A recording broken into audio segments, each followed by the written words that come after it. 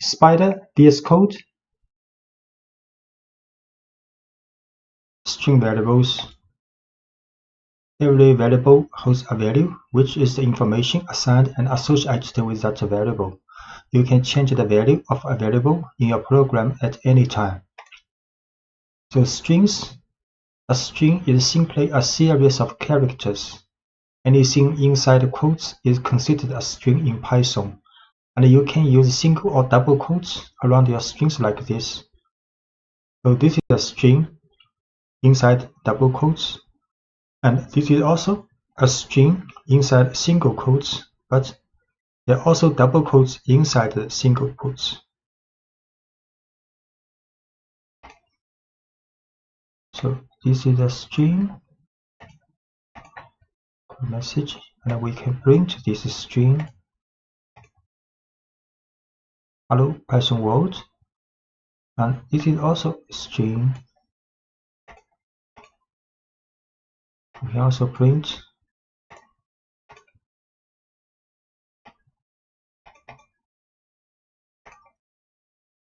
and changing case in a string with methods.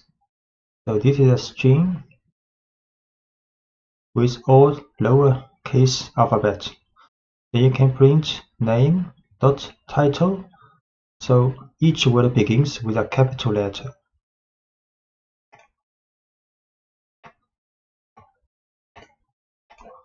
Name is a string. If we show all alphabets are lowercase, then we can print this string but with the title method after this string. So A, Ada, Lovelace. So these two alphabets will be uppercase.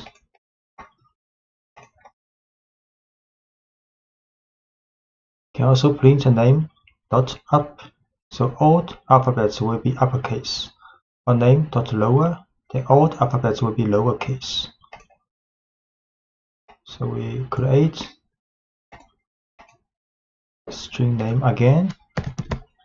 We show name as title case. So we can print with uppercase. All alphabets are uppercase now. And now all alphabets are lowercase.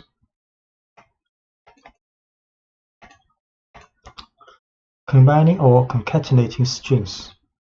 So this is a string first name, and this is a string for last name.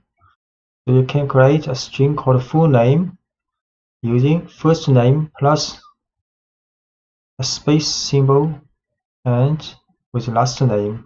Then you can print out. So first name Ada, last name is Lovelace. Then full name is addition. So is the string concatenation of first name and last name and with a space. Then can print out his full name Ada space Lovelace.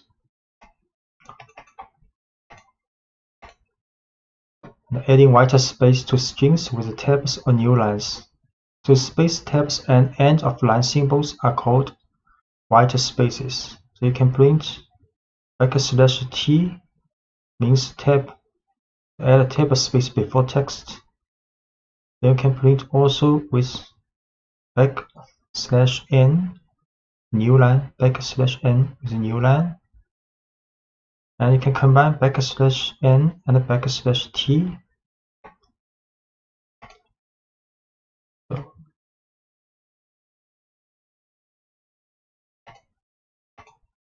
this is for the concatenation. Now we can print Python, then print \t Python. So there are tab space. Also print with a new line. The language Python, C, JavaScript. Can also print with a new line and a tab space. use another tab space.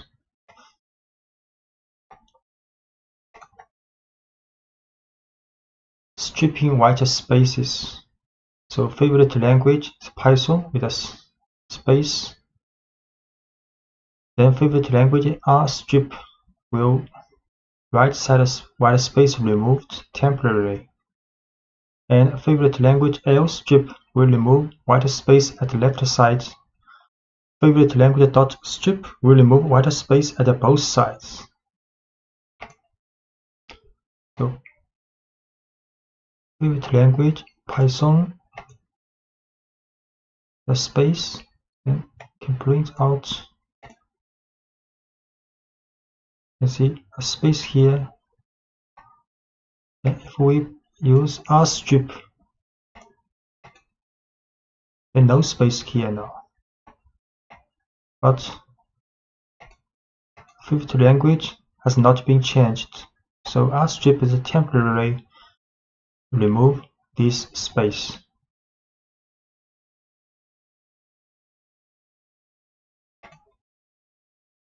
So to remove the white space from the string permanently, you have to store the stripped value back into the variable. So this is favorite language with a string after this, with a space after this string.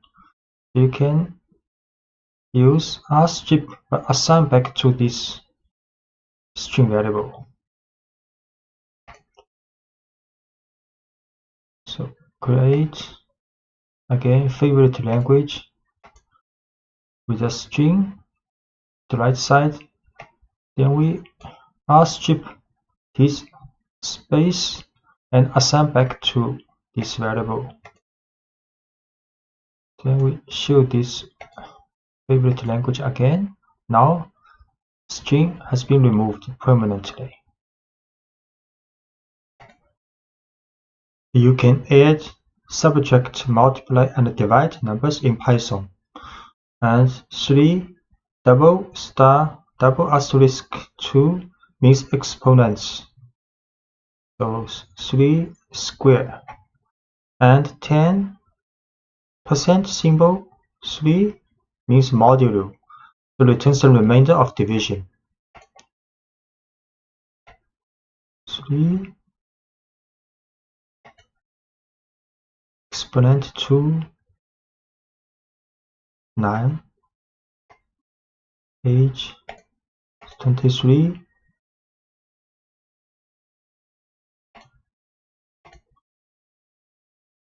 and avoiding type errors with the str function. So age is 23. Next, if we create a string variable called message equals happy plus age plus at birthday, then it will have error because Python not allowed you to add numeric variable with string directly, so you have to transform this numeric variable to the type string before adding together. So now message happy plus strh and plus birthday. Then we can print a message happy 23rd birthday. A list is a collection of items in a particular order. In Python, square brackets indicate a list, and individual elements in the list are separated by commas. So we can create lists called bicycles with 4 different types as the elements of this list. So we create another list called number list with 5 numbers in the brackets. So this is a string type list, and this is a numeric list. Create a list.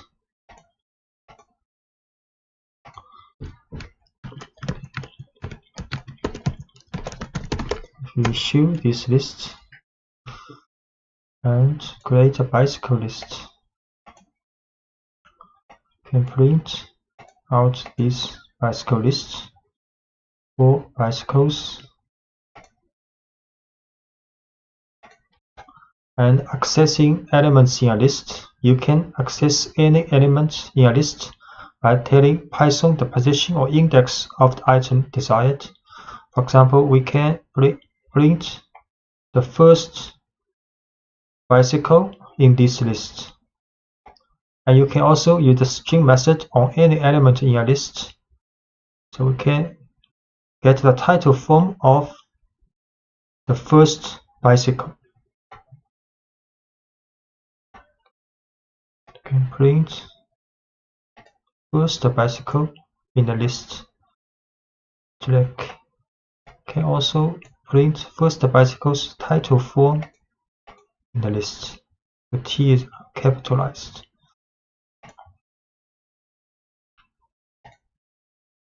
And note that index in the list starts at 0, not 1. And Python considers the first item in a list to be at a position 0, not position 1. The second item in a list has an index of 1. So if we print bicycle bracket 1, then the second item will be pulled out. And if we write print bicycles 3 in the bracket, then the fourth item will be get out. So we can print the second bicycle and print the fourth bicycle. And we can also access items from the end side. So -1 means the last item in a list. -2, the second item from the end of the list, and so on. So we can print the last bicycle. We also print the second item from the end of the list.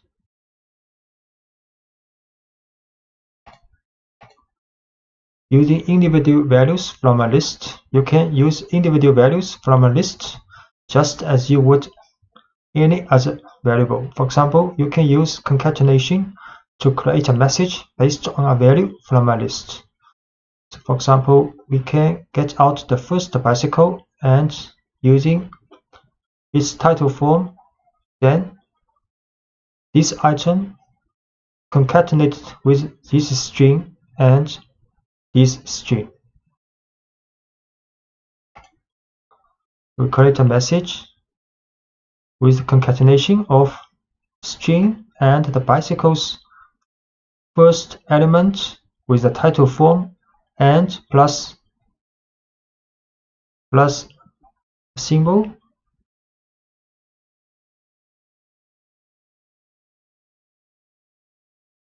Then we print out this message.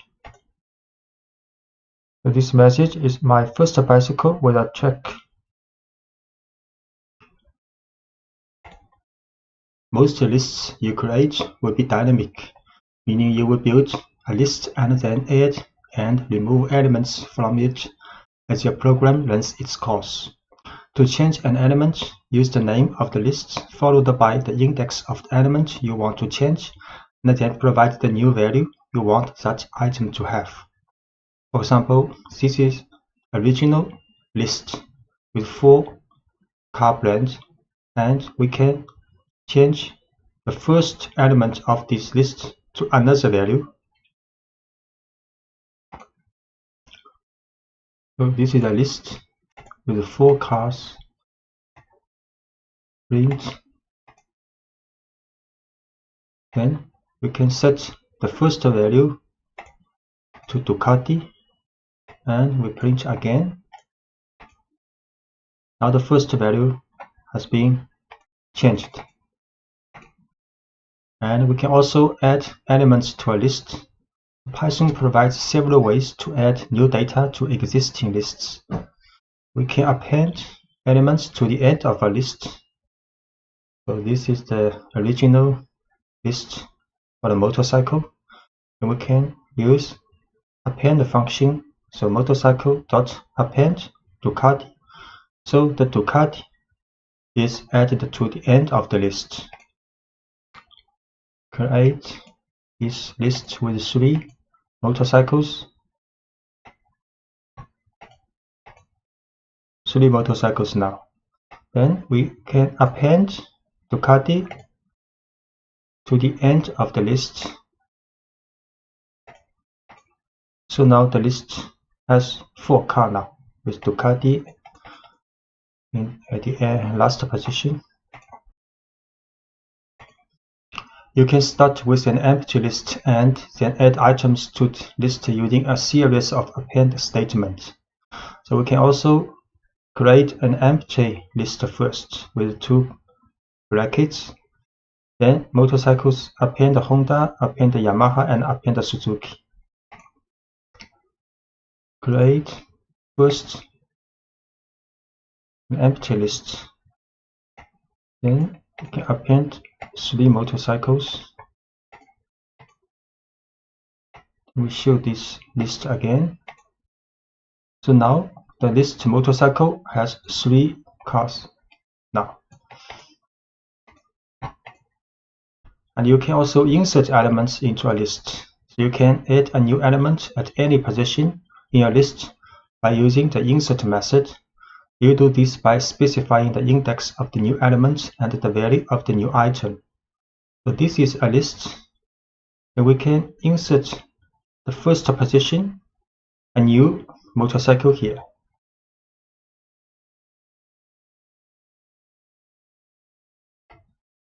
So this is a list with 3 motorcycles.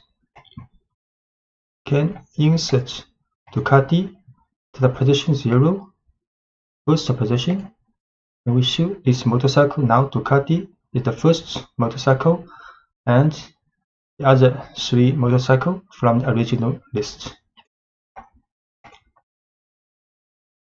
And we can also remove elements from a list.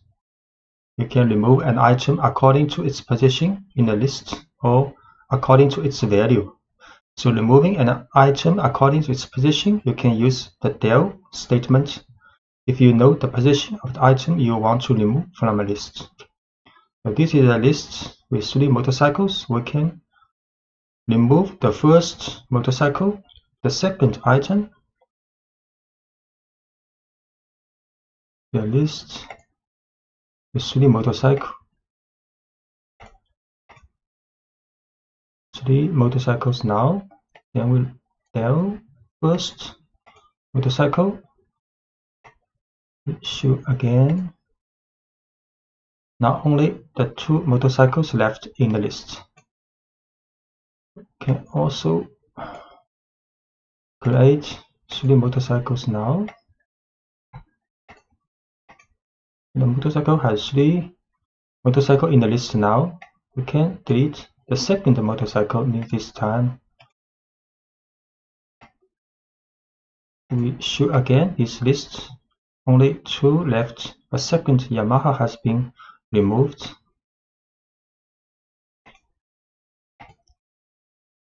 You can use pop method to remove an item. Sometimes you will want to use the value of an item after you have removed it from a list.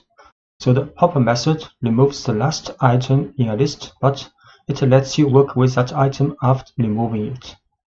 So this is a list with 3 motorcycles. So we can use pop method to remove the last one of this list. Then put this removed item in this object. So we can print this object later. So this is a list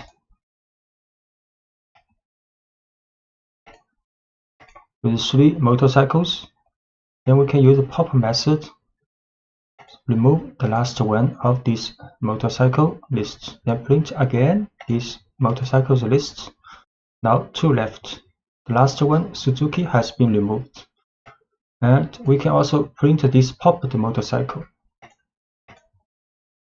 Suzuki, that's correct.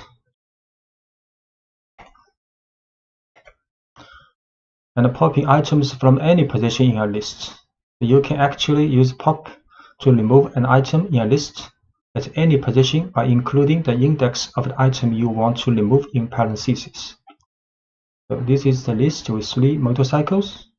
So we can pop 0. So the first item is removed from the original list and stored in variable called first owned.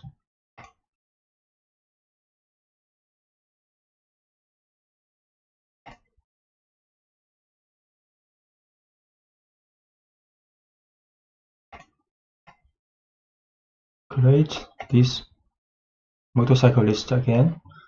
So we pop the first one.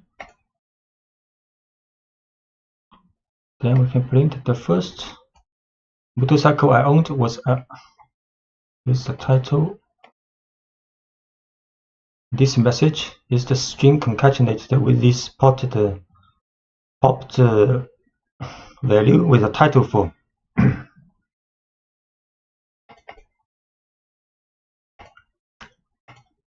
So when you want to remove from a list, if you know the value of the item you want to remove, you can use the remove method.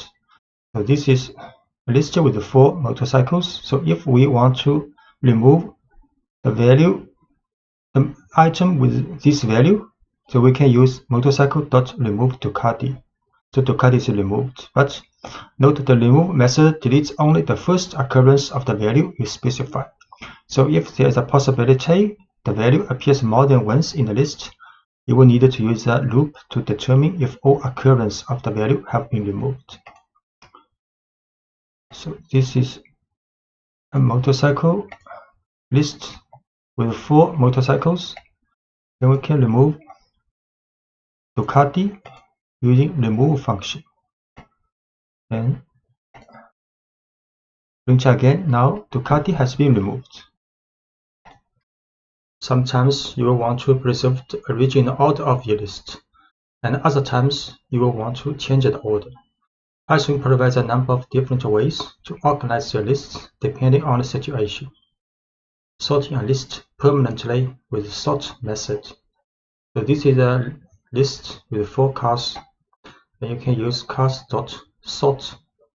Then the order of the elements are sorted in the list. So we create a list.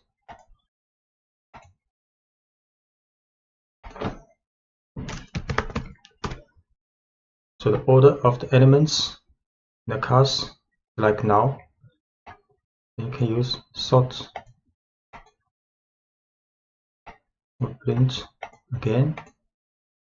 So now the elements are sorted alphabetically in the list.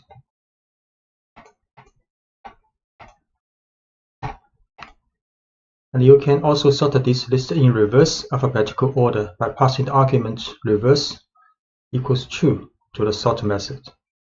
So you can use sort reverse true.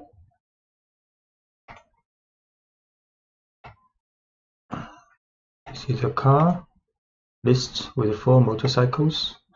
You can sort reverse true.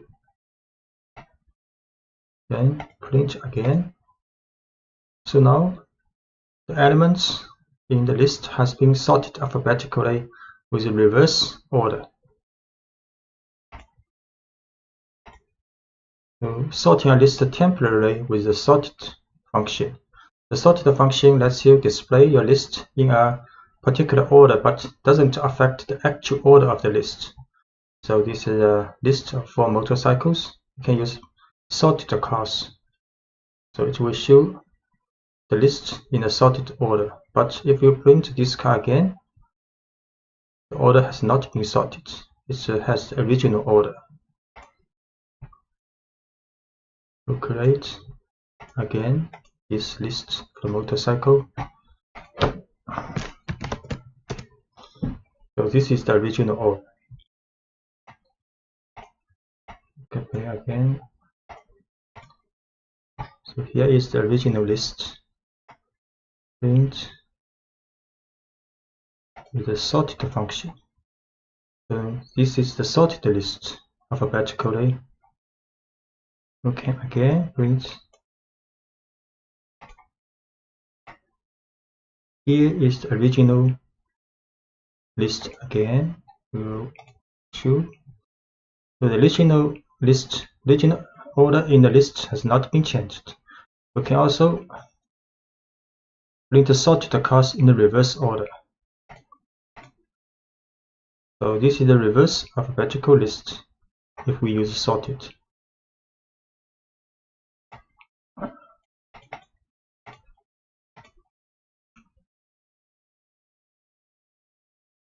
So print a list in reverse order. So just to reverse the original order of a list, this may not be the alphabetical order. So just to reverse the original order of the list, you can use a reverse method.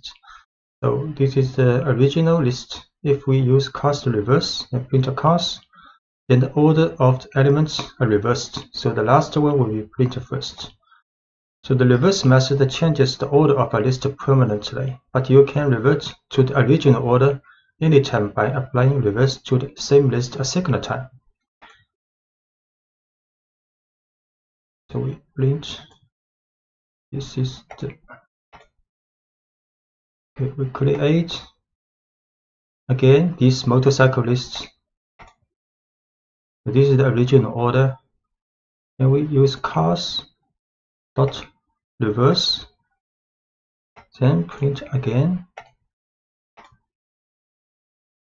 Then order of elements are reversed in the list.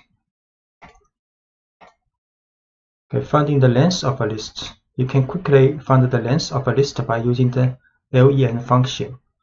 So we can use len cars and it will return the number 4. So note that the Python counts the items in a list starting with 1, not from 0. So this is the list for cars with 4 elements. We use len cars. It will be 4.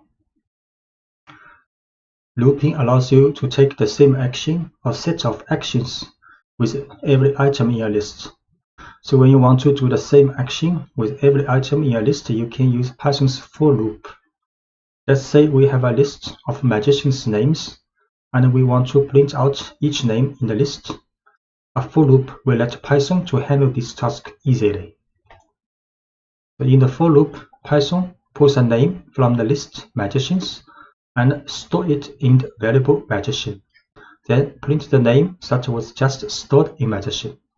Python then repeats this operation for each name in the list. So this is a list of magician with 3 magicians. Then we can write 4 magician in magicians. So magicians is a list. In the for loop, for magician will take each element from the magicians, then store in this variable called magician. Then inside the for loop, we print each magician until there's no magician left in this list. So where the no more values are in the list, Python moves on to the next line in the program after the for loop. So this is the for loop. We create a list called magicians with 3 magicians. Then we can write 4 magician, print magician. So each magician has been printed out. It is helpful to choose a meaningful name that represents a single item from the list. For example, here is a good way to start a for loop for a list of cats, a list of dogs, and a general list of items. We can write, for example, for cat in cats, for dog in dogs, or for item in list of items. And using singular and plural names can help you identify whether a section of code is working with a single element from the list or entire lists. Doing more work within a for loop. So every indented line following the line for magician in magicians is considered inside the loop, and each indented line is executed once for every value in the list. So for example, this is a magician list. We can write for loop from the for magician in magicians. Then these 2 lines indented considered inside the for loop. So we can write print magician's title form. That was a great trick. And print I can't wait to see your next trick. Then magician's title name, then a new line. Then after this for loop finished, then we can print a single message. But this statement not considered inside the loop. So any lines of code after the loop that are not indented are executed for once without repetition. We create a magician's list again. Then a for loop with 2 print lines included in the for loop. Run this. So for each element, each magician in list, we share 2 messages. So Alice, that was a great trick. I can't wait to see your next trick, Alice. And David, that was a great trick. I can't wait to see your next trick, David, and so on. Then after the for loop has been finished to run, then we can print one message. So this message, this print statement is not considered in the for loop, so print only once. Lists are ideal for storing sets of numbers, and Python provides a number of tools to help you work efficiently with lists of numbers. So we can use the range function. Python's range function makes it easy to generate a series of numbers. For example, you can use the range function to print a series of numbers like this.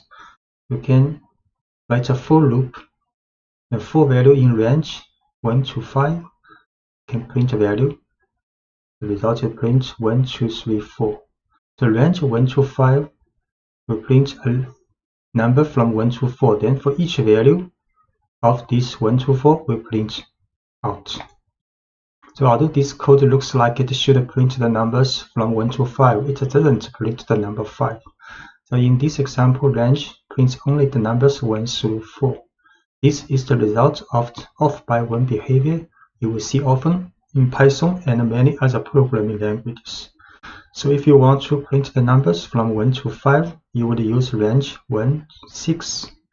So for value in range 1, 6, print value. Can print out for value in range 1 to 5, print value. So 1, 2, 3, 4 has been printed out. Use a range to make a list of numbers. If you want to make a list of numbers, you can convert the results of a range directly into a list using the list function. So for example, we can create a list called numbers, and the value is 1 to 5. Then next we can print numbers. We create a list called numbers. Then print these numbers. So it's a list 1 to 5.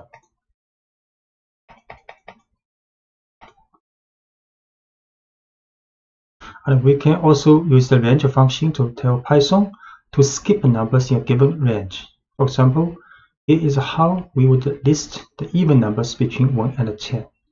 We can write even numbers is a list, create is a list, and the value is from 2 to 11, not including 11, and with a gap of 2. So the result will be 2, 4, 6, 8, 10. So even numbers is a list in the range 2 to 11 with a gap of 2. Then we print out this list. This list has 5 elements. And you can create almost any set of numbers you want to using the range function. For example, consider how you might make a list of the first 10 square numbers. So we start with empty list, then write a for loop. So for each value in the range 1 to 11, not including 11, then we write calculate the square of this value, then assign to square variable, Then in the list of squares, we append this square, and so on. Then when the for loop is finished, we print out this squares list. So we start with an empty list called squares, then we tell Python to loop through each value from 1 to 10 using the range function, and inside the loop, the current value is raised to the second power and stored in the variable square. Then each new value of square is appended to the list squares. So start with an empty list called squares. The for loop for each value in the range 1 to 11, calculate the square of this value and append to the squares list. Then the loop finished, we can print out this list. So the value is 10 numbers, and each value is the square of the value in the range 1 to 11. And to write this code more concisely, you can omit the temporary variable square and append each new variable value directly to the list. So we can also start with a squares list, empty list, then write a for loop with only one statement. So for value in range 1 to 11, we can calculate this square of this value, then directly append to this squares list. Then the for loop finished, then print out this squares list. Start with empty list squares, then for loop for each value in the range 1 to 11, calculate the square of this value, then append to the squares list. Then print out this list. The result is the same with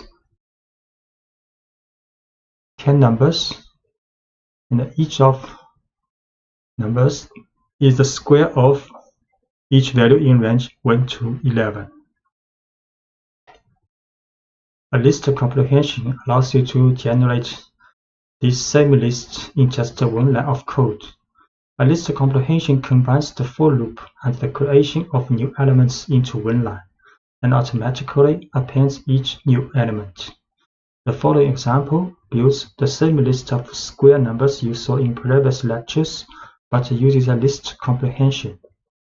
So we can write squares is list, and inside the bracket we write value asterisk 2, then space, then it's like a for loop for value in range 1 to 11. Then we can print out this squares list. The list comprehension begins with a bracket and the descriptor name for the list, such as squares. Next, open a set of square brackets and define the expression for the values you want to store in the new list. In this example, the expression is value square of this value, which raises the value to the second power. Then write a for loop to generate the numbers you want to feed into the expression and close the square brackets. Notice that no colon is used at the end of the for statement in list comprehension. So we can create this list to use list comprehension. Then print out this list. Okay, so 10 numbers, and each number is squares of each number in the range of 1 to 11.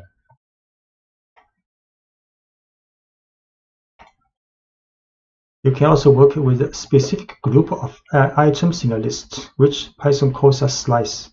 To make a slice, you specify the index of the first and the last elements you want to work with.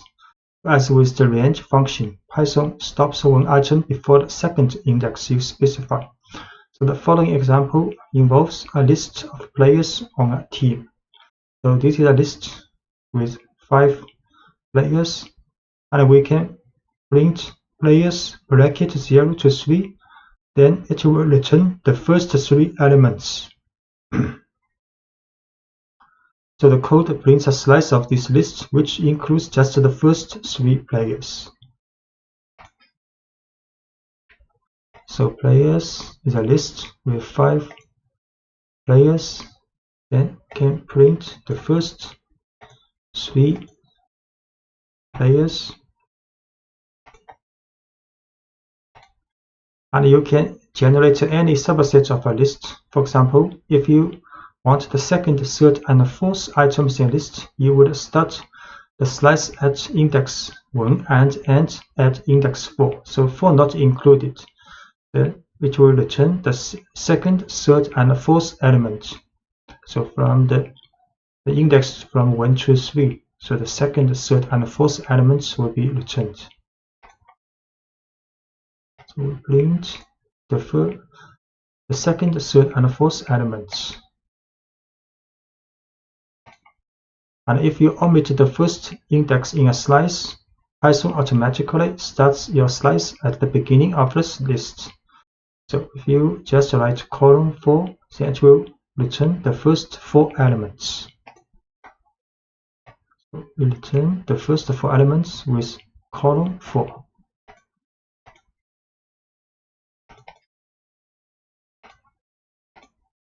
And a similar syntax works if you want a slice that includes the end of a list. For example, if you want all items from the third item through the last item, you can start with index 2 and omit the second index in the bracket. So we can just write players 2 column. Then it will return all items from the third item and through the end of the list.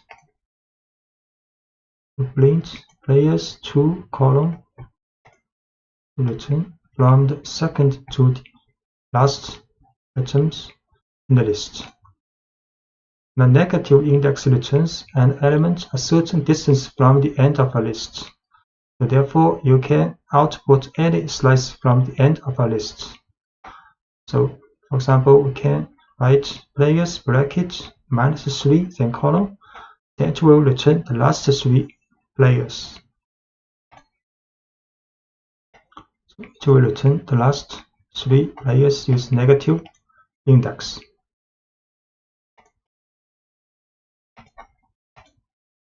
And the looping through a slice. You can also use a slice in a for loop if you want a loop through a subset of the elements in a list.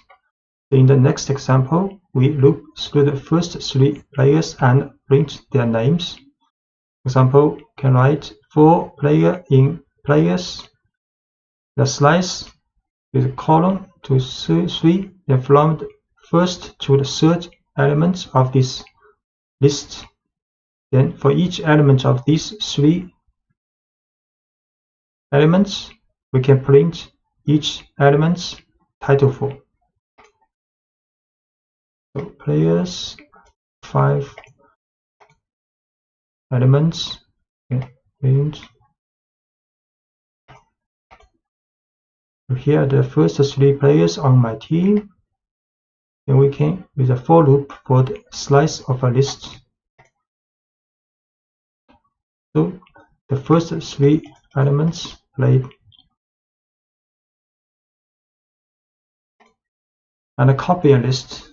To copy a list, you can make a slice that includes the entire original list by omitting the first index and the second index. So we just use a bracket and a column inside the bracket to copy all the elements of the list.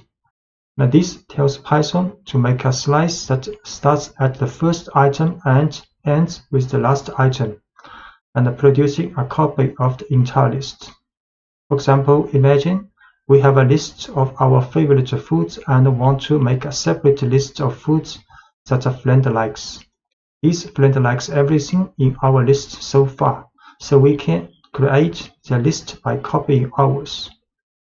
So this is my foods list, and we can also create a friend's foods list with using the bracket or column. So the list of my friend's foods have the same items of my foods list. So my foods list pizza, Ferrero carrot cake. Then we can create my friends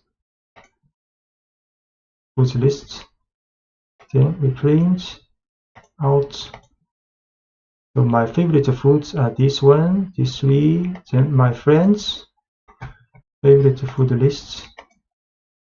Also these three items lists. To prove that we actually have two separate lists, we will add a new food to each list and show that each list keeps track of the appropriate person's favorite foods. So in the My Foods list, we append cannoli, and in the My Friends Foods list, we append ice cream. Then we print out to see.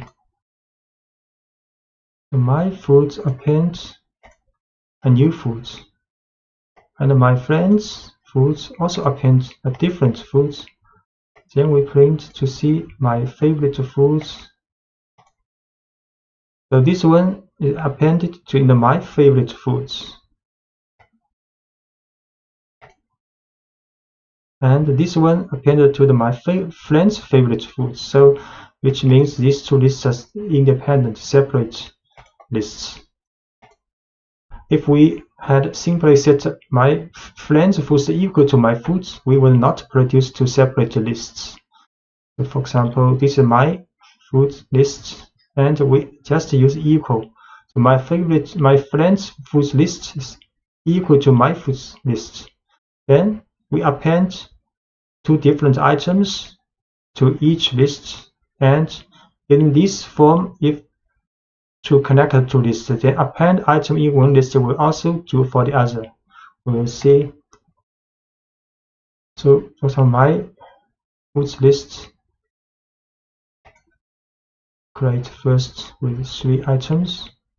Then we just use equal to assign the same value to my friend's foods list. Then we append two items to these two lists. Then we print out my foods list again. Now you can see these two items have been appended in the My Foods list. We also print My Friends Foods. Also, these two items have been added, which means if we use equal sign to assign My Foods to My Friends Foods, they are just reference to the same object. They are not copy, not independent objects. So if you append one item in one of the two objects, and this will also happen for the other one. Sometimes we want to create a list of items that cannot change.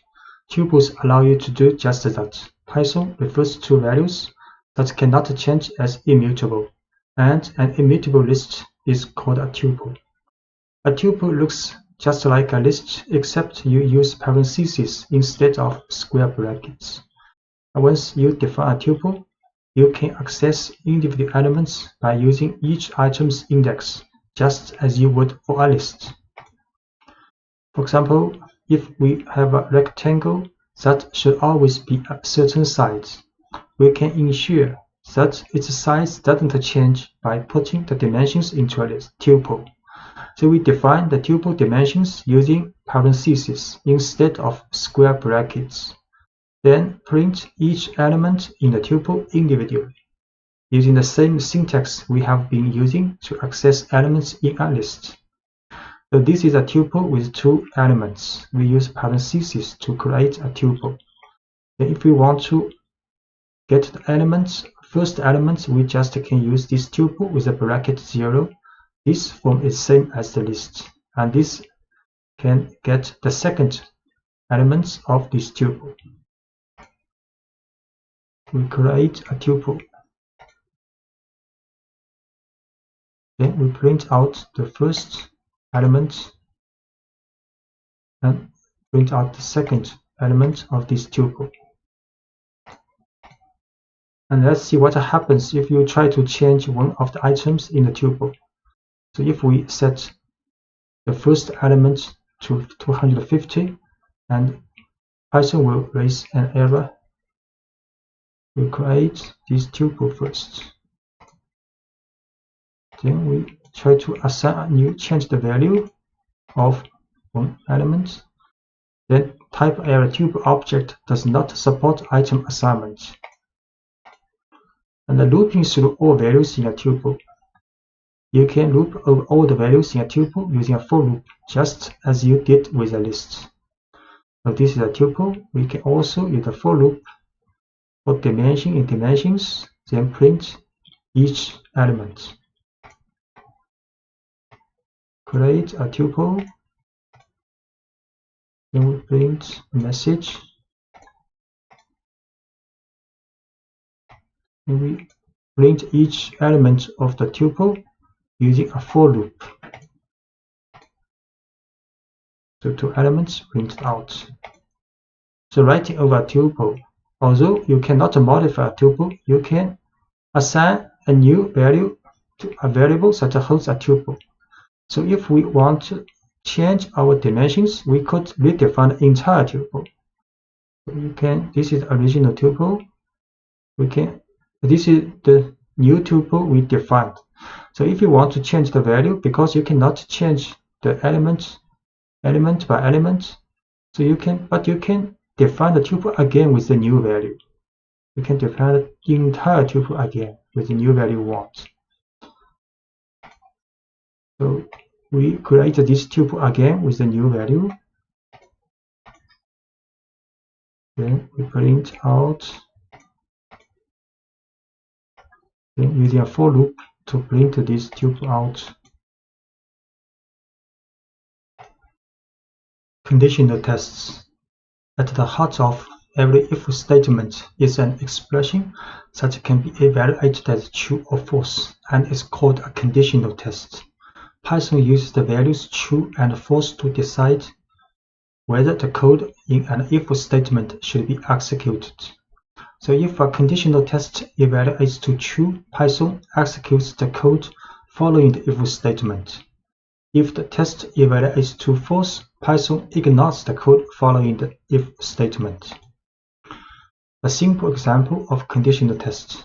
The following example shows how if tests let you respond to special situations correctly. Imagine you have a list of cars and you want to print out the name of each car. Car names are proper names, so the names of most cars should be printed in title case. However, the value BMW should be printed in all uppercase. Following code loops through a list of car names and looks for the value BMW. Whenever the value is BMW, it is printed in uppercase instead of title case. So this is a car list with 4 cars inside, and we write a for loop. So for car in cars, if this car equals BMW, then we print out this car's uppercase. Else, so if the car is not BMW, we run statement inside the else, then print this car with title for. So we create car list, then write a for loop to print each car's name either in title form or in uppercase. So if the car is BMW, then print out in uppercase. So you can see Audi, Subaru, Toyota all in title case, but BMW is in uppercase 4. So checking for equality. Most conditional tests compare the current value of a variable to a specific value of interest. The simplest conditional test checks whether the value of a variable is equal to the value of interest. So if the value is BMW, then we check car equals BMW, then get true. And if the value is Audi, if we check car if equals BMW, then we'll get false. So we assign the value BMW to car, then we use double equal to check if its value is BMW, to get the value result true. And if we assign the odd value to car, then we check again if the car's value is BMW, then you will get false. And ignoring case when checking for equality. The testing for equality is case sensitive in Python. For example, two values with different capitalization are not considered equal. If the car is Audi with title form, but we check car's value is Audi, we'll get a false. So if case matters, this behavior is advantageous. But if case doesn't matter and instead you just want to test the value of a variable, you can convert the variable's value to lowercase before doing the comparison. So we again assign the value Audi with a title form to car. Then we check the condition if the value is equal to Audi with lowercase, but before we run this equal sign double equal, we add car.lower to transform the car's case to lower before we do the condition test. Notice that the lower function doesn't change the value that was originally stored in car. So the car's case is still Audi. And this lower is just a temporary transform this value to lowercase to do conditional tests. So we see car's value is Audi with title form. Then we check its value equals to lowercase Audi to get false. And we set again, for example, car's value is Audi, but we use lower function before doing the conditional test to get a true now. The checking for inequality. So when you want to determine whether two values are not equal, you can combine an exclamation point and an equal sign. So this means not equal. So we will store a requested pizza topping in a variable and then print a message if the person did not order anchovies. So this is request a topping called mushroom, this value.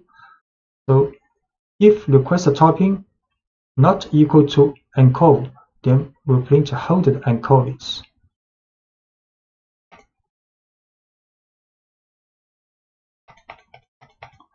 So request a topping is mushroom. So we check if this topping not equal to anchovy, we'll print holded anchovies.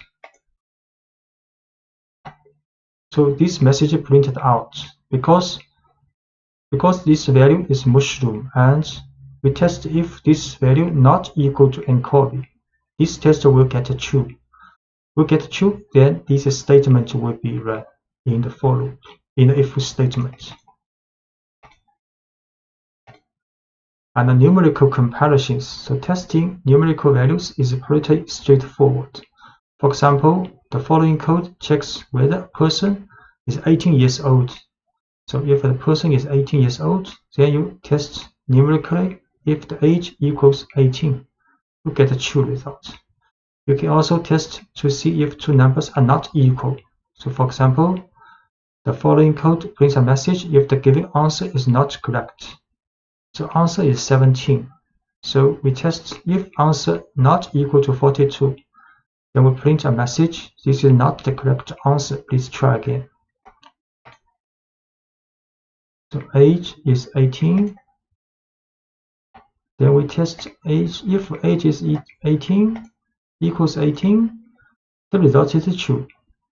The answer is 17. Then we test if answer not equal to 42, then we show the message. Because answer is not equal to 42, the message is printed out. And the numerical comparisons, you can include various mathematical comparisons in your conditional statement as well, such as less than or equal to, greater than, and greater than or equal to. So age is 19, for example, we can run these tests. So each of the above mathematical comparisons can be used as part of an if statement, which can help you detect the exact conditions of interest. So age is 19. Then we can test if age less than 21. We can also run if age is less than or equal to 21, or if the age is larger than 21, we get false. If the age is larger than or equal to 21, we'll get the false. And you can use AND to check multiple conditions. To check whether two conditions are both true simultaneously, you can use the keyword AND to combine the two conditional tests. If each test passes, the overall expression evaluates to true. If either test fails, or if both tests fail, the expression evaluates to false. For example, you can check whether two people are both over 21 using the following tests.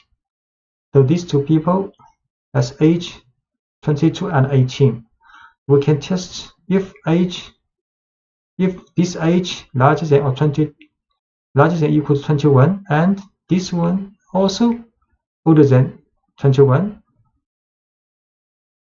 The result will be false because one is not larger than or equal to 21. But if we change the second one to 22, then we test again, then it will be true because both are older than 21. To write concisely, you can also add parentheses here, so it will be more clear. So we assign to age to person, then test if both are older than 21, then it will be false. And we assign new value to 22 for the second person. Then we test again, then it will be true. And you can also use the keyword OR, allows you to check multiple conditions as well, but it passes when either or both of the individual tests passes. So an OR expression fails only when both individual tests fail.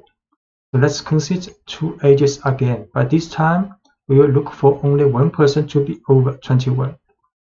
So these two persons, 21, 22, 18 years old, then we test if one of the person is older than 21, the result will be true.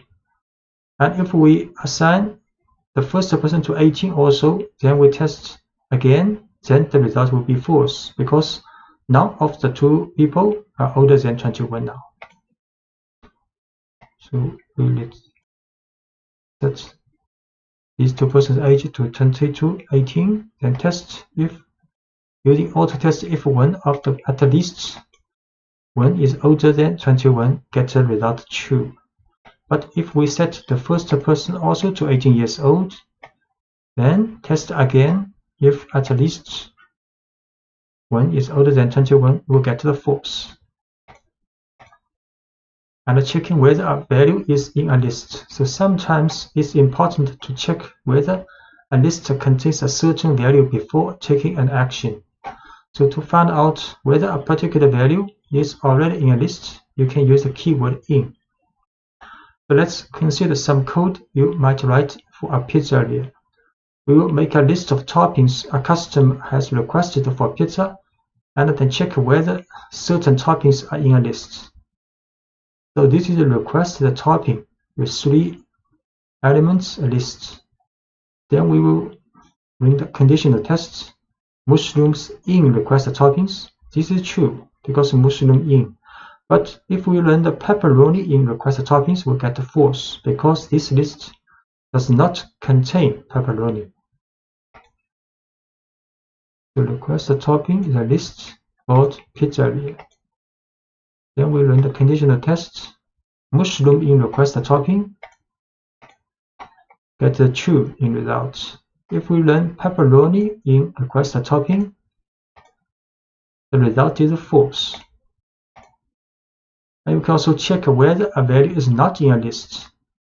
So similarly, you might want to know if a value does not appear in a list. You can use the keyword not in this situation. For example, consider a list of users who are banned from commenting in a forum. You can check whether a user has been banned before allowing that person to submit a comment. So this is a list for the banned user with 3 people. So another user called Mary. So if user not in banned user will print user's title form, you can post a response if you wish. So because this Mary, user's value is Mary not in this list. So this conditional test will get the true. So this message will be printed out. So we create a list for the banned user,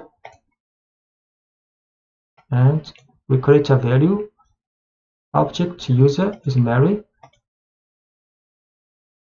Then we run this conditional test. If she's not in banned user, then it's true because Mary is not in the banned user. So the print out message, Mary, you can post a response if you wish. So simple if statement. The simplest kind of if statement has one test and one action. We can write if, for example, the conditional test to do something. This is the typical form. So if the conditional test evaluates to true, Python executes the code following the if statement. If the test evaluates to false, Python ignores the code following the if statement. So let's say we have a variable representing a person's age, and we want to know if that person is old enough to vote. The following code tests whether the person can vote. So assign 19 to this age variable. So this if test if age is older than 18, then the message you are old enough to vote will be printed out. And indentation plays the same role in if statement as it did in a for loop. So all indented lines after an if statement will be executed if the test passes, and entire block of indented lines will be ignored if the test does not pass. So you can assign age is 19. We can test this.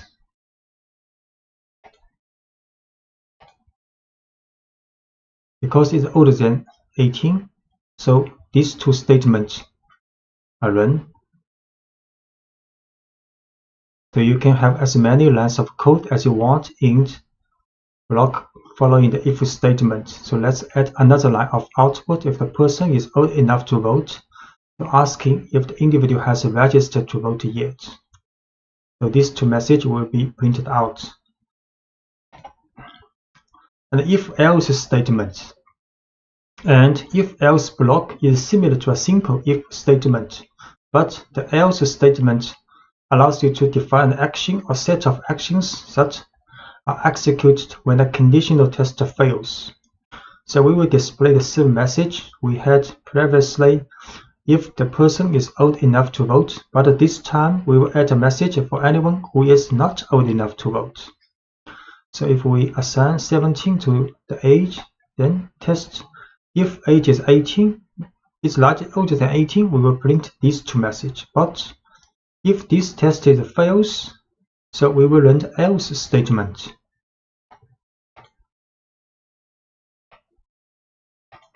So age is 17.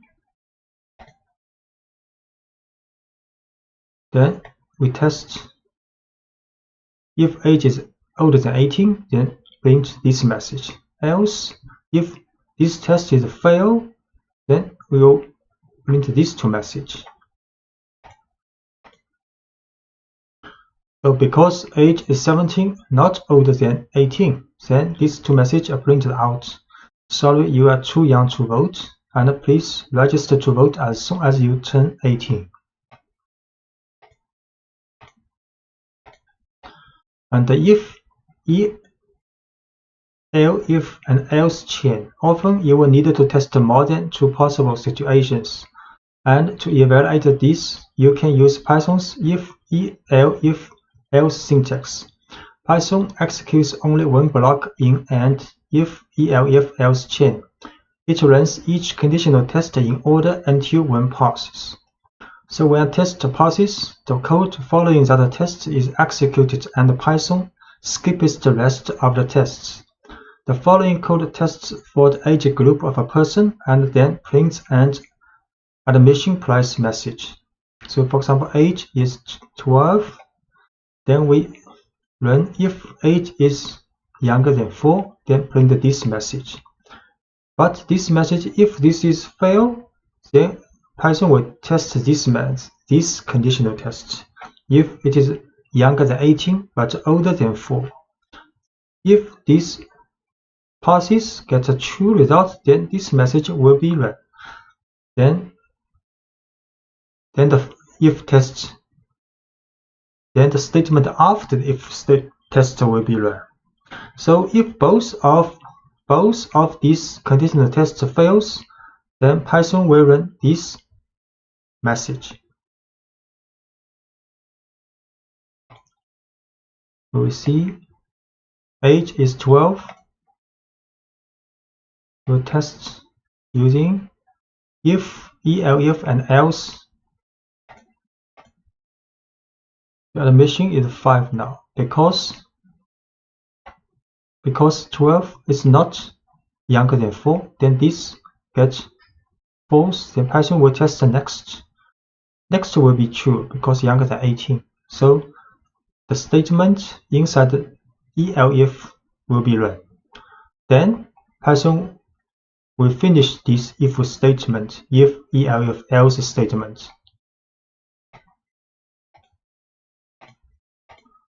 And you can omitting the else block. Python does not require an else block at the end of an if-elif chain.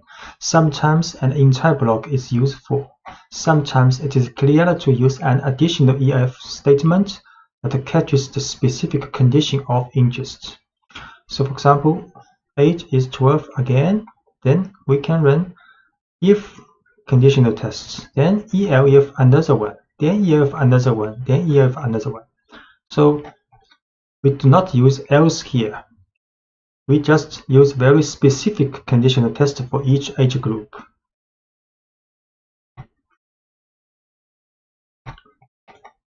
So we see age is 12. Then we use a multiple if-elif tests.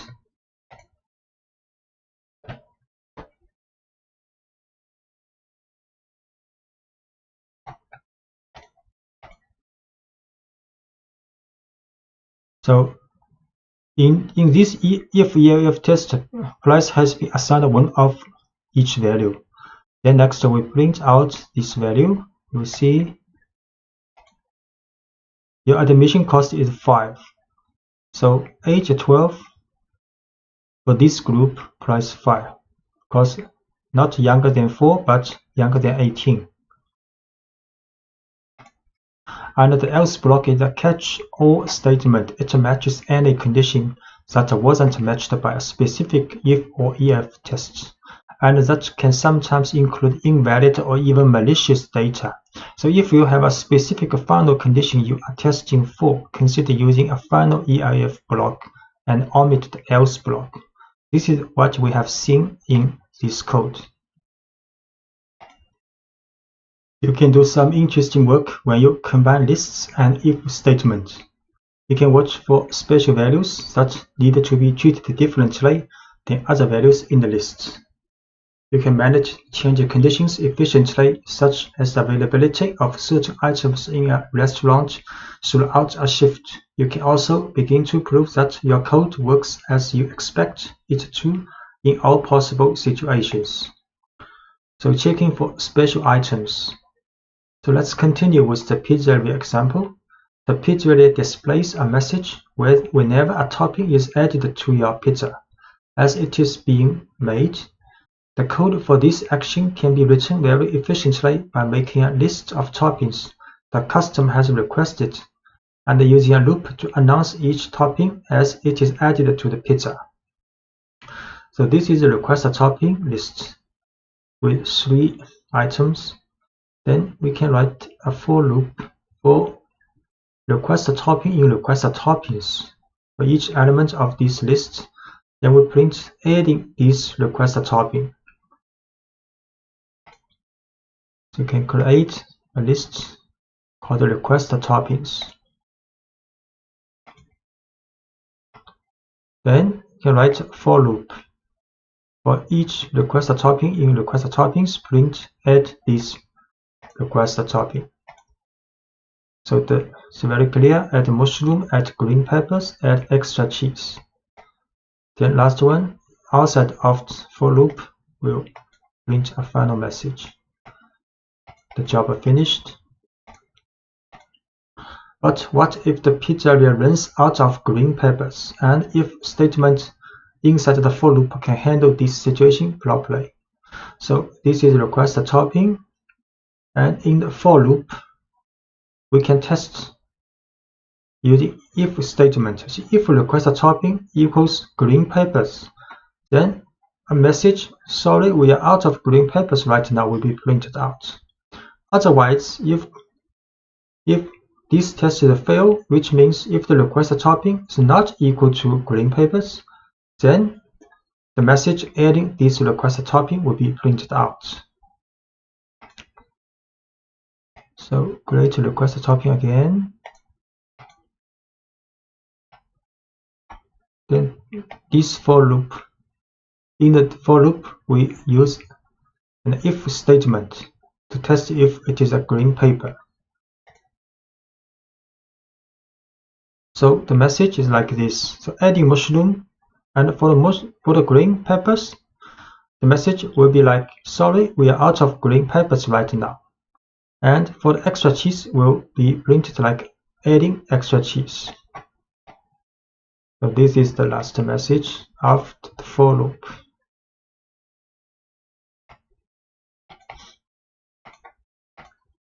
And checking that a list is not empty.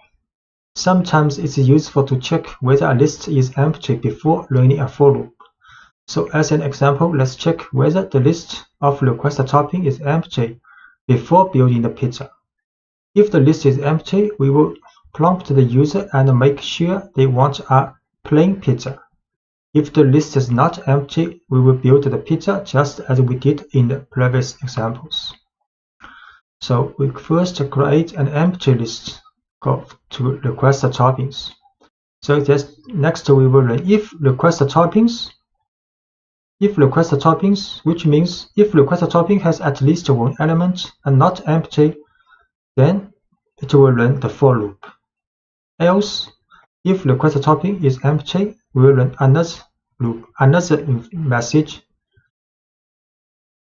So when the name of a list is used in an if statement, Python returns true if the list contains at least one item. An empty list will evaluate to true to these conditional tests. So here we create an empty list for request topping. Then we will run if-else statement. So if request topping is not empty, we will run this for loop.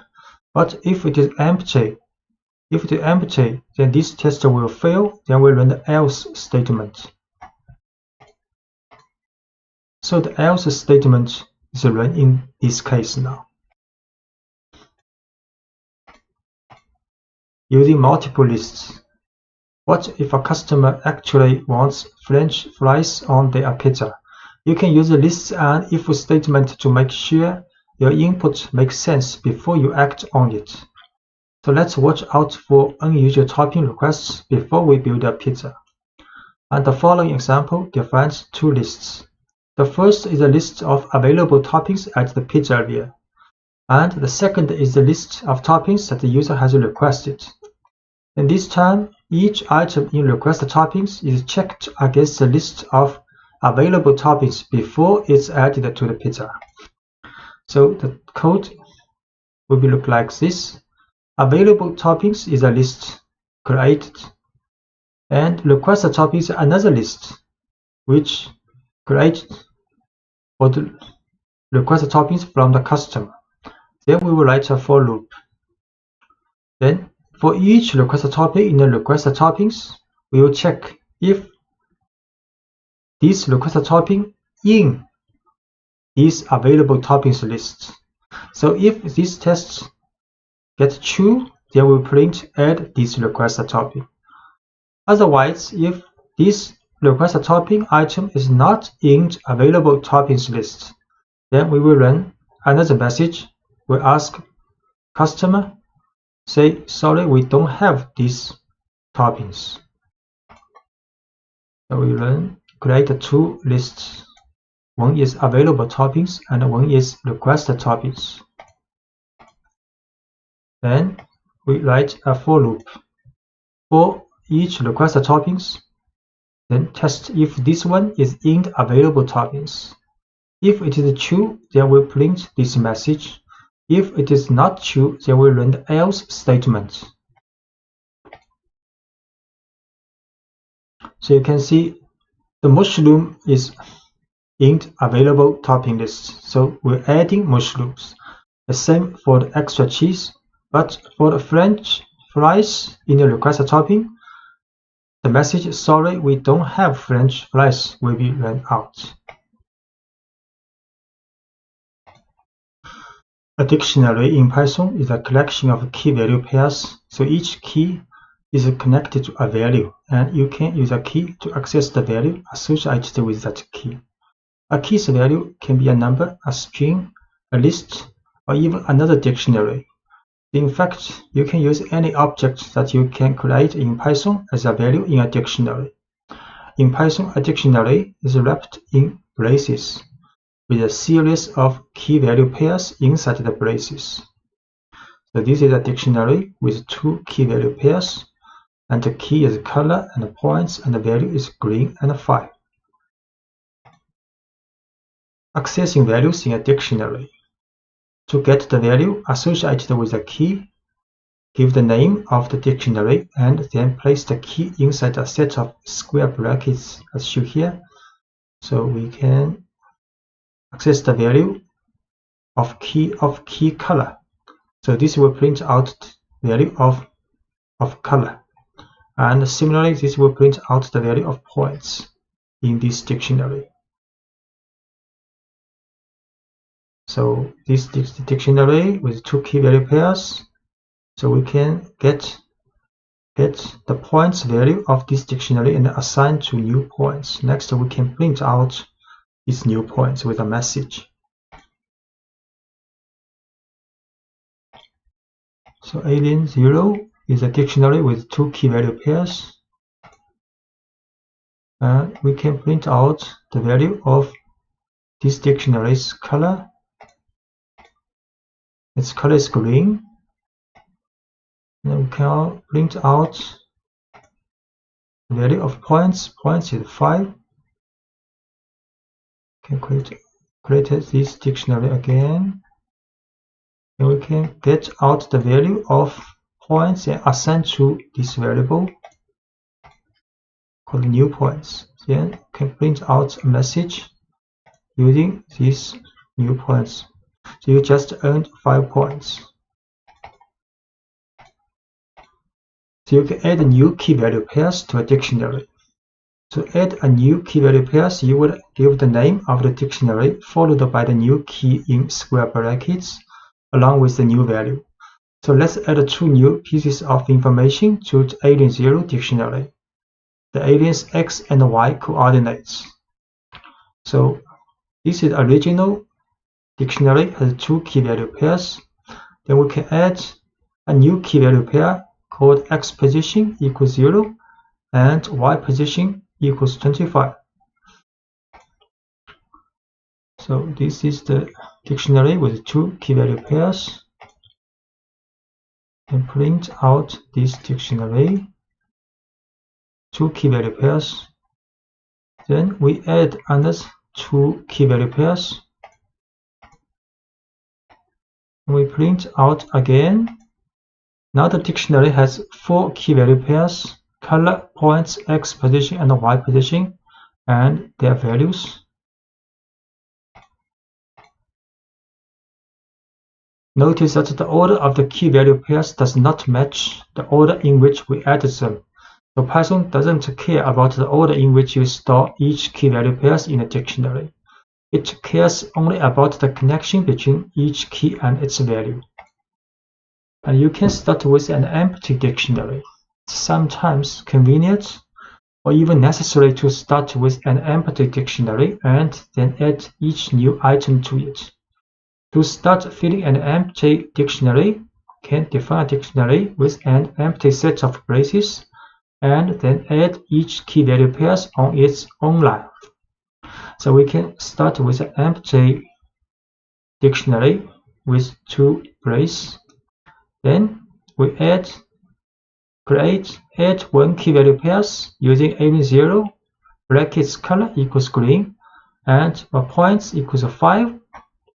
So add these 2 key value pairs into this dictionary.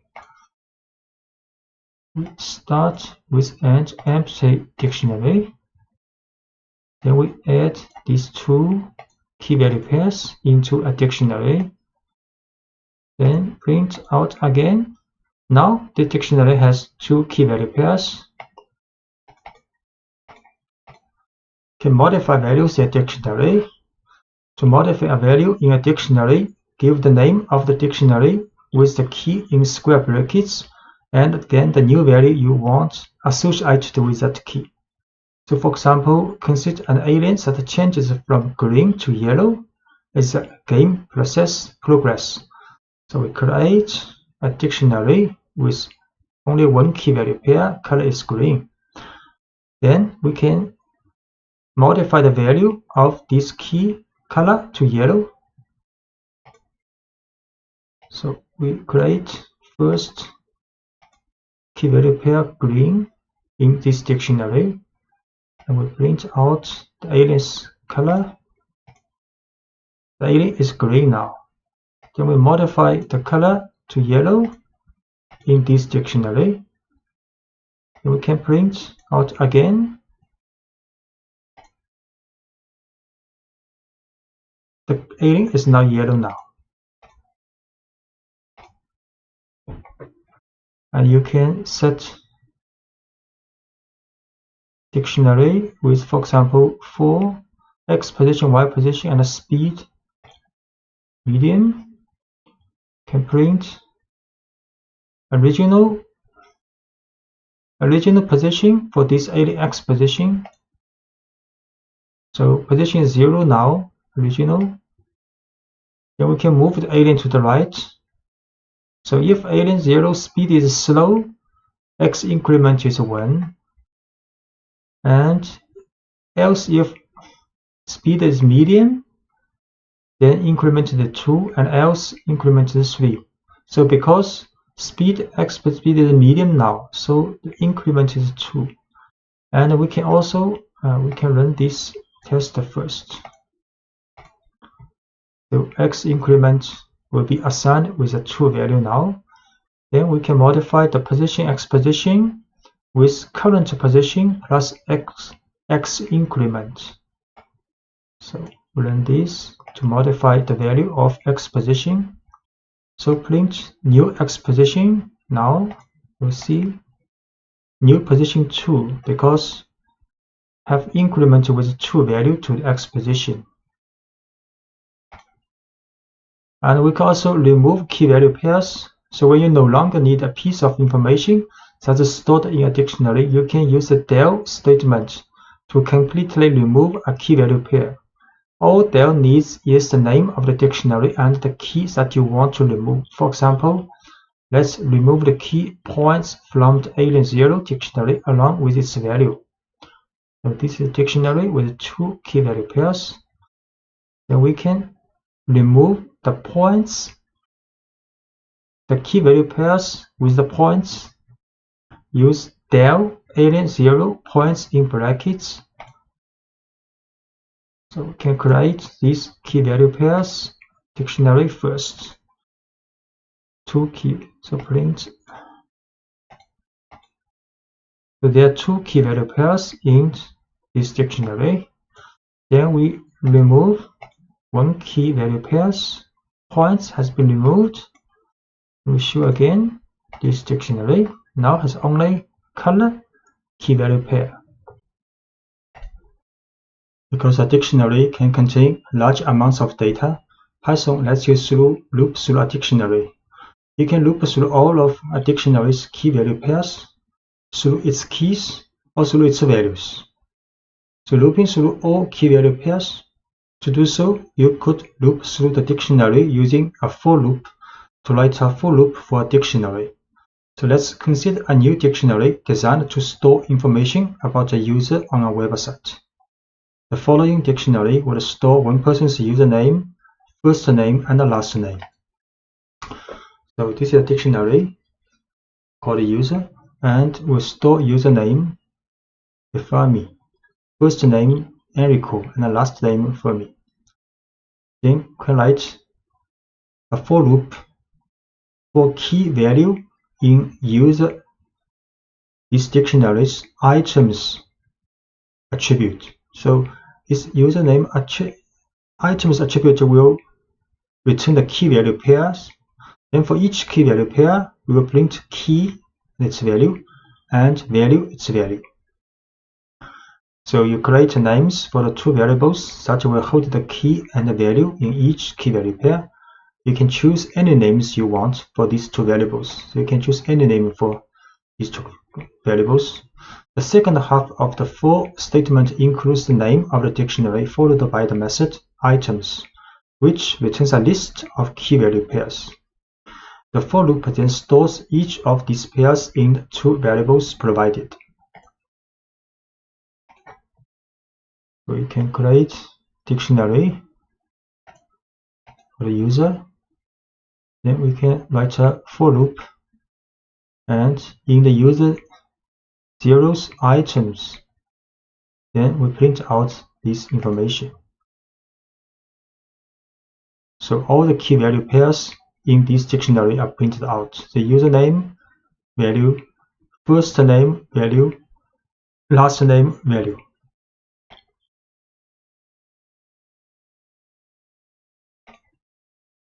Another example of looping through all key value pairs. So we look at a dictionary of a favorite programming language of a number of people. So favorite language is a dictionary. Then the key is people's name, and the value are favorite languages of those people. Then we can write for loop. We'll create two variables called name language for name language in these dictionaries items. You can print names, title form, concatenate with a message, and then concatenate with languages, title form. So favorite language is a dictionary. Then a for loop will print out information for each person's favorite language. So Yan's favorite language is Python, Sarah's favorite language is C, and so on. So looping through all the keys in a dictionary. So you can use the keys method. It's useful when you don't need to work with all of the values in a dictionary.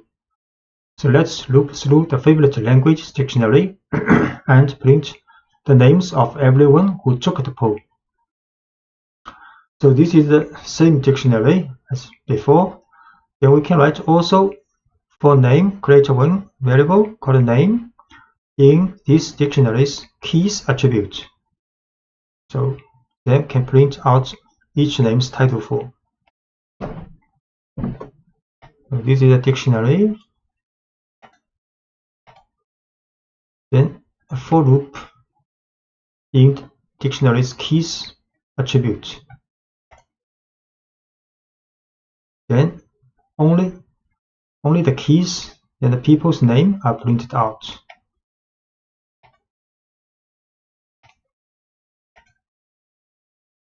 So looping through the keys is actually the default behavior when looping through a dictionary. So the following two codes would have exactly the same meaning. We can write for name in favorite languages. Do not add any methods after this dictionary. Or we can write for name in favorite languages .keys. These two statements will get the same result. You can choose to use the keys method explicitly if it makes your code easier to read, or you can omit it if you wish. And you can access the value associated with each key you care about inside the loop by using the current keys. So let's print a message to a couple of friends about the languages they choose. So we will loop through the names in the dictionary as we did previously, but when the name matches one of our friends, we will display a message about their favorite language.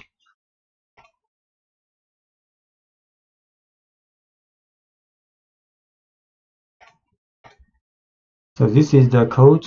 So we create same dictionary as before. Then we have friends, a list, 2 people of our friends. Then write a large for loop for name in favorite language to keys. So this name represents each name in this dictionary. Then print this name's title form first.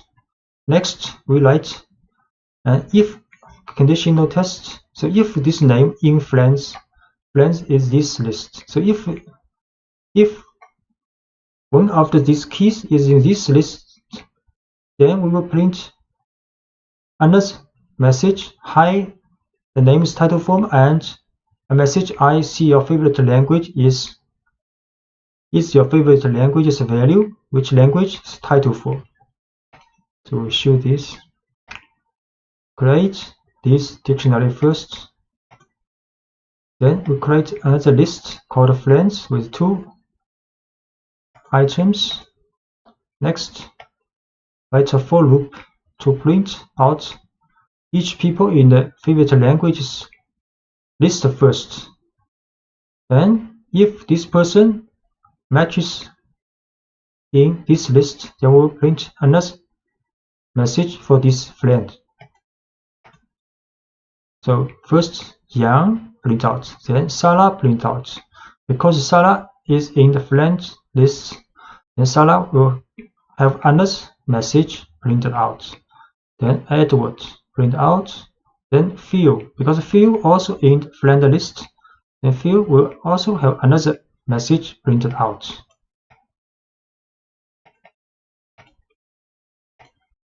And you can also use the keys method to find out if a particular person was pulled. So this time, let's find out if Erin took the pull.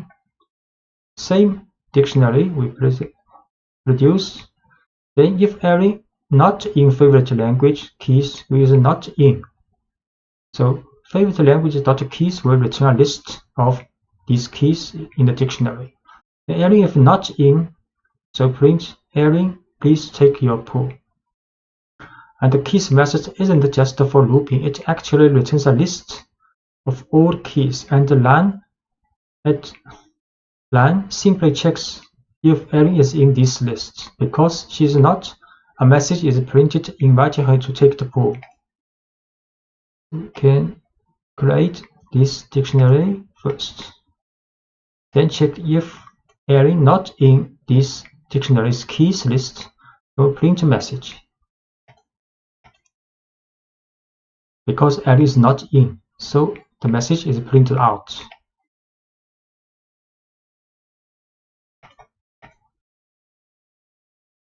You can also loop through a dictionary's keys in order. So one way to return items in a certain order is to sort the keys as they are returned in the for loop. You can use the sorted function to get a copy of the keys in order. So create this list.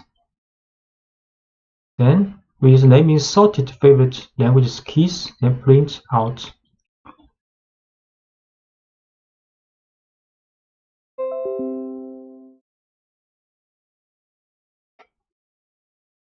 Then choose this one, then create this first dictionary, then use a sorted this list first before we choose each item in this list. Then print message for the name, title, thank you. You can see. So now the names are sorted in alphabetical order.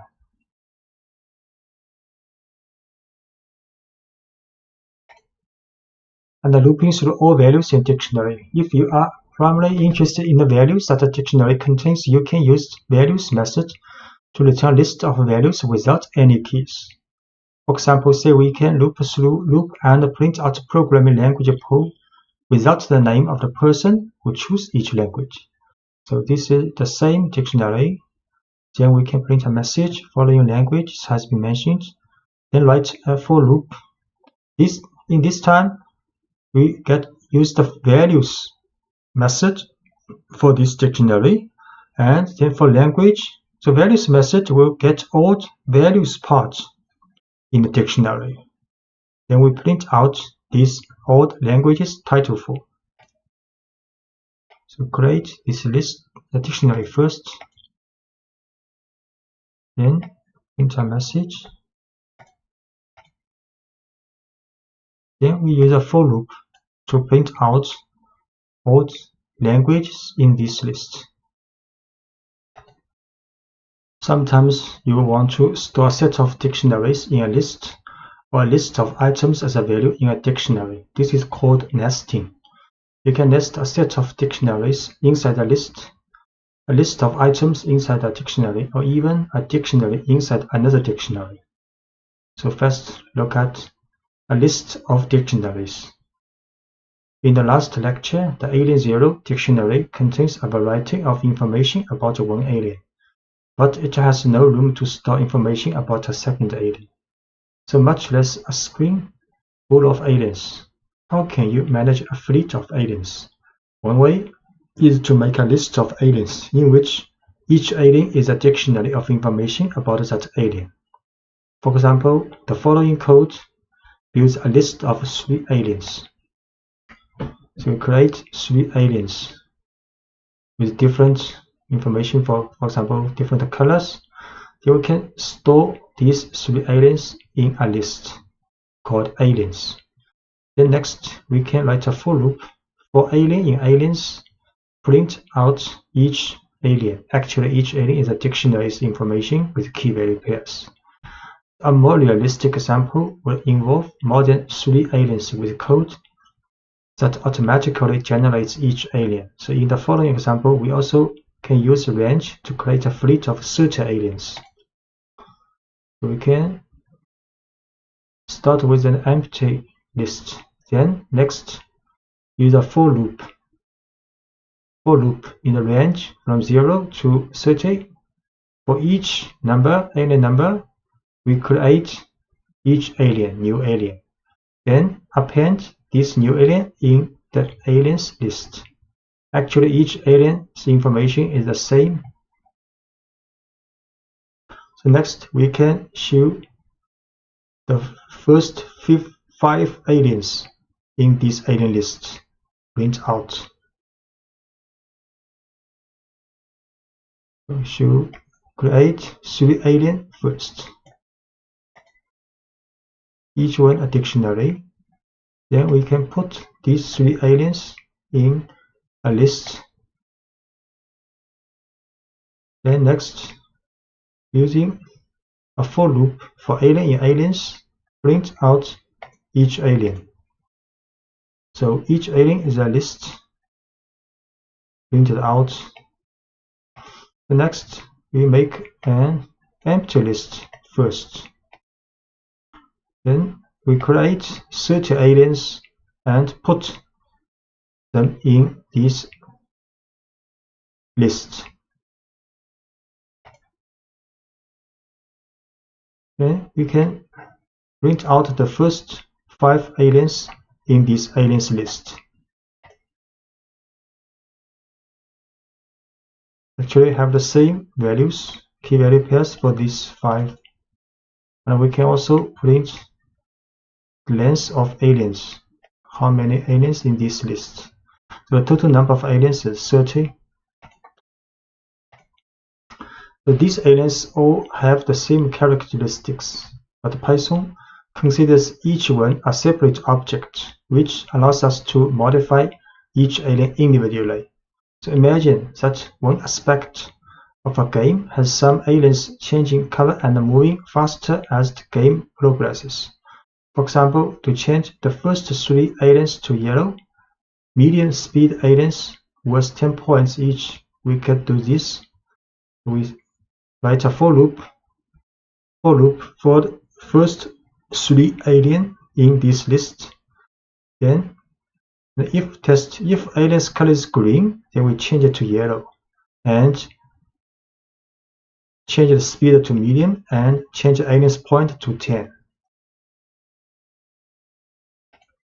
So we can set alien's color speed points to this value if alien's color is green in the first 3 aliens.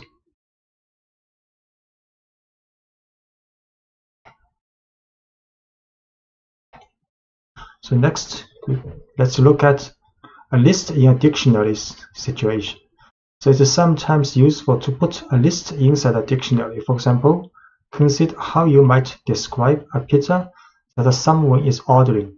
If you were to use only a list, all you could really store is a list of the pizza's toppings. So with a dictionary, a list of toppings can be just one aspect of the pizza you are describing. So in the following example, 2 kinds of information are stored for each pizza: a type of crust and a list of toppings. So the list of toppings is a value associated with the key toppings.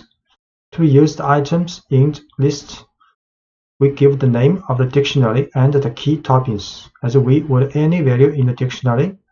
Instead of returning a single value, we get a list of toppings. So we make a pizza dictionary. Then inside this dictionary has 2 keys called crust and toppings. So for the crust, there only one value is 6. But for the toppings, is a list of values. Next, we can print out information. You order the pizza's crust. You put this type of pizza with the following toppings. Then inside the toppings, print each topping. So we create a dictionary, pizza, and with 2 keys, especially for the toppings, the keys is a list. Then we can print out information. You order the pizza. Which kind of pizza? The crust, thick pizza. You order the thick crust pizza with the following toppings. Then a loop for topping in pizza toppings. So pizza toppings will get this list because this list is the value of the key toppings. Then this is a list of with 2 elements. Then a for loop for topping in this list can print out each topping. So each topping are print out.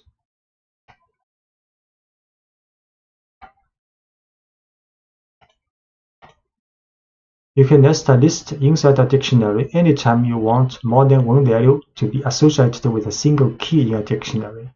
So in the earlier example of favorite programming languages, if we were to store each person's response in a list, people could choose more than one favorite language. So when we loop through the dictionary, the value associated with each person would be a list of languages rather than a single language. So for the programming languages dictionary, in this time we use list to store the value for the languages each person like. For example, Phil, there are 2 programming languages, and Jan also 2 programming languages, but for Sarah only 1 programming language. Next, we can write a for loop for name language in favorite languages item. The item method will get a key value pairs. So key is the name, language is the value of this person. Then we can print name, the titles forms, favorite languages are. Next, inside the for loop, we'll write another for loop because this is a list. So we can write a for loop for language in languages. So languages is a list here. key value pairs. The value for this key, for example, is a list. Next, we can write a for loop for the value for each item in this list, then print out each language. We create favorite languages dictionary with value as list. Then for each people, we will print out his favorite languages. So this is the result. Jen's favorite languages are Python, Ruby. Sarah's favorite languages are C, so on. And the last case is dictionary in a dictionary. So you can nest a dictionary inside another dictionary, but your code can get very complicated quickly when you do this. For example, if you have several users for a website, each with a unique username, you can use the usernames as the keys in a dictionary. You can then store information about each user by using a dictionary as the value associated with their username. So in the following listing, we store 3 pieces of information about each user: their first name, last name, and the location. We will access this information by looping through the usernames and the dictionary of information associated with each username. We create a dictionary. So inside of this dictionary, for the key Einstein is a person, then we store another dictionary as the value of Einstein, this key. And for Marie Curie, we store another dictionary as the value of this person. Next, inside, and for each dictionary of the value, there's 3 information for the first name, last name, and the location for this person. Next, we can write a for loop. For loop, first use the items method for the users. User is a dictionary, main dictionary. Then items will get the list of username and the user info pair. Then print a message. Then we create a variable called full name is user info. User info is a dictionary. User info's first name plus username info's last name concatenated with a space. Then location is user info's location's value. Next, we can print message with full name and the location, title form. So create a dictionary with 2 scientists as the key and dictionary including first name, last name, and location as this person's value. Next, run a for loop which extracts the information of the key is the username and the user info the dictionary from user's items method. Then print out information of username, then create a full name with the concatenation of the user info's first name and the last name, as well as the location information, then print out. So the result is username Einstein, then full name Albert Einstein, location Princeton, and similarly for username Marie Curie. In this lecture, you will learn how to accept the user input in Python, so your program can then work with it. When your program needs a name, you will be able to prompt the user for a name. When your program needs a list of names, you will be able to prompt the user for a series of names. To do this, you will use the input function. How the input function works? The input function pauses your program and waits for the user to enter some text. Once Python receives the user's input, it will store it in a variable to make it convenient for you to work with. For example, we can use input function, and this is a prompt to the user. User will see this prompt. So tell me something and I will repeat it back to you. Then, after user has input the text of something, then this will stored in the message variable. Next, we can print out this message. For example, we can try this. The user will see this, tell me something, and I will repeat it back to you. I try, for example, hello everyone. Then this information has been stored in the message. Next, we can print out this message. Hello everyone. So the input function takes one argument, the prompt or instructions that we want to display to the user so they know what to do. In this example, when Python runs the first line, the user sees the prompt, tell me something, and I will repeat it back to you. The program waits while the user enters their response and continues after the user presses enter. And the response is stored in the variable message. Then print message displays the input back to the user. And when you run input in Spider, sometimes may comes with internal problem with this function.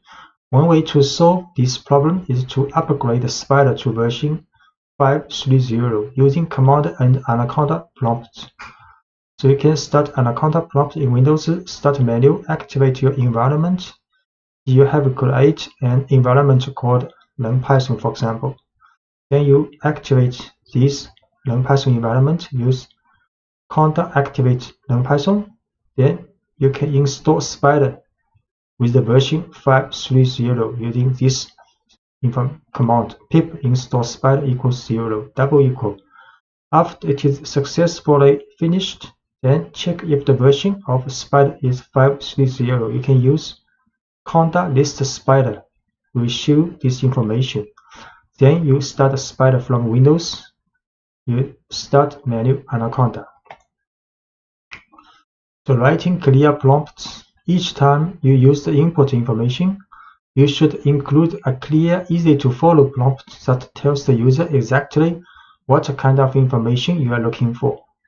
Any statement that tells the user where to end should work. For example, add a space at the end of your prompt after the colon in the preceding example to separate the prompt from the user's response and to make it clear to your user where to end their text.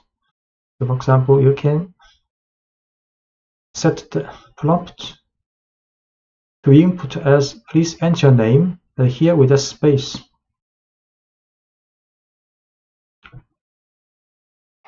Try.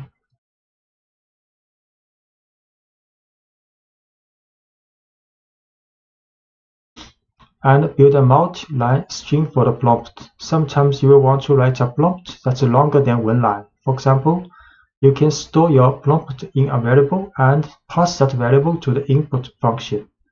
This allows you to build your prompt over several lines, then write a clean input statement. For example, we can store prompt first with this message. If you tell us who you are, we can personalize the messages you see. Then we can use plus equal to add a new line with another information to this prompt variable.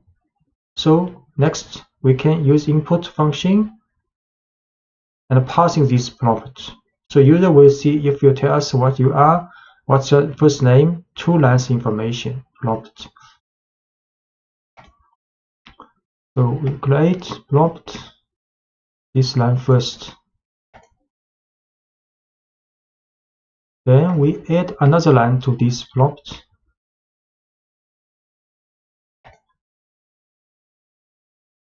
Then we use input and with this prompt to the user. So user will see 2 lines for the prompt. Try the name, Wilson. Then next we can print out this name. Hello Wilson.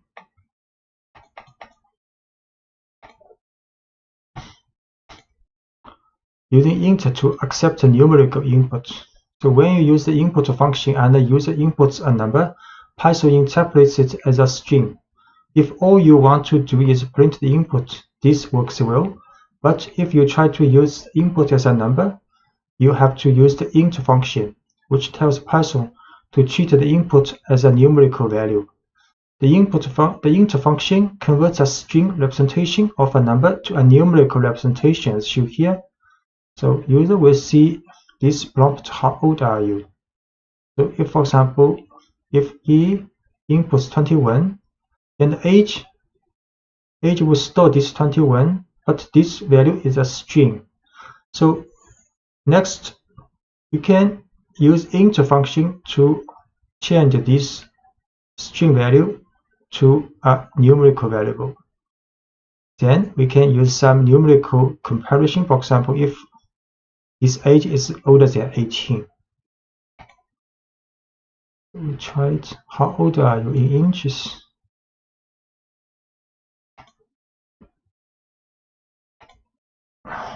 (25), for example.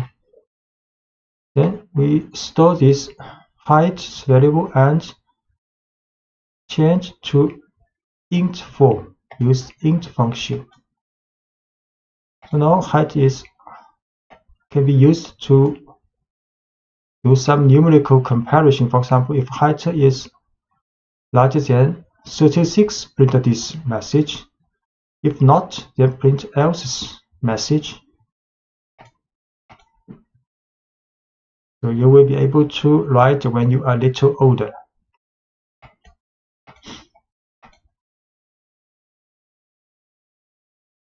Yeah, this is the code what we have used.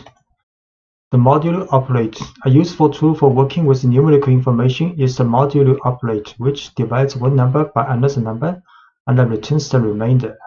So we use the percent symbol for the modulo operation. For example, 4 modulo 3 will get 1, and 5 modulo 3 will get 2 here. Get 2 here. The following program will tell the input value is even or odd using modulo operation.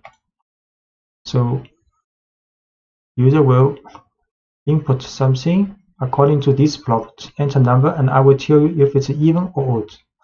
Then use int function to change this number as a numerical variable.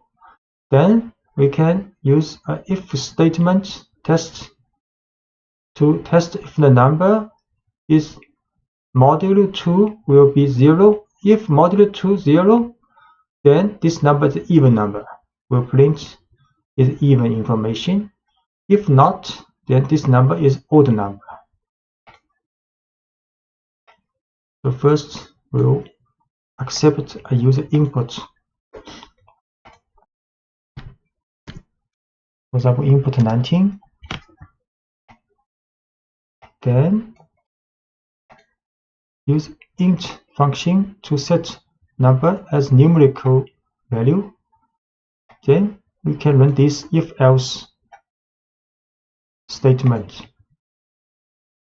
So the number 19 is odd. The for loop takes a collection of items and executes a block of code once for each item in the collection. In contrast, the while loop runs as long as or while a certain condition is true. You can use a while loop to count up through a series of numbers. For example, the following while loop counts from 1 to 5. We set current number to the first initially. Then we do a while loop, check if current number less than or equal to 5, then print this current number.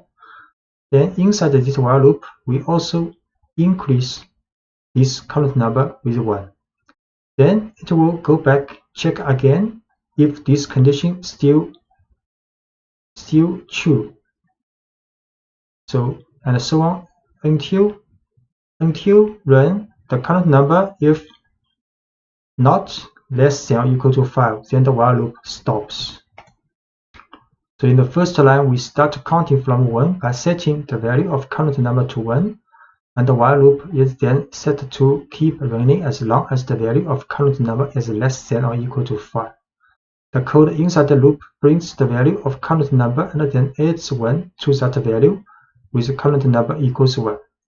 And this operator is shorthand for current number equals current number plus 1. For Python repeats the loop as long as the condition current number less than equal to 5 is true. We show current number equals 1 assigned with 1 first. So while loop, while this condition is true, will print out this number and then increase this number with 1. So this 5 number is being printed out. So letting the user choose when to quit. So in the following program, we define a while loop. We then define a quit value and then keep the program running as long as the user has not entered the quit value. So prompt, we create prompt value message, the 2 line, tell me something and I will repeat it back to you. And enter quit to end the program. So we start with an empty string called message. Then our message is not quit, is not equal to quit. If this is true, then we will let user to input some message with this prompt. Next, then print message. So this while loop will run until user input quit. So if user do not input quit, this while loop will always run forever to end to print the message you have input. But if you input quit, then while loop will stop immediately.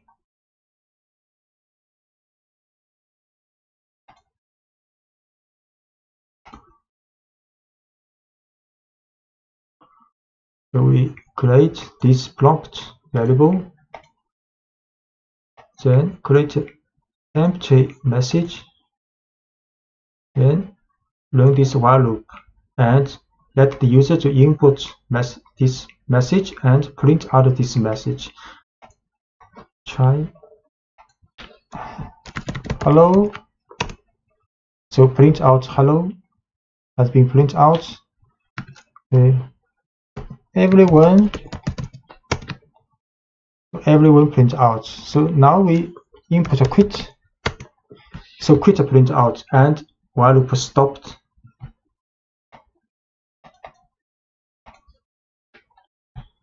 This program works well, except that it prints the word quit as if it were an actual message. So actually quit is not the message you wanted to be printed out. The simple if test fixes this. This is same 2-line prompt and same for start with an empty message. Then inside the while loop, we can get the input from the user. Then we will test if this message not equal to quit, then we can print this message. So if this message is quit, we will not print out this message.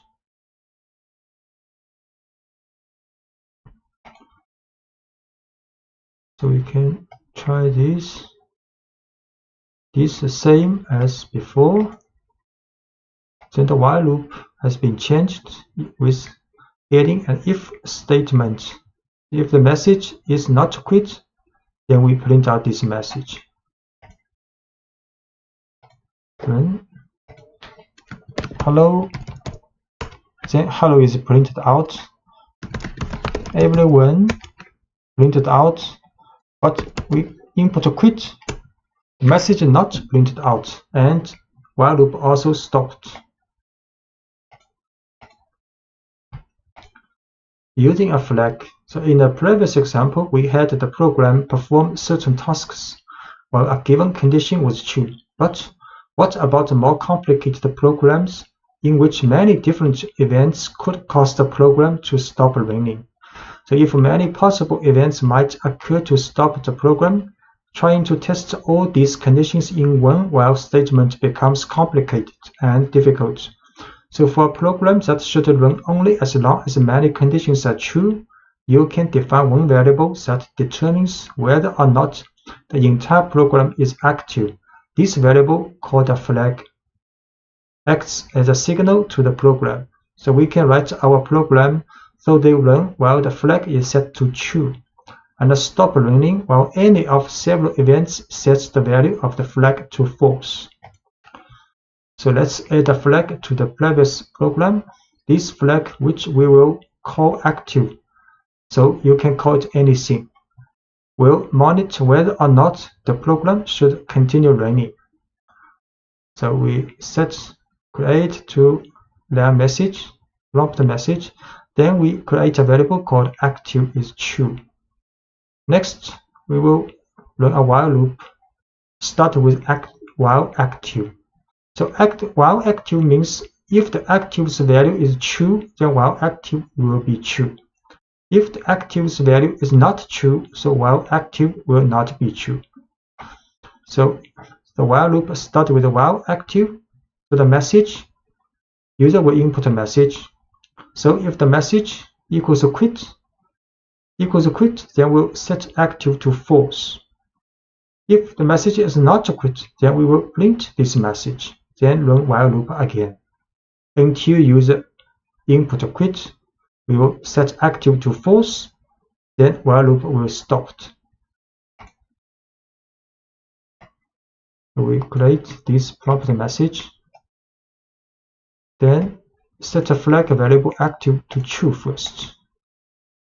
Then run a while loop. While active, then user can input a message and Python will check if the message is quit. If quit, then while loop stopped, and active, because active set to false, then the loop will stop. If it is not quit, then we'll print out this message and back to the while loop check again. So we run. Hello, everyone, then quit. It stopped, while loop stopped. Using break to exit a loop. To exit a while loop immediately without running any remaining code in the loop. So regardless of the results of any conditional test, you can use the break statement. The break statement directs the flow of your program. You can use it to control which lines of code are executed and which aren't. So the program only executes code that you want it to when you want it to. For example, consider a program that asks the user about places they have visited. So we can stop the while loop in this program by calling break as soon as the user enters the quit value. So this is 2 lines message. Prompt the user to tell a city they have visited and can enter quit if they are finished. So a while loop with while true start. So while true is always true if nothing else happened. So while true is always true. Then prompt the user to input a city. So next is if test. If the city is quit, then break. Then while loop stopped. If the city is not quit, then a message I'd love to go to this city are printed out. The loop that starts with while true will run forever unless it reaches a break statement. You can use the break statement in any of Python's loop. For example, you could use break to quit a for loop also, that's working through a list or a dictionary.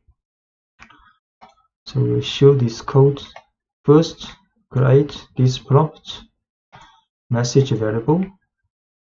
Then we will run this while loop.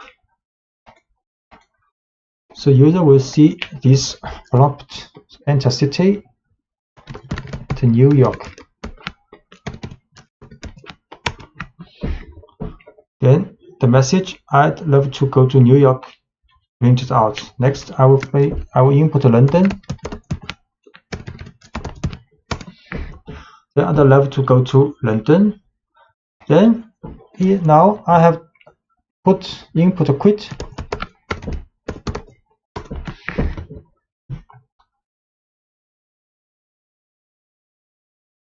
So the while loop stopped. And you can also use continue in a loop. So rather than breaking out of a loop entirely without executing the rest of its code, you can use a continue statement to return to the beginning of the loop based on the result of our conditional tests. So for example, consider a loop that counts from 1 to 10 but prints only the odd numbers in that range. So we create the first value of current number is 0. Then we run a while loop for the test if current number is less than 10. So at the beginning it is true because 0 less than 10. So run the while loop. Inside the loop, first we add 1 to this number. Then we if test if this number modulo 2 equals 0, which means it is an even number, then it will continue. So continue will go back to the while loop, and without running the rest of code in the while loop, but not stop this while loop. Just skip the rest of the code and back to the while loop. So if it is an even number, we do nothing, just back to the while loop. But if it is not even number, it's an odd number, then we print this number and back to the while loop also. So first we set the current number to 0 because it's less than 10. Python enters the while loop. So once inside the loop, we increment the count by 1. So current number is 1. And the if statement then checks the modulo of current number and 2. If the modulo is 0, which means current number is divided by 2, the continue statement tells Python to ignore the rest of the loop and return to the beginning. So if the current number is not divisible by 2, the rest of the loop is executed and Python prints the current number and back to the while loop again. So we will show current number is 0. Then a while loop will print out only odd number. So only odd number 1, 3, 5, 7, 9 are printed out, and the even number not printed out, and the code using continue. So you will not stop the while loop, just skip the rest of the code in this run. To keep a track of many users and pieces of information, we will need to use lists and dictionaries with our while loops. A for loop is effective for looping through a list, but you shouldn't modify a list inside a for loop because Python will have trouble keeping track of the items in the list. To modify a list as you work through it, use a while loop. Using while loops with lists and dictionaries allows you to collect, store, and organize lots of inputs to examine and report on later. So we can move items from one list to another. So consider a list of newly registered but unverified users of our website. After we verify these users, how can we move them to a separate list of confirmed users? One way would be to use a while loop to pull users from the list of unconfirmed users as we verify them, and then add them to a separate list of confirmed users. So this is a list of unconfirmed users. Then we create an empty list called confirmed users. The next use a while loop. So while loop, the purpose of this while loop is to move each unconfirmed users to verify and then to confirm the users list. So while unconfirmed users means if unconfirmed users list is not empty, there are users in this list, then we will run the while loop. So we use a pop function to take the last one of this list, last item of this list out, then store in a current user. Then we print a verifying message. Then in confirmed users list, we append this current user. So this process will run until there are no items left in unconfirmed users. Then next, we can write a for loop to print out each confirmed users from this confirm the user's list. So we set unconfirm the user's list first. Then create confirm the user list with empty. So run a while loop to move every unconfirmed user out, verifying them, and put in confirm the user's list. So verifying user, each being done. Then we print following users have been confirmed. Then for loop for the confirmed users list, each item will be printed out.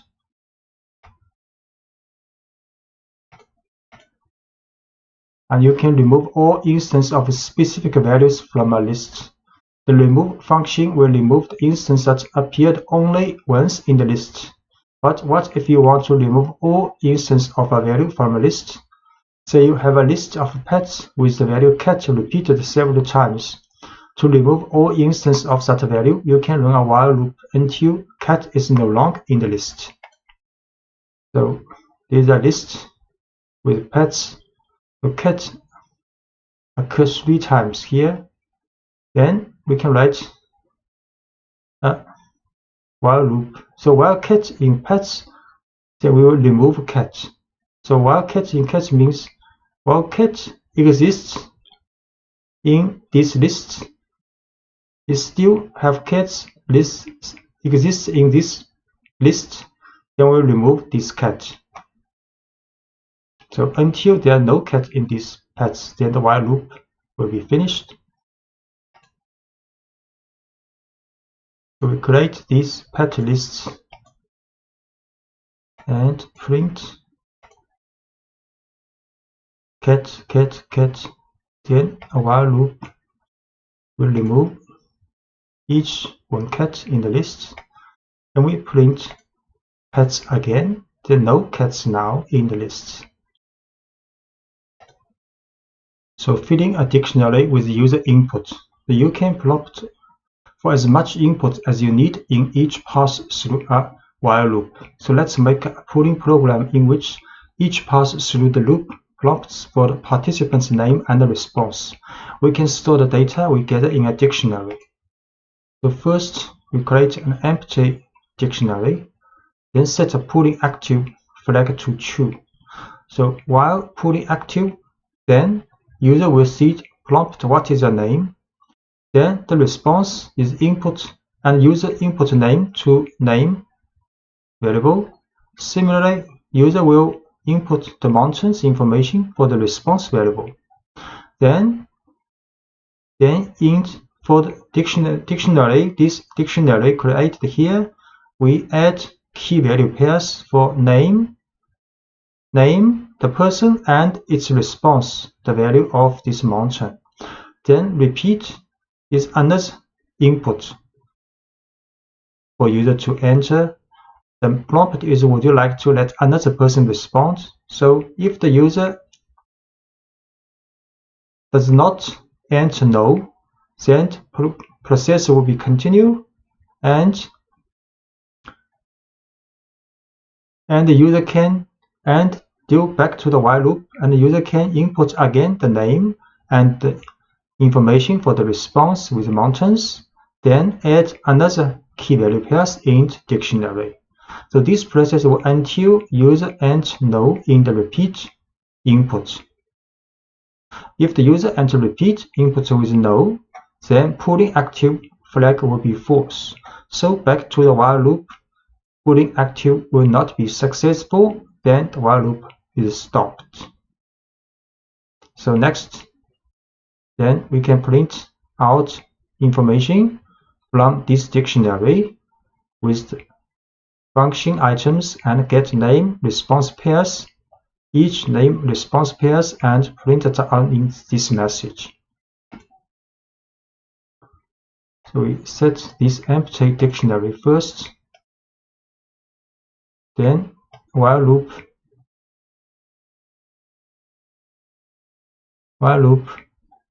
In the while loop, user will enter name and response of the mountain, and while loop will set key value pairs in this dictionary. Then user will see another prompt. Would you like to let another person respond? If the user does not enter no or enter yes or other input, then the while loop will continue on, and user then enter another name and mountain, and so on until user has entered no here. Then the key pooling active flag will be false. Then the while loop will be stopped. So we run this process. Okay, we have to define pooling active first. Then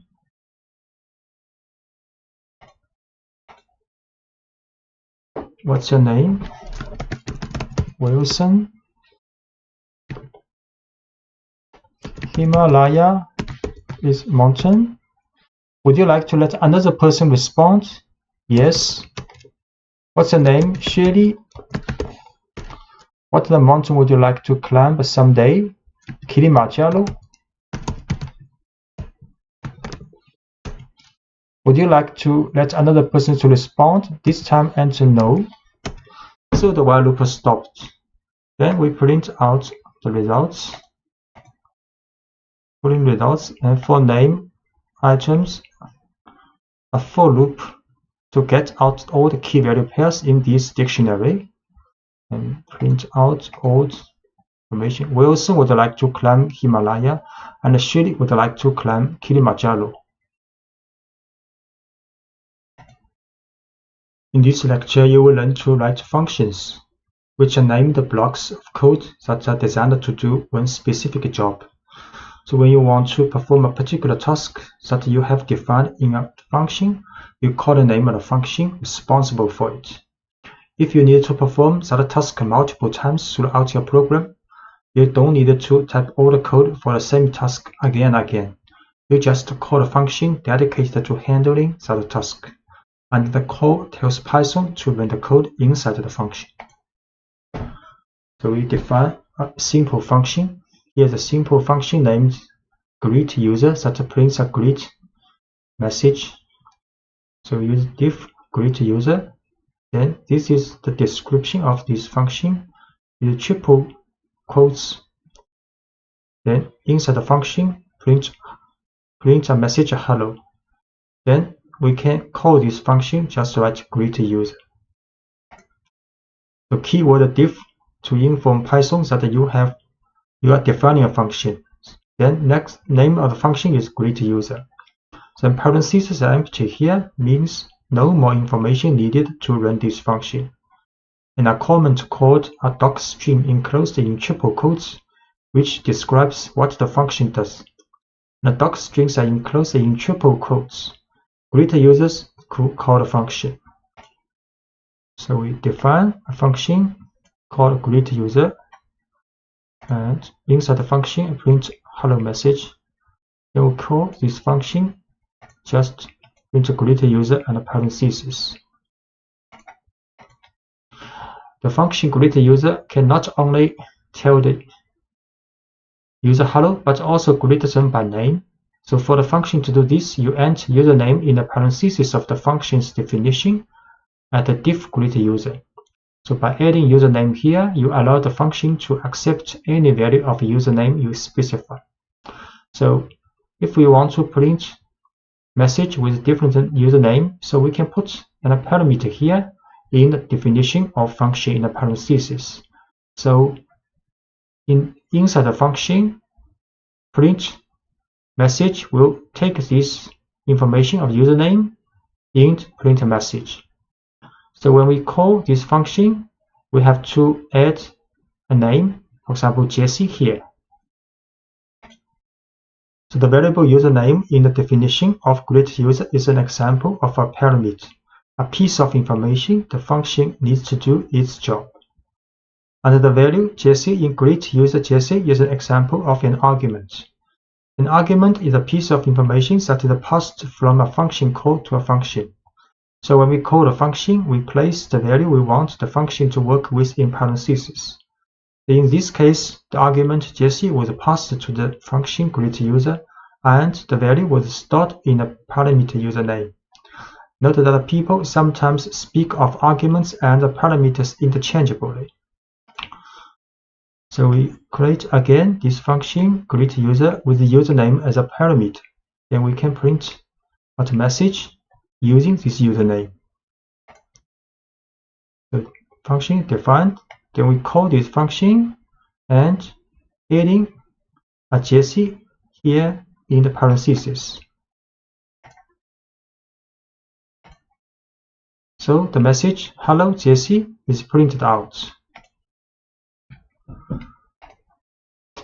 Because a function definition can have multiple parameters, a function call may need multiple arguments. You can pass arguments to your functions in a number of ways. You can use positional arguments, which need to be in the same order the parameters were written, keyword arguments, where each argument consists of a variable name and a value, and the lists and dictionaries of values. So, positional arguments. When you call a function, Python must match each argument in the function call with a parameter in the function definition. The simplest way to do this is based on the order of the arguments provided. So values matched up this way are called positional arguments. To see how this works, consider a function that displays information about pets. The function tells us what kind of animal each pet is and the pet's name. We define a function called describePet with two parameters needed to run this function. First is animal type, second is pet name. Then in the function definition, we print a new line, then a message "I have this type, animal's type." Then print another line, this animal type's name is this pet name's title form. So when you call this function, you have to write describePet, then the type first, then name second. Or you can run again, call the dog is the type, then Willy is the name. So we define this function first. Then we call this function. Then I have a hamster. My hamster's name is Harry. We call again with this information input. I have a dog. My dog's name is Willy. So order matters in positional arguments. You can get unexpected results if you mix up the order of the arguments your function call when using positional arguments. So for example, if you call this function but write this order, Harry hamster, so this will print the message "not you want." And a keyword arguments. A keyword argument is a name-value pair that you pass to a function. You directly associate the name and the value within the argument. So when you pass argument to the function, there is no confusion. Keyword arguments free you from having to worry about correctly ordering your arguments in function call. So let's rewrite the pets examples using keyword arguments to call describePets. So we can also call this function. Then in the parentheses we write key value. So you can write any order if you input the key value pairs. And we can also call a pet name right first, Harry, and animal type second. It's correct. So the order of keyword arguments doesn't matter because we explicitly tell Python which parameter each argument should be matched with. So we call using keyword arguments. So I have a hamster. My hamster's name is Harry. Then call again with this keyword order So I have a hamster, my hamster's name is Harry. The return result is the same. And default values. So when writing a function, you can define a default value for each parameter. If an argument for a parameter is provided in a function call, Python uses the argument value. If not, it uses the parameter's default value. For example, if you notice that most of the calls to describe a pet are being used to describe dogs, so you can set the default value of animal type to dog. Now anyone calling describe pet for a dog can omit that information. We can define this function with pet name, but animal type we set a default value as dog. So when you print, when you call this function, if it is a dog, you can just input the name of this pet. You need not input a dog, but the function definition with the default value have to be put after the argument parameter without default name, without default value. So dog, because the default value for animal type is dog, so we have to put this parameter in the end in the function definition. So when we call this function, we can also write pet name Willy. So in both calling without animal type in the input, so the function will assume that the animal type is dog. So we create this function with the default value with dog for the animal type. Then call this. So I have a dog, my dog's name is Willy. So this information is for name. And I call again. I have a dog, my dog's name is Willy. To get the same result. Notice that the order of the parameters in the function definition had to be changed because the default value makes it unnecessary to specify a type of animal as an argument. So the only argument left in the function call is the pet's name. So Python still interprets this as a positional argument. So if the function is called with just a pet's name, that argument will match up with the first parameter listed in the function's definition. So this is the reason the first parameter needs to be pet name. And the simplest way to use this function now is to provide just a dog's name in the function call. And to describe an animal other than dog, you could use a function call like this. So if we describe a pet, but the pet is not a dog, so we have to input pet name is Harry and animal type is hamster. Because the position arguments, keyword arguments, and default values call can be used together, often you will have several equivalent ways to call a function. For example, we will have a dog, the name is Willy, so we can describe a pet, Willy, which we have seen, and describe a pet name is Willy, these two we have learned. And if a hamster named Harry, we can write Harry here, hamster second, because this is in the definition is the second place for the type, but with a default value because the hamster is not dog, so we have to input hamster here. But you can also write pet name is Harry, animal type is hamster. This is very clear. And because we use keyword and value type, so we can also write animal type first, hamster, then pet name Harry second. No problem. This it works correctly. So we will try this equivalent calls. So these two we have run. I have a dog, my name is Willy. Then if I have a hamster named Harry, I can run this first. Then can run this calling. We get the same result. My hamster's name is Harry. And this one also correct. My hamster's name is Harry. Return values. A function doesn't always have to display its output directly. Instead, it can process some data and then return a value or set of values.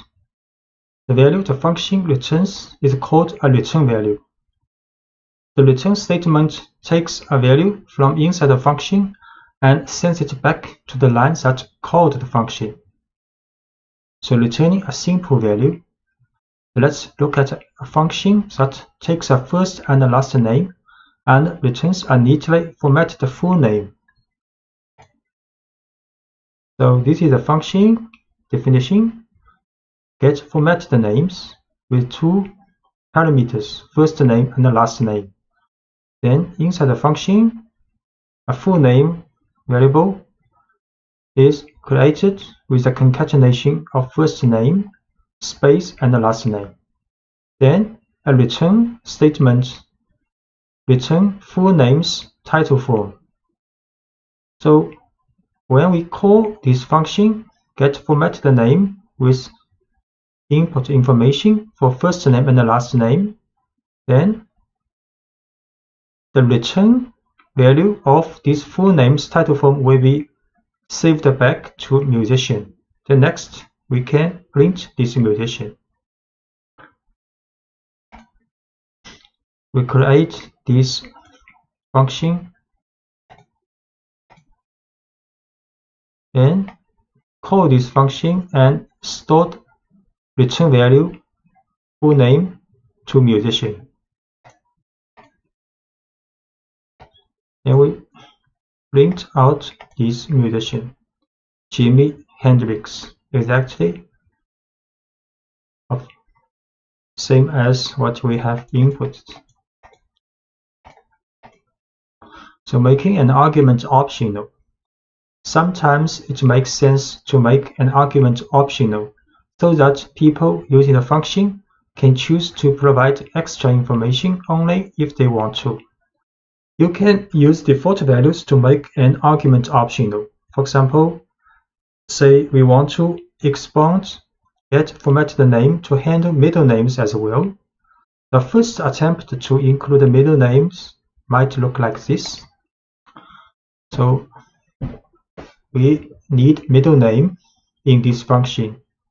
So normally people may write like this: first name, middle name, last name in as the parameters. Then inside the function definition, a full name is concatenated from first name, space, middle name, space, and last name. Then return this full name's title form. When people call this function, just write get formatted name with first, middle name, and last name.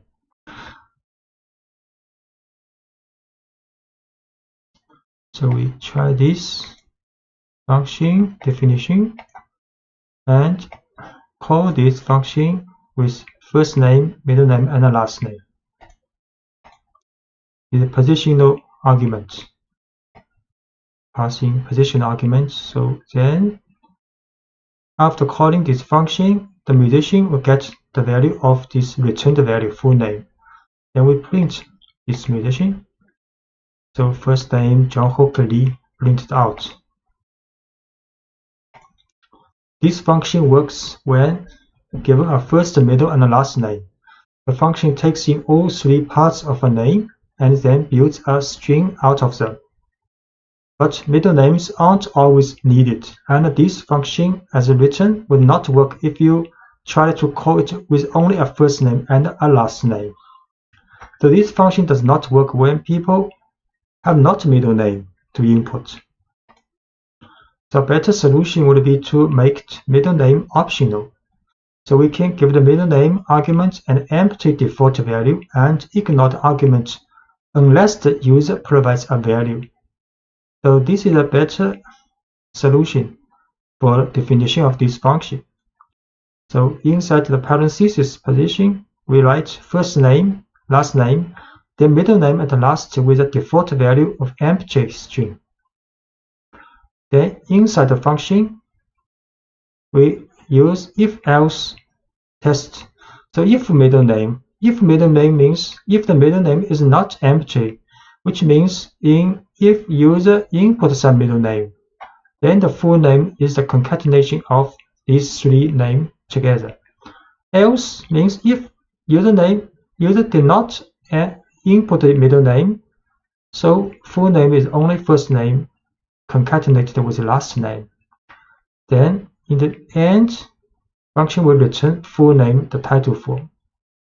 So when we call this function, no matter whether the people has middle name or not middle name, this function works. So in this case, we call this function with only first name and last name. Then in this case, we can call function with first name, last name, and middle name. Just note middle name have to be put in the last place, because in the definition, first name, last name, and middle name. We create this function first with middle name as default, has a default empty string. Then we call this function with only first name and the last name. Then we print, so only first name, last name. And we call this function with first, last, and middle name input. Then print this musician. Now three names, first name, middle name, and last name. A function can return any kind of value you need it to, including more complicated data structures like lists and dictionaries. For example, the following function takes in parts of a name and returns a dictionary representing a person. We define a function called buildPerson. Information in parameters are first name, last name. So the person is a dictionary created in the function. And for this dictionary, there are two key value pairs. First is the first value is the first name from the parsing of this first name, and key last, the value is last name passed from these positions parameter. So then function return person, this dictionary, when you call this function. So next we call this function buildPerson, then with information for first name, last name passing. We create this function with a return a dictionary of a person. Then we call this function and with passing first name and the last name, and stored back to the musician. So the musician is a dictionary because this function returns a dictionary. So we print out this musician is a dictionary with first two key value pairs. Key first value is Jimmy, last is key, the value is Hendrix. And you can easily extend this function to accept optional values like a middle name, an age, an occupation, or any other information you want to store about a person. For example, the following change allows you to store a person's age as well. So we define a function called buildPerson, but this time we add another parameter called age with default value is empty string in addition to first name and the last name. So inside the function, we create a dictionary called person with two key value pairs, first and the last first. Then we run a if test if age. So if age means if user inputs age when calling this function, then we create another key value pair for this person's dictionary. Then key is age and the value is the age user input. Then in the end we return this person dictionary. So when you call this function, you input Jamie, Henrik's first name, last name, then you add a key value pair like age equals 27. Then the musician will be a dictionary include information with a key value pair for first name, last name, and age. We define this function with age as a default empty string value in addition to first name and last name, and return this person. If age is input with a value, then the person has key value pair for age also. Then we call this function, and the return person's dictionary will be stored in the musician with input Jamie, Hendrix, and age 27. Then we print out this musician. So now musician is a dictionary with 3 key value pairs: first name, last name, and age. Using a function with a while loop, you can use functions with all the Python structures you have learned about so far. For example, let's use the getFormatTheName function with a while loop to greet users more formally. It is the first attempt at greeting people using their first and last names. So you can define a function with 2 parameters, first name, last name. Then inside the function, create variable called full name with the concatenation of first name, space, and last name. Then return these full names title form. Then we write a while loop. So while true, it will be always true if nothing happens. So in the while loop, print message for the user to input a name, and if user input a Q, then it will be quit. Then the while loop will stop. Then next, create 2 variable called fName, get the information of the first name, the lName get information of last name user input. Then format the name, calling this getFormatTheName function, and store the return value of full name to format the name. Then print message including this formatted name. In the previous example, we use a simple version of getFormatTheName that doesn't involve middle name, and the while loop asks the user to enter their name, and we prompt for their first and last name separately. But there is one problem with this while loop. We haven't defined a quit condition, and the while loop will be run infinitely. We want the user to be able to quit as easily as possible, so each prompt should offer a way to quit. The break statement offers a straightforward way to exit the loop at either prompt. In the following example, we add a message that informs the user how to quit, and then we break out of the loop if the user enters the quit value at either prompt. So the program will continue greeting people until someone enters Q for either name. So we change the while loop here. After user see the input for the first name, after user input, there will be a if conditional test. So if user input Q for the first name, then it will be break, then the while loop will stop. So if the next for L last name input from the user also will be a if test. If this time user input Q, then also will be break.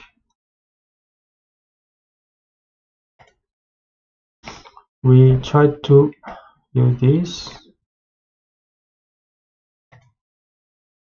Create this function first, then we run a while loop which include Q if user input. So first name Wilson, last name Shirley, then hello Wilson Shelley, then first name James, last name Wilson, then print it out. Then we input Q and the while loop stopped. Passing a list to a function. You will often find it useful to pass a list to a function, whether it is a list of names, numbers, or more complex objects, such as dictionaries. When you pass a list to a function, the function gets direct access to the contents of the list.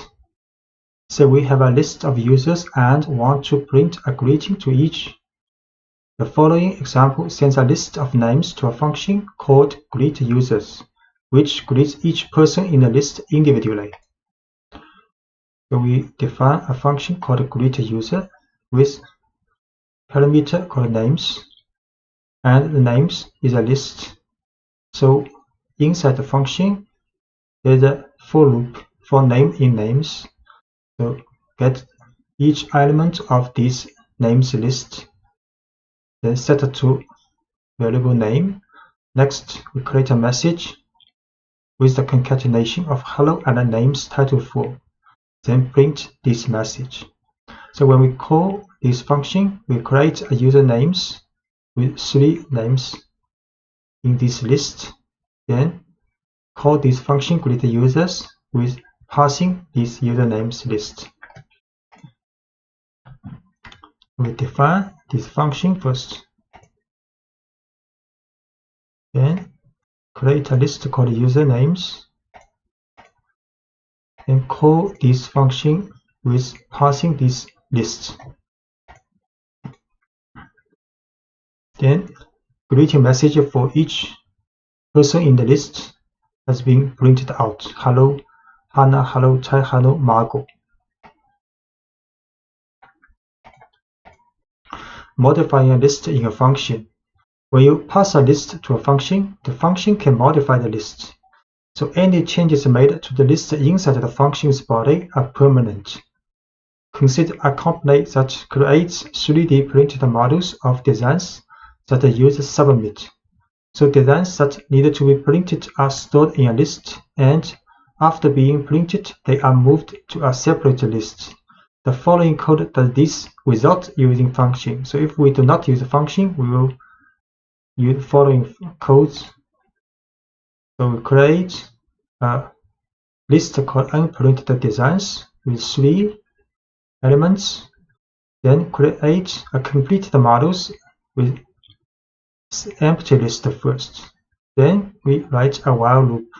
So while unprinted designs, if there's any element left in unprinted designs, then we pop out this element, the last element in this list, then set to current design. Then we print a message, so printing model, printing this current design now. Then we append this current design to this completed models list we created here. So when the while loop runs until unprinted design is empty, because we pop it out empty. So then the while loop are finished and all items have been moved from the unprinted design to the completed models. So next we can print out this information for each completed model in the completed models list.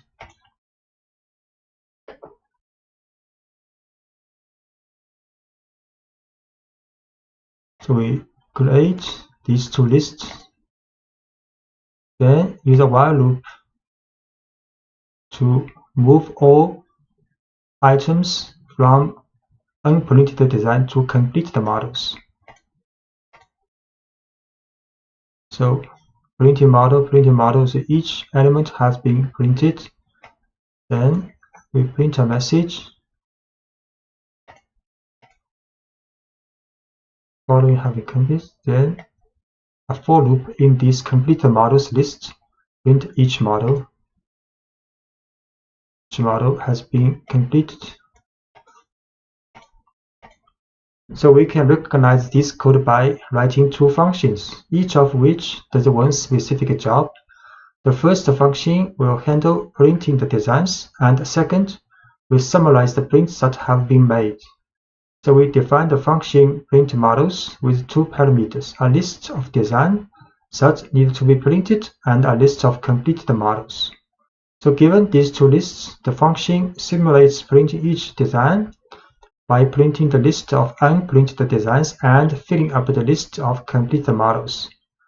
Then define a function called showCompleted_models with one parameter, the list of completed models. So given this list, showCompleted_models function will display the name of each model that was printed. So this is the code. So we first define a function called printModels. So there are two parameters, unprinted designs and completed models. Both are lists. Then inside the function is a while loop, very similar to the while loop we see in the previous pages. Then the current design is the pop value from the unprinted designs if unprinted design is not empty. Then we print a message, we print this current design now. Then we append this current design to the completed models list. The next, another function called showCompleted_models with one list as parameter, completed models. So we print a message, then for completed models, each completed model in completed models list will print this model. So when we call this function, we first define two lists. One is unprinted designs with 3 elements. One is completed models with empty value, initial empty value.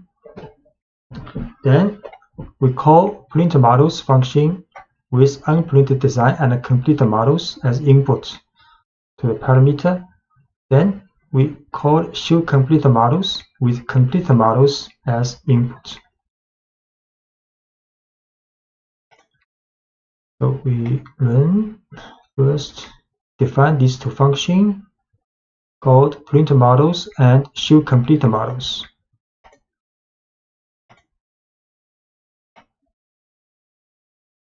Then we define two lists. One is unprinted design and one is complete design with empty lists. Then we first call printModels with input as unprinted design and completed models as parameter input. So 3 models have been printed. Then we show the printed models. So the completed models now has 3 elements, and if we run show the unprinted design again, it is empty now. So which means for the calling this function, printModel calling this line, we input two lists, and both have been changed.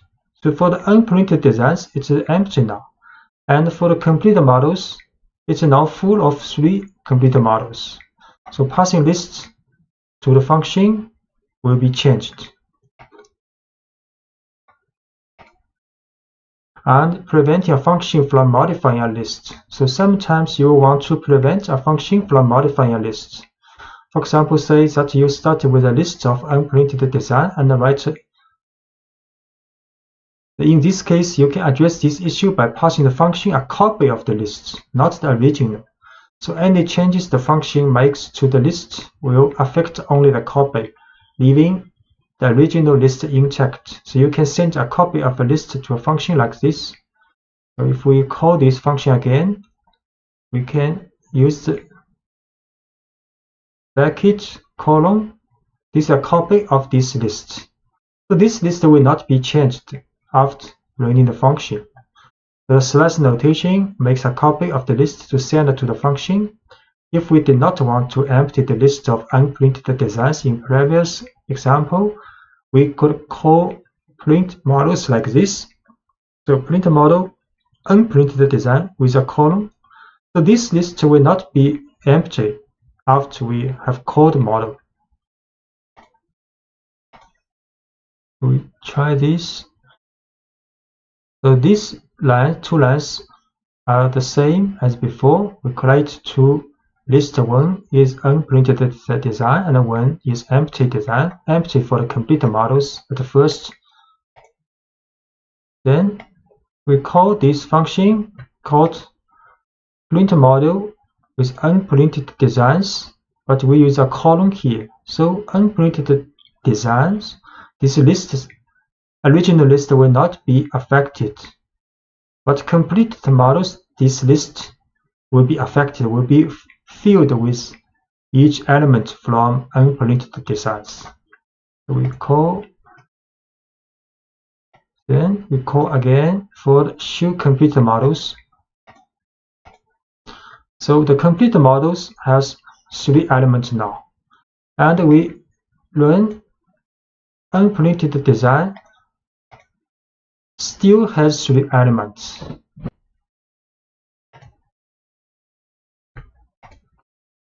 Passing an arbitrary number of arguments to function. Sometimes you want to know ahead of time how many arguments a function needs to accept. Fortunately, Python allows a function to collect an arbitrary number of arguments from the calling statement. For example, consider a function that builds a pizza. It needs to accept a number of toppings, but you can't know ahead of time how many toppings a person will want. The function in the following example has one parameter, asterisk toppings, but this parameter collects as many arguments as the calling line provides. So we define a function called makePizza with the parameter asterisk toppings. Then we print these toppings. And when we call this function makePizza, we can input one argument pepperoni, or we can input with 3 or many more arguments when we calling this function. So the asterisk in the parameter name toppings tells Python to make an empty tuple called toppings and pack whatever values it receives into this tuple. So in these 2 cases, pepperoni or mushrooms, green peppers, extra cheese will be stored in these star toppings, and this asterisk toppings will be a tuple, will be used in the function.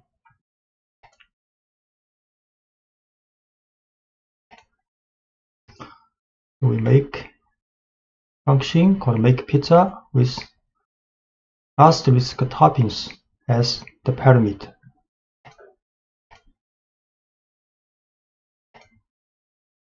Then we call this function, this time with only one item, pepperoni, as the argument for this parameter. Then to in output, print this one with tuple with only one element. Then this time call this function, but with 3 toppings as arguments input. Then Python will print out a tuple with 3 elements.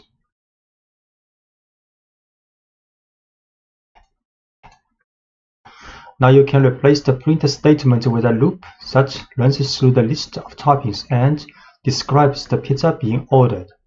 We can make some change for this function.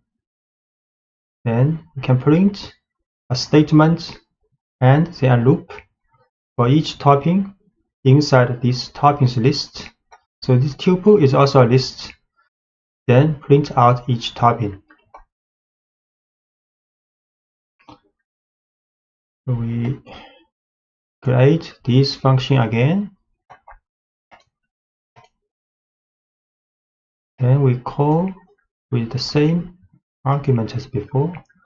Now the message, make a pizza with the following toppings, pepperoni.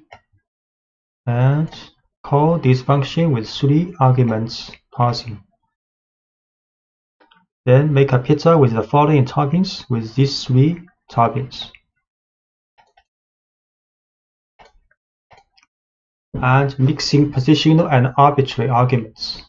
If you want a function to accept several different kinds of arguments, the parameter that accepts an arbitrary number of arguments must be placed last in the function definition. Python matches positional and keyword arguments first and then collects any remaining arguments in the final parameter.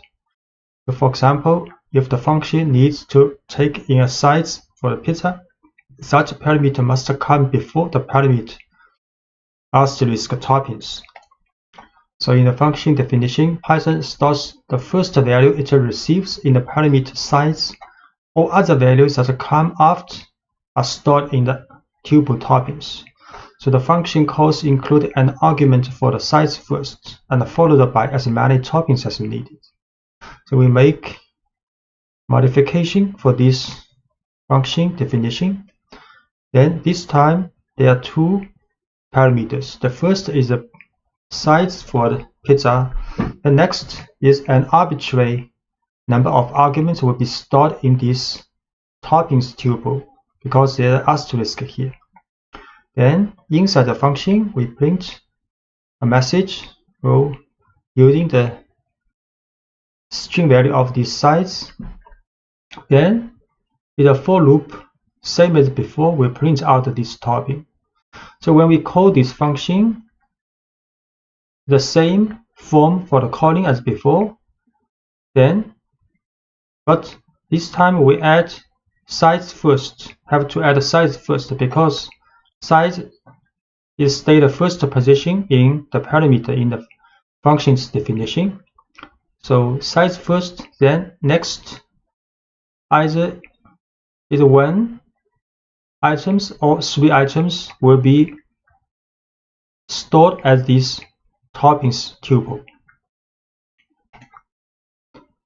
So we make a new function with size and this toppings tuple as parameter. Then we call this function again with the size first, then pepperoni second.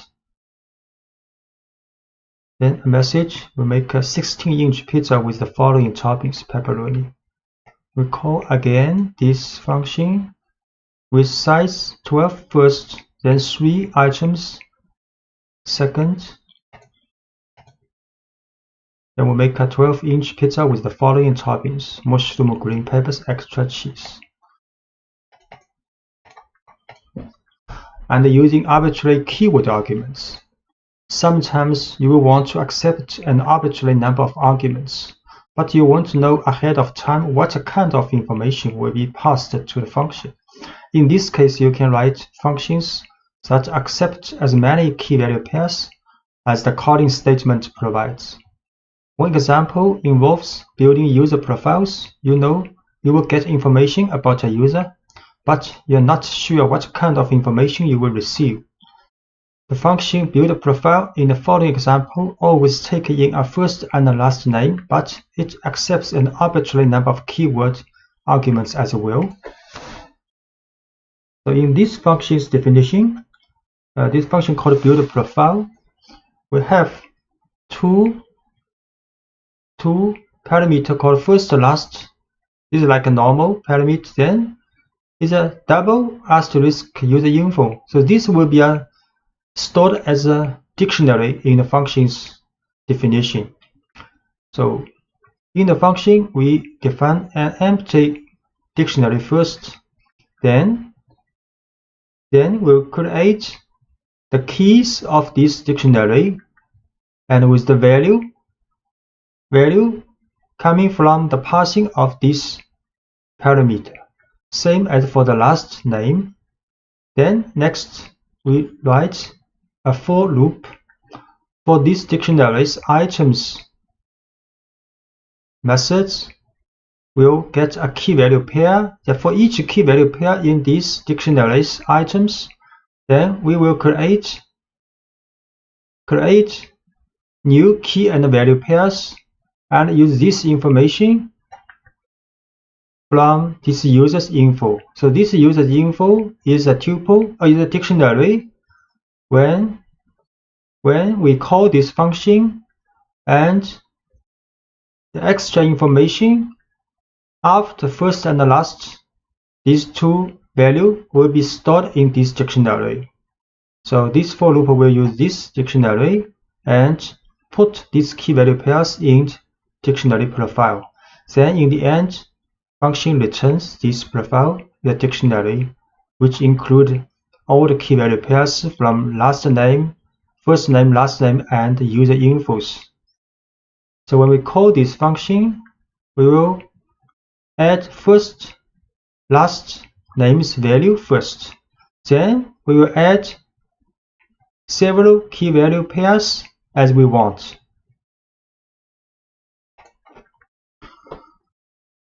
So we create this function with first, last, then a dictionary as parameter. We call this function with Albert Einstein as first and last name, then location as Princeton, field is physics as two extra key value pairs. Then we print this user file. So the print result will be a dictionary with 4 key value pairs. So first name Albert, last name Einstein, and location Princeton, and field physics. Once you have created a function or a dozen functions, you can go a step further by storing your functions in a separate file called a module, saved into same directory as your current source file, and then importing that module into your main program. An import statement tells Python to make the code in your module available in the currently running program file. So storing your functions in a separate file allows you to hide the details of your program's code and focus on its higher level logic. It also allows you to reuse functions in many different programs. So when you store your functions in separate files, you can share those files with other programs without having to share your entire program. There are several ways to import a module. So importing an entire module. To start importing functions, we first need to create a module. A module is a file ending in .py that contains the code you want to import into your program. So let's make a module file called pizza.py that contains the function make pizza. So this function is written in the file pizza.py in the working directory. So this function is same as the function we made in the previous lectures with size and these tuple toppings as input parameter. Then print a message with the size of this pizza and print out each topping.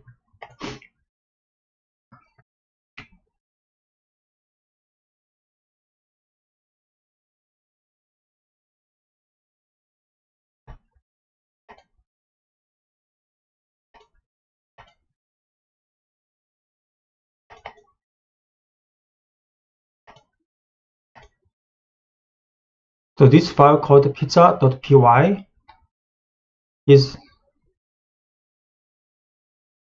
a module file stored in the working directory, and their own function in this file called make pizza. Then first we set the working directory.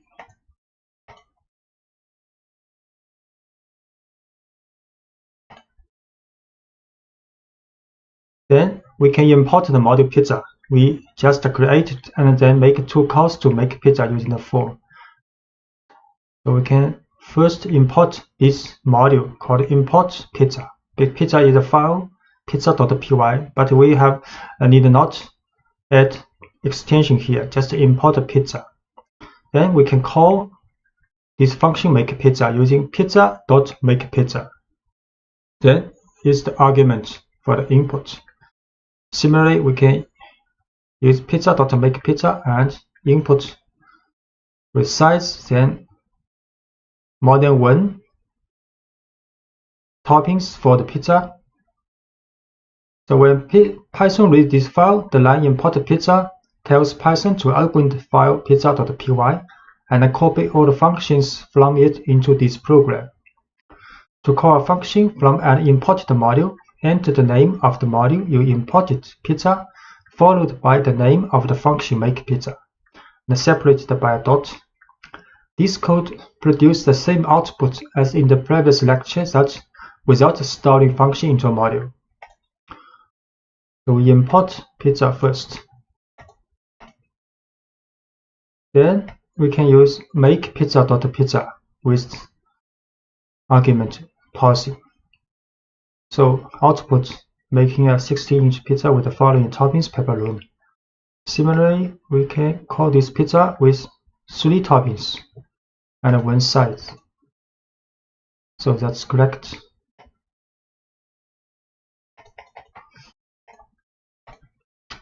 And you can also import specific functions from this import module file. You can also import a specific function from a module.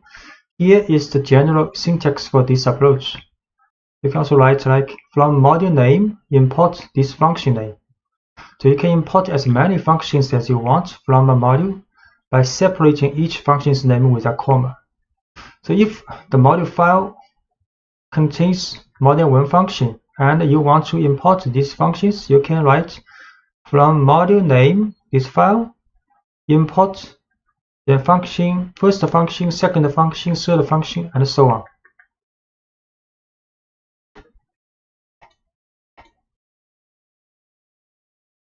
So the makePizza example would look like this if we want to import just the function we are going to use. So we can write from pizza import makePizza.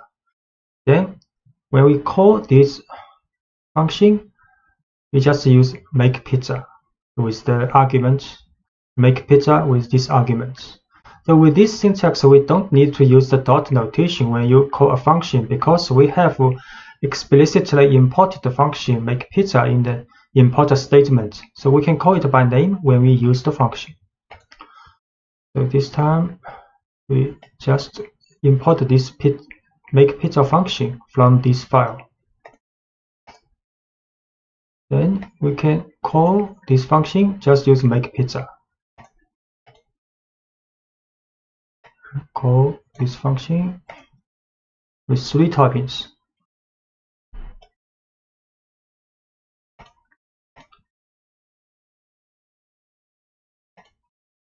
And using s to give a function an alias. So if the name of a function you are importing might conflict with an existing name in your program, or if the function name is long, you can use a short unique alias, an alternate name similar to a nickname for the function.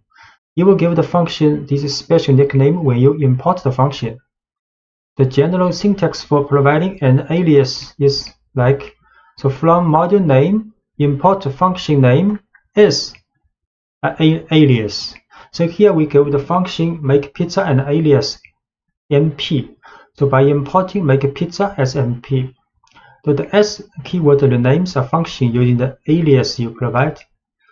So you can write from pizza import makePizza as mp. Then we can call this function using mp now with the parameter parsing. mp now with the parameter parsing. We can from pizza import makePizza as mp. Then we can use mp16 pepperoni to call this function. You can make a call with mp12 mushroom, green peppers, extra cheese. So the output of this calling is the same. We use s to give a module an alias. You can also provide an alias for a module name. The general syntax for this approach is import module name as an alias. So giving a module a short alias, like p for pizza, allows you to call the module's functions more quickly. So calling p.makePizza is more concise than calling pizza.makePizza. So we can import pizza as p. So we can call module with p.makePizza. p.makePizza. So we can import the module as p. Then call module with p.makePizza 16 pepperoni. P.makePizza 12 and with 3 topping. So the result is the same in the printing. And you can also import all functions in a module. You can tell Python to import every function in a module by using the asterisk operator. So we can write from pizza import this asterisk, means all the function. Next, we can also use make pizza with the parsing. The asterisk in the import statement tells Python to copy every function from the module pizza into this program file. Because every function is imported, you can call each function by name without using a dot notation. However, it's best not to use this approach when you are working with large modules that you didn't write. If the module has a function name that matches an existing name in your project, you can get some unexpected results. Python may see several functions or variables with the same name, and instead of importing all the functions separately, it will overwrite the functions. So this is not a good approach. We write here just to let you know if in the later time you may see such approaches in other people's code. So we can try this, make from pizza import with the asterisk. Then we can call this function with just make pizza. The result is the same. So the best approach is to import the function or functions you want, or import the entire module and use the dot notation. Class object-oriented programming is one of the most effective approaches to writing software. In object-oriented programming, you write classes that represent real-world things and situations, and you create objects based on these classes. When you write classes, you define the general behavior that a whole category of objects can have. And when you create individual objects from the class, each object is automatically equipped with the general behavior. You can then give each object whatever unique traits you desire. Making an object from a class is called instantiation, and you work with instances of a class. You can also specify the kind of information that can be stored in instances. So creating a dog class. So let's start by writing a simple class, dog, that represents a dog, not one dog in particular, but any dog. So they have all a name and age. We also know that most dogs sit and roll over. These two pieces of information, name and age, and those two behaviors, sit and roll over, will go in our dog class because they are common to most dogs. After our class is written, we will use to make individual instances, each of which represents one specific dog. So this is a dog class. So class dog. Then this is a description of this class. Then we define df initial method. So every class has an initial method with the parameter self and a name age. Then inside this method function, then we define self.name is a name, because we need a name when we create this class for instantiation, and self-age is the age, these two information. Then we define two functions or called methods of this class. So sit, inside the sit parentheses, we pass self.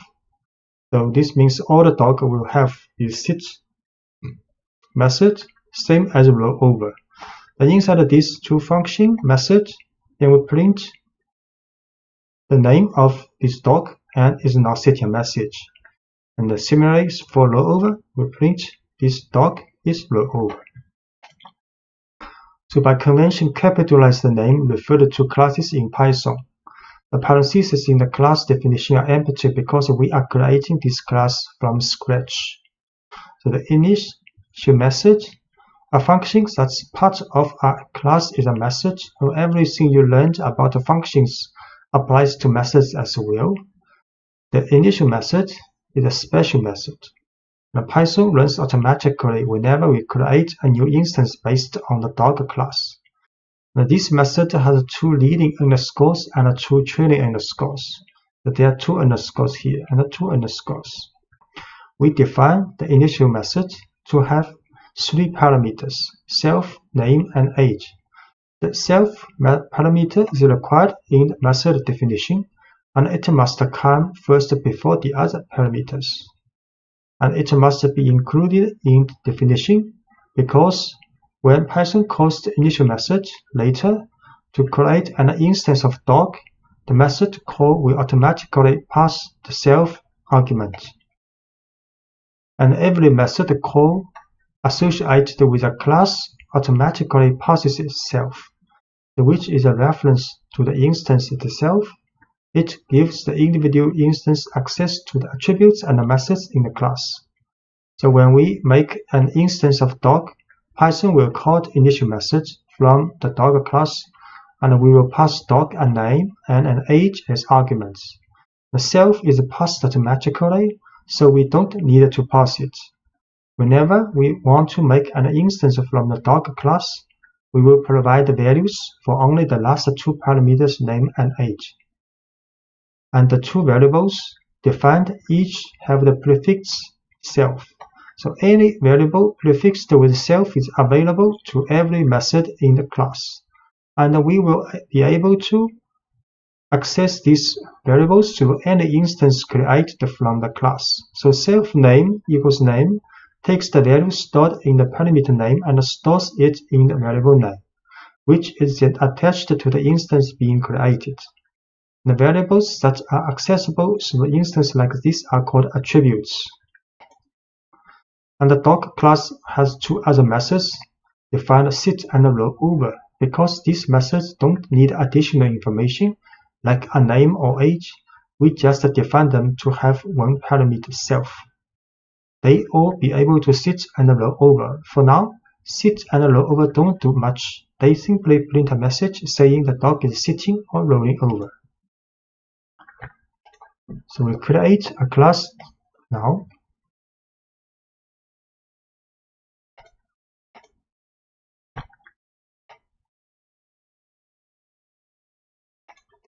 Then making an instance from class. The class dog is a set of instructions that tells Python how to make individual instances representing specific dogs. So let's make an instance representing a specific dog. So we can create a specific dog, use dog equals, then this dog is the class name, and inside parentheses is the name and age, 2 parameters needed when we define initial function in the class definition. So we tell Python to create a dog whose name is Willy and whose age is 6. When Python reads this line, it calls the initial method in dog with the arguments Willy and 6. The initial method creates an instance representing this particular dog and sets the name and age attributes with the values we provided. The instance is stored in variable myDog. We create an instance myDog with Willy and 6 age old. And we can create another dog called your dog, named Lucy and 3 years old. Then can access attributes. To access the attributes of an instance, you use dot notation. So we can get the name and age of my dog using myDog.name and myDog.age. For example, we can print a message using my dog's dot names title4 and print a message of my dog's dot 8 years old. Can print a message. So my dog's name is Willie. Then print message using the attribute of age. My dog is 6 years old. And we can also print your dog's. So your dog's name is Lucy. And print using your dog's age attribute. Your dog is 3 years old.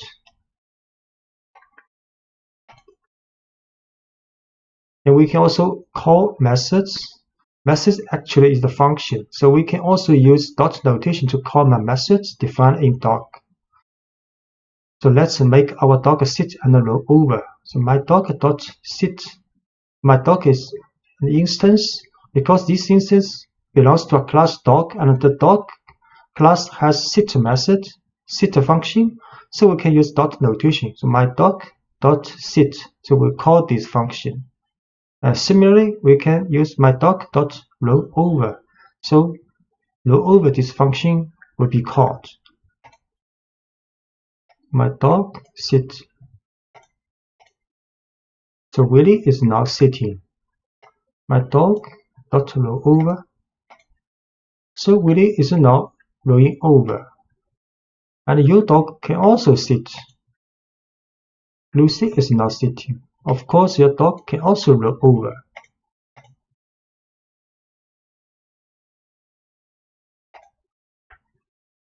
So let's write a new class representing a car.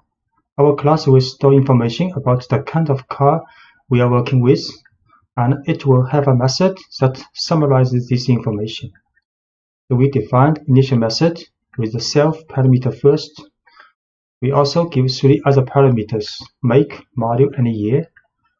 A method called getDescriptiveName that puts a car's year, make, and model into one string neatly describing the car. Then we make an instance from the car class and store it in the variable myNewCar. Then we call getDescriptiveName to show what kind of car we have. So this is a class for car, capitalized class for car. Then inside the class definition is an initial method with self first, then 3 parameters: make, model, year. With the information, when we calling this, when we make an instance of this car, we will put and input this information. Then for this initial method, we'll pass this 3 information to the attribute of this car called make, model, and year. Then a method called getDescriptiveName with the parameter self will create a variable called longName, which concatenates the information of year, make, and model together. Then we'll return these names title4. So next we can make an instance of this car class called myNewCar with 3 information for make, model, and year. And we can also call this method getDescriptiveName for myNewCar. So we see create this class.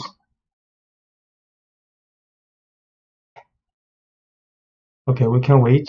There are lots of other methods.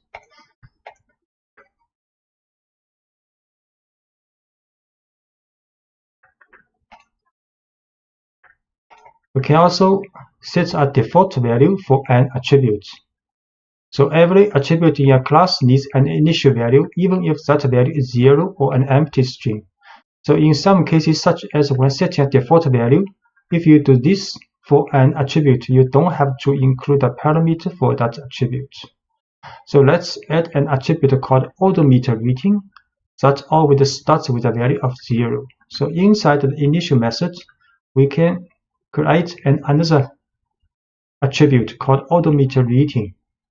automated reading, but with the initial value 0. So in this function, initial function, we do not need other information for this attribute, which means when we call this class to make an instance, we do not need to add automated reading when we make an instance of this class.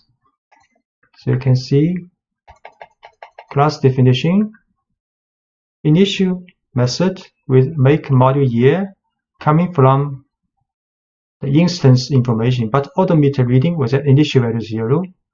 Then this is the function for get descriptive name.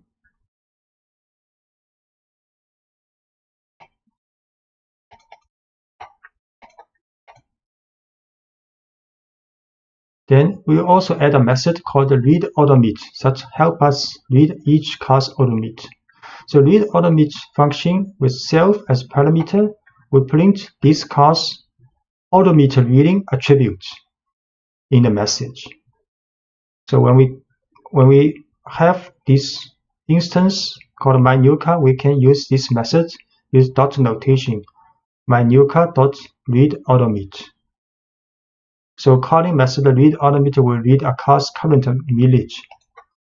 So we can this function define read automate self, then we print out this class automated reading attribute in the message. And we can also modify attribute values. You can change an attribute's values in 3 ways. You can change the value directly through an instance, set the value through a method, or increment the value, add a certain amount to it through a method. So modifying an attribute's value directly, the simplest way to modify the value of an attribute is to access the attribute directly through the dot notation of an instance. So here we set an automated reading to 23. Because the automated reading's initial value for each car is 0, so now we can modify this reading use this way. We can use myNewCar.automated reading is 23. So next we use myNewCar.read automator will get this new value. We will try this. We create this car class.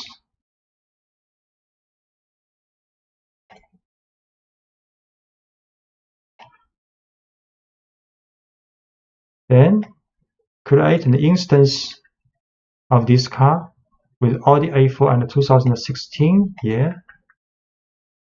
Then we can print descriptive names information. This method is dot notation. The dot notation for this class information. Then we can read automate. So initial value is 0, so this car has 0 miles on it. And we can also make automated reading, modify the automated reading directly using dot notation. So we can read automated reading again now. So this car has 23,500 miles now.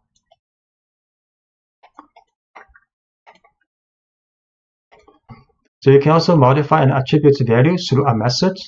So instead of accessing the attribute directly, you can pass the new value to a method that handles the updating internally. Here is an example showing a method called update automate.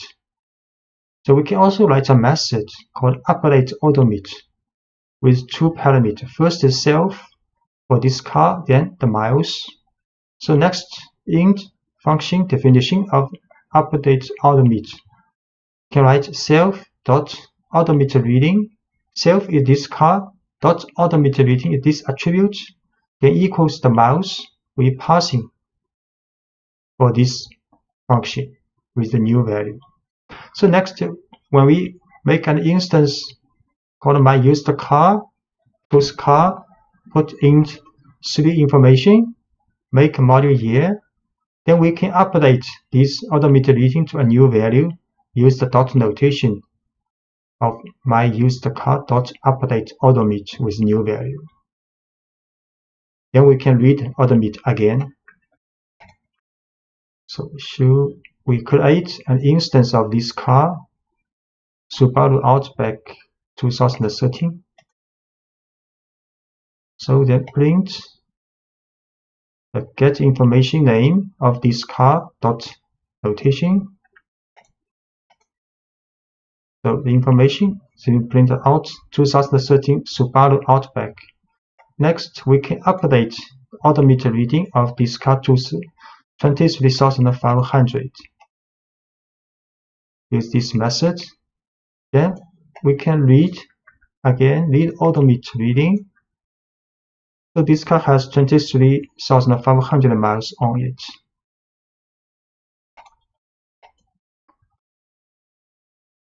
So we can extend the method update odometer to do additional work. Every time the odometer reading is modified, let's add a little logic to make sure no one tries to roll back the odometer reading. So we can define update odometer self miles with inside the function with if statement. So if miles larger than the current odometer reading, then we assign these new miles to the odometer reading. So if this conditional test is not true, which means the miles is less than the current odometer reading, we will not assign these new miles to the odometer reading. We will print a message: you cannot roll back an odometer.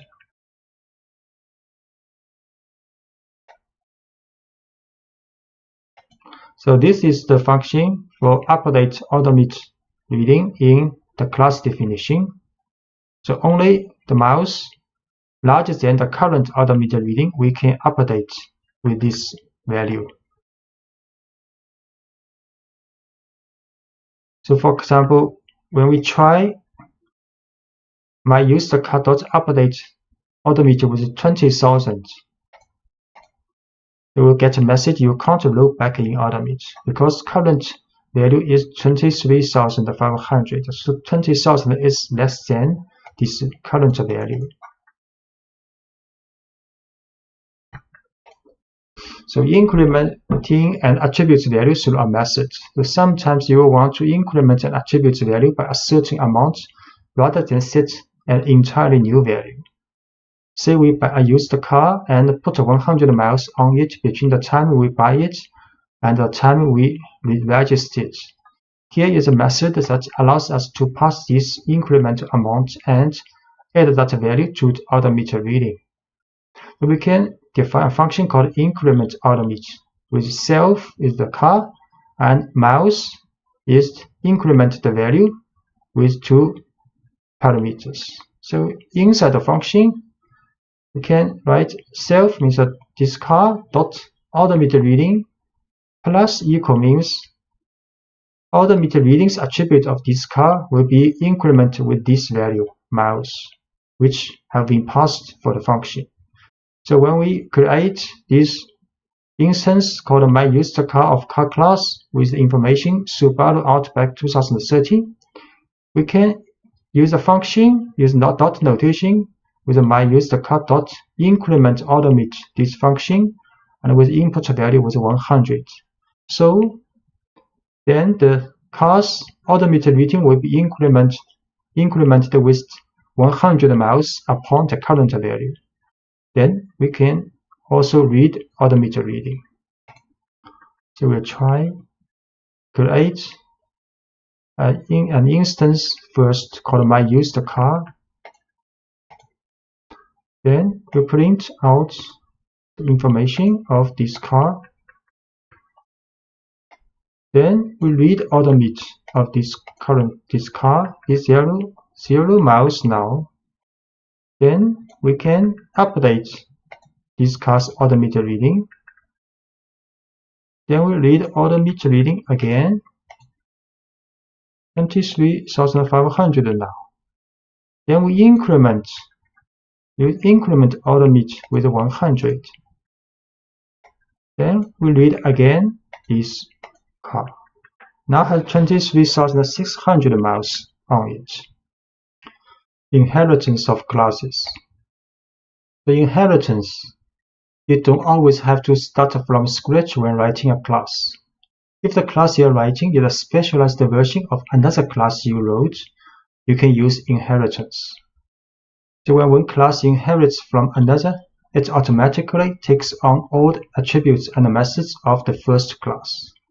The original class is called the parent class, and the new class is the child class. The child class inherits every attribute and method from its parent class, but is also free to define new attributes and methods of its own. So, the initial method for a child class. The first task Python has when creating an instance from a child class is to assign values to all attributes in the parent class. To do this, the initial method for a child class needs help from its parent class. So as an example, let's model an electric car. An electric car is just a special kind of car, so we can base our new electric car class on the car class we wrote earlier. Then we will only have to write code for attributes and behavior specific to electric cars. So let's start by making a simple version of the electric car class which does everything the car class does. So this is the car class. Part of the car class called is a parent class in this case. We have seen car class with 3 input information for make, model, year when you create an instance of this class, and inside the initial method we also define odometer reading with beginning value 0, and there are several methods. We only show 2 methods here. For example, get descriptive name of this car's information and can read odometer for this car's odometer information. So making a simple version of the electric car class which inherits from parent class car, then we can define an electric car class like this. So inside the electric car class, the parameter we have to write car class, which means electric car class inherits from car class. And in definition of initial function, we also write self, make, model, year, the same as the parent class. But the definition of this function, we have to write sup.initial. Sup means the parent class, so which means the definition of these variables, attributes for the electric car class is based on the definition of these attributes in car class. So when we call or make instance of electric class, we can just write electric car, then with the information Tesla Model S 2016, and we can also use the method, for example, get descriptive name, same as we using this function method for a normal car. So when you create a child class, the parent class must be part of the current class and must appear before the child class in the file. So we define the child class electric car, and the name of the parent class car must be included in parentheses in the definition of the child class. And the initial method for a child class. The initial method takes in the information required to make a car instance, and the super function is a special function that helps Python make connections between the parent and the child class. This line tells Python to call the initial method from electric car class's parent class, which gives an electric car instance all the attributes of its parent class. And we make an instance of the electric car class with the same kind of information we had provided when making a regular car, and store it in my Tesla. The initial method defines an electric car, which in turn tells Python to call the initial method defined in the parent car class. So let's see.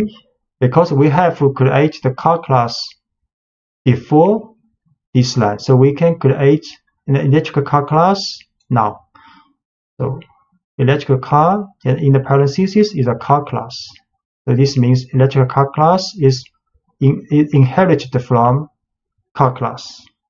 Okay, so initial method self module make year, and super have to write a super dot initial make module year.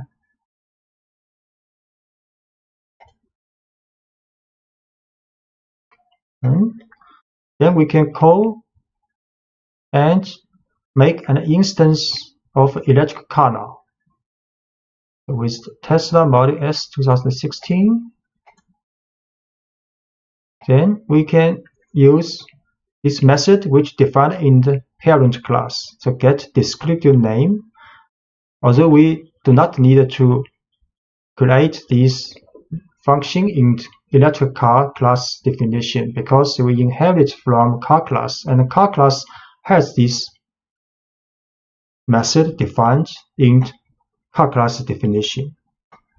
So we can use this. The information is 2016 Tesla Model S. Working with attributes and methods for the child class.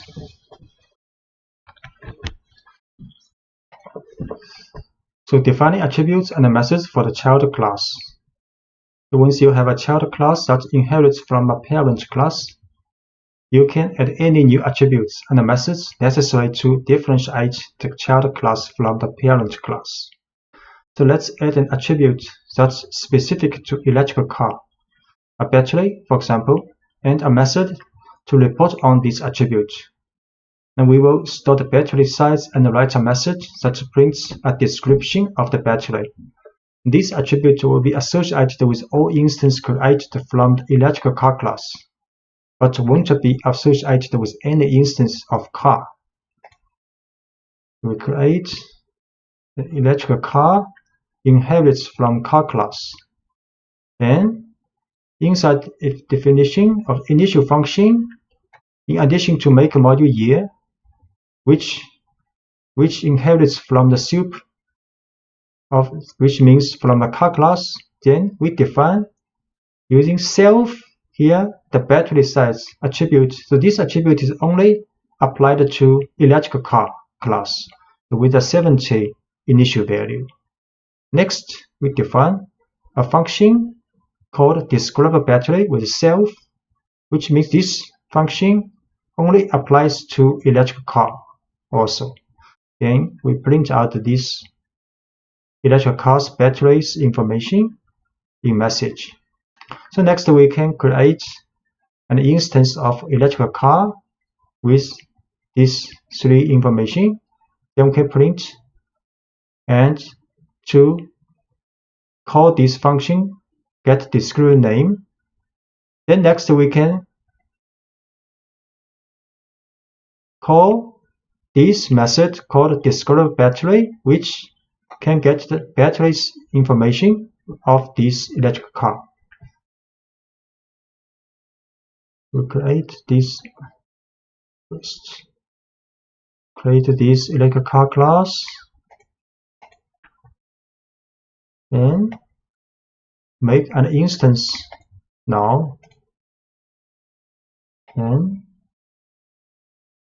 can print out car's information.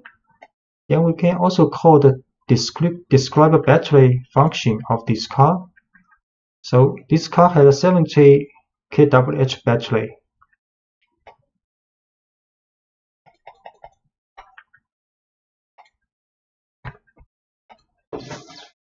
So overriding methods from the parent class. So you can override any method from the parent class that doesn't fit what you are trying to model with the child class. To do this, you can define a method in the child class with the same name as the method you want to override in the parent class. So Python will disregard the parent class method and only pay attention to the method you define in the child class. Say the class car, the parent class, has a method called fuel gas tank. And this method is meaningless for an all-electric vehicle, so you might want to override this method. So here is one way to do that. You can define a function with the same name int class electric car here and print a message for this function's definition. Then if for the electric car instance, when you call this function, then the information will be printed out like this, and instance as attributes. So when modeling something from the real world in code, you may find that you are adding more and more detail to a car. You will find that you have a growing list of attributes and methods, and that your files are becoming lengthy. In this situation, you might recognize that part of one class can be written as a separate class. So you can break your large class into smaller classes that work together. For example, if we continue adding details to the electric car class, we might notice that we are adding many attributes and methods specific to the car's battery. So when we see this happening, we can stop and move those attributes and methods to a separate class called battery. Then we can use a battery instance as an attribute in the electric car class.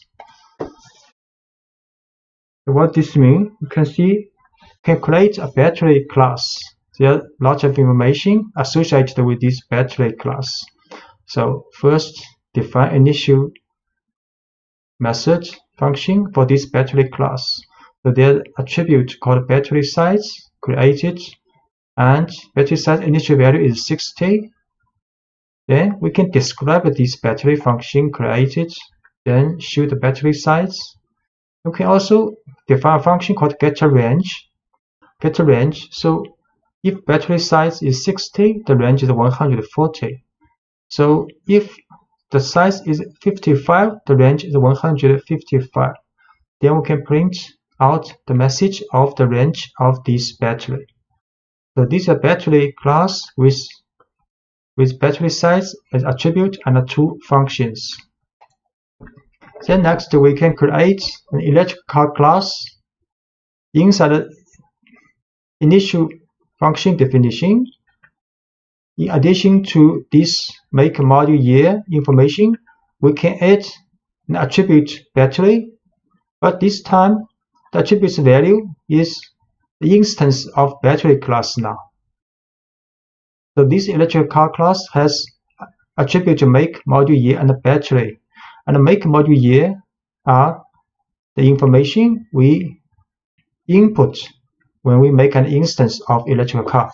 But the battery is an instance of the battery class. So next, when we make instance of electric car, we can print information of this car. Then we can use this car's attribute battery to describe a battery function. We can also call this car's battery's attributes getRange function.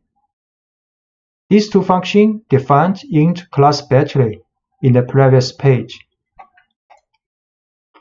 So in the electric car class, we now add an attribute called battery. This line tells Python to create a new instance of battery with a default size of 60, because we are not specifying a value, and store that instance in the attribute battery. This will happen every time the initial method is called, and the electric car instance will now have a battery instance created automatically. Then we create an electric car and store it in the variable myTesla. But when we want to describe the battery, we need to work with the car's battery attribute and methods. So these two lines use dot notation. MyTesla's battery dot describe battery is a function defined in class battery. Similarly, MyTesla dot battery dot getRange, this function defined in class battery. So we show this, create a class called battery.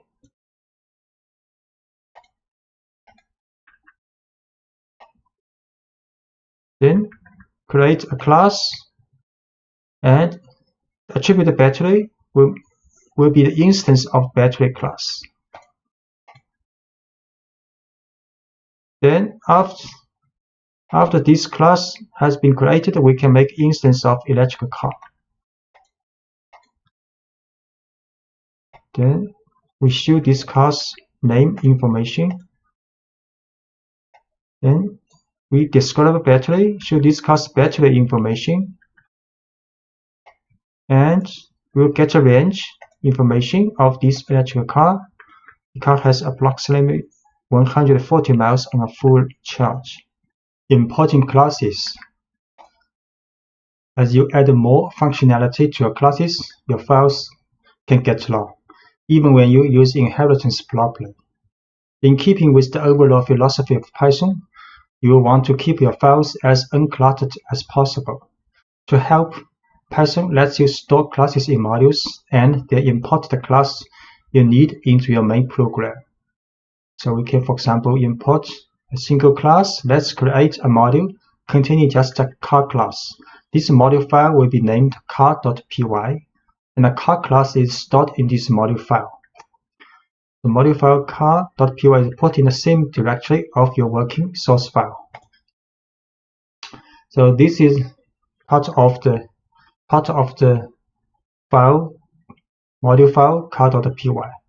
Inside this file, there is a class definition for car, which we have introduced in the previous lectures. Then in your working source file, you can import car from module. So this car is a class from module car.py. So from car, import car. So this is the file name without the .py. The file name, module name, then import this class. So next we can make an instance of this car, and we can also print out this instance's descriptive information. We can also add odometer reading for the function odometer reading attribute to this car with 23, then use the function of this car to read odometer.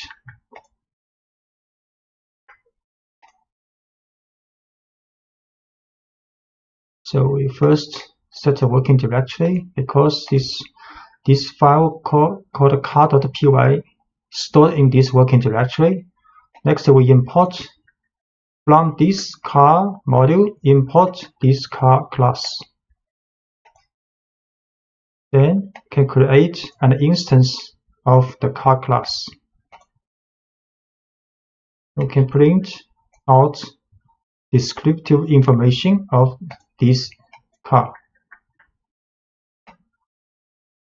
Then we can set odometer reading attribute of this car to 23. Then we can call this function read odometer of this car. So this car has 23 miles on it. We can also store multiple classes in a module, so you can store as many classes as you need in a single module file, although each class in a module should be related somehow. The class battery and electrical car both help represent cars, so let's add them to the module car.py. So in the file car.py we add class battery also, which we have introduced in the previous lectures.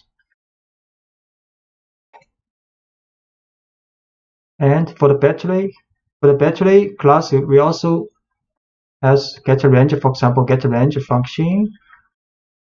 And we also store electrical car class in this file, car.py. So when you import multiple classes from a module, you can use from car import car class, then comma electrical car class. So next, in our program, we can make instance from car, or we can make instance from electrical car. And we can also print out attributes or information of this car and attribution of this electrical car. So we see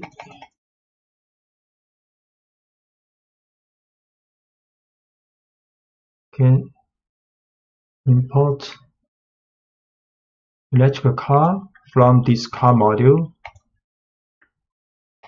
can create an instance and print out descriptive information of this electric car, and we can print out descriptive battery of this electric car. We can also run this, call this function getRange of the battery attribute of this car. So import multiple class from this module. Then we can create a normal car with information Volkswagen Beetle 2016. Then print out descriptive information of this car. Then we can create an electric car instance called My Tesla. We can print out name information, model information of this car. So we can also import an entire module. So you can import a car. This is a car's file name, module name. So import a car. Next, when we create instance of car class, we have to write car dot this car class. So this is the module name. This dot notation dot class name with information. Similarly, we can create an electric car. Use car dot car is the module name dot electric car is the class name, and we can also show the information. So we import. This time we import the whole entire module. Import car. Then we can create a normal car instance. Use the car dot car class, and we can print out the descriptive name information of this car.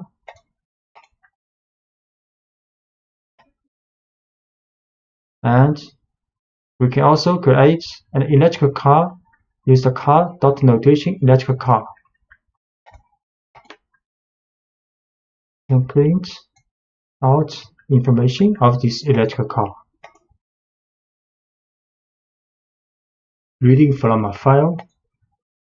So when you want to work with the information in a text file, the first step is to read the file into memory. You can read the entire contents of a file, or you can work through the file one line at a time. So reading an entire file. So let's start with a file saved in the same working directory that contains pi to 30 decimal places with 10 decimal places per line. So this file is the pi digits like this, stored in this txt file. And the following code opens this file, reads it, and prints the contents of the file to the screen. So start with a then with open this file as a file object. Then inside this block, with block, we write contents is this object dot read function. Then we can print contents, and the result will be like this. So we first set working directory. Then we read this file. Use with open this file as file object. Then contents is this object to read. Then print this information, but we use rstrip here. We will talk about it later.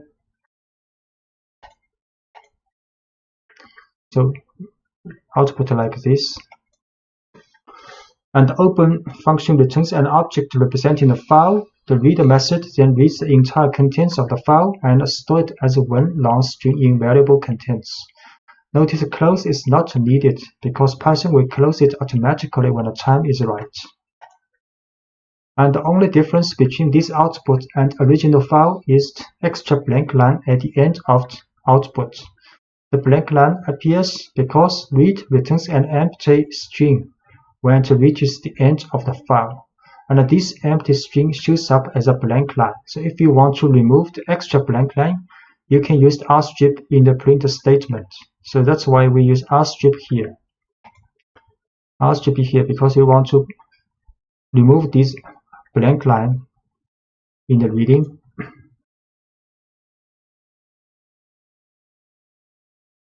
And file paths. Sometimes, depending on how you organize your work, the file you want to work won't be in the same directory as your program file.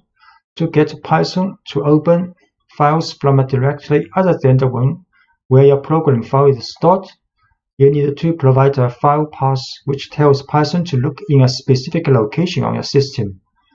So we use a relative file path can tell Python to look for a given location relative to the directory where the currently running program file is stored. So on Linux and OS X system, you have to write, for example, with open test. Test is a directory relative to your current working file. Then the file stored in this directory as open as file object. On Windows system, you use a double backslash instead of a forward slash in the file path.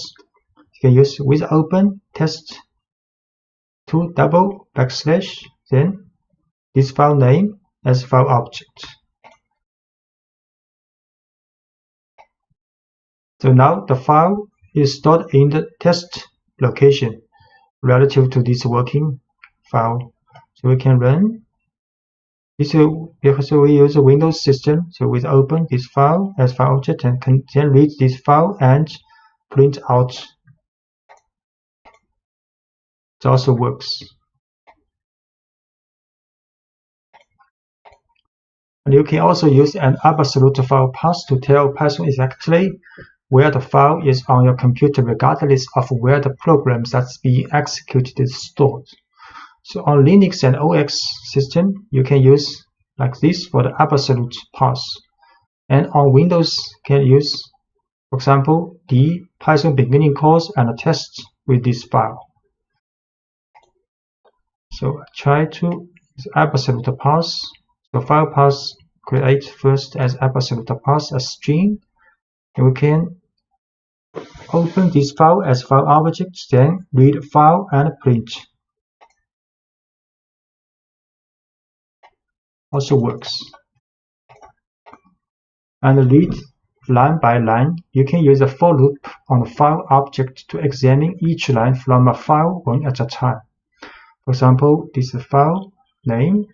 You can open this file, then inside the with block, write a for loop. For line in file object, then print this line. Read line by line. File path first. Then with open this file, then read line by line. For line in object, print this line. So every line is printed out. And these blank lines appear because an invisible new line character is at the end of each line in the text file. The print statement adds its own new line each time we call it, so we end up with two new line characters at the end of each line, one from the file and one from the print statement. So we can use rstrip on each line in the print statement to eliminate these extra blank lines. So we can use rstrip here also to remove the extra blank line. Rstrip here this time. So now it's much better.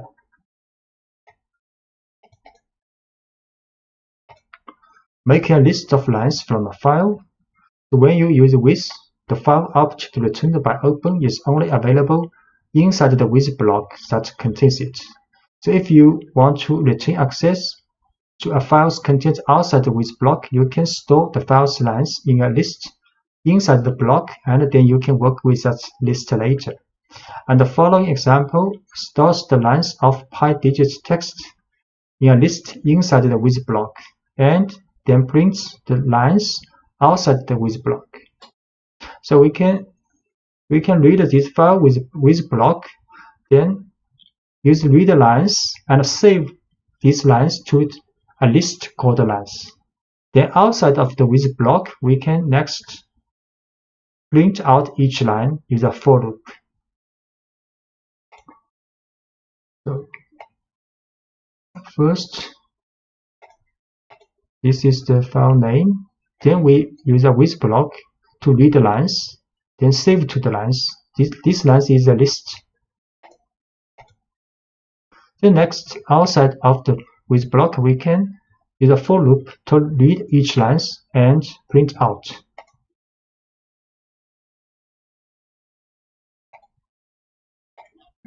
Working with the file's contents, after you have read the file into memory, you can do whatever you want with that data. So let's briefly explore the digits of pi.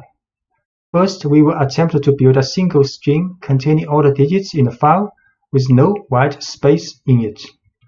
So file name, then we open this file, then read the lines and store back to the lines list. Next, we can create an empty string called pi string. Then for lines this list, we will use concatenate with odd lines with this string. Then print out a long string. Next, we can print out the length of this string.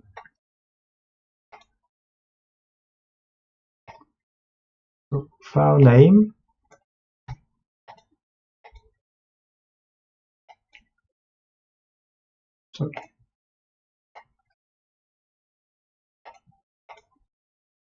name, then read the lines and store to this list lines, each line. Next, pi string is not a space string. Then for each line, we can take this lines string, then use rstrip, then concatenate the to pi string. Then we print out this long string. And we print out the length of this string. 36 elements.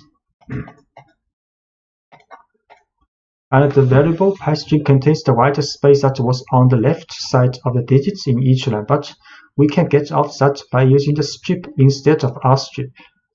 So here we use strip. Strip can get the white space on the left side also. File name, read the lines, but use strip this time. Then print pi string. So it is a long string without white space. Then length of this string 32 now. And the larger files, 1 million digits, the code in previous example would work just as well on much larger files. If we start with a text file that contains pi to 1 million decimal place instead of just 30, we can create a single string containing all these digits. We'll print just the first 50 decimal place. The file this time the file name is pi million digits. We open this file and read the lines. Then we create a pi string, empty string. Then for each line, we will concatenate all the strings for each line. Then we will print out the first 52 decimal place of this string. And we will print the length of all the string.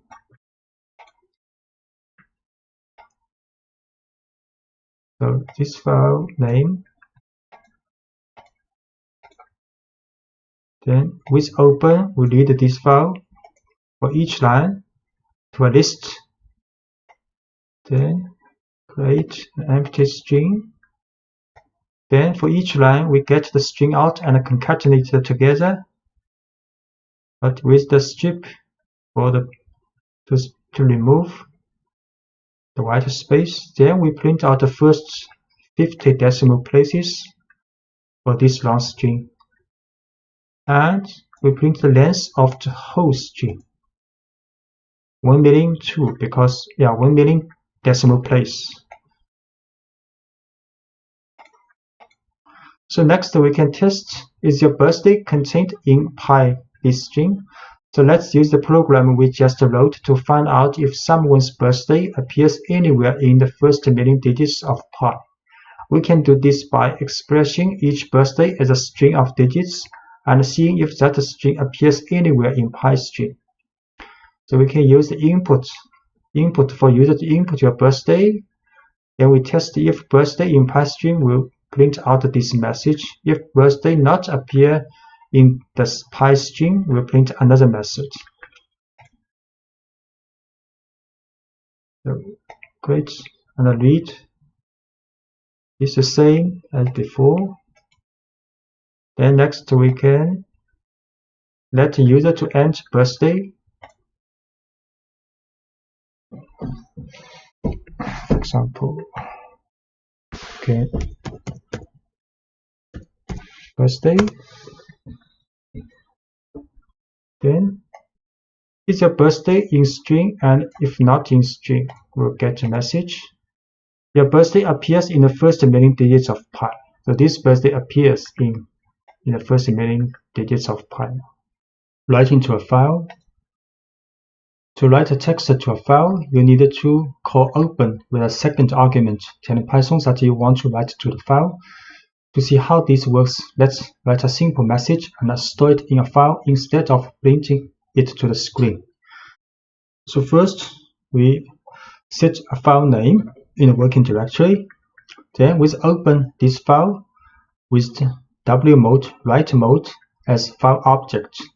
Then we can write file object.write this message inside this with block. So the argument W tells Python that we want to open the file in write mode. You can open a file in read mode with R, write mode with W, and append mode with A. One mode that allows you to read and write to the file with R+. If you omit the mode argument, Python opens the file in read-only mode by default. So we set the file name. Then we open this file with the write mode, then write a message.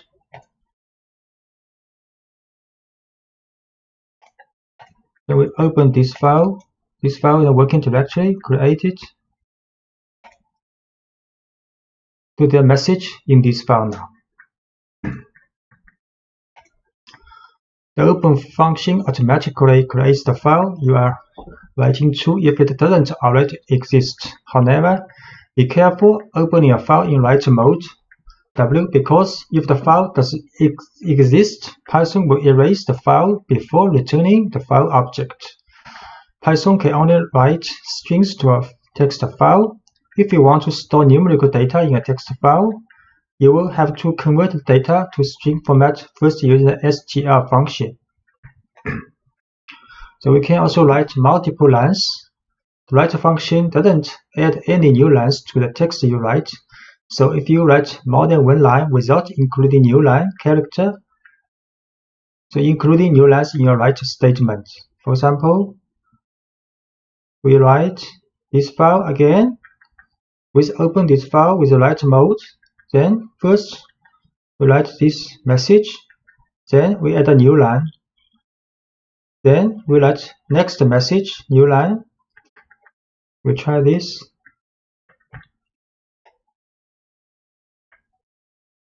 In this file, then write 2 lines message.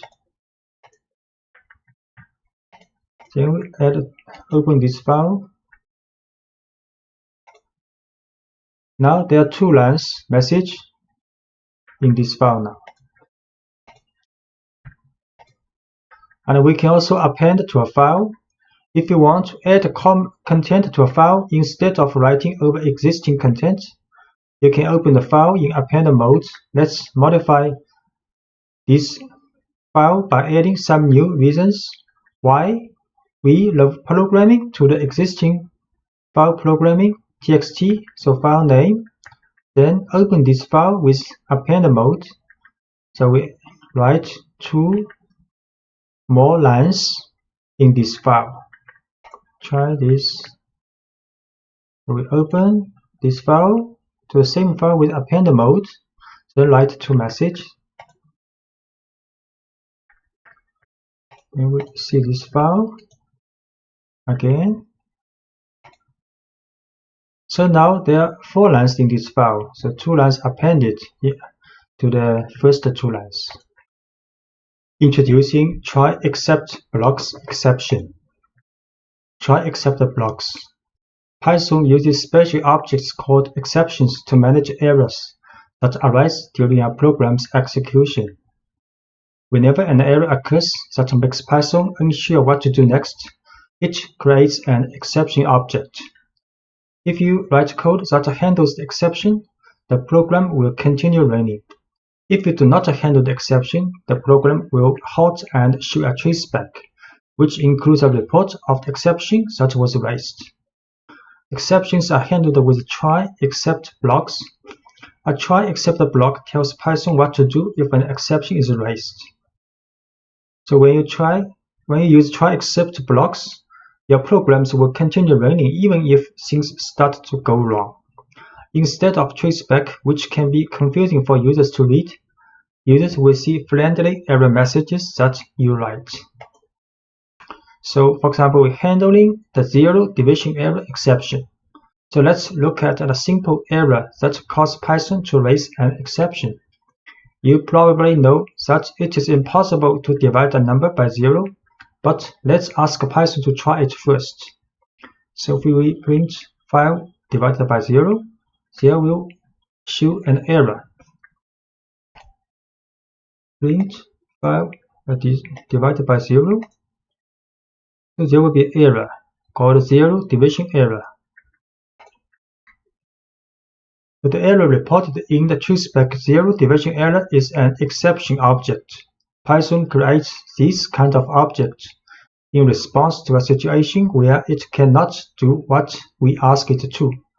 So when this happens, Python stops the program and tells us the kind of exception that was raised. So we can use this information to modify our program. We will tell Python what to do when this kind of exception occurs. Here is what a try except block for handling the 0 division error exception looks like. So we can use a try except block for handle this error. First, we will try this statement. Then we will see except if 0 division error occurs, then we check except if the error happens, then except block will check if it is 0 division error. If this matches, then the statement inside except block will run. So we put print file 0, the line that causes the error, inside the try block. If the code in a try block works, Python skips over the except block. And if the code in the try block causes an error, Python will look for an except block whose error matches the one that was raised and runs the code in that block. So in this example, the code in the try block produces a 0 division error. So Python looks for an except block and telling it how to respond. So Python then runs the code in that block and the user sees a friendly error message instead of a traceback. So we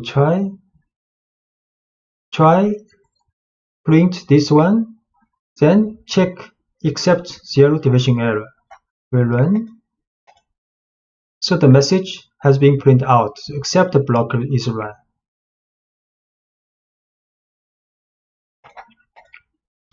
We can use try except else to prevent crashes. So in some cases, we can use try except else block, handling errors smoothly when the program has more work to do after the error occurs. This happens often in programs that prompt users for input. If the program responds to invalid input abruptly, it can prompt for more valid input instead of crashing. So let's create a simple calculate that does only division. We can make this program more error resistant by wrapping the lines that might produce errors in try except else block. So the error occurs on the lines that performs the division, so that's where we will put the try except block. And this example also includes an else block. So any code that depends on the try block executing successfully will go in the else block. We print a message, then print another message, then if while true, let the user to input first number. If user input first number equals to Q, then the while loop will break.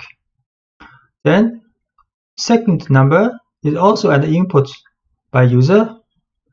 Next, we'll run a try except else block. So in the try is division between int value of int value first number divided by int value of second number. So if this statement runs successfully, then the else block will run. Print this answer. If it raise an error except block object, then Python will check except statement if this error is zero division error. So then we print if matches this error, then we'll print you cannot divide by 0. So we should first we print two messages on the screen. Then we will run this while true, while loop. So let user to input first number and second number. If user in the first number enters Q, then the while block running will stop. And if user enters 0 in the second number, then the error will come and will print out this message. If both number cause the division runs successfully, then we print answer. First number 10, second number 5. Then the answer printed and while loop runs again. First number 100, second number 3, also runs successfully. Then first number 19, second number 0. Then you can't divide by 0. Message is printed out. Then the while loop is not stopped. You can also try next first number. For example, write Q, then stopped while loop. So handling the file not found error exception. So one common issue when working with files is handling missing files. The file you are looking for might be in a different location. The file name may be misspelled, or the file may not exist at all. You can handle all of these situations in a straightforward way with a try except block. So let's try to read a file that doesn't exist. The following program tries to read in the content of Alice in Wonderland, but file Alice1 text has not been saved in the same directory as the current working source file. So we try to read this file, but this file does not exist. We'll see how it happens. So file is alice1.txt. We open this file, then try to read this file. The file not found error happens. So Python cannot read a file from a missing file, so it raises an exception. No such file or directory. So to handle it, you can use a try block that will begin just before the line that contains open to look for and accept blocks that matches that error, and the result is a friendly error message instead of a traceback. We can change with the try except block, then open this file, then read. So if this block successful, the accept block will be skipped. And if try block raise an exception object with error, so the accept block will be checked if the error matches file not found error. If it matches, then the message and this block will be run. So the code in the try block produces a file not found error. So Python looks for an except block that matches that error. Python then runs the code in that block, and the result is a friendly error message instead of a traceback. So we try this file name. Then use try except block. So now the message is run. The file, this text does not exist. So we can also analyze text using try except else block. So for example, you can analyze text files containing entire books. The texts used in the following example come from Project Gutenberg, which maintains a collection of literary works that are available in the public domain. Now let's pull in the text of Alice in Wonderland and try to count the number of words in the text.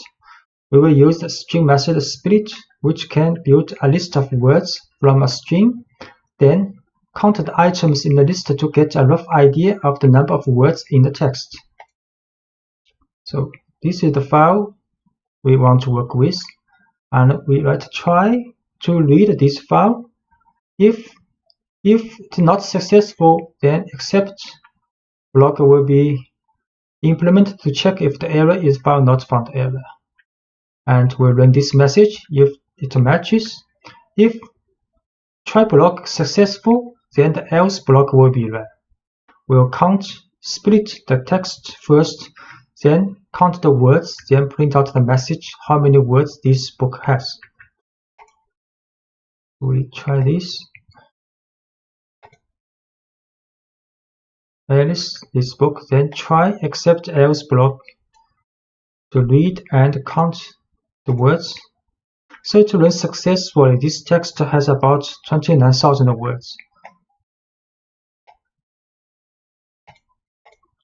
And we can also create a function holding the whole try except else block.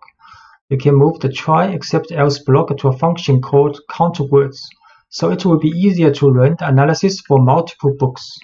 And the missing this file has no effect on the rest of the program execution.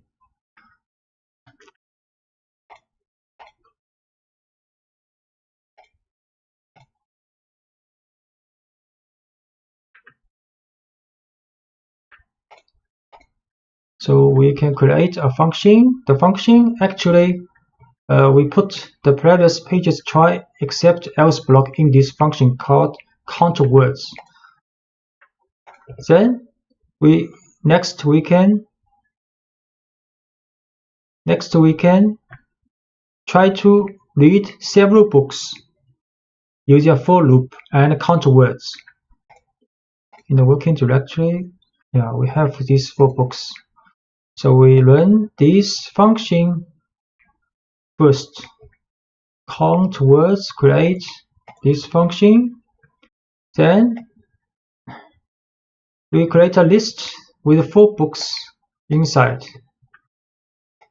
And we intentionally write a wrong name for this book, Cinderella.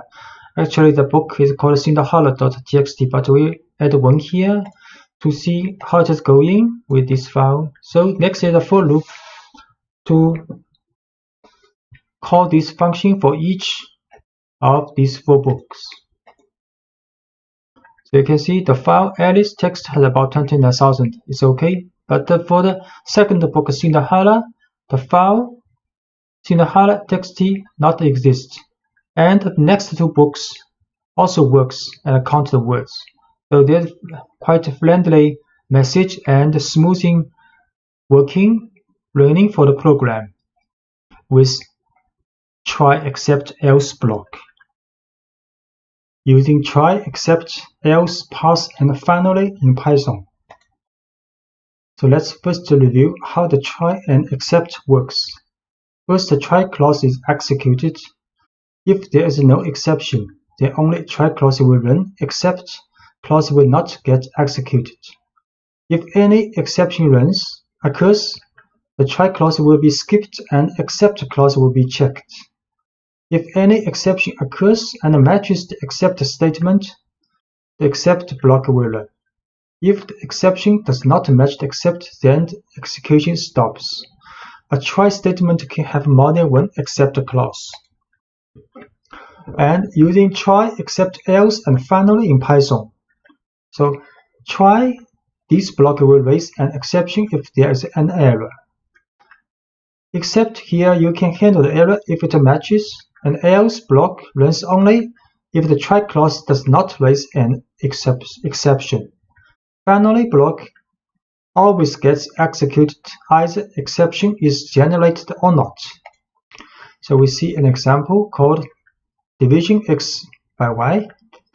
It's a function called division x by y. Say inside the function, first try this division, then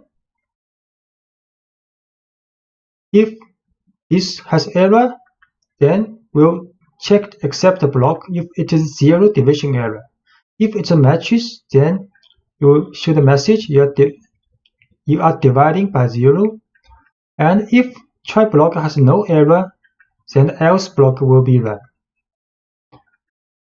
And finally block will always be run either there is an exception object raised or try block successfully run.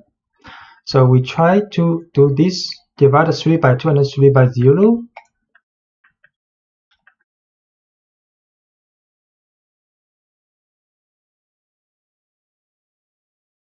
This is called floor division. See, run, create this function, then try to run this. 3 by 2, the answer is 1, and this always executed. So finally block also run, and the answer is run. So answer is run, else block is run because there is no error in the try block. If we try to divide 3 by 0, the message is sorry, you are dividing by 0. So except block is run, and this is always executed. So finally block is also run.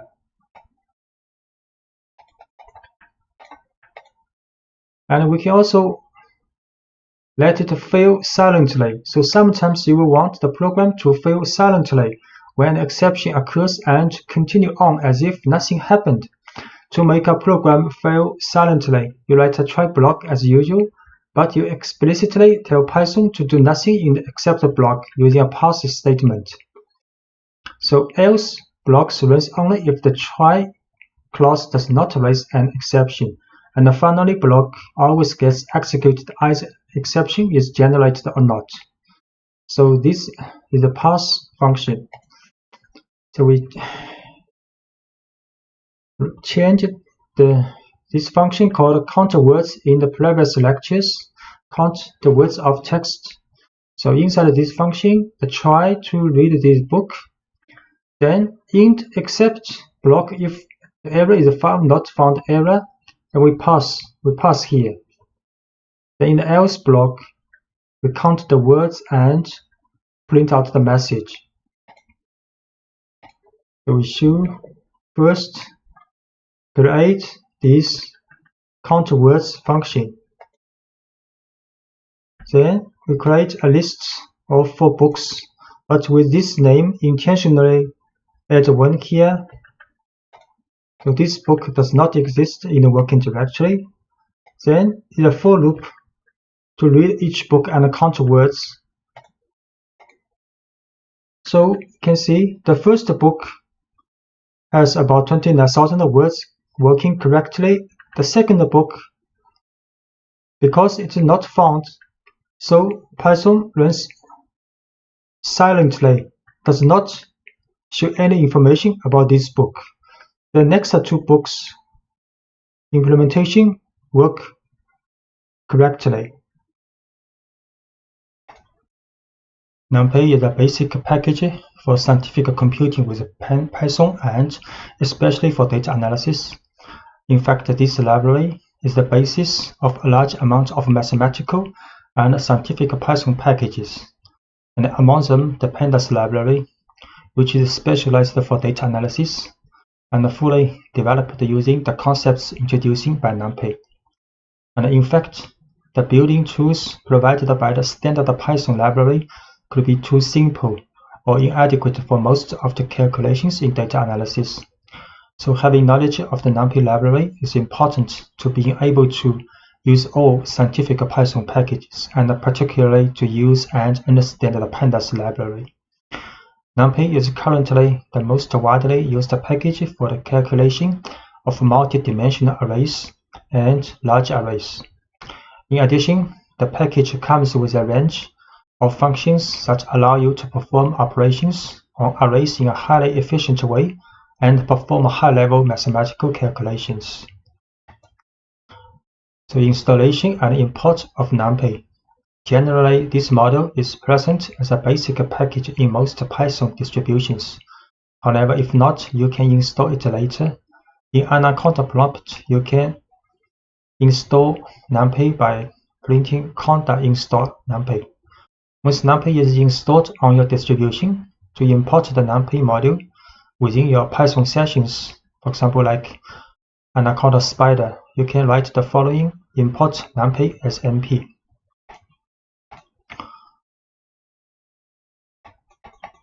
So we can import numpy.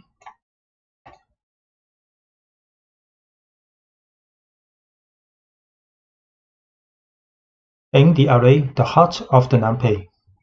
The numpy library is based on one main object called n-the-array, which stands for n-dimensional array. This object is a multi-dimensional homogeneous array with a predetermined number of items. Homogeneous because virtually all the items in it are of the same type and the same size. In fact, the data type is specified by another numpy object called dtype. So each n-the-array is associated with only one type of dtype, and the number of the dimensions and items in an array is defined by its shape, a tuple of n positive integers that specifies the size for each dimension. The dimensions are defined as axes and the number of axes as a rank. Moreover, another peculiarity of numpy arrays is that their size is fixed, that is, once you define their size at the time of creation, it remains unchanged. And this behavior is different from Python lists, which can grow or shrink in size. So the easiest way to define a new n-the-array is to use the array function, passing a Python list containing the elements to be included in it as an argument. So we can create an array using np.array 1, 2, 3 and a list. So A will be an array with 3 elements. So can create this array, one-dimensional array with 3 elements, and we show this array 1, 2, 3. And you can easily check that a newly created object is an n-the-array by passing the new variable to the type function, type A. So we can show type A is a numpy's n-the-array. And you can, in order to associate the type dtype to the newly created n-the-array, you have to use the dtype attribute. So we can use the dtype attribute to this array. Dtype, the dtype int 32. It is integer type with 32 bits.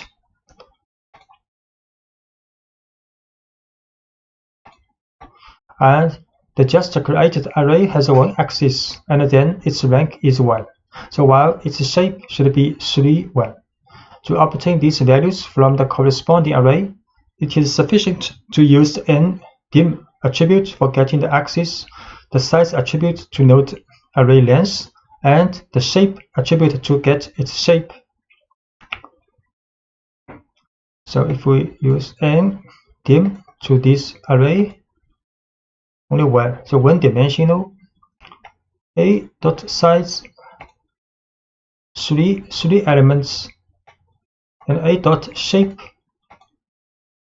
3, so one dimension, the first dimension has 3 elements.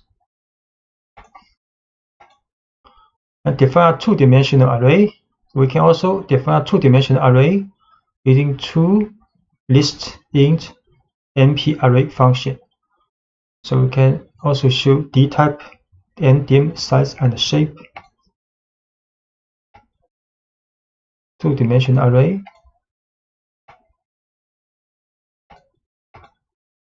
And dtype is float number 64 bits.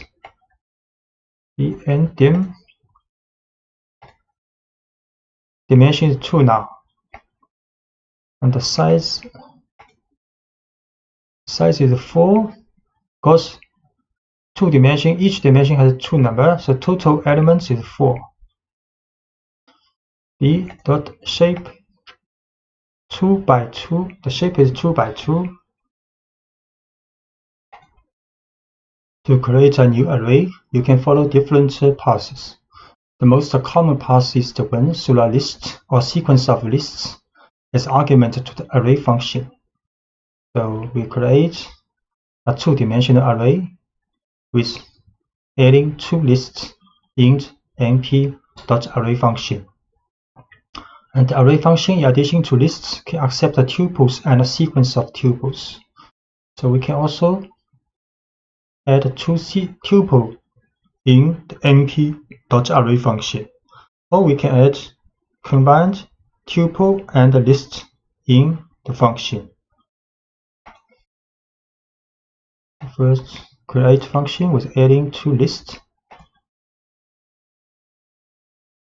And we show this nd array, 2-dimensional, and can create array using 2 tuples.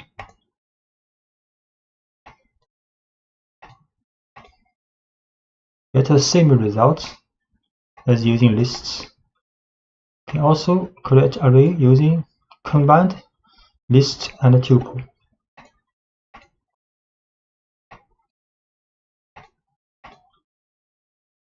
Also a 2-dimensional array.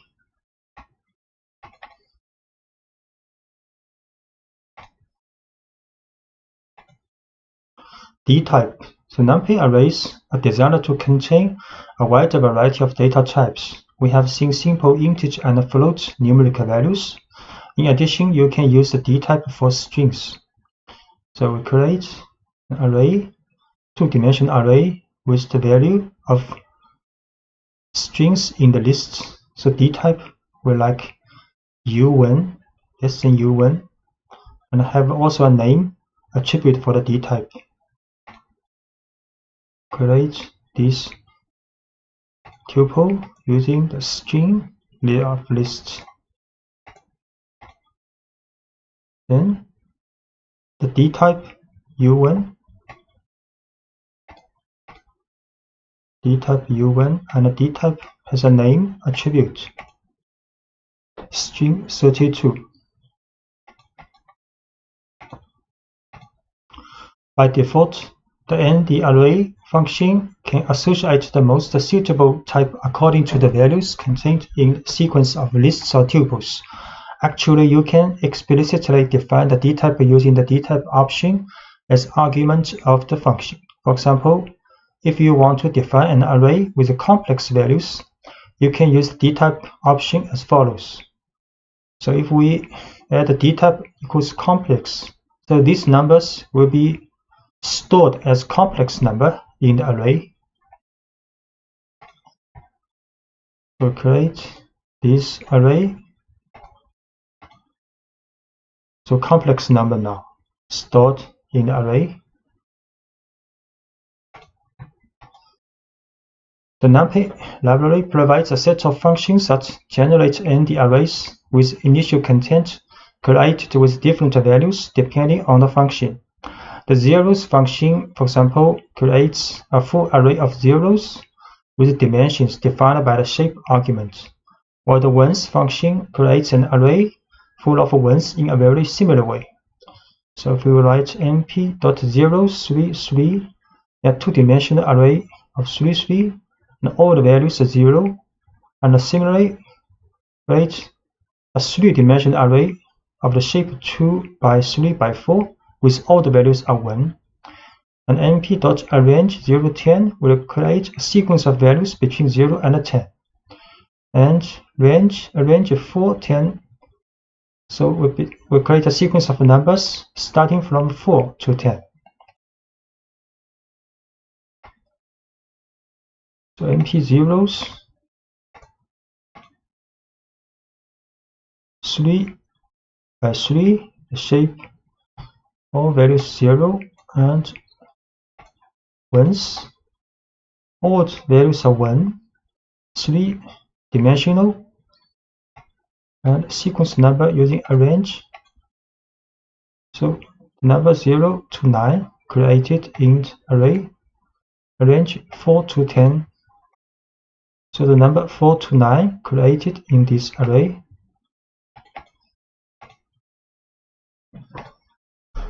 And you can also use the gap not equals 1. So here you create a sequence number between 0 and 12 with the gap 3.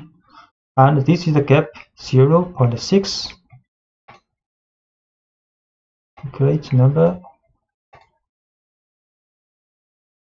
array 0, 3, 6, 9 now. And this array with the gap 0.6. So from 0 to 5.4. And you can also generate 2-dimensional arrays using arrange and reshape. So we create a sequence number first from 0 to 12, then reshape to a 2-dimensional array with the shape 3 by 4.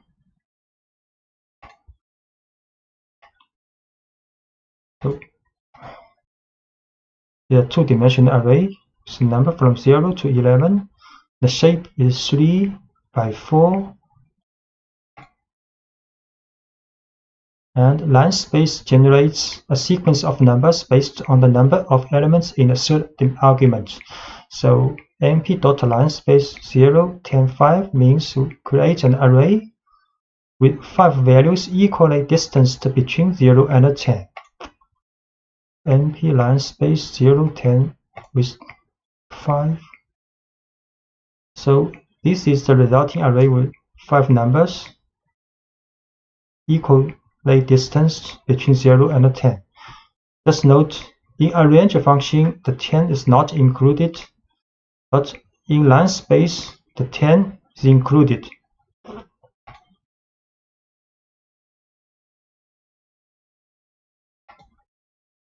And np.random will generate random float numbers in the interval between 0 and 1.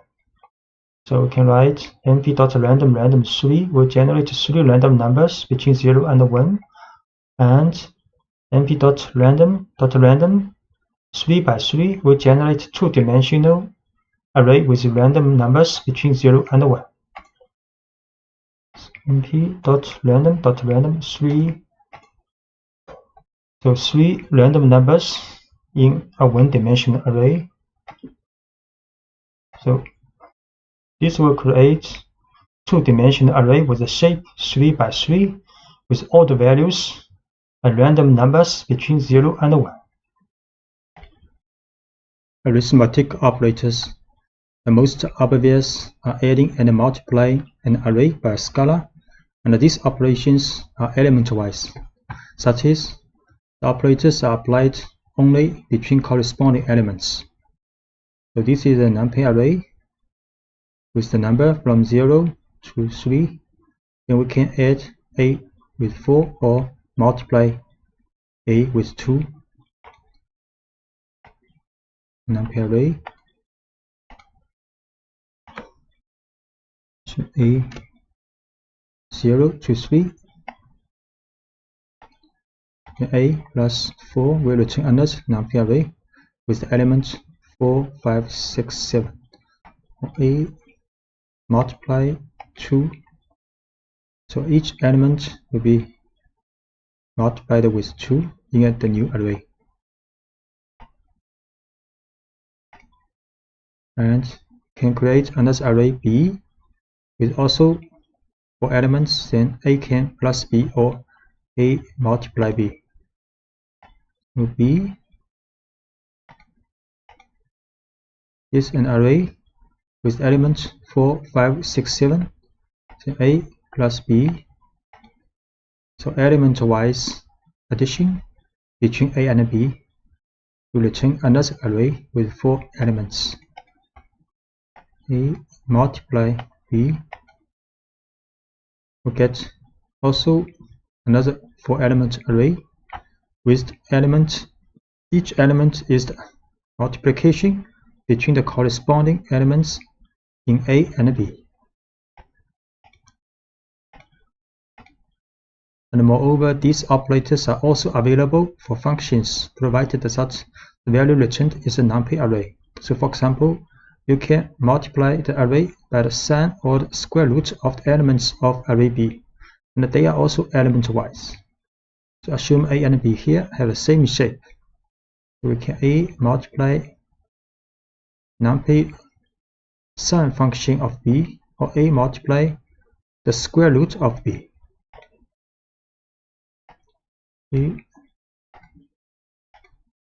multiply the sum function of B, and the result is also a numpy array with 4 elements. A can multiply the square root of B.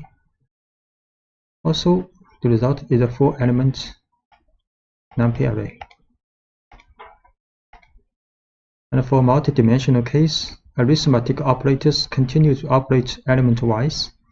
So this is a 2-dimensional numpy array with shape 3 by 3, and B is also a 3 by 3 shape 2-dimensional numpy array with elements O equals 1.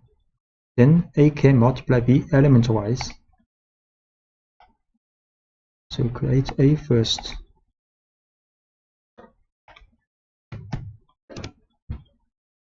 A is a 2-dimensional array, and B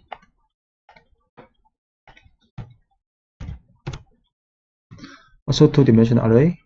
Then A multiply B element-wise a 2-dimensional array. And actually the value of each element in the resulting numpy array is same as in A, because B, all elements in B is 1. The matrix product in numpy array, the matrix product is indicated by the dot function. This operation is not element-wise, that is, the result at each position is the sum of the products of each element of the corresponding row of the first matrix with the corresponding element of the corresponding column of the second matrix. So numpy dot A and B is the matrix production A multiply B. You see, so this is the result of matrix multiplication A and B. An alternative way to write the matrix product is to take dot function as an object function of one of the two matrices. So we can also write numpy dot A and B. Also, A is the first matrix, B is the second one. Or A dot B. So these two is the same. Note that since the matrix product is not a commutative operation, the order of the operands is important. So indeed, A multiply B is not equal to B multiply A in the matrix multiplication. So also show A dot B the same results as this one, but we showed numpy dot B and A is not the same.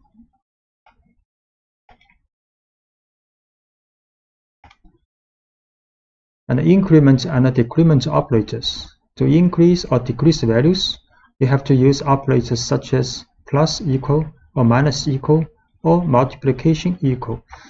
Instead of creating a new array with the results, they will reassign the results to the same array. So we can write a plus equals 1. Then the array of a, each element will be added with 1. And similarly, a minus equal 4, each element of array a will be minused with 4. And this will multiplied with 4 for each element in A. We create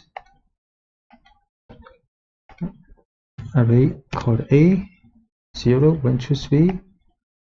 Then A plus equal 1. We show again. A, each element has been added with 1. A minus equal 1. We show again A.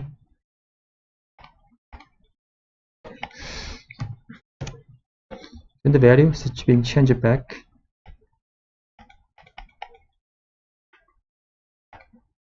We can also create A 0, 1, 2, 3, A, for example, plus 4. Change it to 4, 5, 6, 7, and multiplication to 8, 10, 12, 14 now.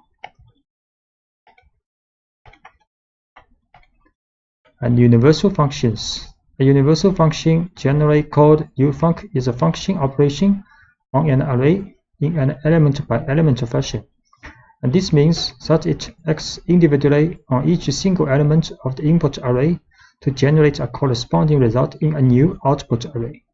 So in the end, we obtain an array of the same size as the input. There are many mathematical and trigonometric operations that meet this definition. For example, calculating the square root with the square root, the logarithm with the log, or the sum function with the sum. So A is an array, can calculate the square root of A, log A, and sum. Create A is an array, then square root of A for each element, then logarithm of A. Result is also a 4-element array, and sum function of A.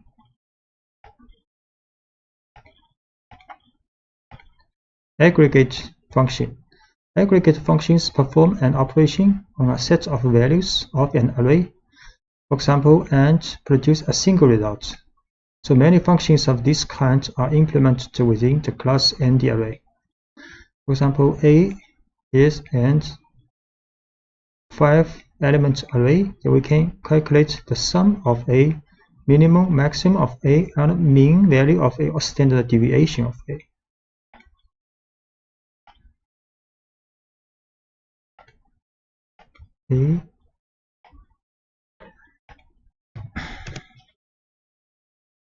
Then A dot sum, summation, the minimum value of A, maximum value of A, and the mean or average value of A, and the standard deviation of A. Indexing. Array indexing always use square brackets to index the elements of the array so that the elements can then be referred individually, or various uses such as extracting a value, selecting items, or even assigning a new value. So when you create a new array, an appropriate scale index is also automatically created. In order to access a single element of an array, you can refer to its index. So this is an array created with 6 numbers from 10 to 15. So we can write A bracket 4. Then the 5th element of this array will be selected. So create an array first.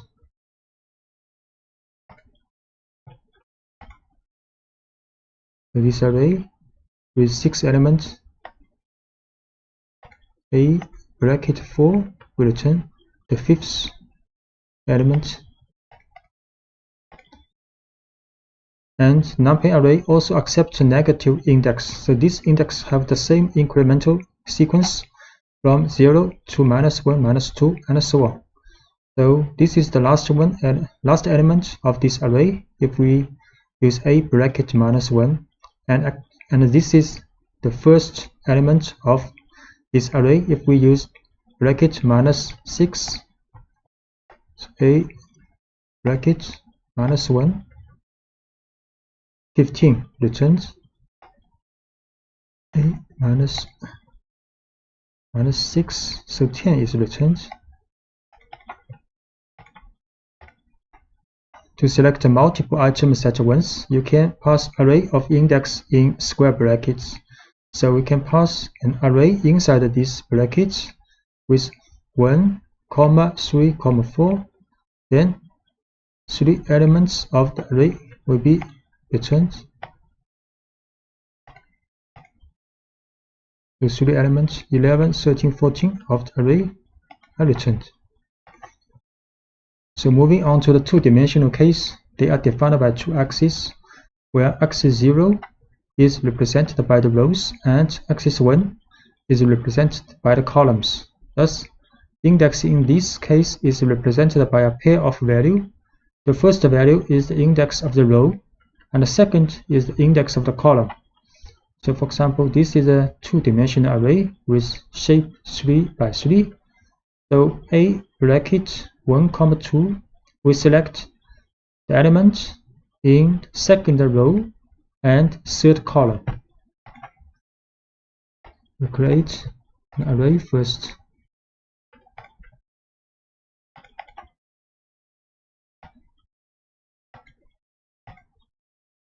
A, the two-dimensional array, then a bracket 1, 2, so the value element of 15 is returned.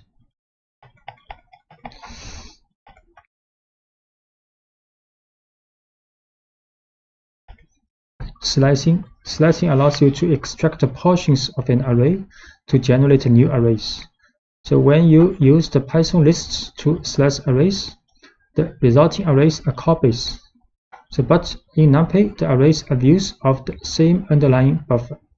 So depending on the portion of the array that you want to extract or view, you must use the slice syntax.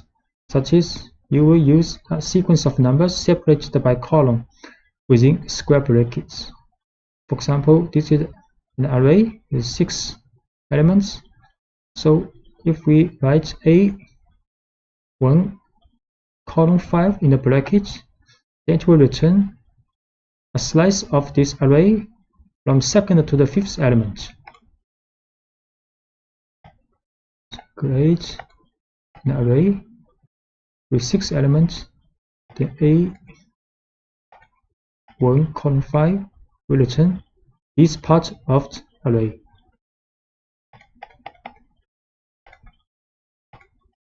And you can use the third number in the bracket to find a gap in the sequence of the elements. So if we write A bracket 1, 5, 1, 2, this last 2 means the gap of the elements returned. So array will return an array with 11, then 13. So the difference between these two are 2 for this element. So A1, 5, 2, this will return 11 and 13. In the slicing bracket, if you omit the first number, NumPy implicitly interprets this number as 0. That means from the initial element of the array. If you omit the second number, this will be interpreted as maximum index of the array. And if you omit the last number, this will be interpreted as 1 for the gap. So if we do not write the first and second element in the bracket, then it means from the first to the last element of this array with the gap 2. will return an array with 3 elements 10, 12, 14. Similarly, this will start from the beginning to the 6th element of the array and with a gap 2. Actually, the result is the same as this one, and this will from the beginning to the 5th element but with gap 1. So A column 2 10, 12, 14, A column 5 column 2 also 10, 12, 14, A column 5 column. So from 10 to 14 returns. And in the case of a 2-dimensional array, the slicing syntax still applies, but it is separately defined for the rows and columns with comma. For example, if you want to extract only the first row or the first column, so A is a 2-dimensional array, then this will return the first row but all the column of this row, and this will return the first column and all the rows of this column.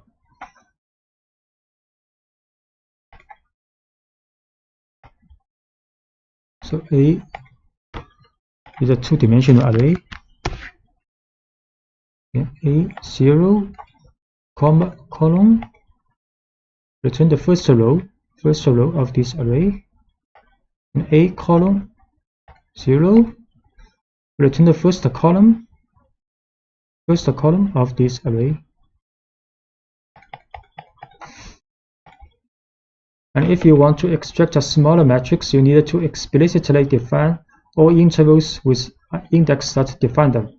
So, for example, A 0 to 2 and comma 0 to 2, it will return the first 2 row and the first 2 column of this array. So it's a smaller array. And if we want to write, if we write bracket 0 to the first and third row and the first 2 second column, this part of array will be returned. So we'll see this one, first 2 row, first 2 column, this part of array returns. This is the first and the third row and first 2 column will be returned.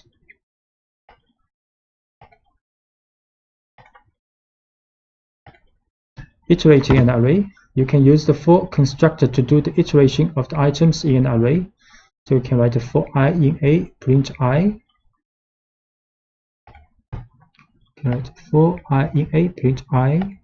But similar as numpy's for loop in the list, but similar as the for loop for the list.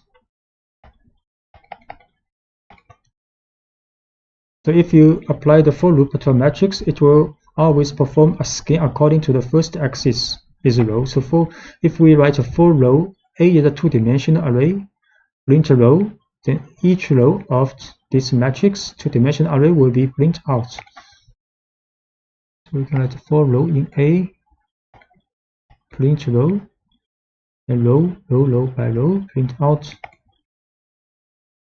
And if you want to make an iteration element by element, you can use the following constructor using the for loop in A.flat. So A.flat will get all elements of this 2-dimensional array and put in an 1-dimensional array, then print this item out. Write A.flat for elements. So element by element, each element printed out from this 2-dimensional array. And if you want to launch an aggregate function that returns a value calculated for every single column or on every single row, there is an optimal way that leaves it to numpy to manage the iteration. You can use apply along axis function. So this function takes 3 arguments: the aggregate function, the axis on which to apply the iteration, and the array. So if the option axis equals 0, then iteration evaluates the elements column by column along the column, whereas if x is equals 1, then iteration equals evaluates the elements row by row. So for example, you can calculate the average values first by column and then by row. So if you write numpy dot apply along axis mean x0 array A, you see how it's going, and if we set x is 1, so we should matrix A first. 3 row, 3 column. So we apply a mean value for x is 0 for this matrix. Mean value 13, 14, 15. Actually, it's along the column. So along the column by column, then we mean value x is equals 1. So along the row.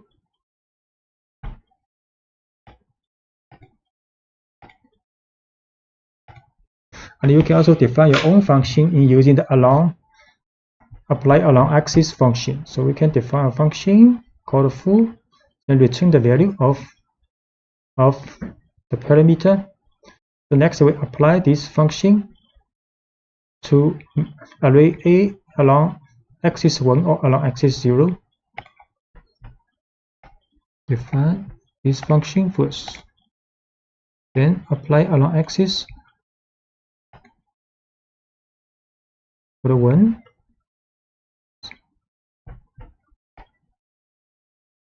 And apply this function to 0. Actually, the result will be the same because you divide elements by 2 along the row. It's same as you dividing elements by 2 along the column. And the conditions and the Boolean arrays. An alternative way to selectively extract the elements in an array is to use the conditions and the Boolean operators. Suppose you wanted to select all the values that are less than 0.5 in a 4x4 matrix containing random numbers between 0 and 1. So A is a matrix, 2-dimensional array with a random number between 0 and 1. So we can get a Boolean array with same dimension. Then write A less than 0.5. Next, we can use this condition to select elements of this array. So create this array first, random number between 0 and 1, 4x4 dimension, 4x4, the shape A less than 0.5, it's the same dimension, Boolean matrix. We can select condition. Now it is a 1 dimension with all the values meeting this condition in array A. Shape manipulation. During the creation of a 2-dimensional array, it is possible to convert a 1-dimensional array into a matrix using reshape function. Reshape function returns a new array and can therefore create new objects. So this is 1-dimensional array with 12 elements, and we can write A.reshape to 3x4 2-dimensional array. A is a 1-dimensional array with random number, 12 random number. And we create another array using reshape to 3x4. We choose this array. Now the dimension is 3x4 2-dimensional array. And you can also use a tuple to modify the shape of an existing array. We can also write A.shape. Assign a 2-dimensional array in a tuple. So we assign the shape to A. Then we show A again. Now A is 2-dimensional array. And the inverse operation is also possible, such as you can convert a 2-dimensional array into a 1-dimensional array by using the level function. We use level function to A and So A is now is one-dimensional again, and even acting directly on the shape attribute of the array itself, you can also write A shape to 12. You can also first create again A as two-dimensional array. Then we assign the shape to 12. So A is one-dimensional array now. And if you want to transpose a matrix which is inverting the columns with the rows, you can use numpy's transpose function. We can transpose A. So A's value has been transposed, and now the A's dimension is 4 by 3. So 4 rows, 3 columns now. The join arrays, you can merge multiple arrays to form a new one that contains all of the arrays. NumPy uses the concept of stacking, providing a number of functions in this regard. For example, you can perform vertical stacking with the vstack function, which combines the second array as new rows of the first array. By contrast, the edge stack function performs horizontal stacking, that is, the second array is added to the columns of the first array. So A, B are two arrays, both have the shape 3 by 3, so we can vstack AB, then it will be a new array with shape 3 by 6 by 3, and edge stack AB will create a new array with the shape 3 by 6. So A, B, the two array to A, B, both 3 by 3, then NP vstack AB. So the shape in the new array is 6 by 3. So array B has been added to the rows of the resulting array. And edge stack AB, you see the array A and array B is being stacked, and the dimension is 3 by 6 now. Two other functions performing stacking between multiple arrays, a column stack and a row stack. These functions operate differently than the two previous functions. So generally, these functions are used with a one-dimensional array, which are stacked as columns or rows in order to form a new two-dimensional array.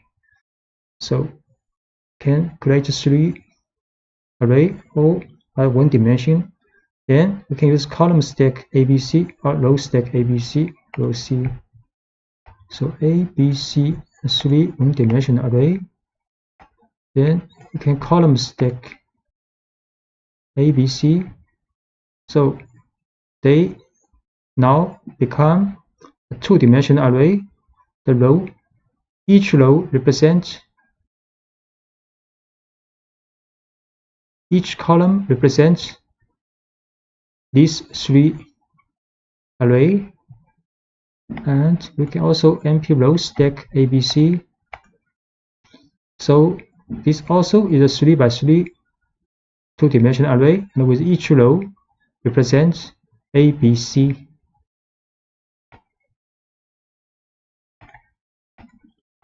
And splitting arrays. To divide an array horizontally or vertically into several parts, you can use NumPy's splitting function hsplit or vsplit. For example, if you want to split the array horizontally, meaning the width of the array is divided into 2 parts.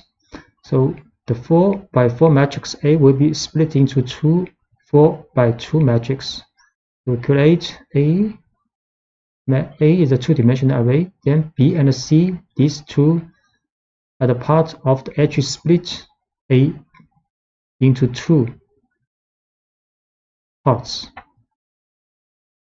You will see A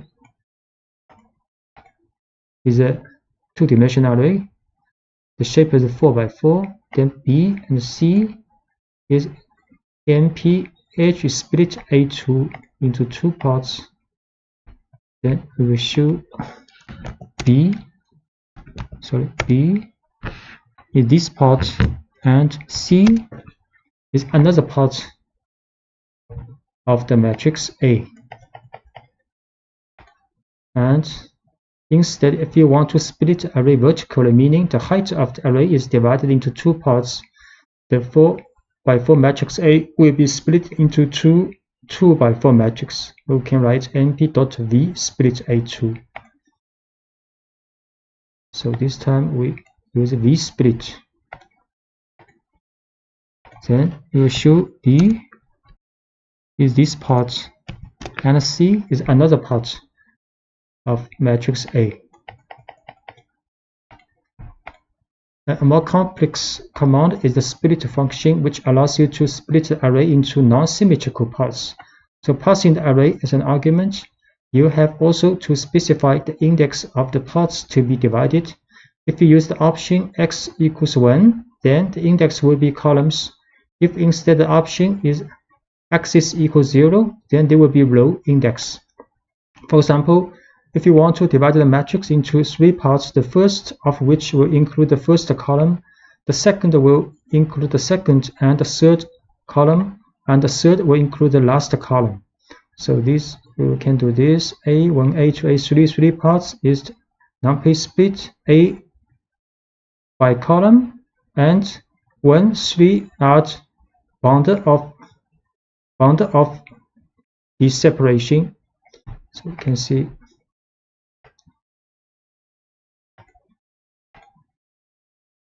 So A1 is this part, A2 is 2 and 3 column, and A3 is the last column of matrix A.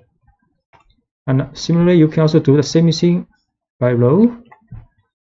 So this time we can split by the row with first row and second to third row, then the last row of matrix A. Copies or views of numpy arrays. If you assign one array A to another array B, you are not copying it. Array B is just another way to call array A. In fact, by changing the element of A, you change the value of B too, and vice versa. So A is an array, then we assign A to B, B equals A. Now if I change the element of A, then B is also changed. Create an array A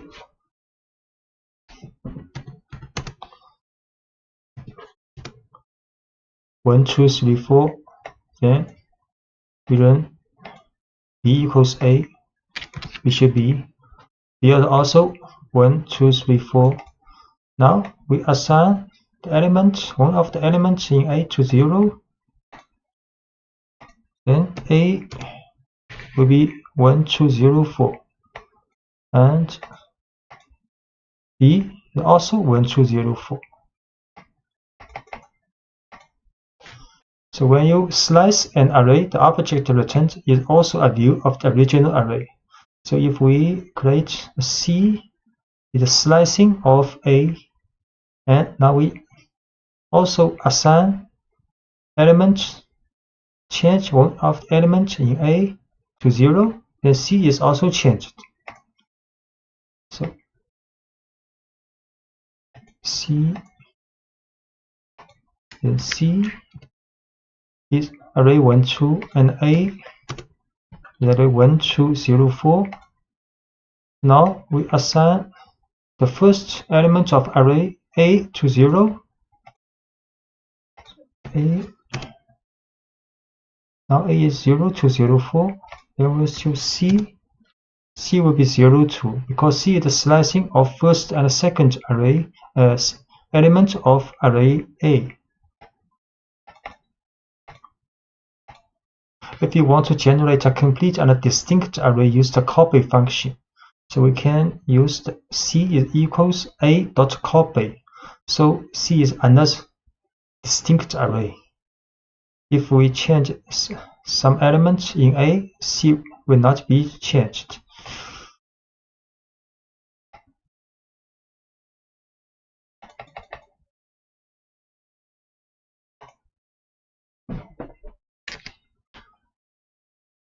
C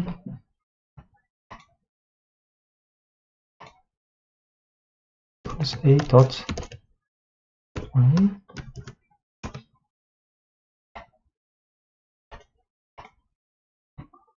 Then A 0 C. If we change A to 100, A changed to 100, but C not changed now.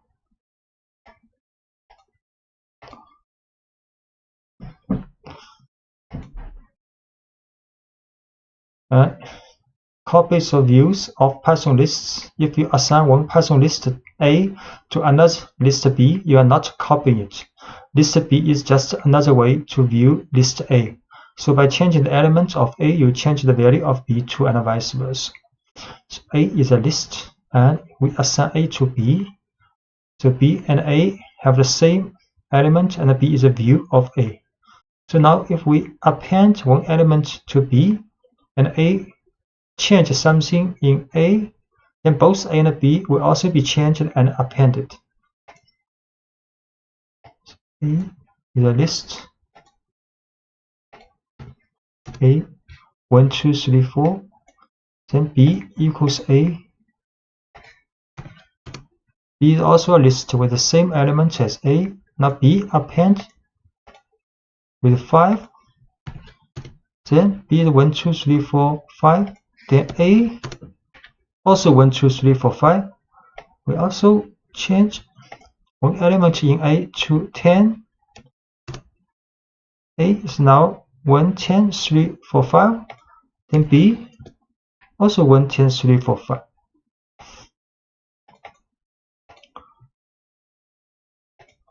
And when you slice a Python list, the returned list is a distinct and a new object. So A is 1, 2, 3, 4 list. Then F is a slicing part of A. Then we change element of A to 10. F append 100, and A and F will be changed individually. So A is a list. F is a slicing of A. A is 1, 2, 3, 4, and F 1, 2, 3. Then we change one of the element in A to 10, and we append one element to F. So A the 1, 10, 3, 4, and F 1, 2, 3, 100. So they are distinct objects. So when you use a copy to a Python list, the returned list is a distinct and a new object. So A is 1, 2, 3, 4 a list. C is the copy of A. Then we change element in A to 10, and C append 10, and A and C will be changed individually. A is a list. C is a copy of A. A is a list 1, 2, 3, 4, and C also 1, 2, 3, 4. Then change second element in A to 10, and append one element to C. Then A the 1, 10, 3, 4, C the 1, 2, 3, 4, 10. So they are independent. Broadcasting of numpy arrays. Broadcasting allows an operator or a function to act on two or more arrays to operate even if these arrays do not have the same shape. Two arrays can be subjected to broadcasting when all their dimensions are compatible, which means the length of each dimension must be equal, or one of them must be equal to 1. If neither of these conditions is met, you get an exception that states that the two arrays are not compatible. So when the rule of compatibility is met, then the size of the smallest array will be extended to the size of the biggest array, so that the element-wise function or operator is applicable. So we see an example. A is a two-dimensional array, and B is a one-dimensional array. A plus B is compatible, and B will be broadcasted to the size of A, and then get the addition implemented.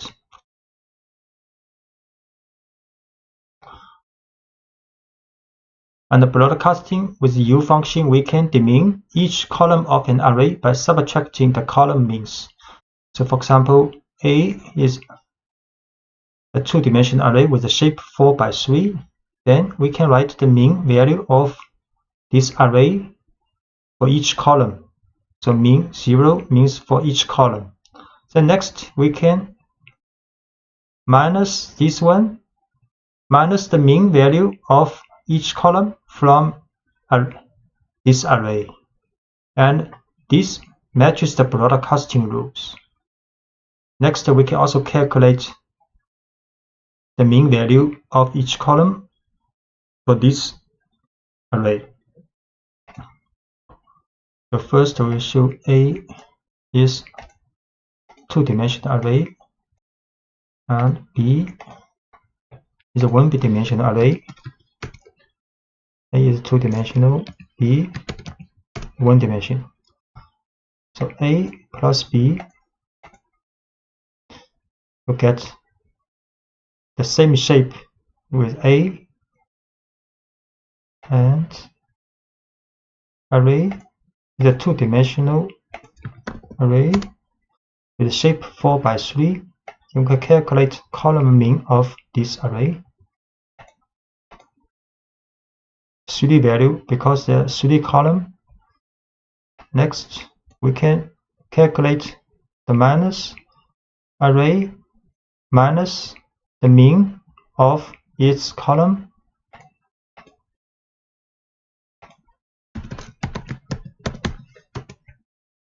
This is the result with the same shape as this array. So this minus is compatible with broadcasting automatically. Next, we can calculate this array's mean value for each column. It will be 0 for each column because it has been demeaned. This value is very close to 0.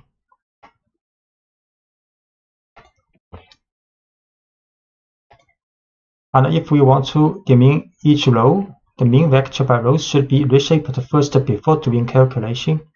So first, we can calculate the mean value for each row, and this is the shape. Then, if we minus this array minus this, the mean value for each row, we have to reshape this value first to 4 by 1.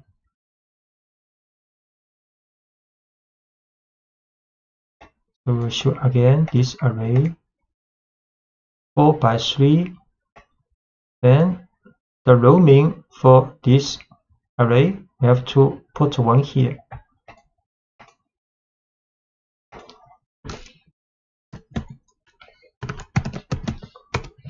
So 4 value because this array has 4 rows. And we can also show the shape of this. Shape is one-dimensional array with 4. If we want to calculate, then we have to reshape this row means to 4, 1. Then it is possible with the broadcasting.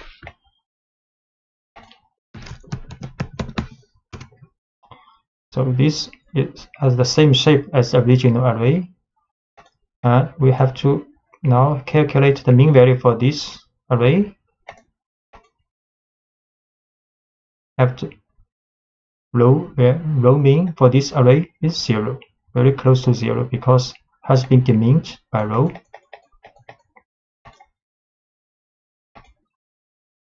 Okay, using NP new axis function to reshape numpy arrays also. So in the 3-dimensional case, broadcasting over any of the 3 dimensions is only a matter of reshaping the data to be shape compatible. So using reshape is one option, but numpy arrays offer a special function called np.newAxis along with full slices to insert the new axis. So what this means?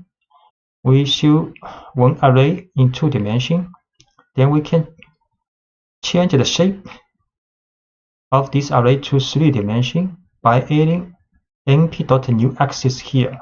Then the shape will be 4, 1, 4. So this array, the 2 dimension, 2 dimension, all the values 0. Then we can create another array based on this array with 3 dimensions. Add np.new axis here. Then show the shape of this array like 4, 1, 4.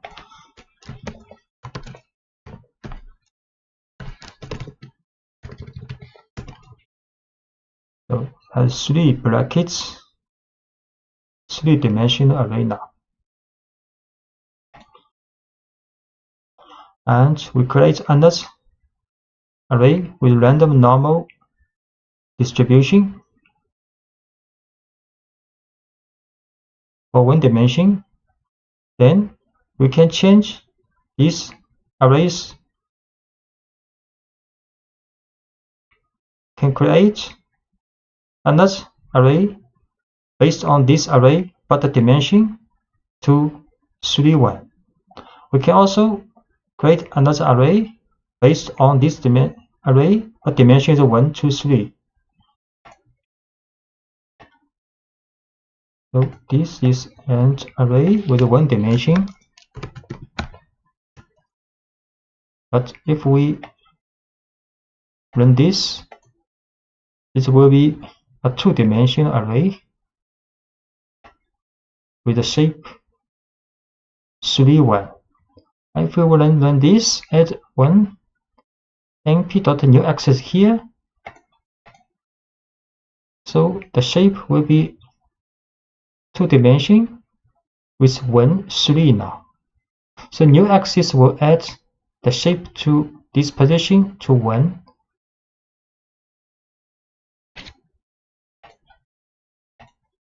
Thus, if we had a 3-dimensional array and wanted to the mean axis to, say we would need to write, so this is a 3-dimensional array and we want to get the mean for 2 is the last dimension. So this mean array will be 2-dimensional because the last axis has been meaned out. And next, if we want to calculate AR minus this mean value, because this mean value is 2-dimensional, so we have to add 1 axis here with 1 dimension, 1. The shape is 1 for the last axis, then it is compatible for calculation. We'll show. So this is a 3-dimensional array. 3-dimensional, 3 brackets, and we get the means and mean out at the last dimension. Sure.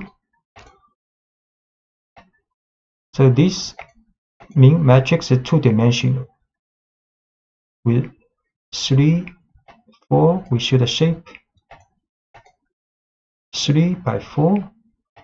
So if we want to calculate the minus, then we have to add the np.new axis here after for this mean matrix.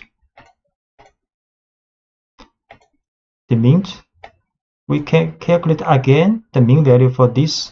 The mean is 0 actually. Every value is 0 now.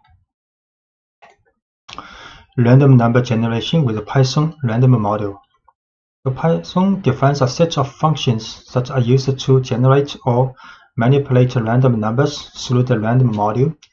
Functions in the random module rely on a pseudo-random number generator, function random, which generates a random float number between 0 and 1.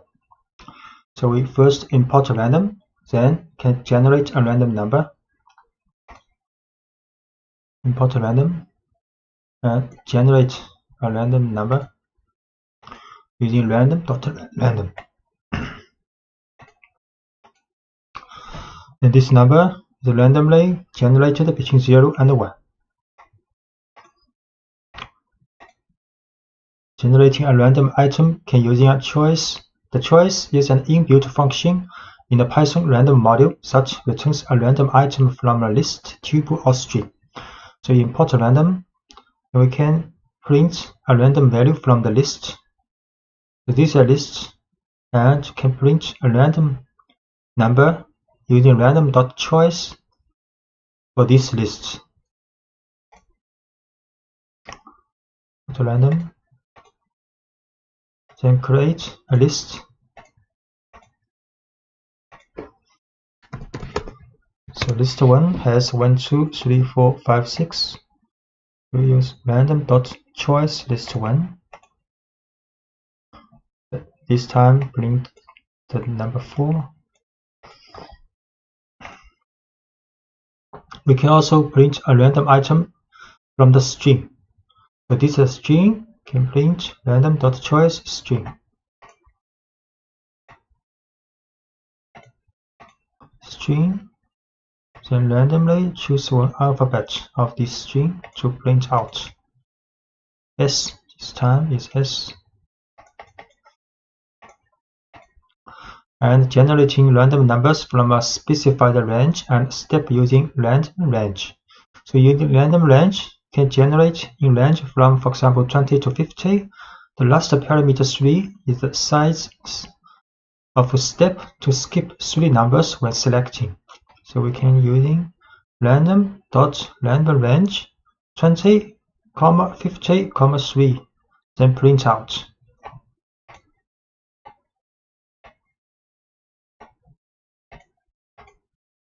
So it's 47. So you can see the 47 minus 20 can divided by 3. So this number is between 20 to 50 and with step 3 over 20. The seed function is used to save the state of a random function so that it can generate the same random numbers on multiple executions.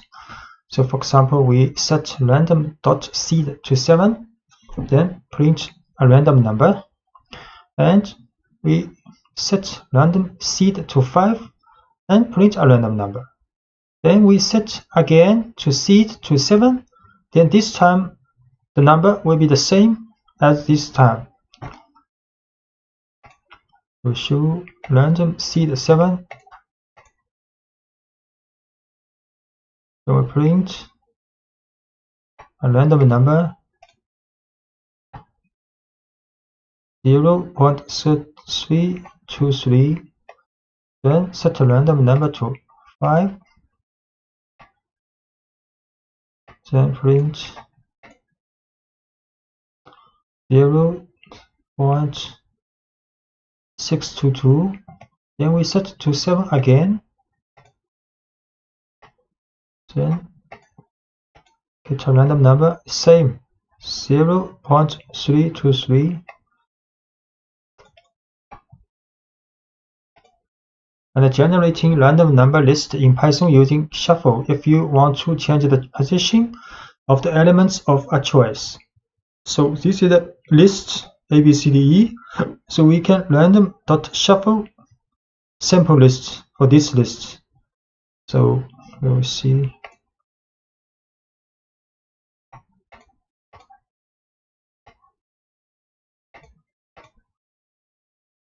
And print.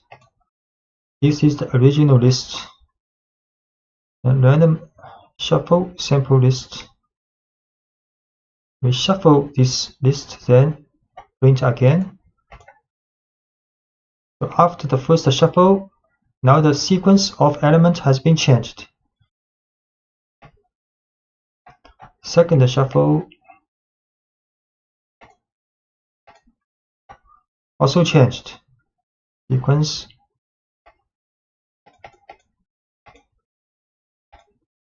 Generating random number list in Python using uniform. This function is used to generate a floating point random number between the numbers mentioned in its argument. So it takes 2 arguments, lower limit included in generation and upper limit not included in generation. For example, we can use random.uniform to draw a random number between 5 to 10.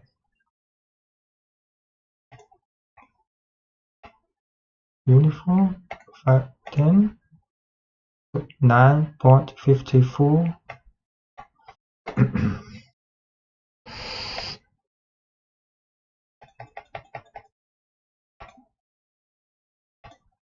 So random number generation with numpy's random module. So this time we think about numpy's random module. The numpy's random module supplements the built-in Python random with functions for efficiently generating whole arrays of sample values from many kinds of probability distribution. So this is a 4x4 array of samples from the standard normal distribution using normal. So we can run this using random.normal to draw a two-dimensional array with shape 4x4 and the value are standard normally distributed. So import numpy here. Then we can use numpy's random module random.normal to a two-dimensional array. Then show this array two-dimensional and the value a standard normally distributed.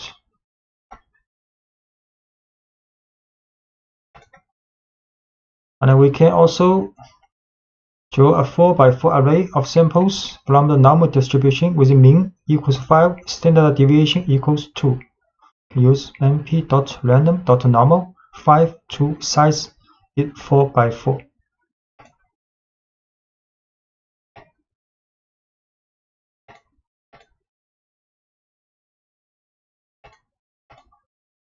So this time, this matrix 2x2 two-dimensional numpy array with the shape 4x4 and the value f normally distributed with mean equals 5, standard deviation equals 2.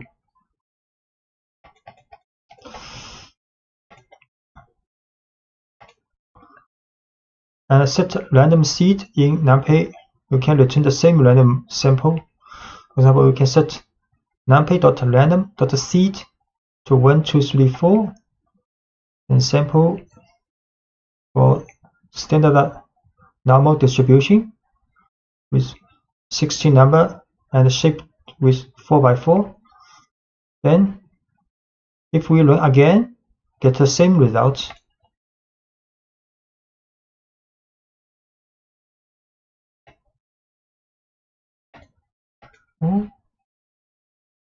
Simple.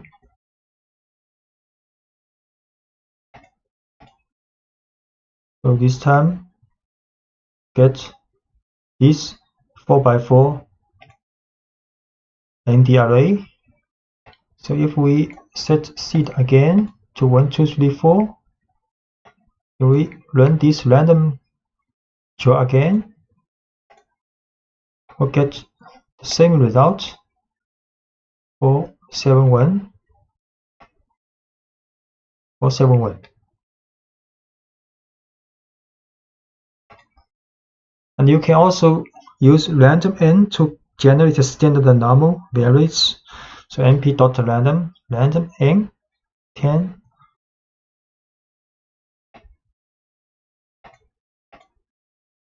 So these 10 numbers also standard normally distributed. You can shuffle an numpy array with np.random shuffle. So create an array.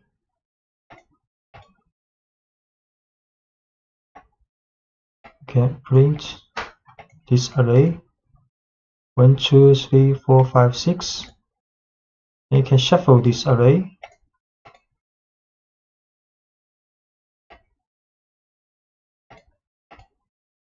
And shuffle this 2, 1, 6, 3, 5, 4. And numpy's random permutation method to get the random samples of sequence of permutation. So import numpy as np, then gfg equals numpy's random.permutation 20. See,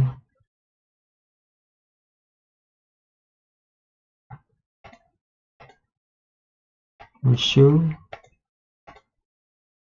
actually is the 20 number from 0 to 19, then randomly arranged after shuffle.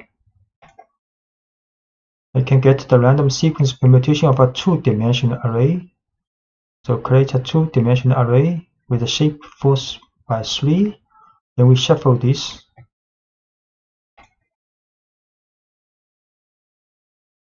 This is a two-dimensional array.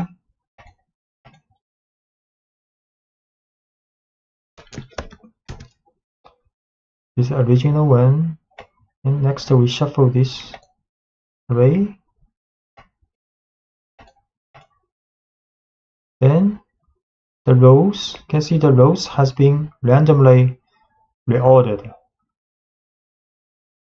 But the elements within each row will not be changed.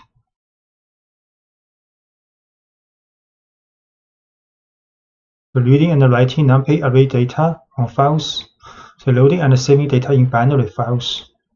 So numpy provides a pair of functions called save and load that enable you to save and then later retrieve data stored in binary format. So once you have an array to save, for example, one that contains the results of your data analysis processing, you simply call the save function and specify as an argument the name of the file and the array. The file will automatically be given the .npy extension. So this is a data frame. So this is a numpy array with shape 4 by 3, two-dimensional. Then we can save using np.save to save the data, this file with this data numpy array. We have to import OS package and save the working directory. Then create a numpy array, two-dimensional array, the shape of 4 by 3. Then we can save this array to this file.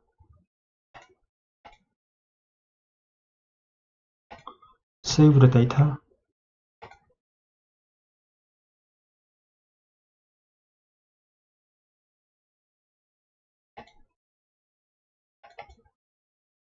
So you can find this data, save the data, but this is a binary file you cannot open with txt file.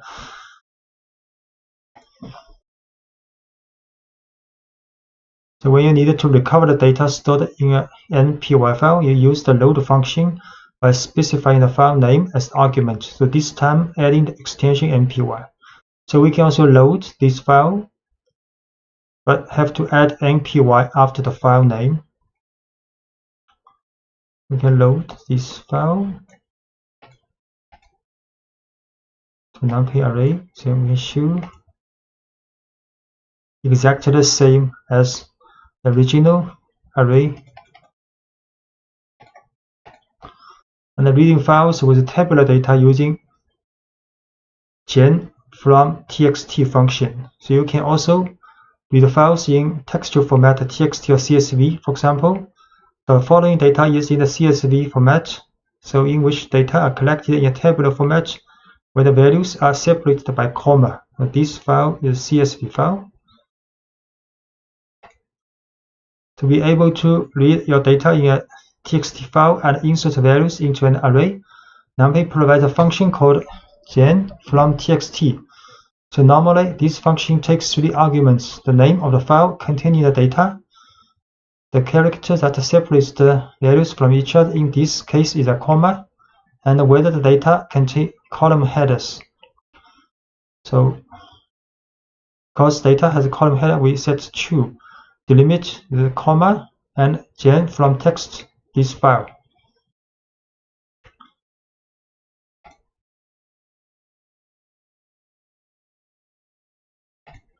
And we can show this file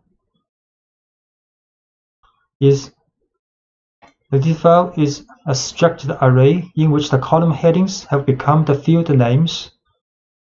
So in the CSV file, the heading becomes the name of the field. So this is arrays value part, and this is dtype part for each column.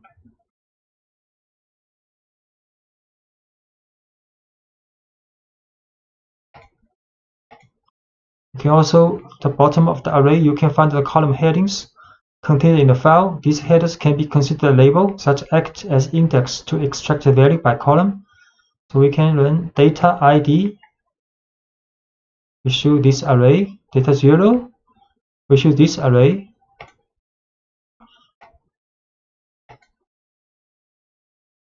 D, data 0.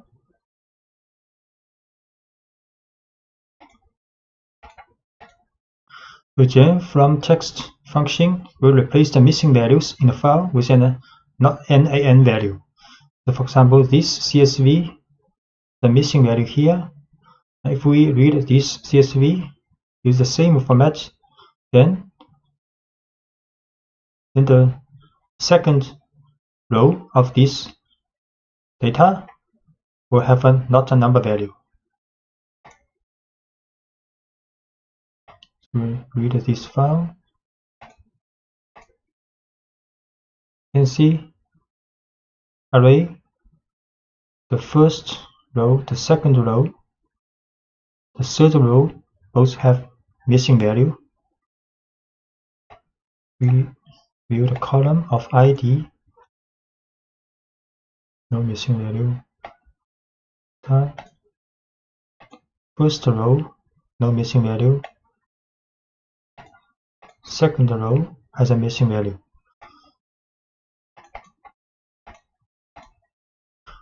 And the reading files with tabular data can also use numpy's load.txt file. For example, this is a txt file with 6 rows.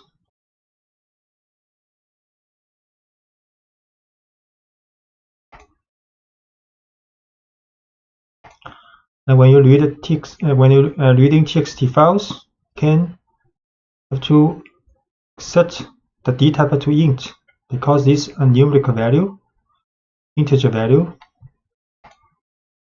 So we set this to int and read this file, and we print out exactly what we want, a two-dimensional array with shape 6 by 2.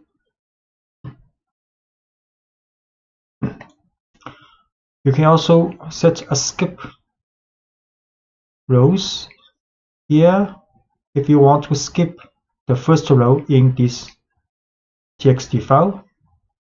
So this txt file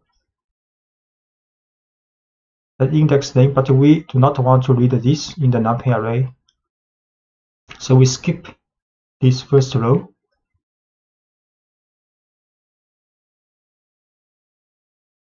I have to set a row, skip rows here. So loader text will read from this row first. So this is the second row, which means the first row is skipped. And the dtype is a string. I have to add str here.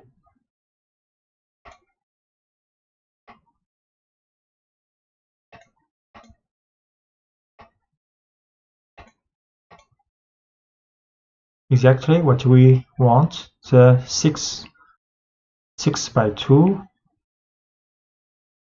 two-dimensional array. So pandas is an open source Python library for highly specialized data analysis. It is currently the reference point that all professionals using the Python language need to study for the statistical purpose of analysis and decision making. Pandas is designed on the basis of the NumPy library, so it is not only makes this library compatible with most other modules, but also takes advantage of the high quality of the NumPy module. Pandas provides two new data structures called series and data frames, which are designed to work with relational data or labeled data. thus allowing you to manage data with features similar to those designed for SQL relational database and Excel spreadsheets. And pandas provides also an extended set of functions and methods that allow you to perform operations efficiently. Installation of pandas. And for those who choose to use the Anaconda distribution, managing the installation is very simple. So first you have to see if the pandas module is installed, and if so, which version. To do this, type the following command from the Anaconda prompt window. We can print conda list pandas, for example. This is the prompt window in Anaconda and in this environment.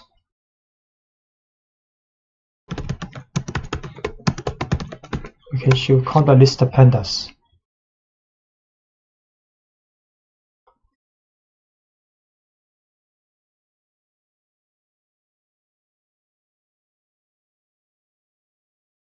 So it has been shown that pandas has been installed with the version in this environment. And if you do not have pandas installed, you will need to install and the following command conda install pandas. So if you want to install, just print conda install pandas. Okay. And if you want to start a pandas, the general practice for importing the pandas module in Python session is as follows. So just import pandas as PD and import numpy as NP. So we import pandas as PD and import numpy as NP. This is the standard import. And declaring a series. So to create the series, you simply call the series construct and pass as an argument an array containing the values to be included in it. So we can create a series, use pd.series, then array inside the parentheses. Or we can create an array and manually add the index. So we create an array with this, create a series with this array. We show this series. The series is a relational data with index, default index from 0 to 3, and the value is the array we input in the creation of a series. So we can also add manually the index string when we creating this series.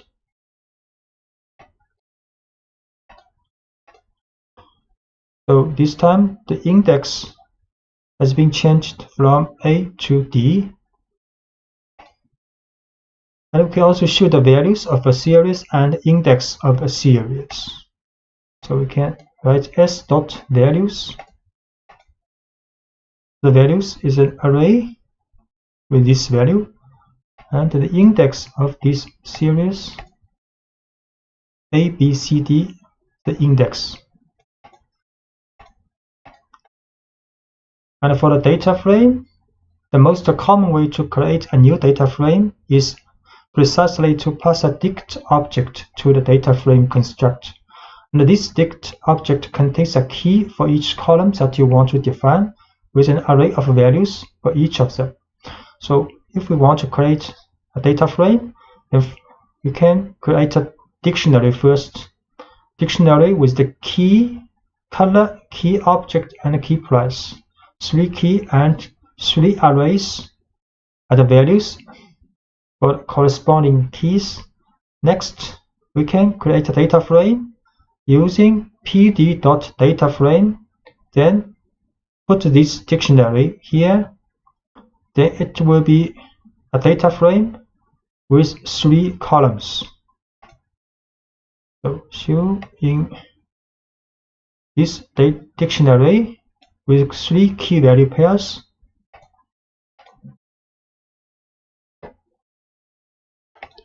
if we show this dictionary, 3 key value pairs, then create a data frame with this dictionary information. Then we show this data frame. The data frame actually is a tabular data with index. This index default because we have 5 rows. So pandas put the default index from 0 to 4 for these rows. And the column has a header, 3 header variables, exactly the 3 keys in this dictionary. And the values, 3 column values, are 3 values associated with these 3 keys in the dictionary.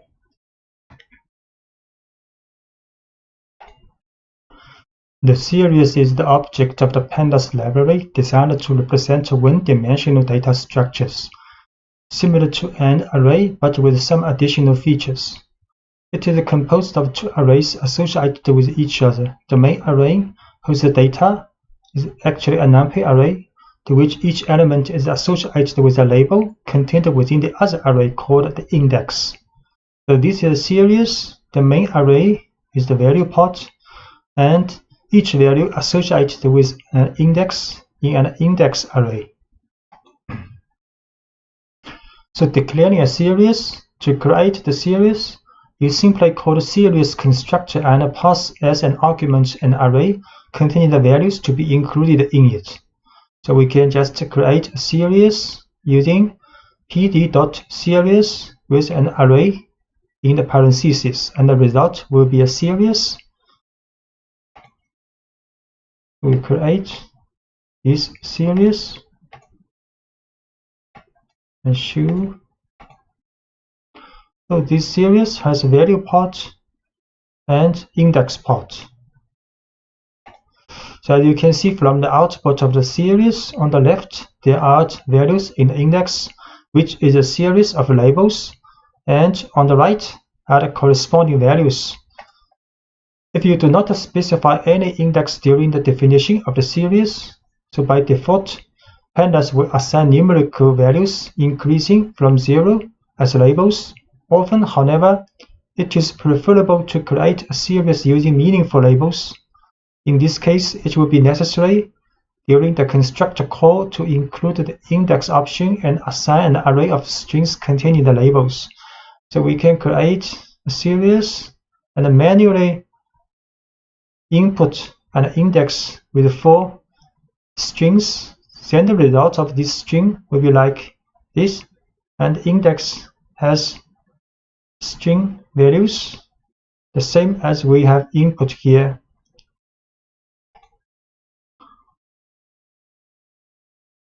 So we create series with ABCD index. So the index has been the value you want. And if you want to individually see the 2 arrays that make up this series, you can call the 2 attributes of the series as follows: index and values.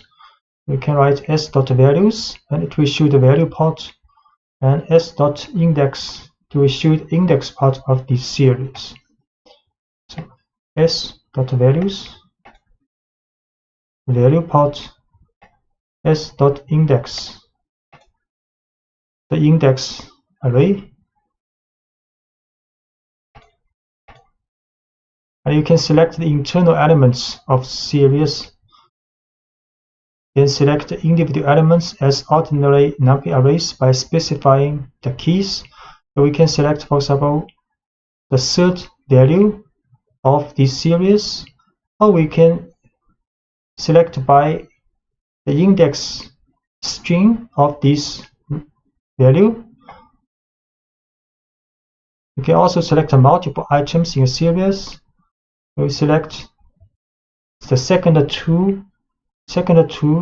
first two values of this series, and we put up an array inside this bracket. You can choose two values with index B and C. So choose this individual element.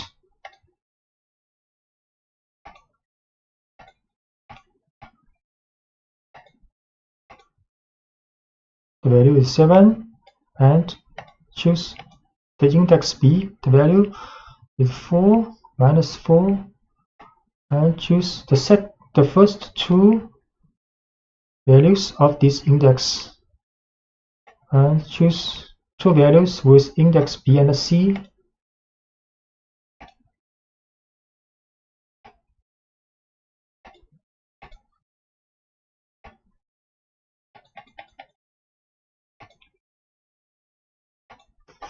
And you can assign values to the elements. So you can select and assign the value of a series by index or by labels. For example, we assign 0 to this series index 1's value. So the result will be like this. You can also assign 1 to this series index B's value. Then the result will like this. Assign 0 to S1. We show this value has been assigned B to 1. Show again. Then this value has been assigned with 1. And both the series object itself and its index have a name attribute. So if we assign the name attribute of this series as count, and we can also assign the index.name alphabet.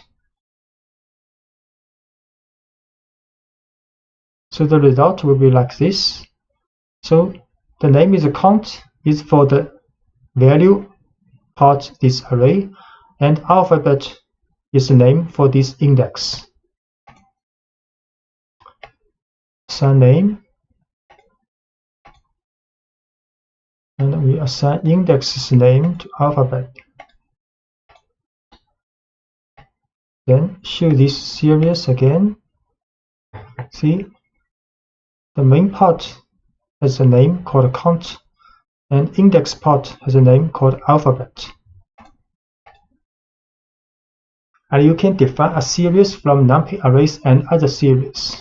You can define a new series starting with numpy arrays or with an existing series. For example, this is a numpy array, and we can define a series using this numpy array. The result is the value part is an array. The value is same as this numpy array, and index is added by default by pandas. We can assign first create this numpy array, then create this series using the value of this numpy array. In the series like this, value part, index part. And we can also define a series from other series. For example, S is a series. You can create another series called S4, and using this series.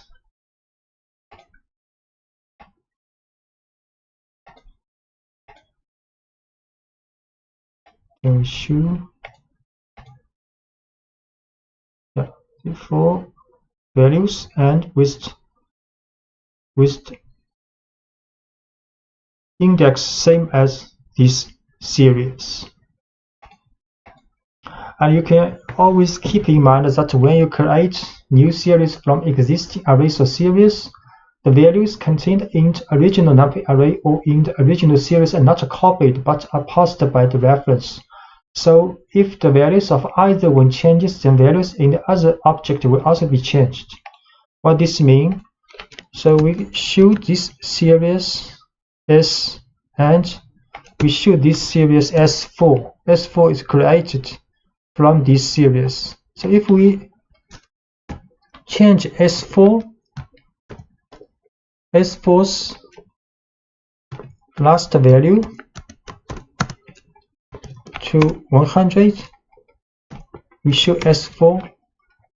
This value has been changed to S to 100, but if we show S again, S value, this value also been changed to 100.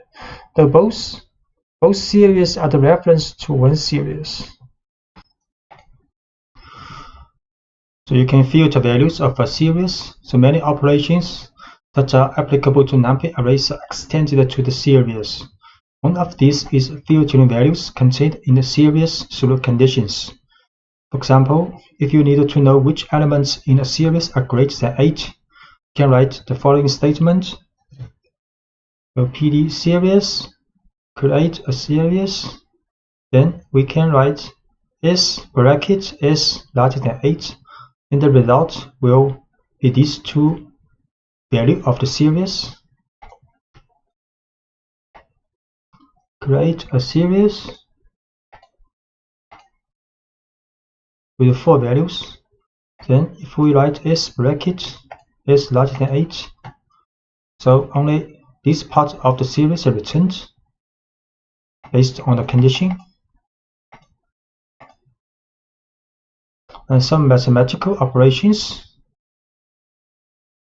So other operations such as operators, plus, minus, multiplication, and division, and mathematical functions that are applicable to numpy arrays can also be used to series. So we divide the 2 for this series, divide 2, then each value is being divided, and we can use log function, numpy's log function for series. This one is not a number.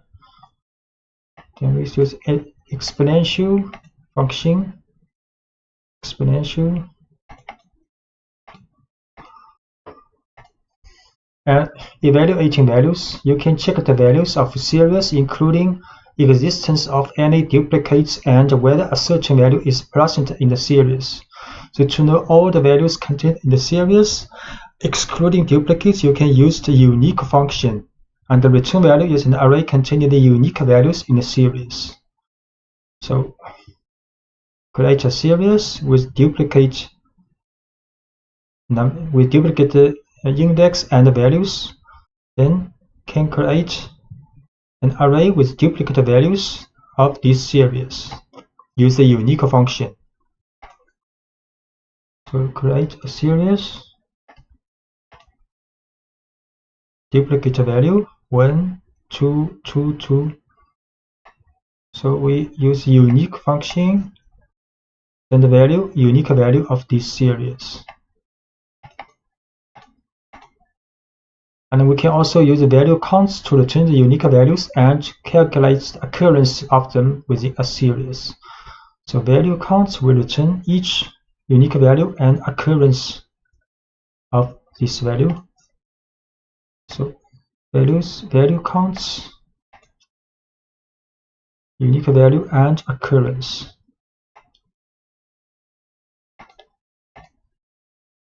And we can also use function isIn to say if the values are contained in the series, and the returned Boolean values can be used to filter data in a series. So if we write series.isIn03, then it will return a Boolean value series. So if true means this value in the series is in these two values, is matched these two values. So next we can use the bracket to filter out the values only meeting this condition. So it will return these two values, only two true here. So it is in 03, these two are true, others are false. Then we can get the values of these true, use a bracket condition. So these two value, this part of the series are returned, and not a number value. The specific value, not a number, NaN, is used in pandas data structure to indicate the presence of an empty field or something that's not definable numerically. So pandas allows you to explicitly define not a numbers and add them to a data structure such as series. So we can define a series, and for this value use numpy's NaN. So this is a series with numpy value for this position. Then the is null and not null function are very useful to identify the index without a value, and the returned Boolean values can be used to field values of a series. So if we write is null after this series, then it will return a Boolean value for this series. If it is true, then this value is not a number. Next, we can field out the not a number value from this series, use a bracket and s2.isNull inside. Create a series with a not a number value. Then we can use isNull. This value is true, isNull value. Then we can field out this value, get this value. This is not a number. And similarly, we can use not null. So not null, these three are true, and this is false because this is null. And we can also use not null in the bracket to get the values not a value. So S2 not null. So 3 true, 1 false, and field out the not null value. This is not null value.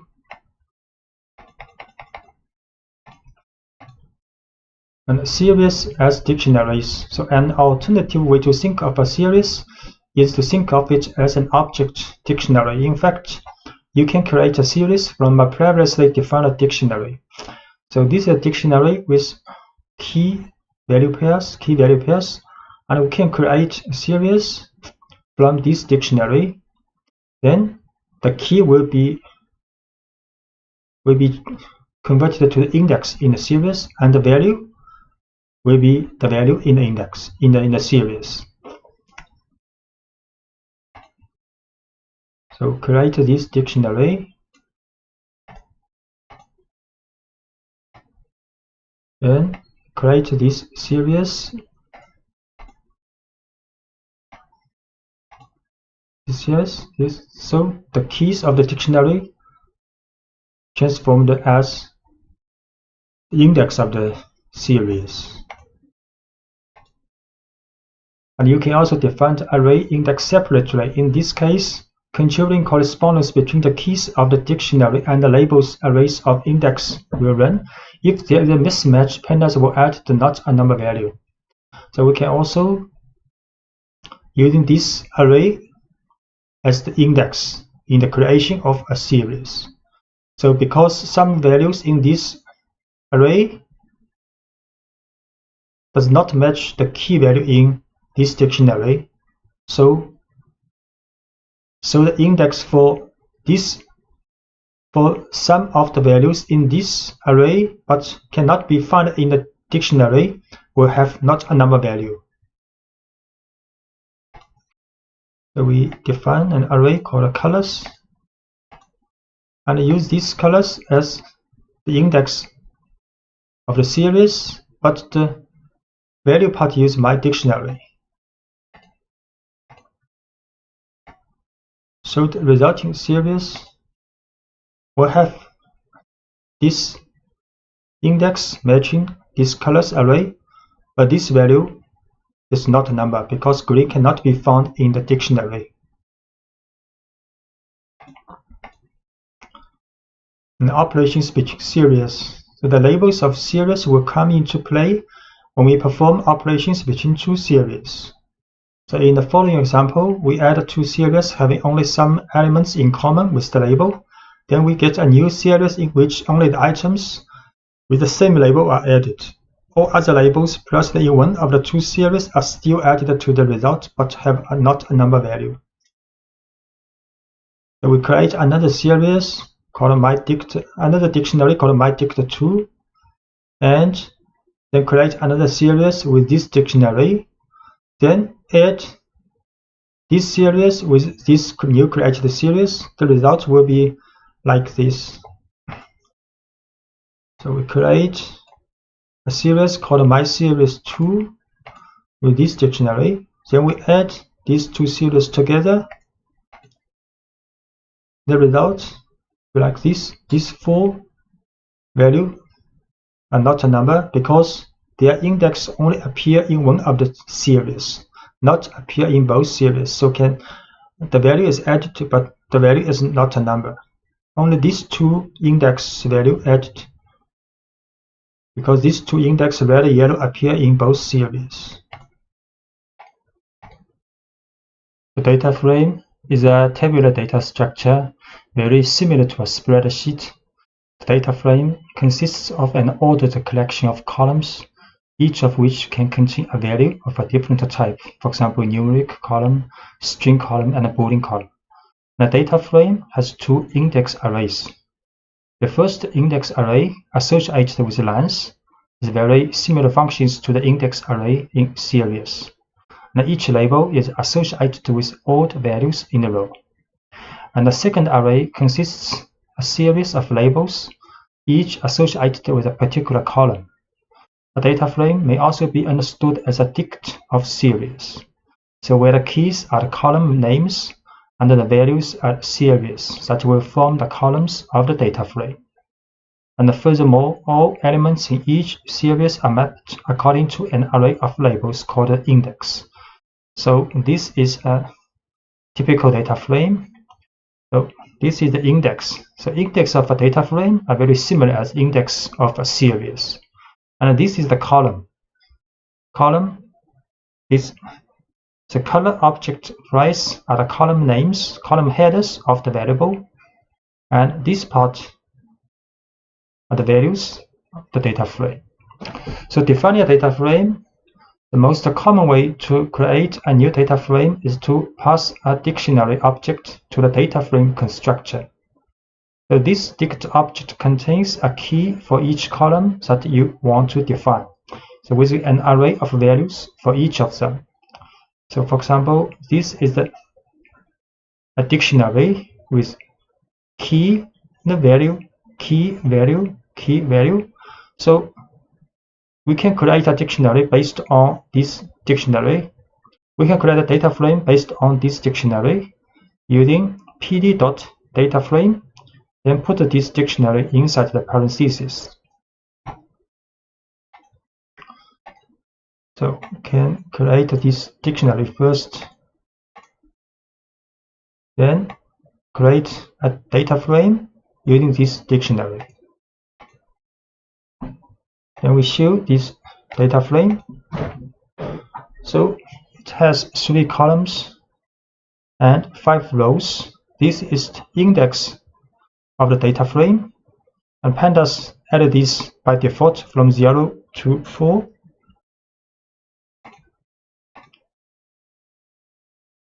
So if the dict object from which you want to create a data frame contains more data that you are interested in, you can make a selection. So in the construct of the data frame, you can specify a sequence of columns using the columns option. And the columns will be created in the order of the sequence regardless of how they are contained in the dict object. So we can, for example, create a data frame, but with only 2 columns from this dictionary.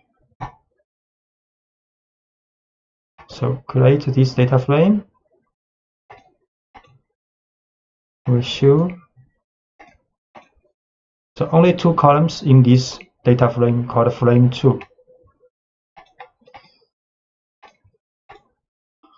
So if the labels are not explicitly specified in the index array, pandas will automatically assign a numeric sequence starting from 0.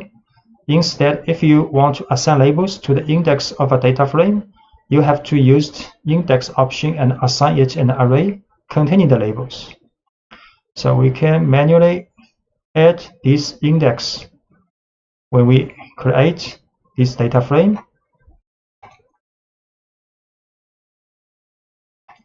We can create again this frame 2 with index, and we show this data frame. So now index are from 1, 2, 3, 4, 5.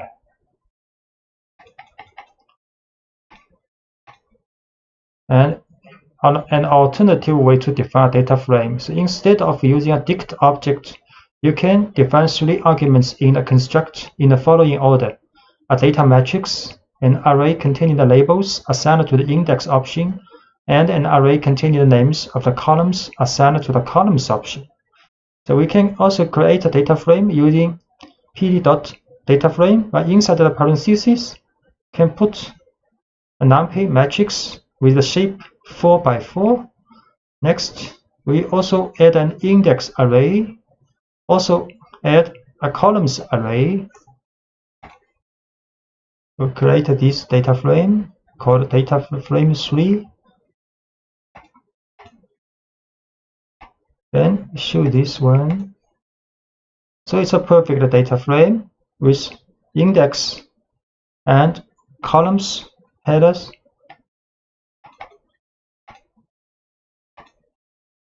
Selecting elements of data frames. If you want to know the name of all the columns of a data frame, you can specify the columns attribute on the instance of the data frame object.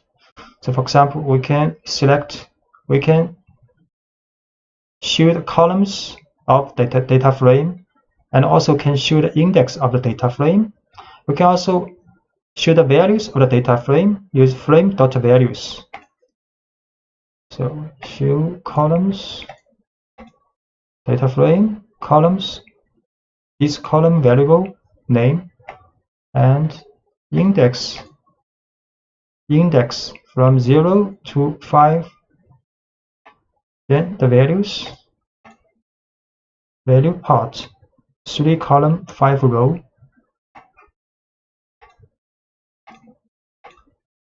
Selecting elements, or if you are interested in selecting only the contents of a column, you can write the name of the column. So we can write a frame, bracket, and quotes price, that will return the value of a price column. Another way to do this is to use the column name as an attribute of the instance of the data frame. We can also write frame.price, frame bracket price. So it will return column value of price. Actually, the returned object is a series. And we can also use this format. Same result is the same. And we can also use function loc and iloc to select the elements of a data frame. So for rows within a data frame, it is possible to use the loc attribute with the index value of the row that you want to extract. For example, frame.loc2, so it will return this row of the data frame. And if you want to select multiple rows, can specify an array inside the brackets. So inside the brackets, we put 2 number, so these 2 rows will be selected. And we also can select both from row and a column. We can select this row, and show this one. This row has 3 column variables, and the result will be a series. If we choose 2 rows, it's a data frame, 2 rows and 3 columns, a data frame. You can choose both for rows and a column. So only 2 columns and 2 rows selected.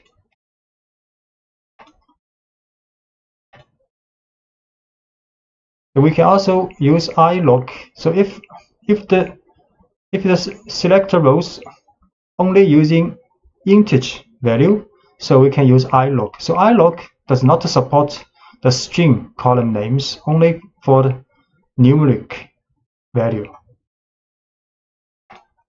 So for example, here ilog2 will get the same result as log2. This also will get the same result as the log24, and this will get the same result as before for the color price for the log selection. Now, if you needed to extract a portion of the data frame, selecting the lines that you want to extract, you can use the reference numbers of the index. The return value is an object data frame. So we can also write column from 0 to 1. Then this case only one line returned, and this case will return 2 lines.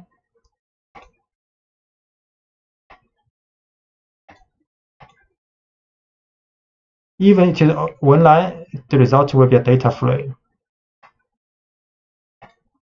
It's 2 line data frame. And if what you want is to achieve is a single value within a data frame, you first use the name of the column, then the index or the label of the row. So you have to select the column first, then the row.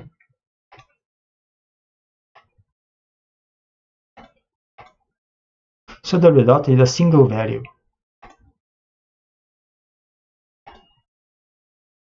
We can assign label names to index and columns.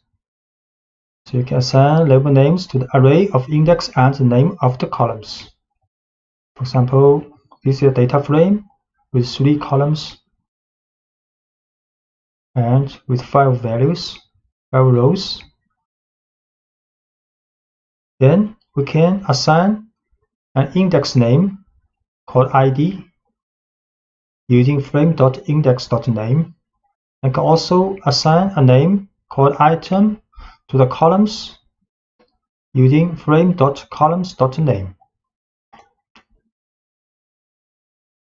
So we create data frame first.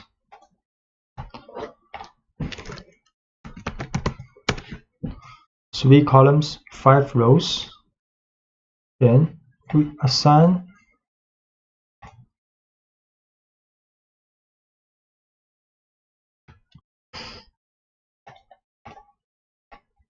id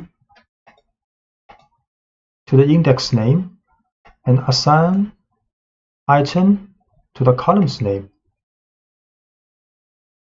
We show this data frame again. So now you can see id appears here, and item stay here. Item is the name of this column. id is the name of this index.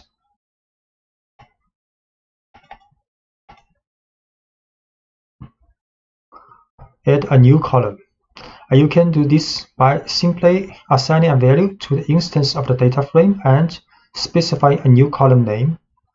For example, if we write frame brackets new equals 12, then for this column, this is a new column created, then all rows for this column has value 12. And if we assign this array to this column, also possible. So frame new equals 12. So we show this data frame again. You see this new column, all the rows have same value 12. And if we assign a new column with this array,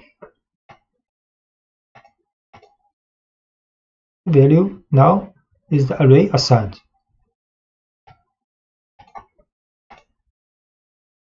And the columns of the data frame can also be created by assigning a series to one of them. So for example, this is a series with number from 0 to 4. Then we can create a new column to this data frame, and the value is the series value. So this is a series, value 0 to 4, and we can assign this series to the column new of the data frame. Show again. So now data frames, this column's value is 0 to 4. And to change a single value, you simply select the item and give it the new value. For example, if we want to change the value of the column price, and this is the third value, third row of column price to 3.3, we can just write the frame bracket price, then bracket 2 equals 3.3.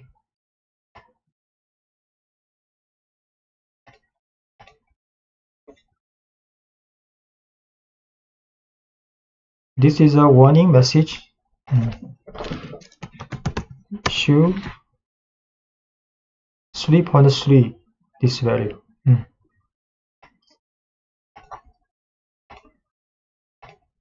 And the membership of a value, you have already seen in the previous lectures that the isIn function can be applied to the series to determine the membership of a set of values.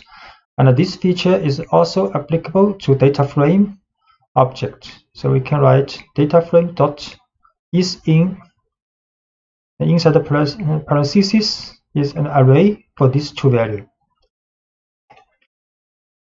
So we can learn the data frame is in these two values. So you can see some appear as true. So if the value equals either this one or this one, it will be true. Otherwise, it will be false. And you get a data frame containing Boolean values, where true indicates values that meet the membership. If you pass the value returned as a condition, then you will get a new data frame containing only the values that satisfy the condition. So we can use this condition inside the bracket. So the data frame will only return the values of these three values. The other will be not a number.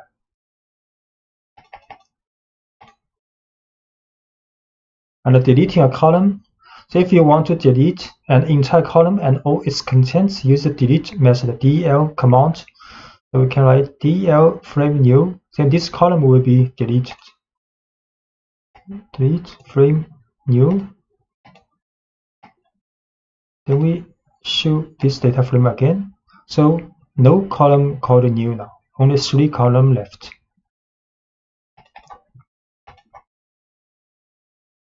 And the filtering, you can apply the filtering through the application of certain conditions. For example, say you want to get all values smaller than 1.2. The elements not matching the condition will be replaced with not a number. For example, this is a data frame. Then we can add a condition with bracket after this data frame. And the condition is if data frame less than 1.2. We can create a data frame first. So this data frame has 3 price column, 5 rows. We can run. So only these values less than 1.2, other values will be not a number. The data frame from nested dictionary. So a very common data structure used in Python is a nested dictionary, as shown here, called nest dict. And this is the external key, a key, red, white, blue. Then the value for the key is also a dictionary with key value pairs inside. So we can create a data frame using the information of this nest dictionary. So this data structure, when entered passed directly as an argument to the data frame constructor, will be interpreted by pandas to treat external keys as column names and internal keys as labels for index.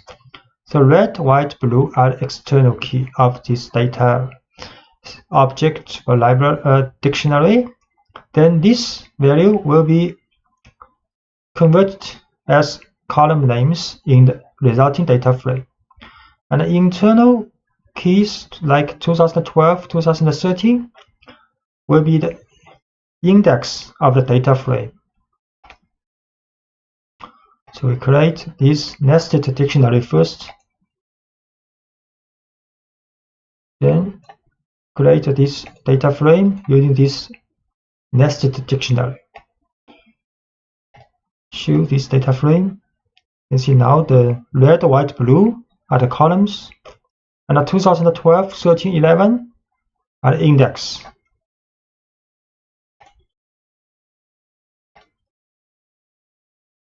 And it's also possible that not all fields will find a successful match. Pandas compensates for this inconsistency by adding NaN. You can see this not a value.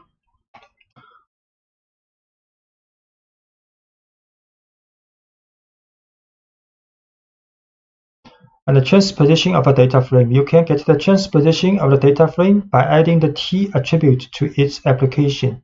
You create a data frame, then transpose. We create a data frame called frame 3 with color. Color is index and columns are object, ball, pen, pencil, paper. Then if we transpose this data frame, then the color will be the column and objects are indexed now. The index objects in Pandas series and data frame are responsible for the labels on the axis and other metadata as the name of the axis. So we create a series with this value and with this index array. So if we write serial dot index, it will show the index. Create this series first, then can show the index of this series. And unlike all the other elements in the Pandas data structures, the index objects are immutable, so once declared, they cannot be changed. This ensures the secure sharing between the various data structures. Methods on index. So there are some specific methods for index available to get some information about index from a data structure. For example, ID minimum and ID maximum are two functions that return respectively the index with the lowest value and the index with the highest value. So this maximum is blue, a minimum is blue, then maximum is white. Arranged alphabetically.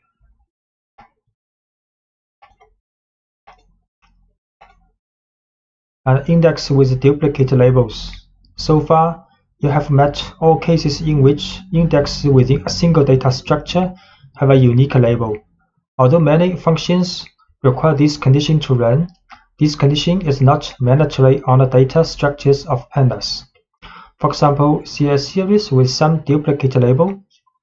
We create a series with 6 values, and index array. You can see white, white, green, green, duplicate. So regarding the selection of elements in a data structure, if there are more values in correspondence of the same label, you will get a series in place of a single element. So if we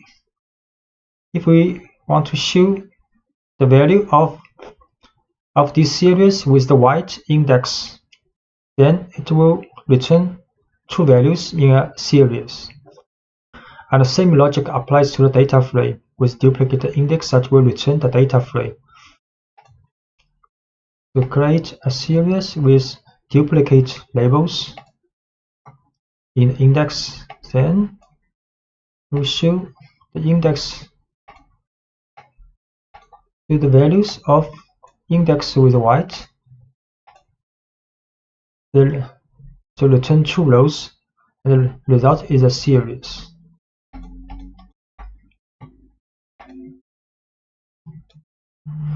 And the pandas provides is unique attributes belonging to the index objects to tell if they are indexed with duplicate labels inside the structured data, both for series and data frame.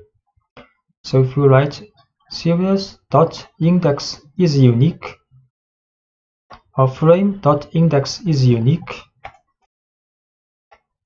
series.index is unique, false, because there are several duplicate index in this series, and we create a data frame also.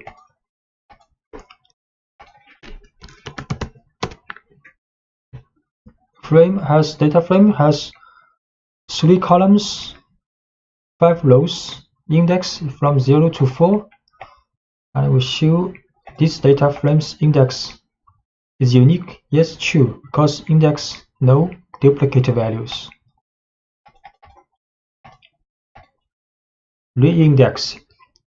It was previously stated that once it's declared in a data structure, the index object cannot be changed. But by executing a reindexing, you can also overcome this problem. It is possible to obtain a new data structure from an existing one, where indexing rules can be defined again. For example, we create a series with 4 values, and this is the index string for this 4 value. And during reindexing, it is possible to change the order of the sequence of index, delete some of them, or add new ones. So in the case of a new label, pandas adds not a number as the corresponding value. So for example, we can create a new series using reindexing. So series reindexing with these 4 index strings, then the result will look like this. 3, 4, 5, 3, 4, 1 has value, but 5, the value is not a number, because in this series, no index value equals 5. Create a series with 1, 2, 3, 4 index. Then reindexing with the index value 3, 4, 5, 1. Then the result is another index, but 5 index value is 5. This value is not a number.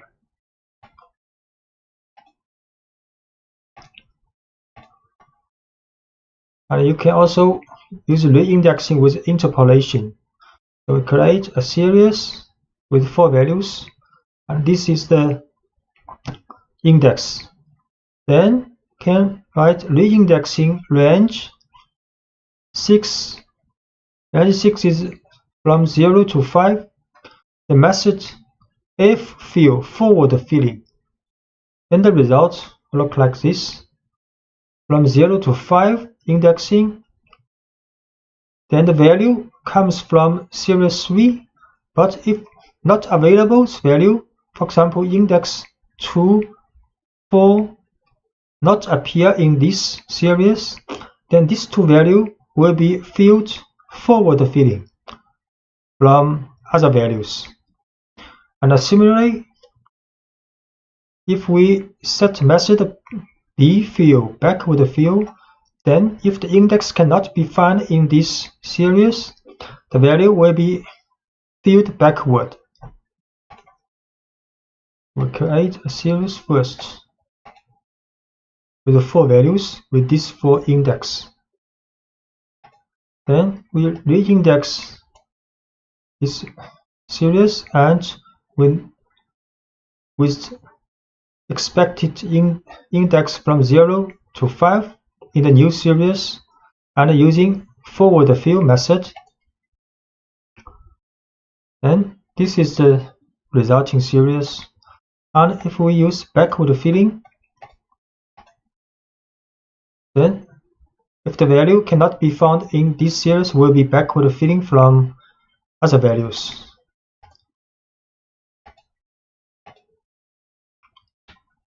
And we extending the concepts of reindexing with series to the data frame case. You can have a rearrangement not only for index but also with regard to the column. So this is data frame, then reindexing this data frame, and we'll return a new data frame with the range, index with the range from 0 to 4. And the method is forward filling, and a column is these 2 4 columns. This is the result data frame. So we show the frame again. First, this is the data frame. Then we use reindexing of this data frame with index from 0 to 4, method forward filling, columns, colors plus news objects.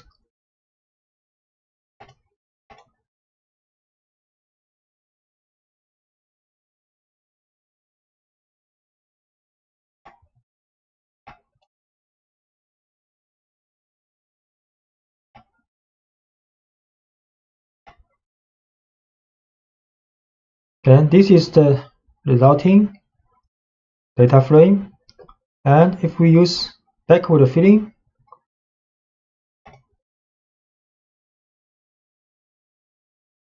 so this column new will be filled with the neighboring column's value, backward filling, and in this case it will be forward filling by the neighboring column's value. You can see this column the same as this one, and if we use backward filling, this column are the same as this one.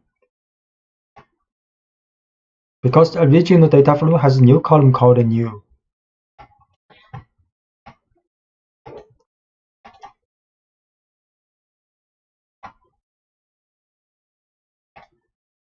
And a job for series, this method will return a new object and without the items that you want to delete. We create a series first with this index, and the value is 0 to 3. Then next we can drop yellow index. Then the result will be a series with 3 rows, 3 items. We can also drop this blue and white both. Create a series, 4 values with this index. Then we drop yellow, then return another series without the yellow index. We can also draw 2 values, then only return this red and yellow.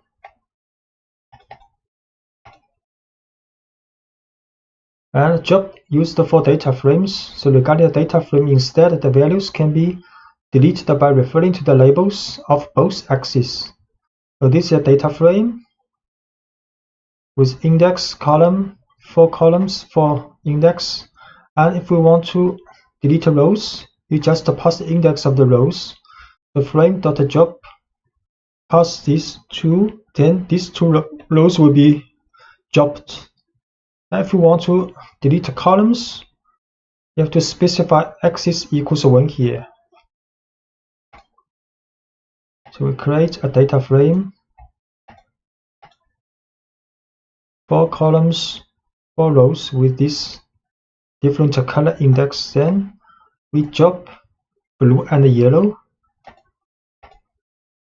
and the result will be a smaller data frame with 4 columns and 2 rows. And if we drop pen and pencil at axis equals 1, then the result will be a data frame with only 2 columns, and the pen or pencil columns are dropped. Arithmetic operations and data alignment. The pandas can align indexes coming from 2 different data structures when you are performing an arithmetic operation. For example, 2 series are defined, but the labels of them are not perfectly matching each other.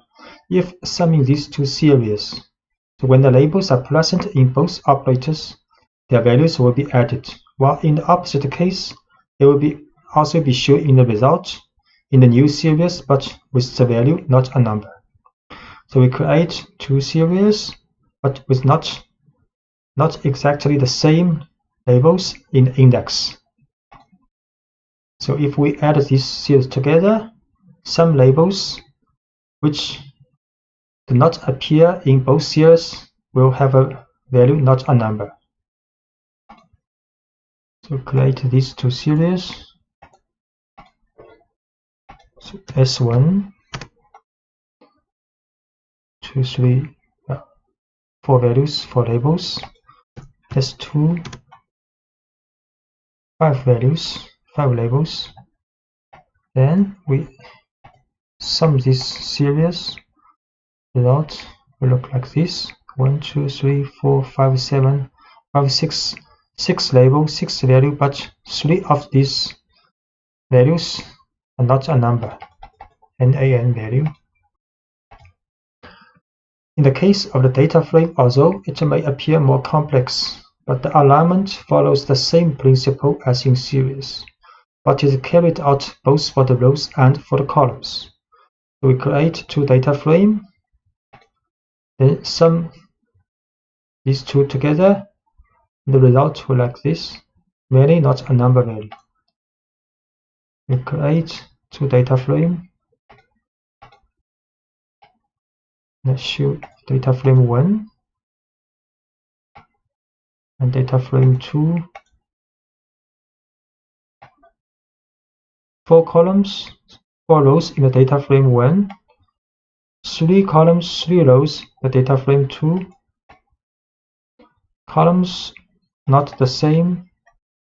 Pen has pen, ball, but pencil, paper, mark only appear in one data frame. Then we sum these two. That will be a 5 column, 5 rows data frame with many. For these 3 column is not a number value, and these 2 rows, green, red, also not a number value.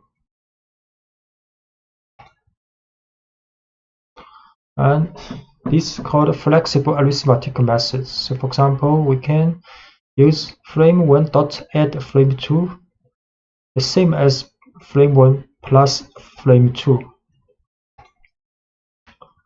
Can use this example. Result is the same as before.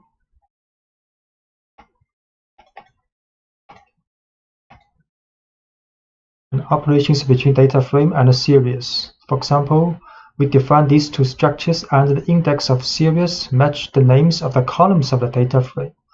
So this is a data frame with columns, ball, pen, pencil, paper, and this is a series, index also ball, pen, pencil, paper. So if we use minus the series from this data frame, the result will be like this. To create data frame first, 4 columns, 4 rows, then create this series, index same as the data frame's column, then minus, result like this. As you can see, the elements of the series are subtracted from the values of the data frame corresponding to the same index on the column. The value is subtracted for all values of the column regardless of their index.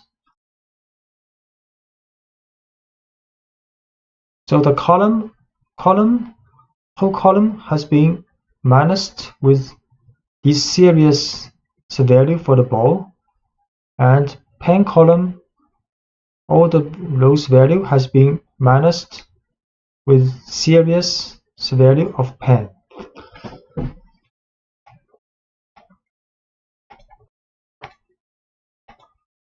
And if an index is not present in one of the two data structures, the result will be a new column with that index only, such all its elements will be not a number. So for example, we set series mark equals 9. Then if we minus frame with series, then the result will have 4 rows but 5 columns. One column mark comes from this series and without the value, not a number now, because this mark does not appear in the data frames column. We create the new value in the series. So now series has a label mark and its value is 9. Then frame minus series, the results, the extra column for mark but not value are all not a number. And function application and mapping functions by element. The pandas library is built on the foundations of numpy and then extends many of its features by adapting them to new data structures as a series and a data frame. So among these are the universal functions called ufunc, and this class of functions operates by element in the data structure. For example, you could calculate the square root of each value in the data frame using the numpys np.squared. You can write np.square root, then apply to this data frame. So data frame created.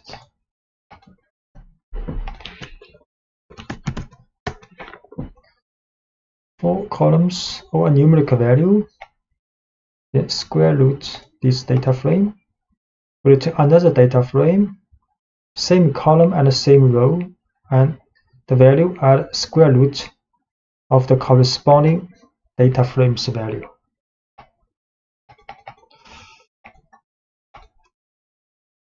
And functions by row or column, using the apply function to apply, for example, and the user define a function on columns or rows of the data frame. So we can define a function called fx and to return the maximum value minus the minimum value. So if we apply this function to the data frame, then the result will be a series and the labels, index labels are columns names of the data frame. So this function will be applied on each columns of the data frame. Define function. We can also define function like this way. This is another way, lambda, but we can use this way also. Then data frame, apply this function, return a series. The labels are columns of the data frame and the value are a difference between maximum value and minimum value for each column of the data frame. And if we want to apply by rows, we can set axis equals 1 in the apply function. So this data frame also apply this function, but by row, set axis equals 1. The result will be a series. The labels are the rows of the data frame, and the values are the difference between the maximum value and the minimum value for this row in the data frame. Extending the application to many functions simultaneously, the result will return a data frame. So for example, we want to return the minimum and the maximum value, two value, and index called minimum maximum of this series in the definition of this function. Then we apply this function to data frame. Then the result will be a data frame with this index name, and each row represent the minimum or maximum value of this column of the data frame. We define this function which will return a series with 2 indexes. Then apply this function to the data frame. The result is a data frame, minimum value or maximum value of each column of this data frame. Most of the statistical functions for numpy arrays are still valid for pandas data frame, so using the apply function is no longer necessary. For example, functions such as sum and mean can calculate the sum and the average respectively of the elements contained within a data frame. So we create a data frame with 4 columns and with 4 index labels. And we can just write frame.sum, then the result will be a series, and the index labels are column names of the data frame, and the values are the sum value of each column of the data frame. Create data frame first.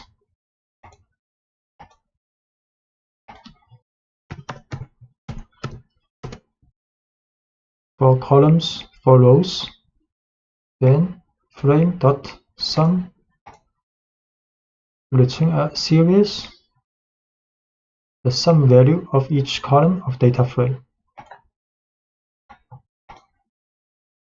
And if we want to get the sum of each row of data frame, we have to add axis equals 1 here.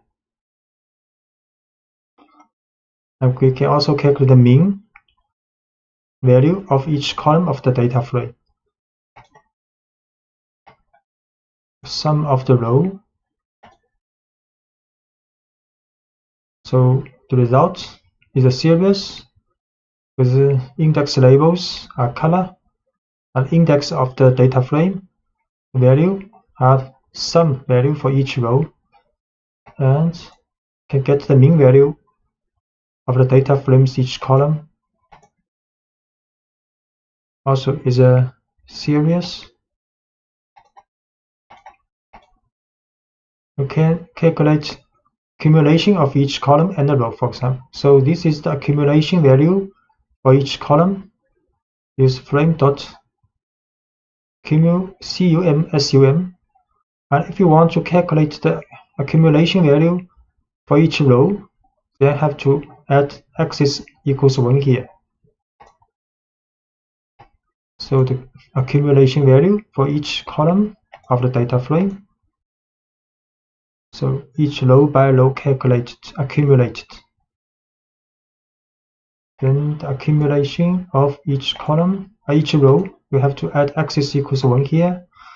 Then for each row, accumulate the value.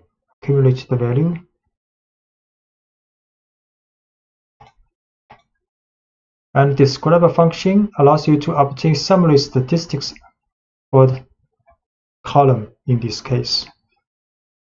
So it will show the count, mean, standard deviation, minimum, and percentile value, quantile value, and maximum value. So frame.describe. So each column's statistics, descriptive statistics are calculated. And correlation and covariance between 2 series. So this is 2 series with same labels. And we can write SEQ, the first series, dot correlate the second one. And the result is the correlation of these 2 series. And similarly, we can calculate the covariance of these 2 series. Create 2 series. Then the correlation of these 2, the covariance of these 2. And the covariance and the correlation can also be applied to a single data frame. In this case, they return their corresponding metrics in the form of 2 new data frame objects. So, for example, this is a data frame with columns, ball, pen, pencil, paper, and the index red, blue, yellow, white.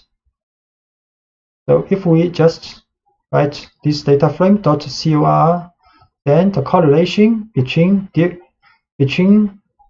each pair of columns will be returned in a matrix, in a data frame, in the result data frame.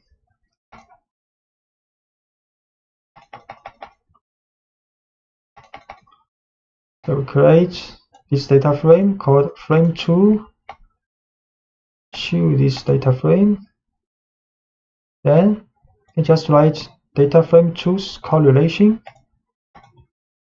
So correlation between different columns are returned, and the covariance between different columns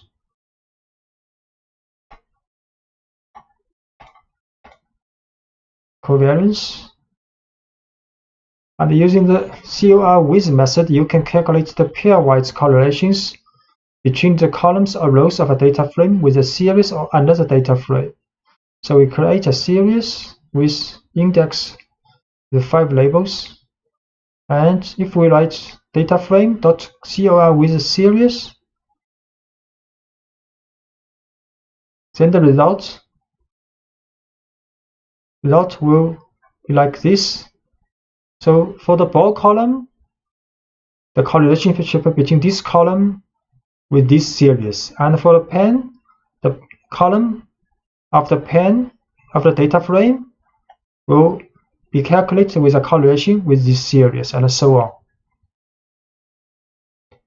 We create this series,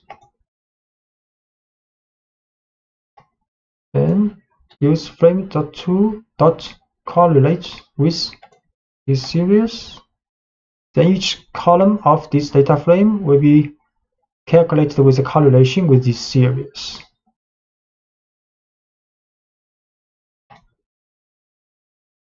And we can also write frame2.cor with frame. So these two different data frames calculated with correlation for same column. So the column ball in this data frame is calculated with a correlation with the column ball in this data frame. Frame2 CR with frame. So the result is a series, but the labels represent the different columns in both data frame, and value is the correlation between these columns. Pandas provides the sort index function, which returns a new object that is identical to the original, but in which the elements are ordered. So let's start by seeing how you can sort items in a series. We create a series with 5 values and its label. Then write ser.sortIndex. Then output will be a series, and the order of elements has been sorted according to the order of the index alphabetically. Create a series,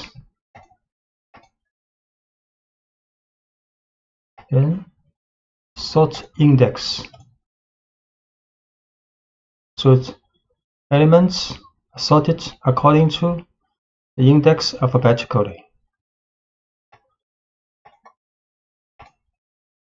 As you can see, the items were sorted in ascending alphabetical order based on their labels. This is the default behavior, but you can set the opposite order by setting the ascending option to false. So we set ascending to false. Then the items sorted, but with a descending order alphabetically of the index.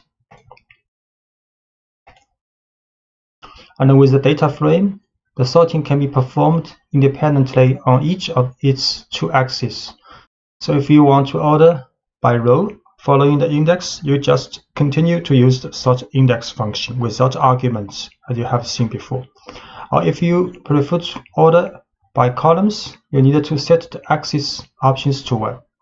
So we create a data frame. If we write frame.sortIndex, then the data frames observations will be sorted by the index alphabetically in the ascending order. So we create a data frame for rows, then sort index. You can see the observations rows have been sorted alphabetically in the ascending order based on its index.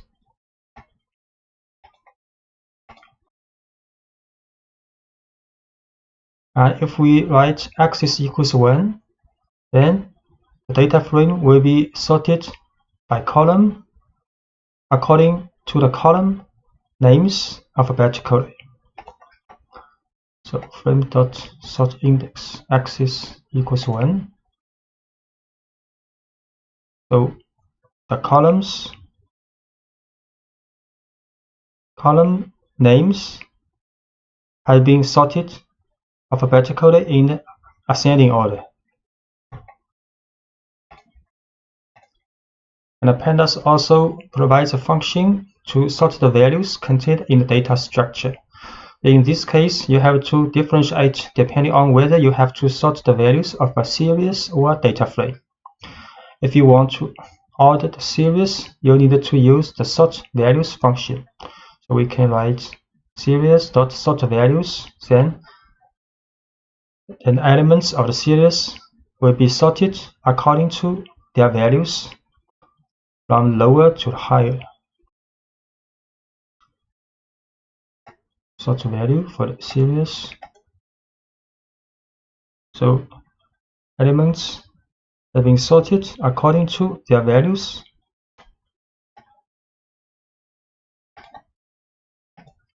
And if you need to order the values in a data frame, you will use the sort values function seen previously, but with the by option. Then you have to specify the name of the column on which to sort. So for the data frame, we can sort values by this column pen.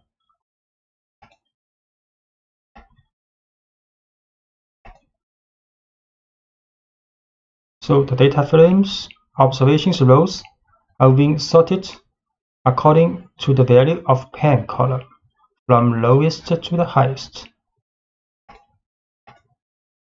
And if the sorting criteria will be based on 2 or more columns, you can assign an array containing the names of the columns to the by option. So for the data frame, we can also sort values by more than 1 columns. So here by pen and a pencil. Data frame dot sort values by pen and a pencil. Pen and the pencil both have been sorted from lowest to the highest value. And the ranking is an operation closely related to sorting. It mainly consists of assigning a rank, that is, a value that starts at 1 and then increases gradually to each element of the series. The rank will be assigned starting from the lowest value to the highest. So if we run the rank function to the series, then the result will be a series, and the value of the series to each label is the rank with the lowest with rank 1 and the highest value with rank 5 here. And by default, even the ranking follows an ascending sort. To reverse this criteria, can set the ascending option to false. So we can rank set ascending to false, then the lowest value will have highest rank. Series.rank ascending false. So the lowest value will have the highest rank now. Missing data are quite often in analysis, and they are recognizable in the data structures by the not a number, NaN value, and pandas can better manage NaN in different situations. Assigning a NaN value to series. If you need to specifically assign NaN value to an element in a data structure, you can use numpy's np.nan value of the numpy library. For example, this is a series.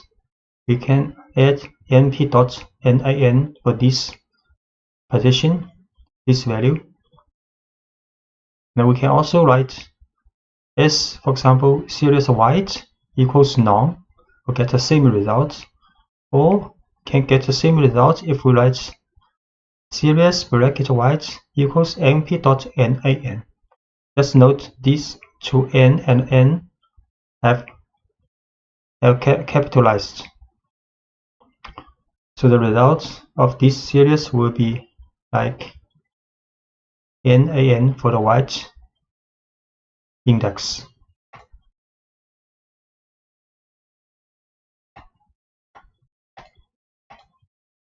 We create this series NaN here. We can also write like this, assign non-value to white, or we assign np.nan to white, and we'll have the same result for these three statements. And assigning an NaN value to a data frame. So this is a data frame created, so we can assign one of the value for the column ball and the index red to np.nan, or we can write frame ball red to none. Create a data frame first. Then we can assign ball red.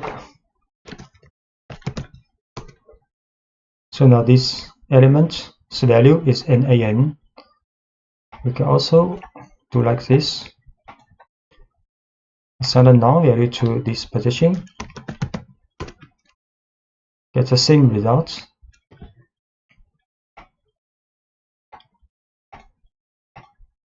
Filtering out NaN values. You can use the job NA function to eliminate the NaN values during data analysis. So we can write series.jobNA. So it will return a series without the not a number value. Series.jobNA. The result is a series with 4 elements, and the value of NaN has been excluded. And you can also directly perform the filtering function by placing not null in the selection condition. So for example, you can write series bracket for the selection condition. We write series.not null, and the result will be the same. The not a number value has been excluded in the resulting series. Series bracket series.not null. Get the same result.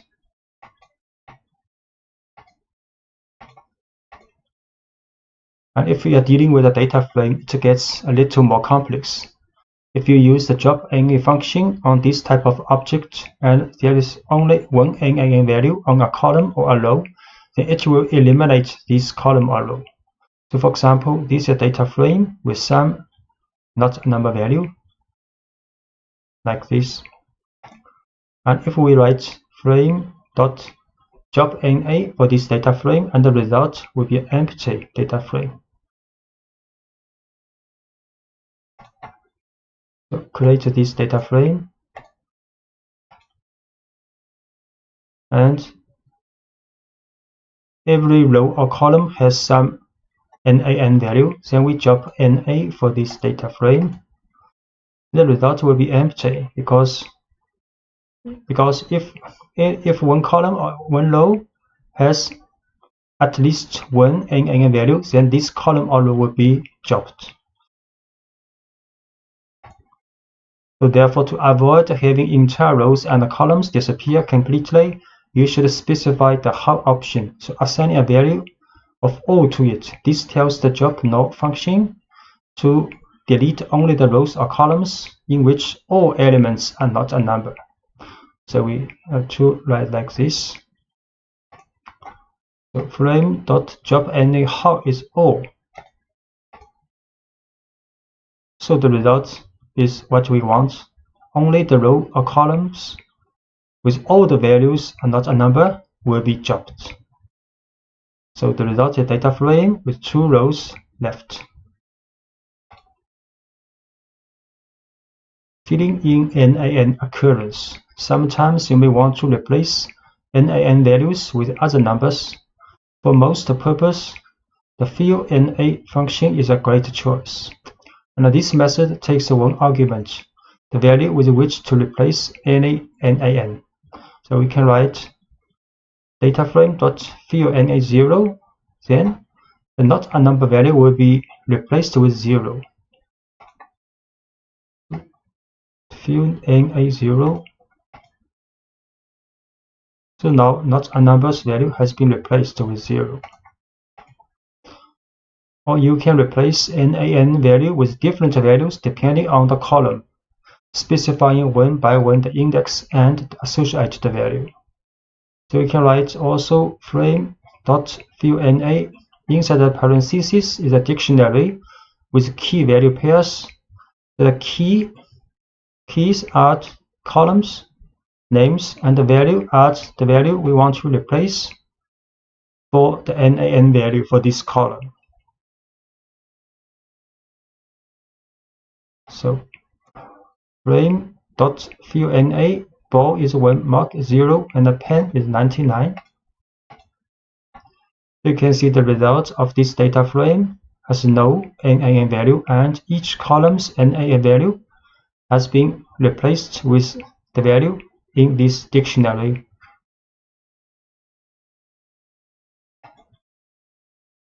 Hierarchical indexing pandas allows you to have multiple levels of index on a single axis.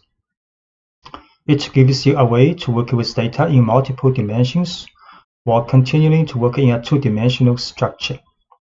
So let us start with a simple example.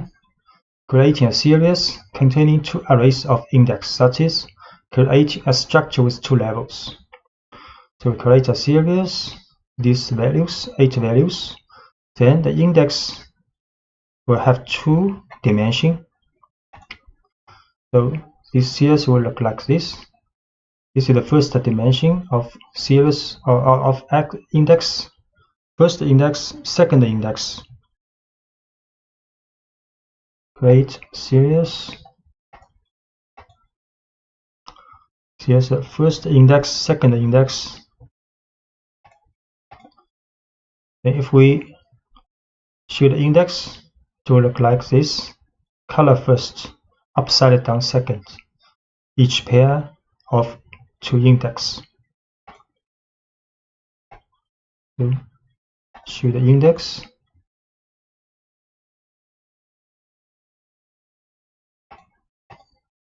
Then you can select the values for given value of the first index. So you can write brackets, select only the white index value. Then it will like the smaller series with the index for this position up, down, right, and the value. Or you can select the values for given value of the second index. For example, you can write, but have to write column first, then comma, then up. Then it will be a smaller series with these colors on index. And if you want to select a specific value, you can specify both index. So you can write in the bracket, select white and up, then its value will be shown. Series white, this series column, comma up, like this. And we show the individual value. We have to put 2 index category here.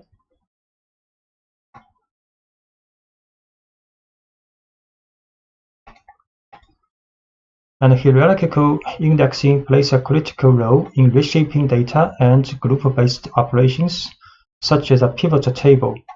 For example, the data could be rearranged and used in a data frame with a special function called unstack. Now, this function converts the series with a hierarchical index to a simple data frame, and where the second set of index is converted into a new set of columns. So if we write series.unstack for this hierarchical indexing series, then the second index of the series will be converted to the columns headers of the data frame, and the first level index of the series will become the index of the resulting data frame. So if we write series.unstack, so it is the result of a data frame. And if what you want is to perform the reverse operation, so which is to convert a data frame to a series, you can use the stack function. So if we write data frame.stack, then the result will be a hierarchical indexing series, and the data frame's column headers will become the second level index of the series, and the index of the data frame will become the first level index of this series. So we can create a data frame first. So data frame has 4 columns, 4 rows. Then we can write data frame.stack. So the result is a series, and data frame's columns become the second level index of the series. And with data frame, it is possible to define a hierarchical index also, both for the rows and for the columns. At the time of the data frame is declared, you have to define an array of arrays for index and columns options. So for example, we can create a data frame, and there are 4 rows, 4 columns with total 16 values. And for the index, we can write 2 levels. For the columns headers, also 2 levels.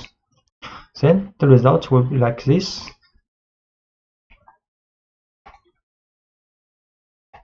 To define this data frame with 2 index and 2 column index.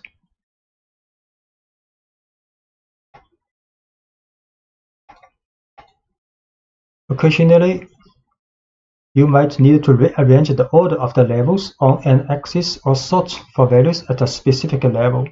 So the swap level function accepts as arguments the names assigned to the 2 levels that you want to interchange, and return a new object with the 2 levels interchanged between them, while leaving the data unmodified. So if we want to reordering assorting levels, so we can do, first we have to define 2 names for the index, 2 index of this data frame, and 2 names for the 2 columns of this data frame. So we define 2 names and show this data frame. So now 2 index, white, red, up, down, will have name called color and status, and 2 column headers also has name called object and ID. So next we can use swap levels, for example, to the data frame with between the colors and the status, these 2 index. So we can swap levels for the color status. In the original data frame look like color status here. So we swap level, we see how it is going. So now the data frame's index has been changed the position. Status is the first level index, and the colors is second level. And the data arrangement also changed accordingly. Instead, the sort index function orders the data considering only those of a certain level by specifying it as a parameter. So we can also use sort index level is colors, so the data frame will be sorted according to labels of colors.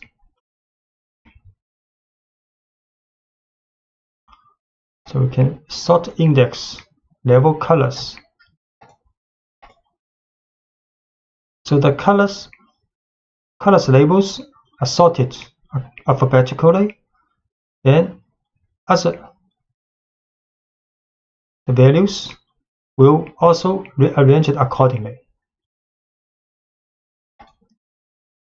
And the summary statistics by level. So many descriptive statistics and summary statistics performed on a data frame or on a series have a level option, so with which you can determine at what level the descriptive and summary statistics should be determined. For example, if you create a statistic at row level, you have to simply specify the level option with the level name.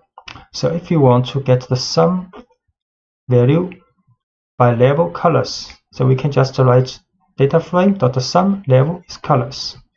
The result will be a data frame, and the index is the color for different color, and the value is for the different columns. Data frame sum level by color. So you can see color, white, red, and the column pen 1, pen 2, paper 1, paper 2. And if you want to create a statistic or given level of the column, for example, the ID, you must specify the second axis as an argument through the axis option set to 1. So if you want to calculate sum by column ID, we have to add axis equals 1 here. So mFrame.sum level ID, because ID is at the column, I have to add axis equals 1. So the result is clear for the two index different level, different index, then the columns is by ID only. ID1, ID2, and the sum of sum value for these different index combinations.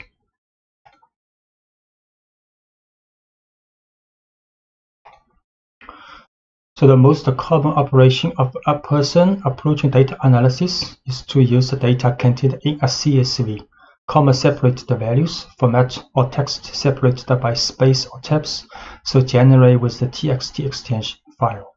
Pandas provides a set of functions like read a CSV, read a table specific for these types of files. So let's start by creating a small CSV file in a working directory called section 1201 CSV with 5 rows, the data, and the first row is the column variable.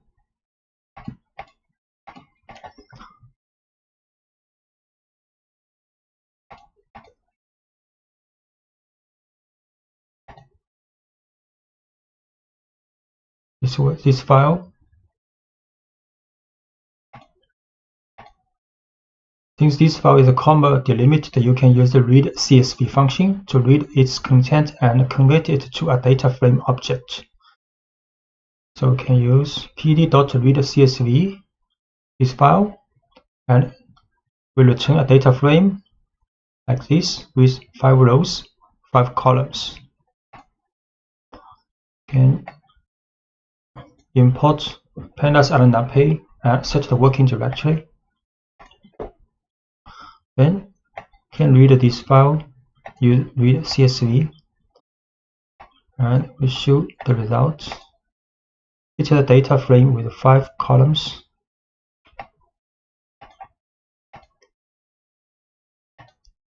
And since CSV files are considered text files also, you can also use the read table functions, but by specifying the delimit. So we can also read this file by using the function read table. But have to set the sep, the comma here. We can also read table. So the result will be the same, this data frame. In previous CSV file, headers that identify all the columns are in the first row, but this is not a general case. It often happens that the tabulated data begin directly in the first line. So for this CSV file, there are no header in file. So in this case, you could assign the default names to the columns by setting header option to none. So if we write header none, then the result data frame will be automatically set with header from 0 to 4. So we can read this file 2. File 2 has no header, so we can set a none. The result is a data frame with 5 columns, and the column headers have been set automatically by pandas with default value from 0 to 4. And in addition, you can specify the names directly by assigning a list of labels to the name option. So we can also set names here, then the names will be manually added to the column headers in the resulting data frame. So we can read CSV but set a names array. Then it will be perfect data frame with 5 columns and their column headers. So in the more complex cases in which you want to create a data frame with a hierarchical structure by reading a CSV file, you can extend the functionality of the read CSV function by adding the index column option, assigning all the columns to be converted into index. To better understand this possibility, create a new CSV file with 2 columns to be used as index of the hierarchy. So this is another CSV file.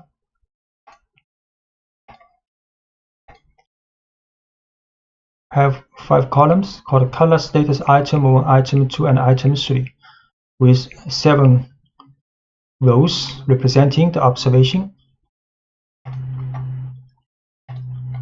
So when we read this file, we can set the index column for these 2 columns. Then pandas will create a data frame, but these 2 columns in the file will be set as index in the resulting data frame. So this 3 column item 2, item 3 representing the data value.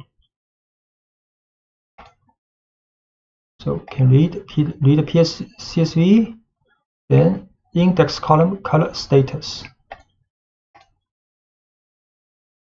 So this data frame has hierarchical index.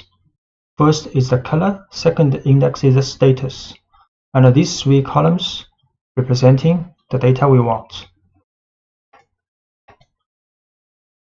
And we can also read TST file into parts. So when larger files are processed, or when you are only interested in portions of these files, you often need to read the file into portions, so we call chunks.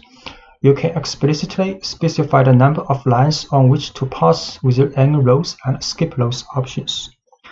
So where you can select a starting line n called skip rows. So we start this line called skip rows, and the lines to be read after it called n rows.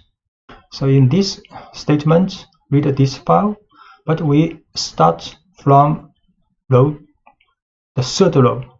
So index 2 is the 3rd row. We start from the 3rd row, then skip n rows to read 3 rows from this row.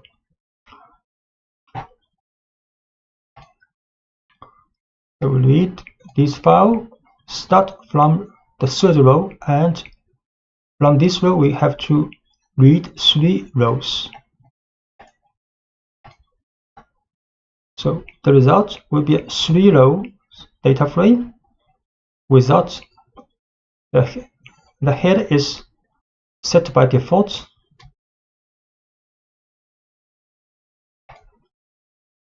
When reading text files in pandas, it is possible that the files on which to pass the data do not show separators well defined as a comma or a semicolon. In these cases, the regular expressions come to our aid, and you can specify a regexp within the reader table function using the sep option. A regular expression called RE specifies a set of strings that matches the rules defined in it, and let you check if a particular string matches a given regular expression in data analysis. And they can return the strings that follow the rules and will discard it if it does not follow the rules. This is some commonly used regular expression symbols. Dot, so matches any single character. And \d, lowercase, means all the digits. \d with the uppercase means non-digit characters, and so on. So this is for the white space characters like space tab new line, and this is non-white space character. And for example, this one is 0 or more of the preceding character occurrence. 0 or more occurrence of the preceding character. And plus sign means match the preceding character one or more times. Let's say we want to create a string that meet the following rules. Write the letter A at least once, append to this the letter B exactly 5 times, and append to this the letter C any even number of times, and write either the letter D or E at the end. So for these 4 rules, many strings will meet these 4 rules, like this one, and so on. There are many infinitive number of variations. But if we use regular expressions, we can just write a shorthand way of expressing this set of rules. For instance, here is the regular expression for the series of steps just described. We can write A, first write A, then next A with a star means appear 0 or more times of A. So this means the letter A at least once. Then next 5B or 5B. And C with any even number of times occurrence, we can write in the parentheses 2C, then with a star. So this will occur at least 0 or more times. So any even number. Then in the last place we will write a parenthesis, and inside with a bar means D or E. So this will happen only one time. So this rule meets these 4 rules. And the strings might seem a little daunting at first, but it becomes clearer when you break into components. So parsing text using regular expressions with pandas use reader table function. Take for example in which we have the values separated by tabs or space in a random order in file 4, like this. Then we can read this file using sep with white space occur 1 or more times as the separator, and the engine will write Python. You can see.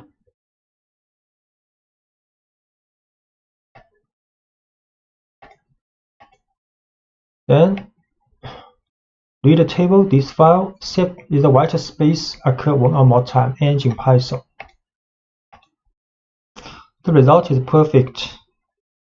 If we look at these files, this file like this, the result is a perfect data frame. And in reality, you can consider separate characters like alphanumeric characters also. So for example, integers such as 0. And in this example, you need to extract the numerical part from a txt file in which there is a sequence of characters with numerical values, and the literal characters are completely fused. So this is a file, and we want to read the numerical values. Then we can write a sep as non-numeric data occur one or more times at the separate. Can try this. So this is the file.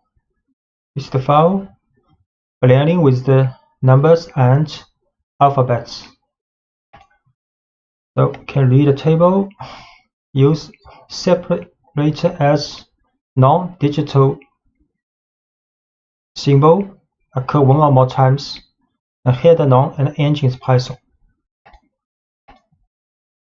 The result is perfect. Numeric data has been extracted out and read into a data frame. You might want to write the data contained in a data frame to a CSV file. To do this writing process, you will use the toSV function of pandas and accept as an argument the name of the file you generate. So this is a data frame, and we can write this data frame to this file called 7CSV. Create a data frame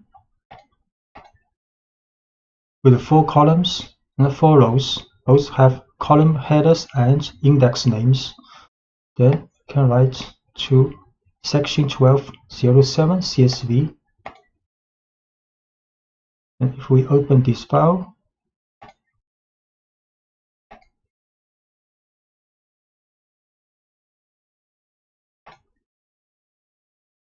you see the column header and the rows index and values row by row. But the first place will be a comma. So if you use Excel to open this file, you have to remove this manually, this comma manually. As you can see from the previous example, when you write a data frame to a file, index and the columns are marked on the file by default.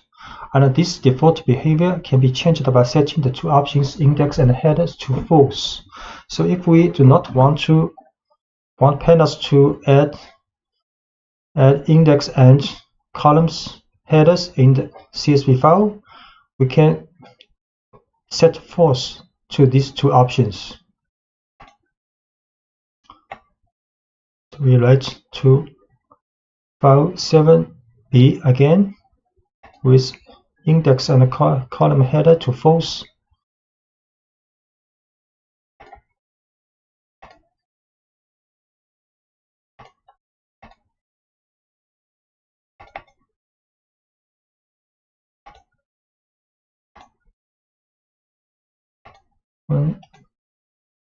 So now only the value part are written into the CSV file. No headers, no index.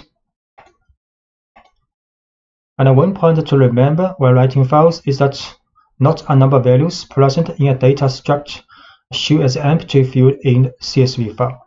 So if we create a data frame with many, not a number, and next we write to this file. So create data frame.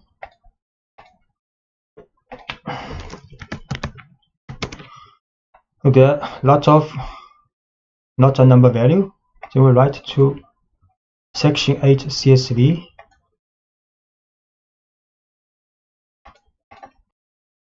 Open this file. You can see the not a number value has been transformed to empty place. And you can replace this empty field with a value to your liking using numpy's REP option in the toSV function. So common values may be null, 0, or the same NaN. So we can write this file, but we set the NA rep option to NaN. So write again to this file with the option for NA rep to NaN.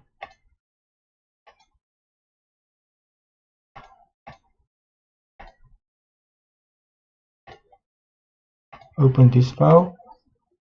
So now it's perfect. Not a number has been written into the file with not a number value. It it is not uncommon that the data collected in tabular form in an Excel spreadsheet. Pandas provides two functions to this purpose. To Excel, used to read data frame to Excel, and the read Excel is used to read Excel data into a data frame. So note that you have to install OpenPyXL package. You can use, for example, conda install OpenPyXL. And the read Excel function can read both Excel 2003 and 2007 form. So let us see an Excel file.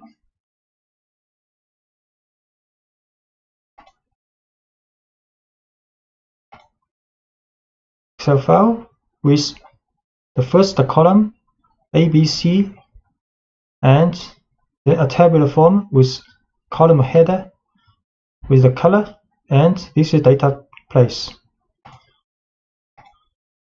So to read the data contained in this Excel file and convert it into a data frame, you only have to use the read Excel function. So we can use read Excel, this data file, Excel file, and index column is 0.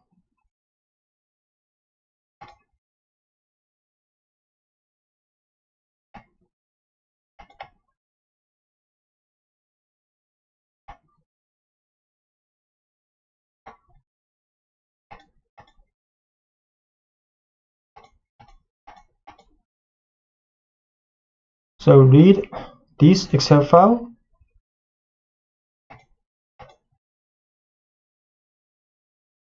So the result is perfect data frame with index and column header and the value part.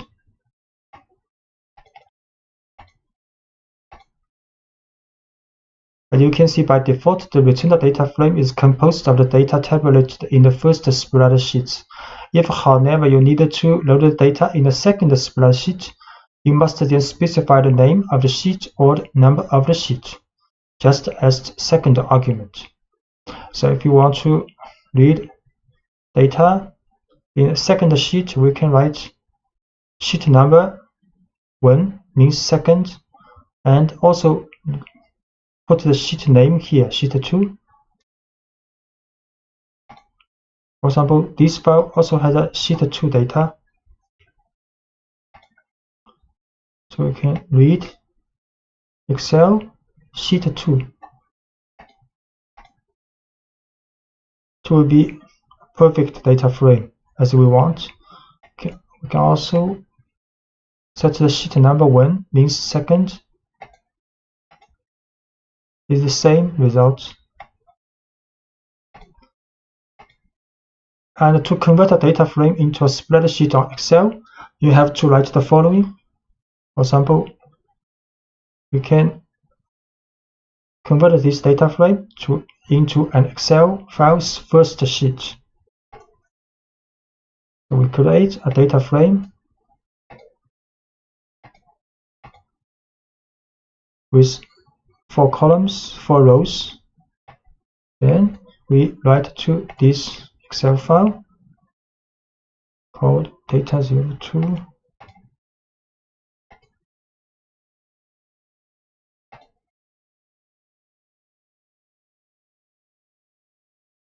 And it is perfect.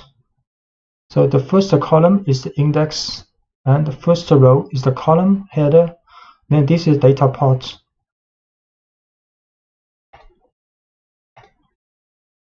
The merge operation, which corresponds to the join operation for those who are familiar with SQL, consists of a combination of data through the connection of rows using one or more keys. So in fact, anyone working with relational databases usually use the join query with SQL to get data from different tables using some reference values, keys, shared between them. So on the basis of these keys, it is possible to obtain new data in a tabular form as the result of the combination of other tables. So this operation with the library pandas is called merging, and the merge is the function to perform this kind of operation. So we define 2 data frames and carry out the merging by applying the merging function to these 2 data sets. So frame 1 and frame 2. The next we call merging to frame 1 and frame 2. So this is data frame 1. Sorry. Set the working directory and import the library.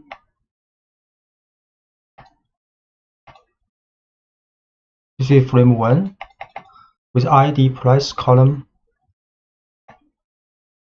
with 5 rows, and this is frame 2 ID color, 4 columns. ID price and ID color columns. Then if we merge these two data frames, the result will be 4 rows with this ID and 3 columns ID, price, and color. So as you can see from the result, the returned data frame consists of all rows that have an ID in common. In addition to the common column, the columns from the first and the second data frame are added. So in most cases, you need to decide which is the column on which to base the merging. To do this, you have to add on option with the column name as the key for the merging. So we create 2 data frames again, but in this case, have 2 data frames having columns with the same name. So if you launch a merge, you do not get any results. So we create again another called data frame 1 with 3 column ID color branch with 5 rows, and frame 2 ID branch 4 rows. You can see in these 2 data frames have 2 columns called ID branch in both data frames. So next, if you use merge data frame 1 and frame 2, you will get nothing because pandas do not know which is the criteria you want to merge with. Empty. So it's necessary to explicitly define the criteria for merging that the pandas must follow. So specifying the name of the key column in on option.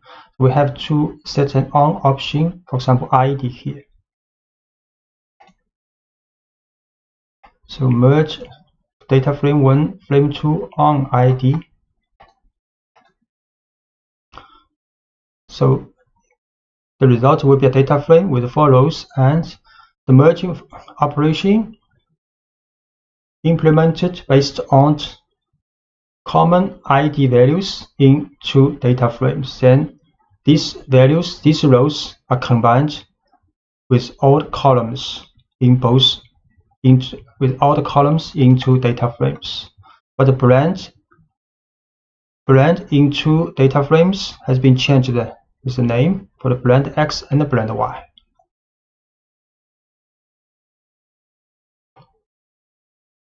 Similarly, we can unbrand.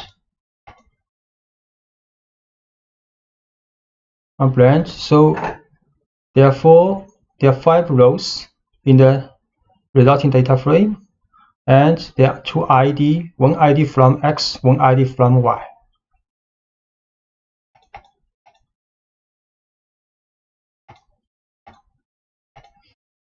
And often, however, the opposite problem arises, that is to have 2 data frames in which the key columns do not have the same name. To remedy this situation, you have to use left on and right on options, so which can specify the key column for the first and for the second data frame. So if we change data frame 2 column name to SID branch, then we can merge these 2 data frames, for example, left on ID and right on SID. Then pandas will find the same ID in the first data frame with the same ID on second data frame's SID column. So the result you can see will have 5 columns, and these 2 columns have the same value. same value, then other columns combined with blend X, blend Y. So we change data frame, choose column name to SID and blend. Then merge left on ID, right on SID. Result 4 columns, ID and SID have same value, other columns combined. By default, the merge function performs an inner join. The keys in the result are the result of an intersection. So the keys will appear in both data frames, then join these rows. Other possible options are the left join, the right join, and outer join. The outer join produces the union of all keys, combining the effect of a left join with a right join. So to select the type of join, you have to use the how option. For example, we can select how is outer. So then this will be a union of the rows of ID column in 2 data frames. So it could happen NaN value in some columns.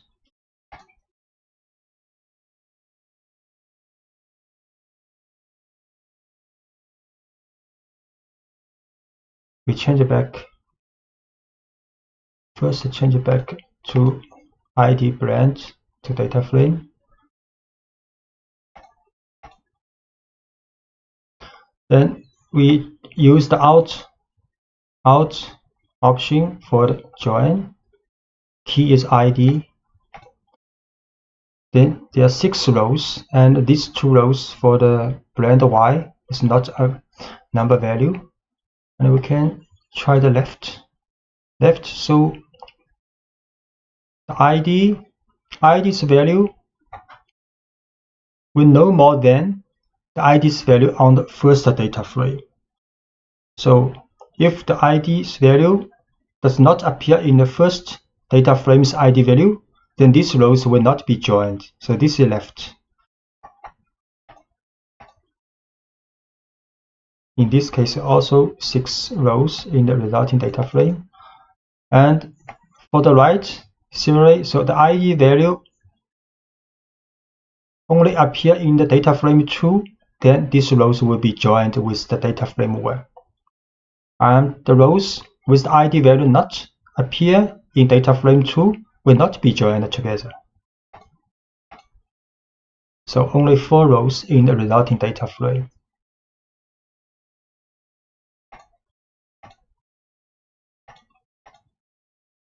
And to merge multiple keys, you simply add a list to the on option. So we can add 2 keys in join criteria in on. So PD merge frame 1, frame 2 on ID blend use outer. You can see how it's going. The lot, there are 9 rows in resulting data frame. So these 2 IDs, these 2 columns, the value appear in 2 data frames, either in frame 1 or frame 2, or appear in both, will be joined together for these rows. So the result will be 9 rows. And you can also merge on an index. So in some cases, instead of considering the columns of a data frame as keys, so index could be used as keys for merging. Then in order to decide which index to consider, you set the left index or right index options to choose. So we can write, for example, merge these 2 data frames, right index true and the left index also true. Let's see. Merge with the index.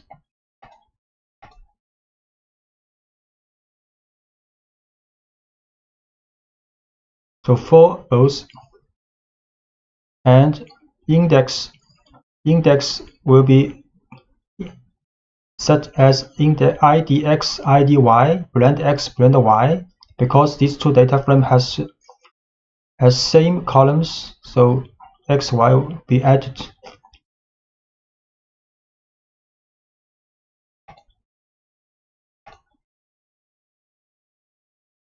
And we can also use Alt option in the index join.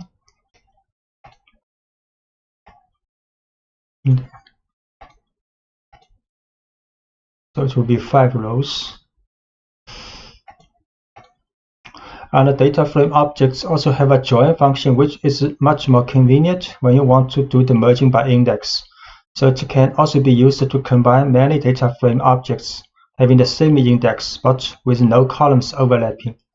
So in fact, if you launch, you will get an error code because some columns in frame 1 have the same name as frame 2. Then you have to rename the columns in frame 1 to frame 2 before launching the join function.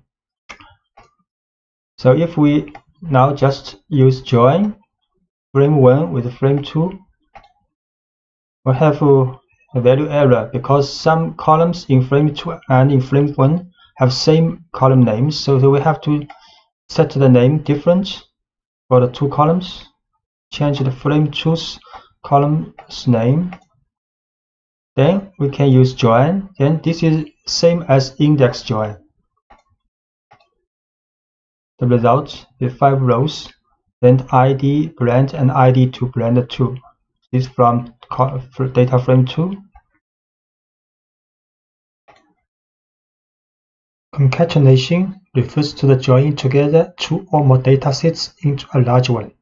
And numpy provides a concatenate function to do this kind of operation with arrays.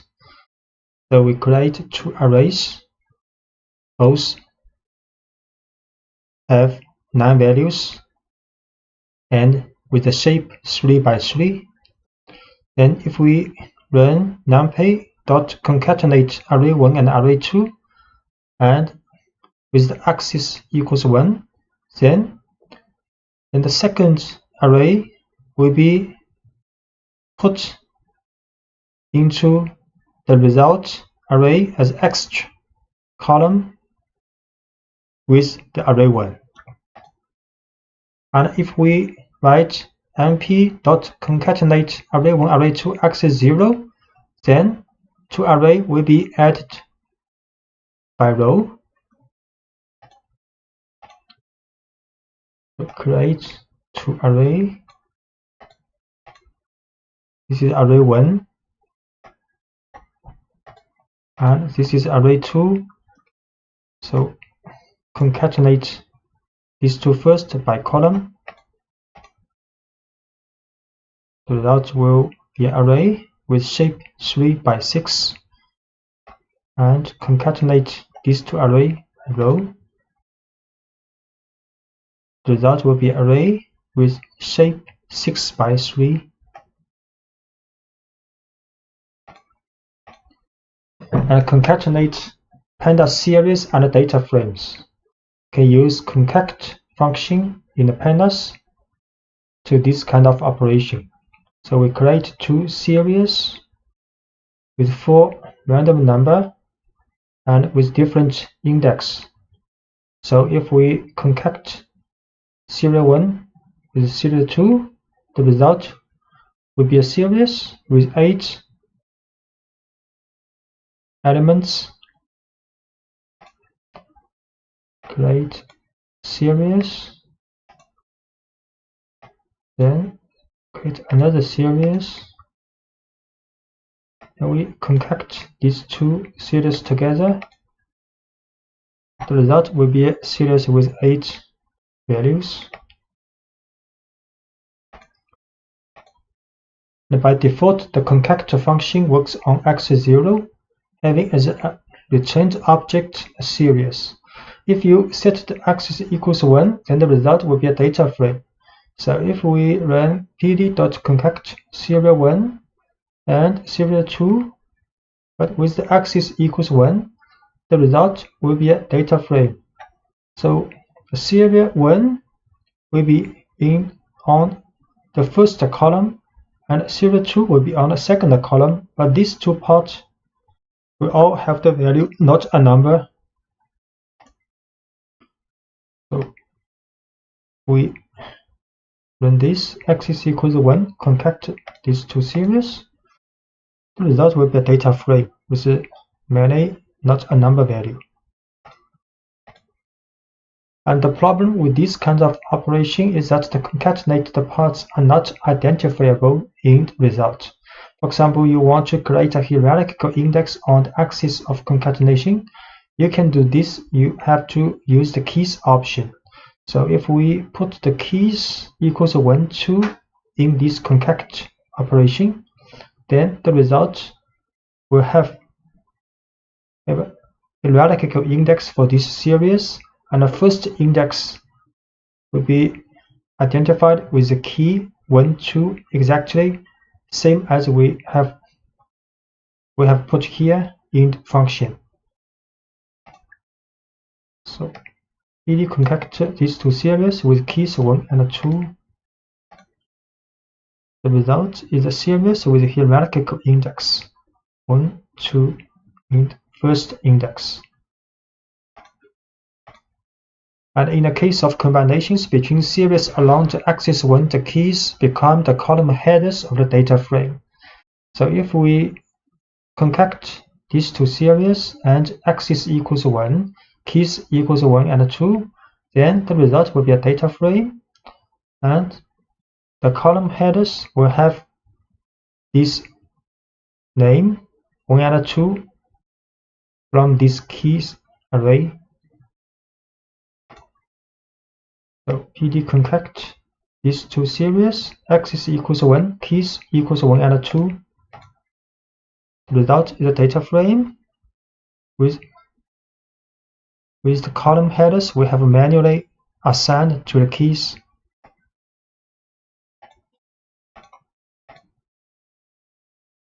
And for the data frame case, these two data frame with 3 columns, both have 3 columns with same column header and different index. Then if we concat these two data frame together, the result will be a data frame with 6 rows and 3 column heads. So create these two data frame.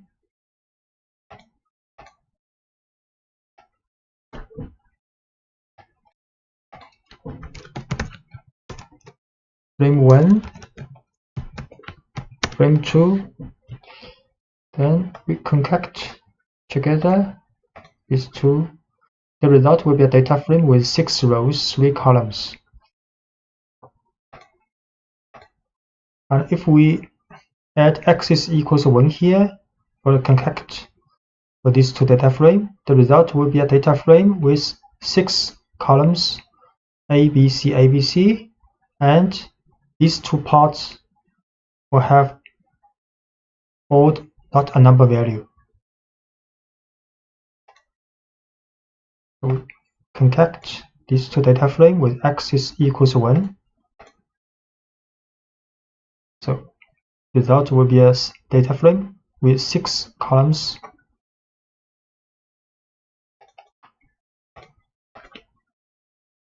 And combining datasets, there's another situation in which there is a combination of data that cannot be obtained either with merging or with concatenation. So combine first can perform this kind of operation along with data alignment. For example, these two series we create first as random number, 5 random number with index 1, 2, 3, 4, 5. Second series as 4 random number with index 2, 4, 5, 6. We see this index overlapping. So if we write serial 1 dot combine first serial 2, the result will be a series with 6 index. But because of this duplicate index 2, 4, 5, but if we write combine first, so for duplication, these duplicate values will be assigned with first series here. So we create 2 series, first one and the second one, both a random number. Then we combine first serial 1 here, then combine first with serial 2. The result will be a 6 value series, and we check for the, for example, index 2, the value will be same as index 2's value in serial 1, and so on. And if we put serial 2 first, then use combine first function with serial 1, it will be different. Also 6 values with index 1 to 6. Now this time, for example, index 2's value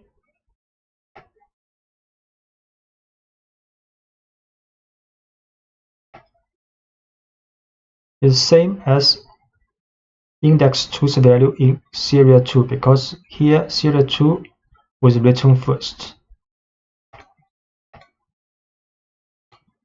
And if you want a partial overlap, you can specify only the portion of the series you want to overlap.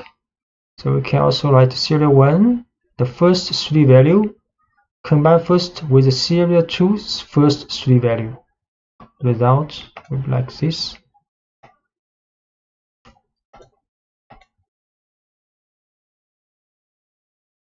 So there are only 5 values because one index is overlap. So for the first 3 value for the serial 1 has 3 index 1 to 3, and for the serial 2 first 3 values has index 2 for 5, so index 2 is overlapped.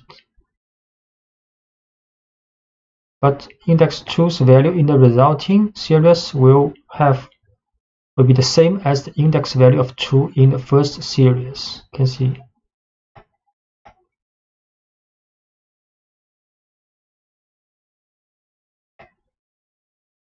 This one.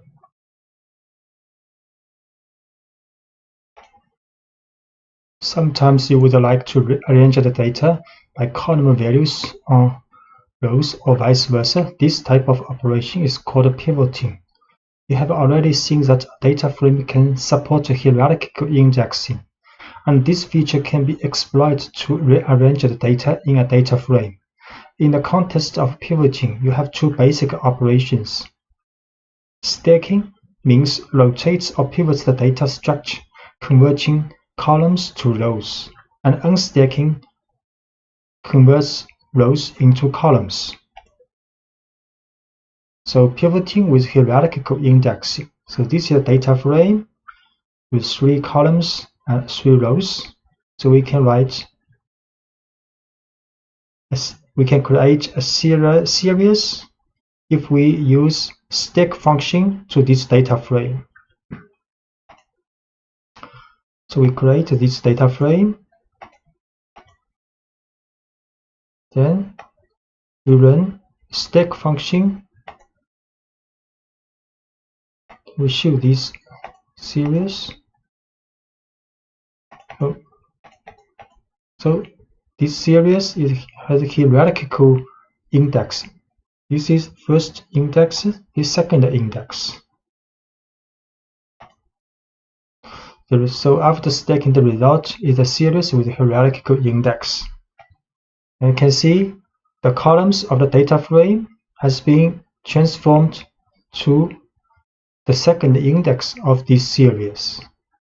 And from this hierarchical index series, you can transform to a data frame by use of the unstack function. If we run unstack function to this series, then the result will be the original data frame. And the second index of the series has been converted back to the columns of data frame.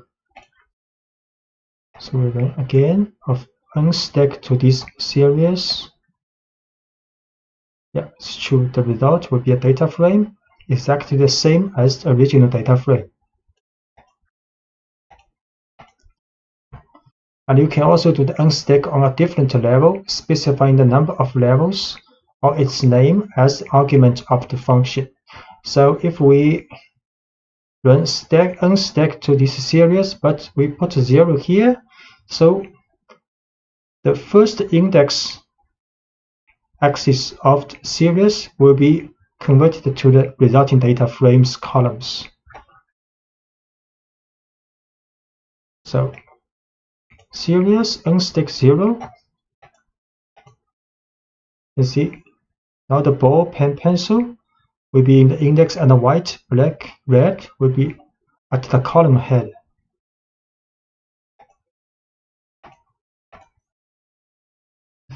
Pivoting from long to wide format. The most common way to store datasets is produced by punctual registration of data, such will fill a line of the text file, for example, CSV, or a table of a database. This kind of tabular format of datasets can be referred to as a long or stacked format, like Excel table. To get a clear idea about that, consider the following data frame. So we create a data frame.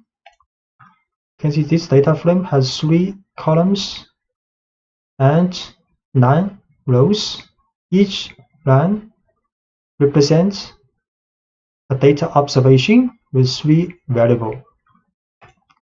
So instead of the long format, there is another way to arrange the data in a table that is called a wide format, in which the row index and column headers are the values of some columns in the long form. So in the wide form, the row index and column headers are the values of some columns in the long format. So pandas gives you a function pivot that allows you to make a transformation of a data frame from the long type to the wide type, and it accepts as arguments the column or columns which will assume the role of key. So starting from the previous example, you choose to create a data frame in wide format by choosing the color column as the key, an item as a second key, and the value of which will form the new columns of the data frame. So we will show if we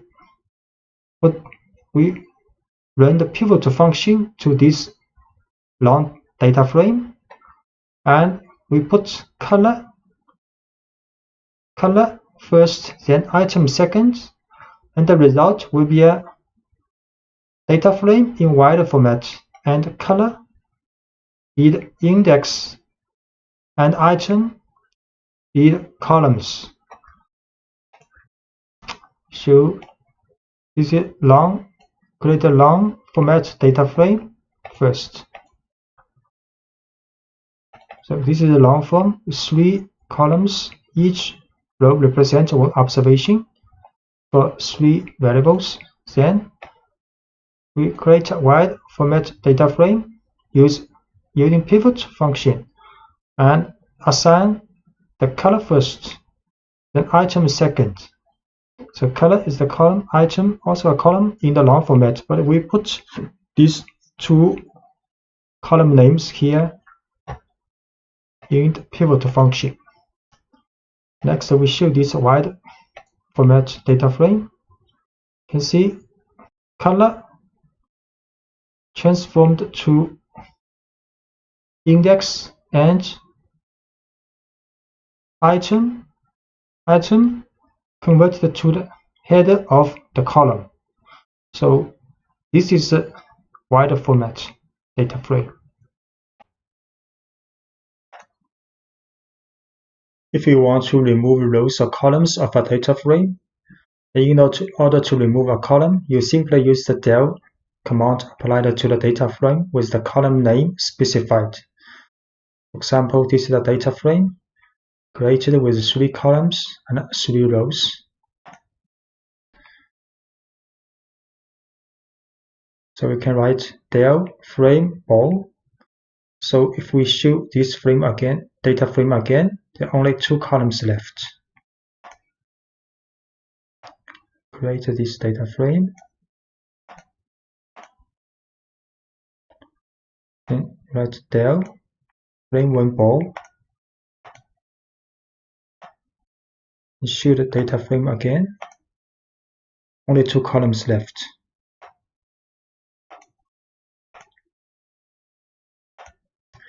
And if we want to remove an unwanted row, you have to use the job function with the label of the corresponding index as an argument.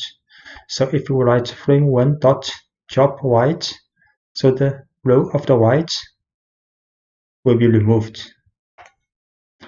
So we next run this.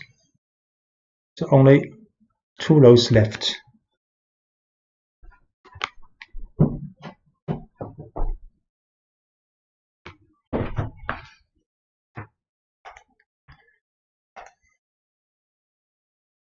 And we want to remove duplicate rows. So first, create a simple data frame with some duplicate rows. For example, this data frame has 5 rows, but we see row 1, row 2 are duplicate, and row 3, row 4 are the same.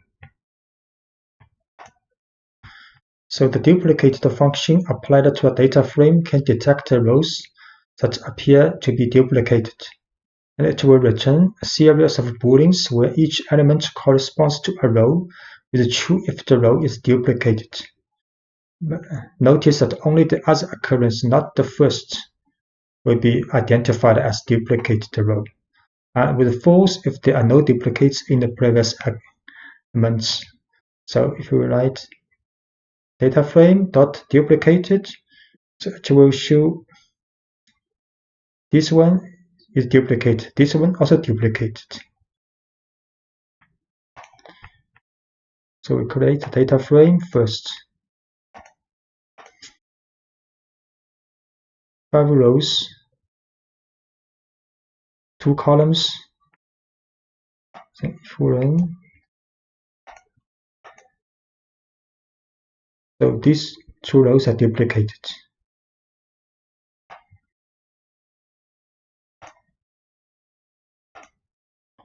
So next, if you want to know which are duplicate rows, just type the following data frame, then inside the bracket, data frame dot duplicated.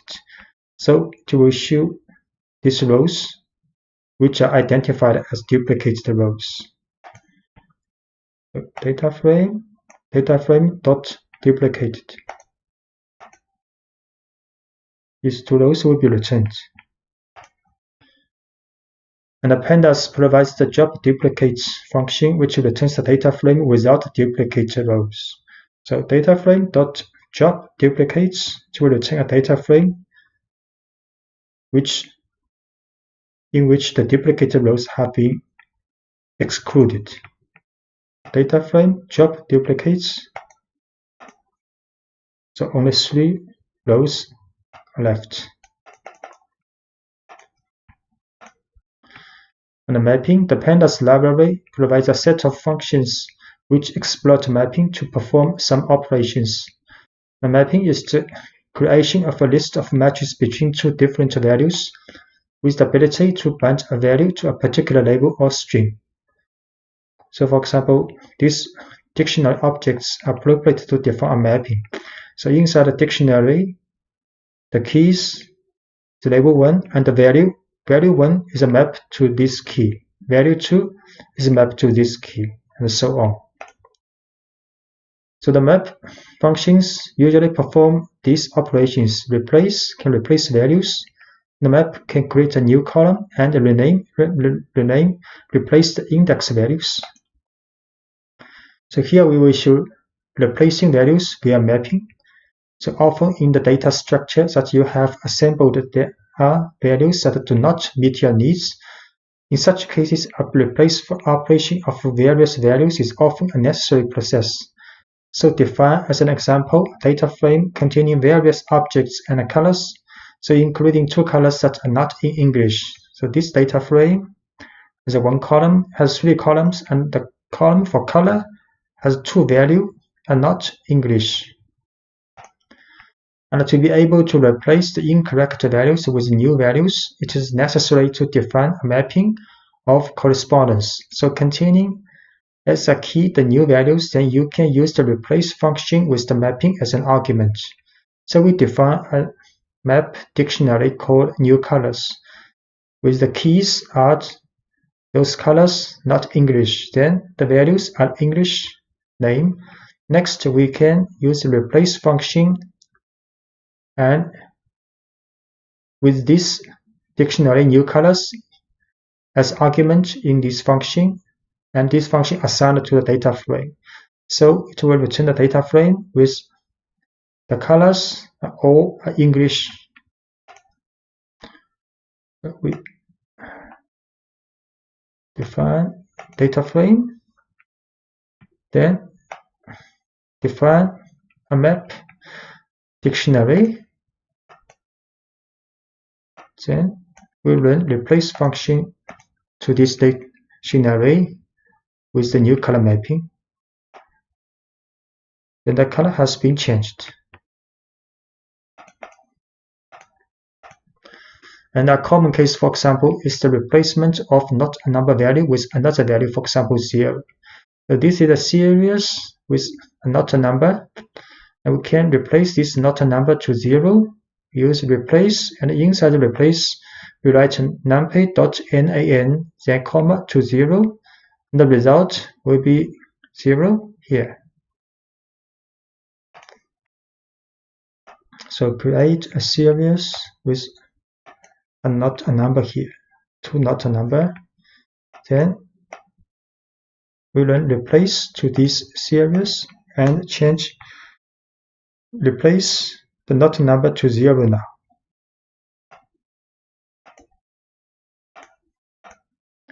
And we can also add values via mapping. You can also perform mapping to add values in a column depending on the values contained in another. So this is a data frame with 2 columns, item, color. So let's suppose you want to add a column to indicate the price of the item shown in the data frame. So before you do this, it is assumed that you have a price list available somewhere in which the price for each type of item is described. Then define a dictionary object that contains a list of prices for each type of item. This is a list for the price. Each item has a price. Each item has a price. Then you can apply the mapping of the price on the column item to add a column to the data frame. So we can create a new column of the data frame, and this value of the price new column based on the mapping from data frame's item column and with the price dictionary. So the resulting data frame will be like this. A new column called price is created. The value is added with respect to the dictionary we created earlier. So we define a dictionary, define data frame with 2 columns, then create a dictionary for the mapping from the item to the price. Then next we can create a new column for this data frame with the mapping, with the map. Then we show this new data frame. The price column is created. Pandas provides the rename function, which takes the mapping, a dict object, as an argument to rename indexes of axes. So let's look at an example. This is a data frame with 3 columns, 5 rows.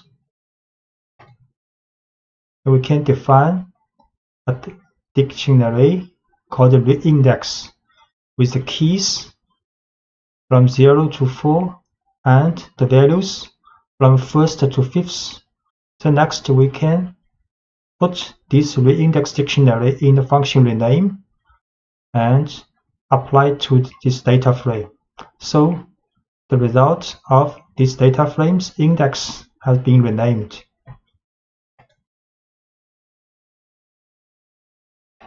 And then create this data frame, and the index is a dictionary. Then apply this rename function to this data frame with the reindex as argument. So the data frame's index has been renamed As you can see, by default, the index are renamed. If you want to rename columns, you must use the columns option. This time, you assign various mapping explicitly to the toIndex and the columns option. So we can define another dictionary called recolumn with 2 key value pairs. Then next we can rename this data frame index with the reindex dictionary and the columns with the recolumn dictionary. So this time both the index and columns of the data frame has been renamed. So define this dictionary for the column, then rename both index and columns. You see, for the columns, 2 columns have been renamed. And for the simplest case in which you have a single value to be replaced, you can avoid having to write and assign many variables. So if you want to just rename 1 index and 1 columns, you can just write frame.rename and inside the parentheses put index and assign a dictionary to index and columns. Same, assign 1 key value pairs in dictionary to these columns, and the result will be like only 1 index been renamed and only 1 columns had been renamed.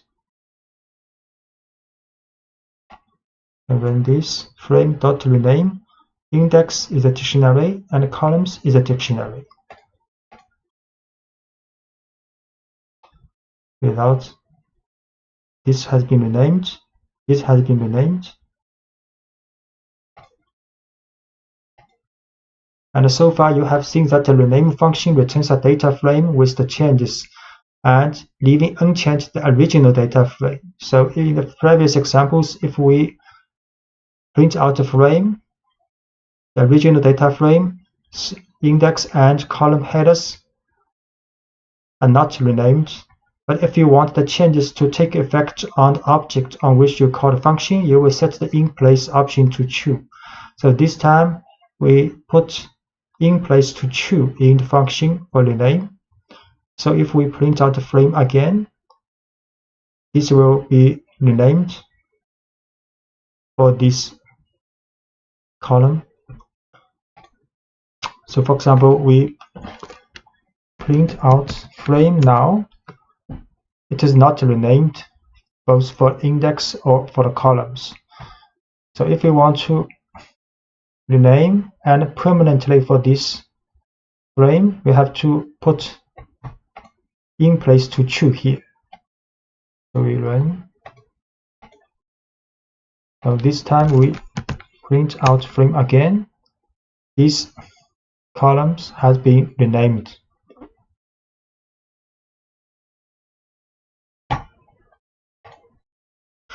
During data analysis, it often needs to detect the presence of abnormal values in a data structure. So for example, we create a data frame with 3 columns and 1000 rows. All the numbers are standard deviation with 1 and mean with 0, normally distributed. So if we describe this data frame, then it will show each column statistics, mean value, standard deviation, minimum, quantile, and maximum. So for example, you might consider outliers, those that have a value greater than 3 times the standard deviation. To get the standard deviation of each column of the data frame, we can use the std function. So if we write data frame.std, it will show a series with 3 values for 3 columns standard deviation. So we create this data frame and describe 3 columns, each column's descriptive statistics, and if you run the std function for this data frame to get 3 standard deviation for these 3 columns. And now you apply the filtering of all the values of the data frame, applying the corresponding standard deviation for each column, using any function on column. So if any of the column's value, absolute value, larger than its 3 times of its standard deviation, and we put any one for the column, then this observation will be taken as outliers. So if we run this, for this data frame, we'll get these observations. You can see for this one, for the column 1, larger than 3. And for this observation, column 2, larger than 3. We run.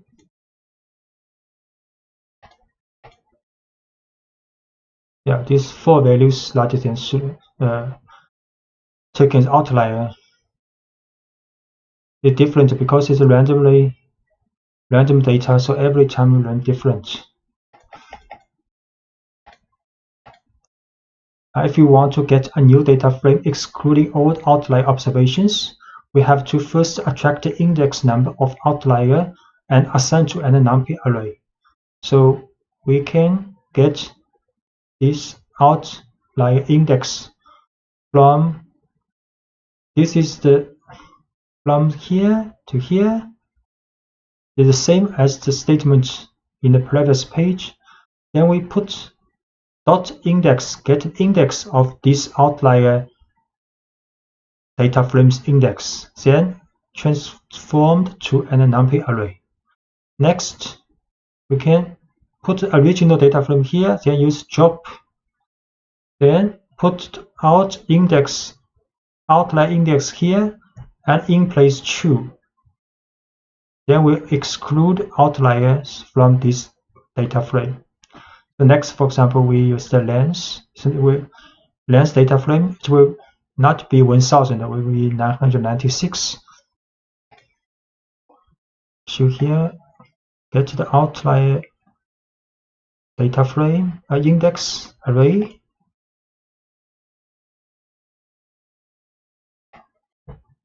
We show this array 1, 2, 3, 4. 4 observations, the index number, and drop these observations from the data frame with in place true. Then we show the length of the resulting data frame 996. 4 observations have been excluded.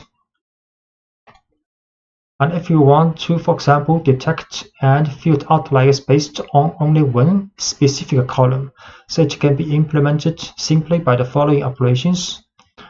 So this is the original data frame we create again. Next, for example, we only define the criteria that for column 2, if the value of the column 2 larger than 3 times of column 2's standard deviation, then this observation will be identified as outlier. So this statement will get outlier observations, and this statement will excluding outliers only for the less than 3 times of the standard deviation. So we create data frame again. Then we put 2.8 here because for only one column the criteria may be loose, so sometimes you cannot get an outlier. So we just want to, for the purpose of show this example here, we put the little smaller than 3 times. We put a 2.8 here. So run this. We'll get empty. So we have to run again. And we try again if it has outlier. Okay, now has 2 outliers. two outliers. For this observation, you can see column 2, both observations, column 2 has larger than 3 times larger than 3, and if we use a criterion less than 2.8 for the column 2s, then we will exclude observations for the outlier. You see only 998 rows now because 2 observations has been identified as outlier and excluded.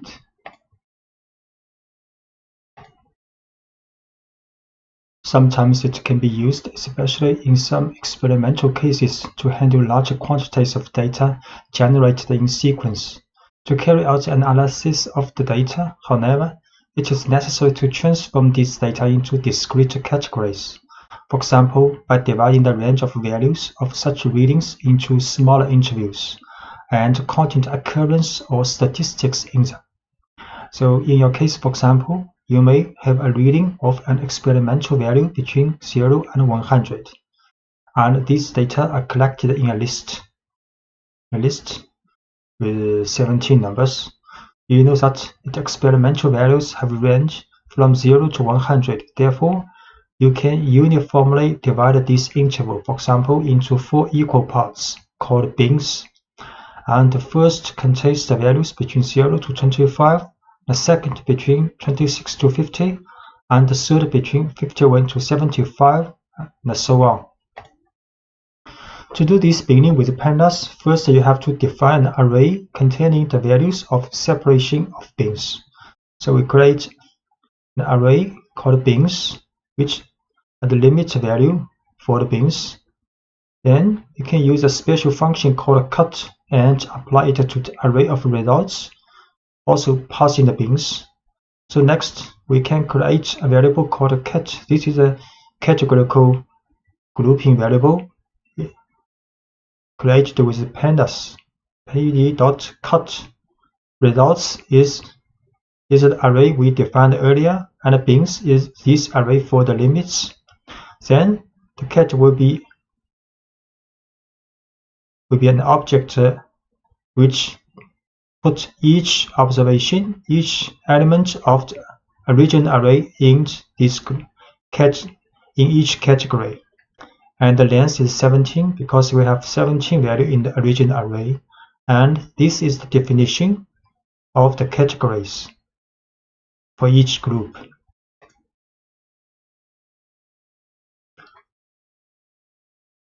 So this is the results, is the data we want to cut with pandas. Then bin is the limit of each category. Then we use pd_cut to the results with these bins. Then we should cut 17 value with the grouping. You can see the lower limit is open and up limit is closed, and this is for group definition. And the object returned by the cut function is a special object of categorical type. You can consider it as an array of strings indicating the name of the bin, and internally it contains a categories array indicating the names of the different internal categories, and a codes array that contains a list of numbers equal to the elements of results. So if we call cat.categories, it will show the category. If we run the cat.codes, it will return the code for each group and a group value from 0 to 3 because we have 4 groups. So cat.categories for each group's information. For cat.codes, each value is group information. So for first element of the array, it's in group 1. So 0 from 0, group 1. And finally, to know the occurrence for each bin, that is how many results fall into each category, you can use the value counts function. So we can write pd.valueCounts of the cat, this object. Then we'll show each group and how many occurrences in each group. pd value counts cat group and occurrence.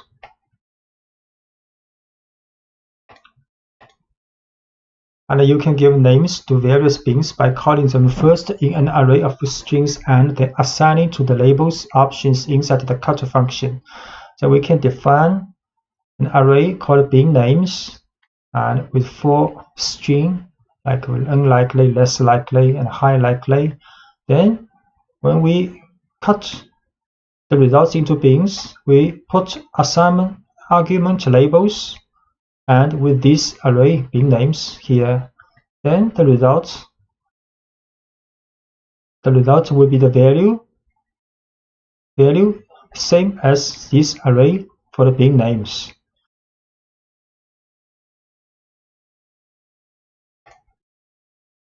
So bin names with 4 strings. Then we put these bin names to the labels when we run cut function.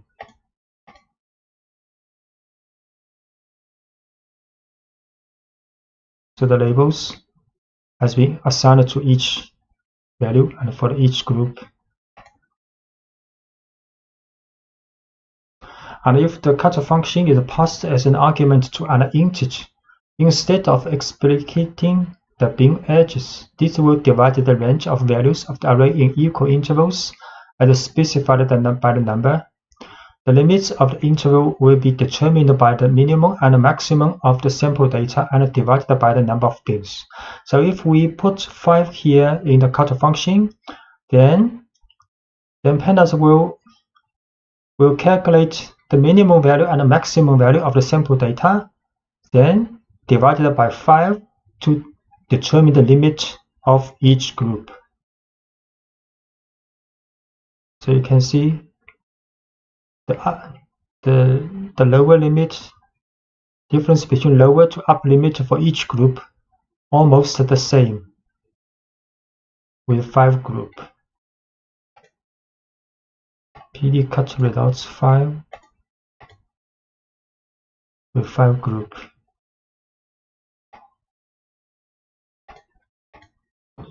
And the pandas provides another function for binning called qcut. This function divides the sample directly into quantiles. So qcut will ensure that the number of occurrences for each bin is equal, but the edges of each bin may vary. So if we use pd.qcut results 5, it will also be 5 groups, but the criteria is the occurrence in each group are the same, but the difference between lower limit to upper limit may vary between from group to groups. So you can see this group, the lower limit to upper limit difference smaller than this group, and the difference between lower limit to upper limit for this group is even smaller.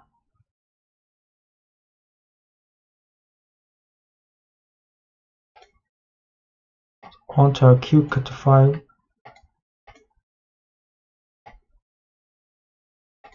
to show quantiles.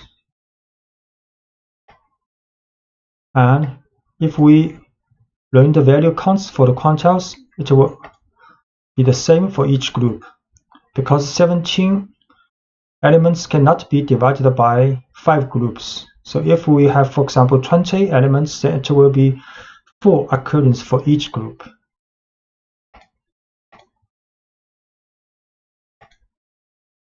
And we can also create a bin column for a data frame. So this is the data frame with only one column called number, and the 10 value. Each value is a random integer number between 1 to 100. So next we can create a bin column, but this bin column is actually a categorical column based on the PD cut function. And inside the cut function we put the column number here. So cut the number, then this is the bin limit, and this is the label. So if we show this data frame again, it will be a new column created called bins. The value is for each group defined here. So we create a original data frame, show this data frame, only one column called number. Then we create another column for this data frame, and the value is the group from the cut function. Then we print this data frame again. Now there are two columns, but that could be happen with not a number value in some cases. Permutation, random sampling with pandas. The operations of permutation, random ordering of a series or the row of a data frame are easy to do using the numpy random permutation function. For this example, create a data frame containing integers in ascending order. So this is a data frame with 25 numbers from 0 to 24 and arranged in 5 columns, 5 rows. So now create an array of 5 integers from 0 to 4 arranged in random order with the permutation function. So this will be the new order in which to set the values of a row of the data frame. So next we create new order equals numpy's random.permutation function with 5 elements. So create a data frame first. Then we create an array with numpy's random permutation, 5 random number. Then so now apply it to the data frame on all lines using the take function. We return a new data frame which has the same elements as the original one, but the order of the rows has changed, following the same order as indicated in the new order array. So you write this data frame dot take. Inside the take function, put this random order generated with the permutation function here. So the result will be like this. The rows of the data frame has been changed according to this order.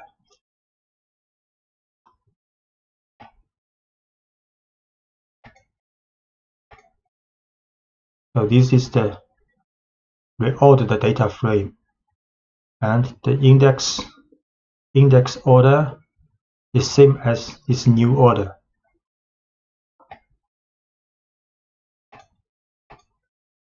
Using the take function, you can also submit a portion of the entire data frame to a permutation. So it generates an array that has a sequence limited to a certain range, for example from 2 to 4.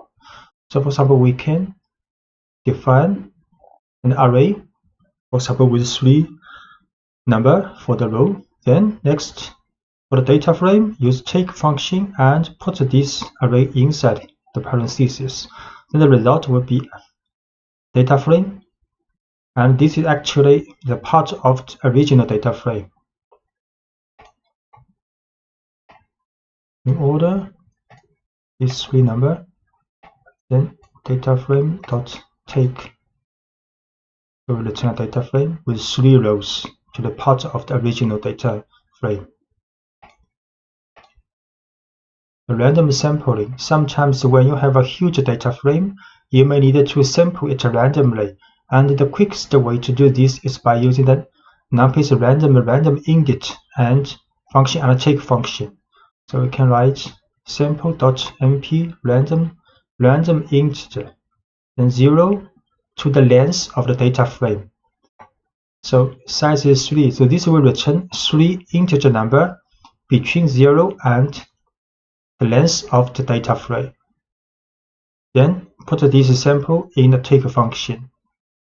We return data frame with the rows randomly ordered, selected from the original data frame. Then sample random integer. We show this sample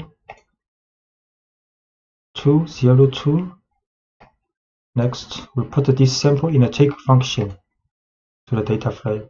So we show part of the original data frame, but you can see the duplication of index 2 observation. There are 2 with E2 from the original data frame. The categorization of a set of data carried out for grouping is often a critical stage in the process of data analysis. It is a process of transformation, since after the division into different groups, you apply a function that converts or transforms the data in some way depending on the group they belong to. So very often, the two phases of grouping and application of a function are performed in a single step. Also, for this part of the data analysis, pandas provides a tool that's very flexible and high performance, called group by. So generally, it refers to its internal mechanism as a process called split, apply, combine. Splitting means dividing the groups of data sets, and applying means the application of a function on each group. And combining means the combination of all the results obtained by different groups together. So this fig shows the mechanism of split, apply, combine. So for example, this is a data frame with 2 columns, called key and a value. The key represents color, the white, red, black, for example. So if we want to calculate the mean value for each color group, so first have to split the data according to the color, like this. Then apply the mean function to each group. And the combine stage will combine the mean value for each group together to a new object. In this case, it is a series. So to better understand this mechanism, so let's switch to a practical example. First, define a data frame containing numeric and string values. So this is a data frame defined with 4 columns: color, object, price 1 and price 2, with 5 observations. Then suppose you want to calculate the average of price 1 column using group labels listed in the color column. So there are several ways to do this. You can, for example, access the price 1 column and call the group by function with the color column. So for example, we can create an object called group, and the right side, first we'll select the frame, data frame, brackets for the column price 1. Then we use dot group by. Inside the parentheses, we will choose the frame color column. So this means the price 1 column will be grouped by the frame color value. So if we print out this group, it will show a series group by object. So we will show this statement in Anaconda. Spider. First we'll load the library, then create this data frame, 4 columns, then create a group object of price 1 and grouped by color. If we run this, so this group object is a series group by object.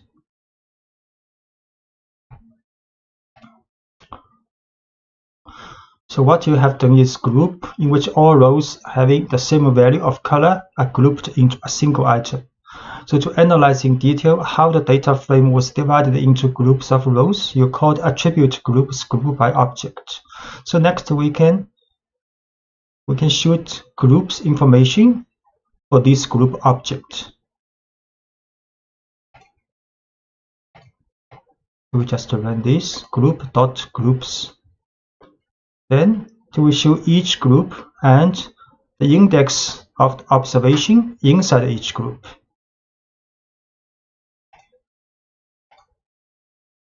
So now it's sufficient to apply the operation on a group to obtain the results for each individual group. For example, we can calculate the mean value for each group and the sum value for each group. So group mean.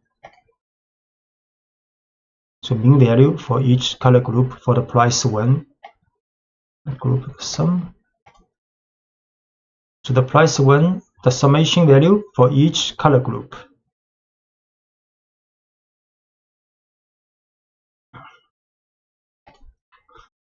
So next we see hierarchical grouping. The grouping can be extended to multiple columns. That means making a grouping of multiple keys hierarchical. For example, we can choose the price 1 and group by, this time, not only by color, we can by color and by object. So if we next show the groups, it will show the observations inside each group. The group criteria is the color and object. So hierarchical grouping.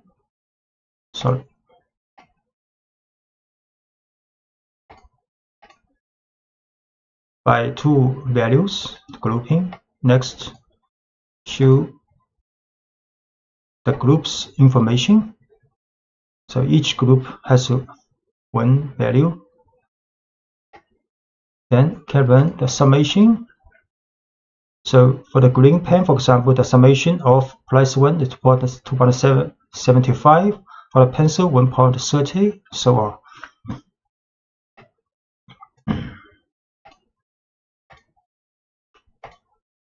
So far you have applied the grouping to a single column of data for the price 1, but in reality it can be extended to multiple columns or to the entire data frame. Also, if you do not need to reuse the object group by several times, it is convenient to combine in a single parsing all of the grouping and the calculation to be done, so without defining any intermediate values. So for example, if you want to get the group by for the mean value of price 1 and price 2 by the color group, so we can just write frame 1, frame, inside the bracket we choose a list for the price 1 and the price 2, then group by, inside the parentheses, choose the frame color, then the mean. So the result will be the mean value of price 1 and price 2 in each color group. So price 1 and price 2 group by color, the mean. We can write only one statement. Mean value. We can also write like this, because this data frame has 2 numeric columns, price 1 and price 2. If we do not specify which columns to be calculated for the mean value, then all the numeric values columns will be calculated. So we get the same result.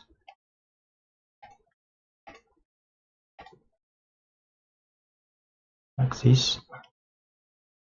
And the group iteration, the group by object supports the operation of an iteration to generate a sequence of 2 tuples containing the name of the group together with the data portion.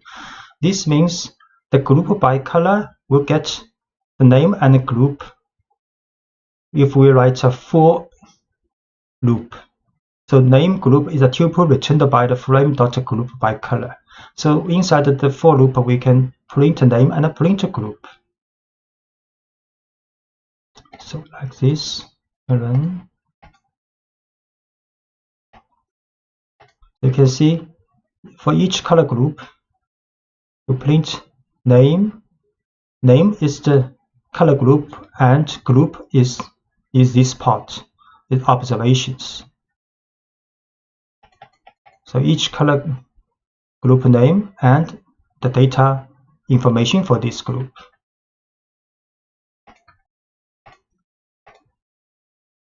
chain of transformations. So from these examples, you have seen that for each grouping, when subject to some function calculation or other operations in general, regardless of how it was obtained and the selection criteria, the result will be a data structure series. So if we select a single column data or a data frame, which then retains the index system and the name of the columns. So if we choose only price 1, group by color, calculate the mean value. If we type this, the result will be a series. And if we do not choose any specified columns, then all numerical columns will be calculated with the mean value and inside each group. So the result will be a data frame. So we calculate only one value like we have done before. Then if we choose the type of result 1, it is a series. And if we do not specify any columns, the result will be a data frame, because both price 1 and price 2 are calculated inside each group.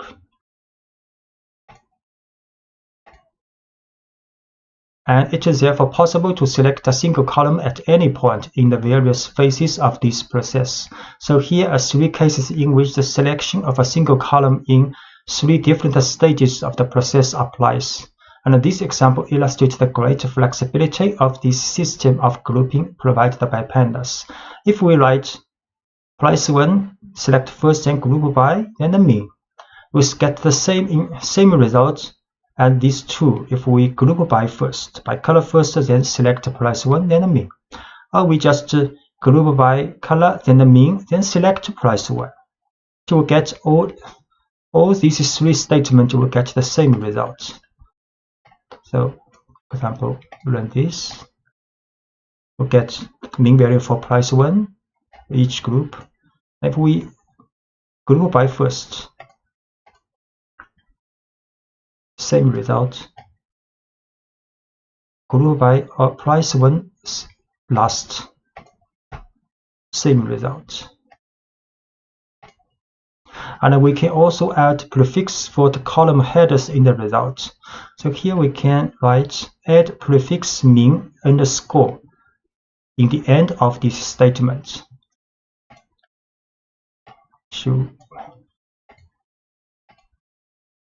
Then if we show the mean, the data frame the head of the column has been changed with the value specified. So to apply function for the group, you can specify the name of the column and then by applying the method to make the calculation. For example, you can use the calculation of quantiles with the quantiles function. So we group first with the color, then we can choose the group object price 1 column, then apply a quantile function with 0.6.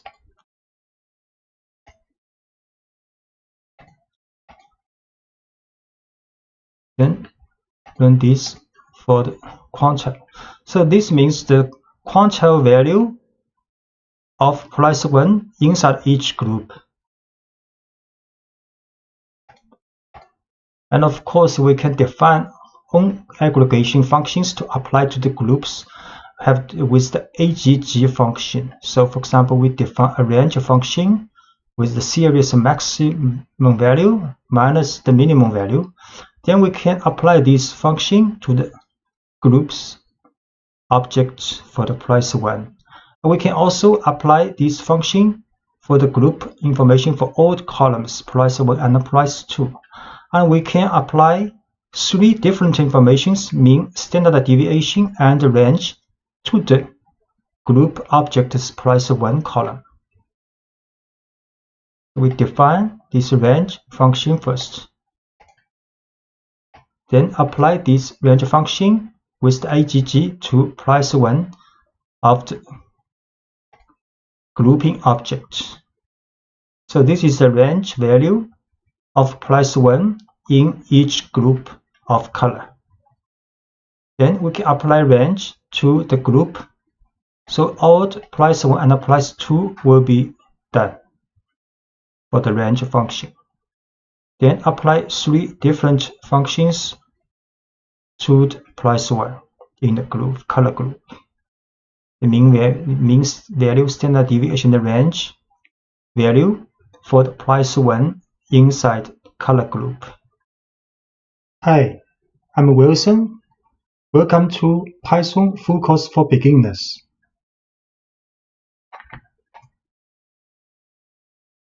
In this course, we will present most of the fundamentals for learning Python at beginning level, and this is the contents of this video.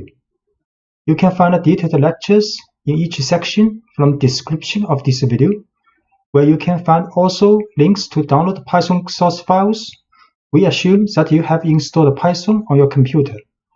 For example, an Anaconda distribution, and using an IDE such as PyCharm, Spider, VS Code. String variables. Every variable holds a value, which is the information assigned and associated with that variable. You can change the value of a variable in your program at any time. So strings. A string is simply a series of characters. Anything inside quotes is considered a string in Python, and you can use single or double quotes around your strings like this. So this is a string inside double quotes, and this is also a string inside single quotes, but there are also double quotes inside the single quotes. So this is a string message, and we can print this string. Hello Python world, and this is also a string. We can also print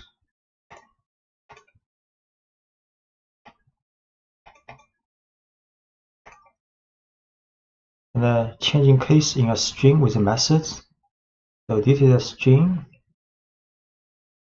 with all lowercase alphabet. Then you can print name.title. So each word begins with a capital letter.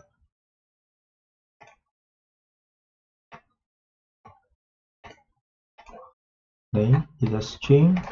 If we show all alphabets are lowercase, then we can print this string but with the title method after this string.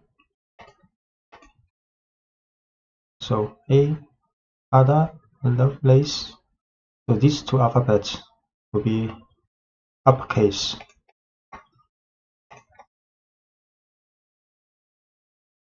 You can also print a name dot up. So all alphabets will be uppercase.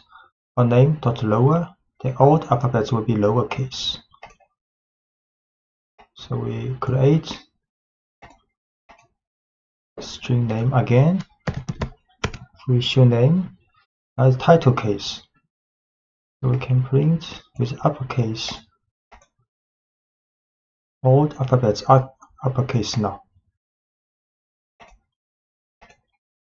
And now all alphabets are lowercase.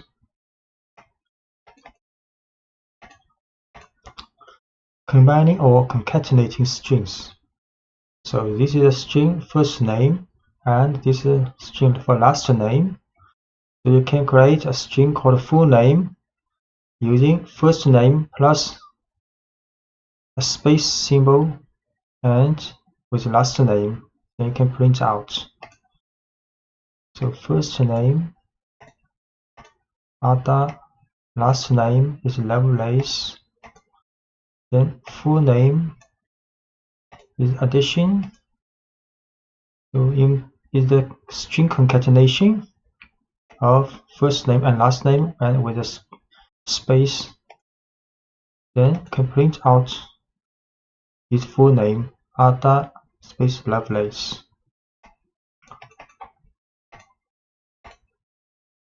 Adding white space to strings with tabs or new lines. So space tabs and end of line symbols are called white spaces. So you can print \t means tab Add a table space before text. Then you can print also with \n new line \n with new line, and you can combine \n and \t. So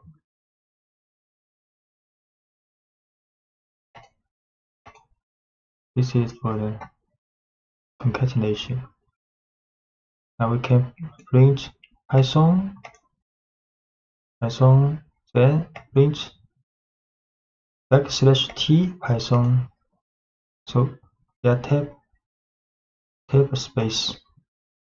Also print with a new line. The language Python, C, JavaScript. Can also print with a new line and a tab space. And a tab space.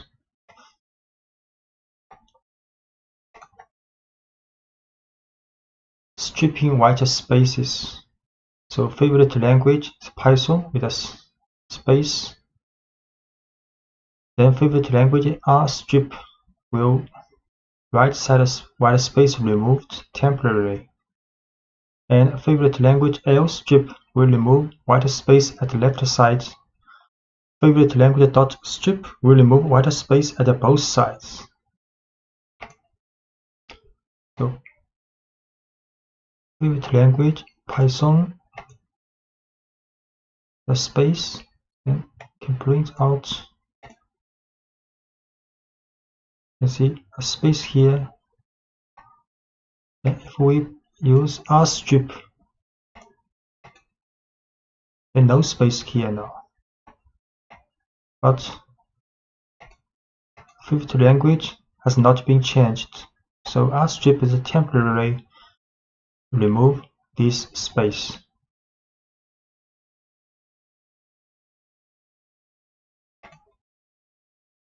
So to remove the white space from the string permanently, you have to store the stripped value back into the variable. So this is favorite language with a string after this, with a space after this string. You can use R strip but assign back to this string variable. So create again favorite language with a string the right side, then we R strip this space and assign back to this variable. Then we show this favorite language again. Now string has been removed permanently. You can add, subtract, multiply, and divide numbers in Python. And 3 $2 means exponents. So 3 square. And 10% symbol 3 means modulo. So returns the remainder of division. 3 exponent 2 9 age 23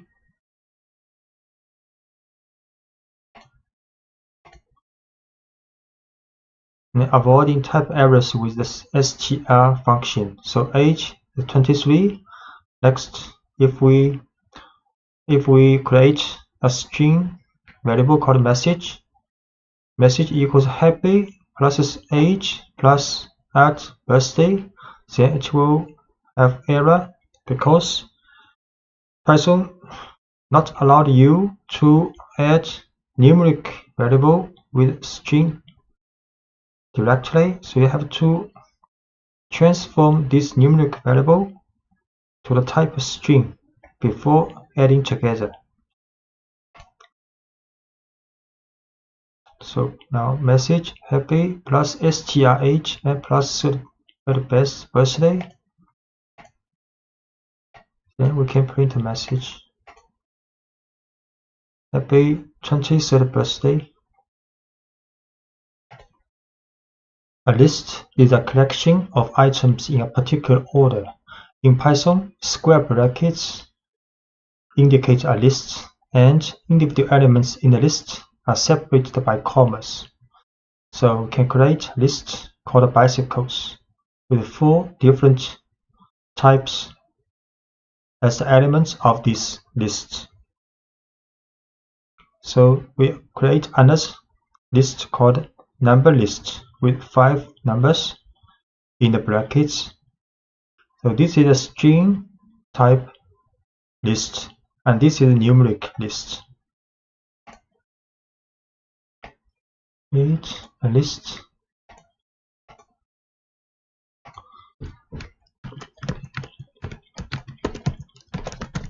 If we issue this list and create a bicycle list, we can print out this bicycle list for bicycles. And accessing elements in a list, you can access any element in a list by telling Python the position or index of the item desired. For example, we can print the first bicycle in this list. And you can also use the string method on any element in a list. So we can get the title form of the first bicycle.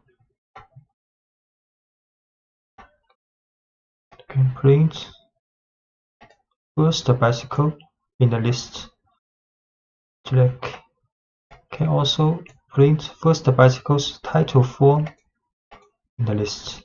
The T is capitalized.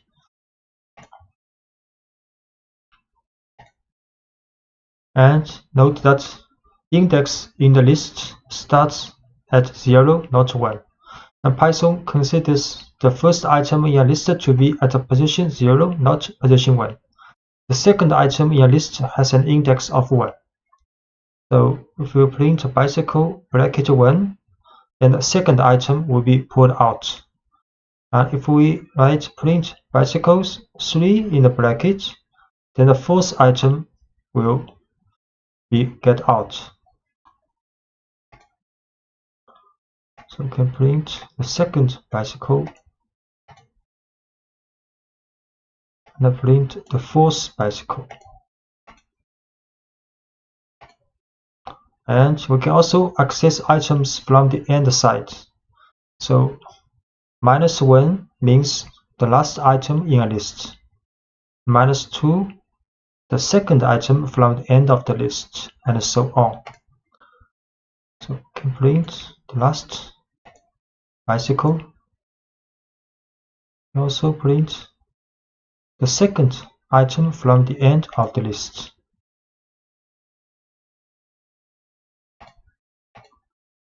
Using individual values from a list, you can use individual values from a list just as you would any other variable. For example, you can use concatenation to create a message based on a value from a list.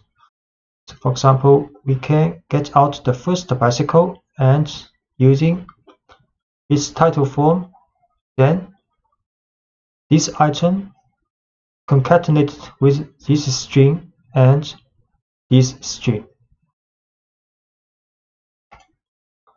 We create a message with concatenation of string and the bicycle's first element with the title form and plus symbol.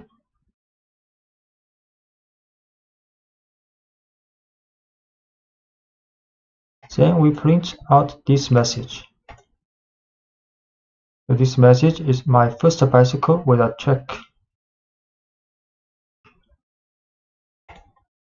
Most lists you create will be dynamic, meaning you will build a list and then add and remove elements from it as your program runs its course.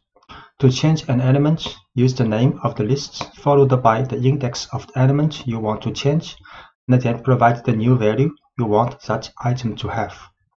For example, this is original list with 4 car brands, and we can change the first element of this list to another value.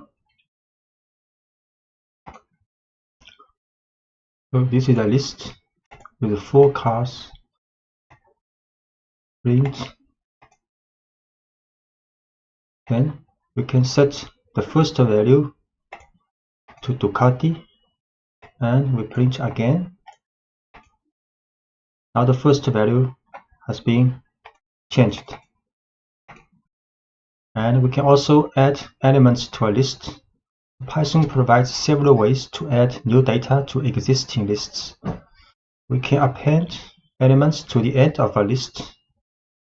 So this is the original list for the motorcycle, and we can use append function. So motorcycle.append Ducati. So the Ducati is added to the end of the list. Create this list with 3 motorcycles.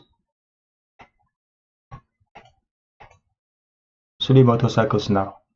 Then we can append Ducati to the end of the list. So now the list has 4 cars now, with Ducati at the last position. You can start with an empty list and then add items to the list using a series of append statements. So we can also create an empty list first with 2 brackets.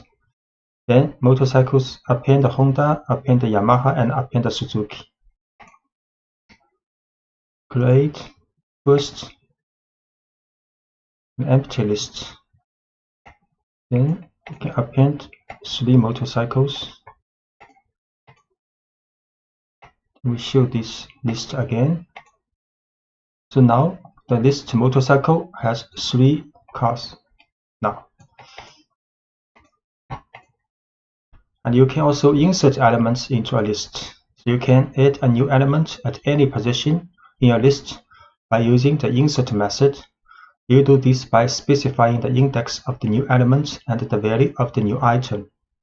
So this is a list, and we can insert the first position, a new motorcycle here.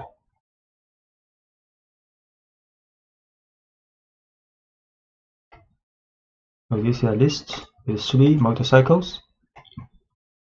Can insert Ducati to the position 0, first position, and we show this motorcycle. Now Ducati is the first motorcycle and the other 3 motorcycles from the original list.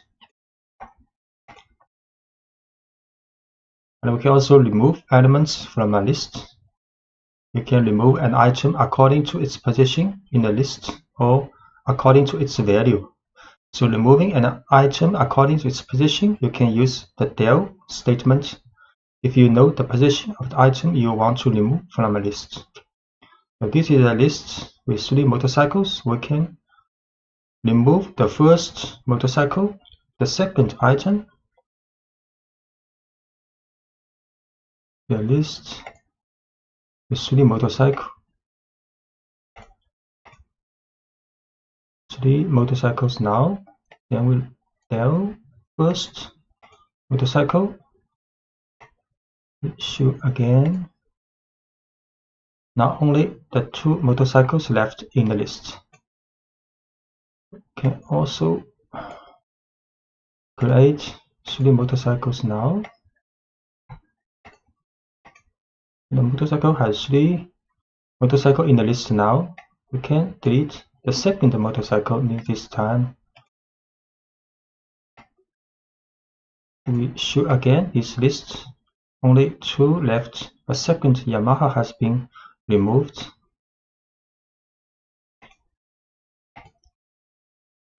You can use pop method to remove an item. Sometimes you will want to use the value of an item after you have removed it from a list. So the pop method removes the last item in a list, but it lets you work with that item after removing it. So this is a list with 3 motorcycles. So we can use pop method to remove the last one of this list, then put this removed item in this object. So we can print this object later. So this is a list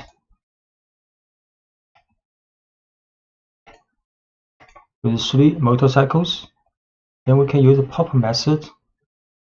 Remove the last one of this motorcycle list. Then print again this motorcycles list. Now 2 left. The last one, Suzuki, has been removed. And we can also print this popped motorcycle. Suzuki, that's correct.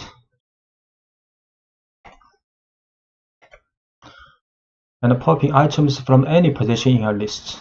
You can actually use pop to remove an item in a list at any position by including the index of the item you want to remove in parentheses. So this is the list with 3 motorcycles. So we can pop 0. So the first item is removed from the original list and stored in variable called first owned.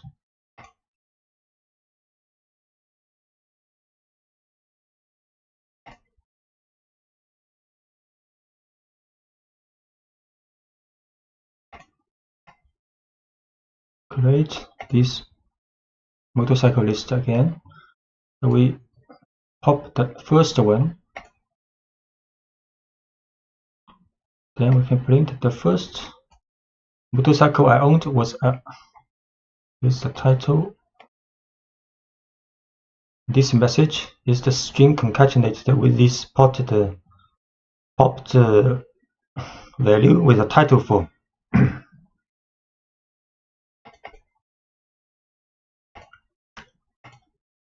So when you want to remove from a list, if you know the value of the item you want to remove, you can use the remove method.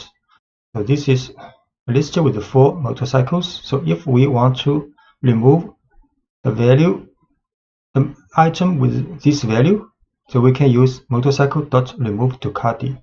So Ducati is removed. But note the remove method deletes only the first occurrence of the value you specify.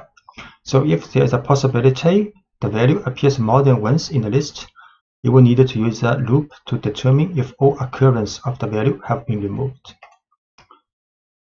So this is a motorcycle list with 4 motorcycles.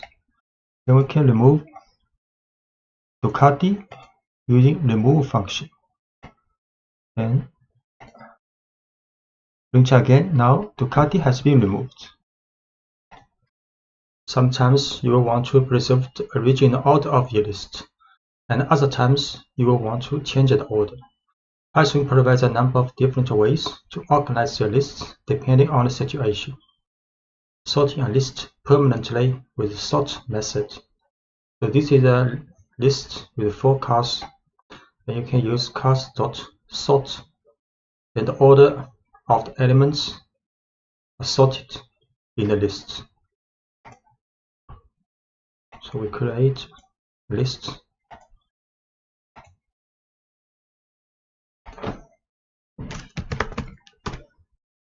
So the order of the elements in the cars, like now, you can use sort.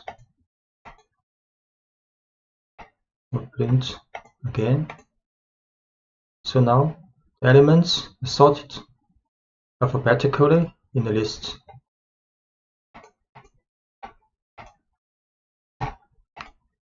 And you can also sort this list in reverse alphabetical order by passing the argument reverse equals true to the sort method. So you can use sort reverse true.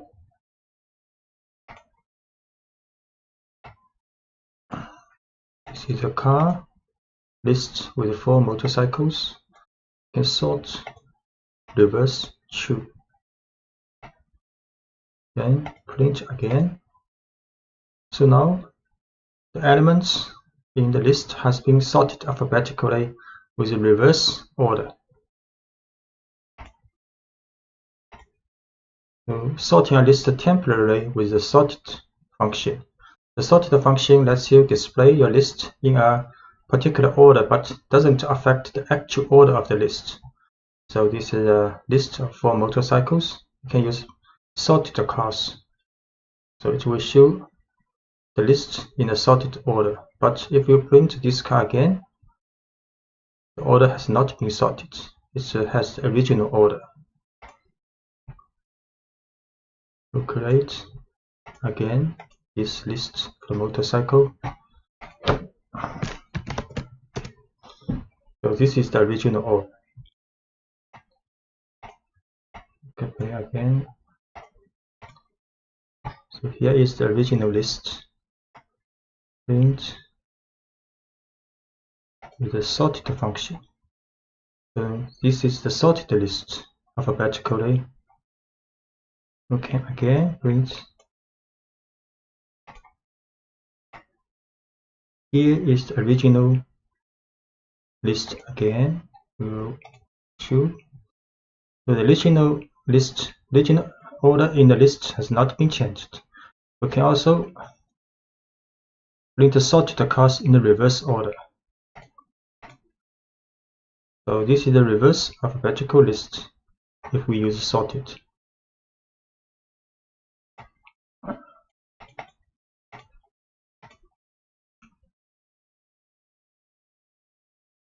So print a list in reverse order. So just to reverse the original order of a list, this may not be the alphabetical order. So just to reverse the original order of the list, you can use a reverse method. So this is the original list. If we use cast reverse and print a cast, then the order of the elements are reversed. So the last one will be printed first. So the reverse method changes the order of a list permanently, but you can revert to the original order anytime by applying reverse to the same list a second time. So we print. This is the. Okay, we create again this motorcycle list. So this is the original order, and we use cars dot reverse. Then print again. Then order of elements are reversed in the list. Okay, finding the length of a list. You can quickly find the length of a list by using the len function. So we can use len cars and it will return the number 4. So note that Python counts the items in a list starting with 1, not from 0. So this is the list for cars with 4 elements. We use len cars. It will be 4. Looping allows you to take the same action or set of actions with every item in your list. So when you want to do the same action with every item in your list, you can use Python's for loop. Let's say we have a list of magicians' names, and we want to print out each name in the list. A for loop will let Python to handle this task easily. So in the for loop, Python pulls a name from the list magicians and store it in the variable magician. Then print the name that was just stored in magician. Python then repeats this operation for each name in the list. So this is a list of magician with 3 magicians. Then we can write 4 magician in magicians. So magicians is a list. In the for loop, for magician will take each element from the magicians, then store in this variable called magician.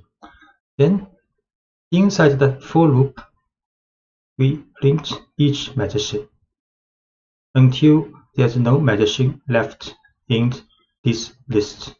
So where the no more values are in the list, Python moves on to the next line in the program after the for loop. So this is the for loop. We create a list called magicians with 3 magicians. Then we can write 4 magician, print magician. So each magician has been printed out. It is helpful to choose a meaningful name that represents a single item from the list. For example, here is a good way to start a for loop for a list of cats, a list of dogs, and a general list of items. You can write, for example, for cat in cats, for dog in dogs, or for item in list of items. And using singular and plural names can help you identify whether a section of code is working with a single element from the list or entire lists. Doing more work within a for loop. So every indented line following the line for magazine in magazines is considered inside the loop, and each indented line is executed once for every value in the list. So for example, this is a magazine list. We can write for loop from the for magazine in magazines, then these two lines indented considered inside the for loop. So we can write print magazines title form. That was a great trick. And print I can't wait to see your next trick. Then magazine's title name, then a new line.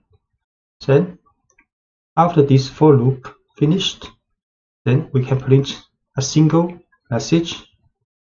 But this statement not considered inside the loop. So any lines of code after the loop that are not indented are executed for once without repetition. We create a magazines list again. Then a for loop with two print lines included in the for loop. Run this.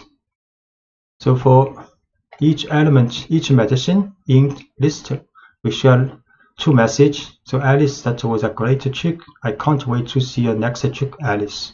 And David, that was a great trick. I can't wait to see your next trick, David, and so on. Then after the for loop has been finished to run, then we can print one message. So this message, this print statement is not considered in the for loop, so print only once. Lists are ideal for storing sets of numbers, and Python provides a number of tools to help you work efficiently with lists of numbers. So we can use the range function.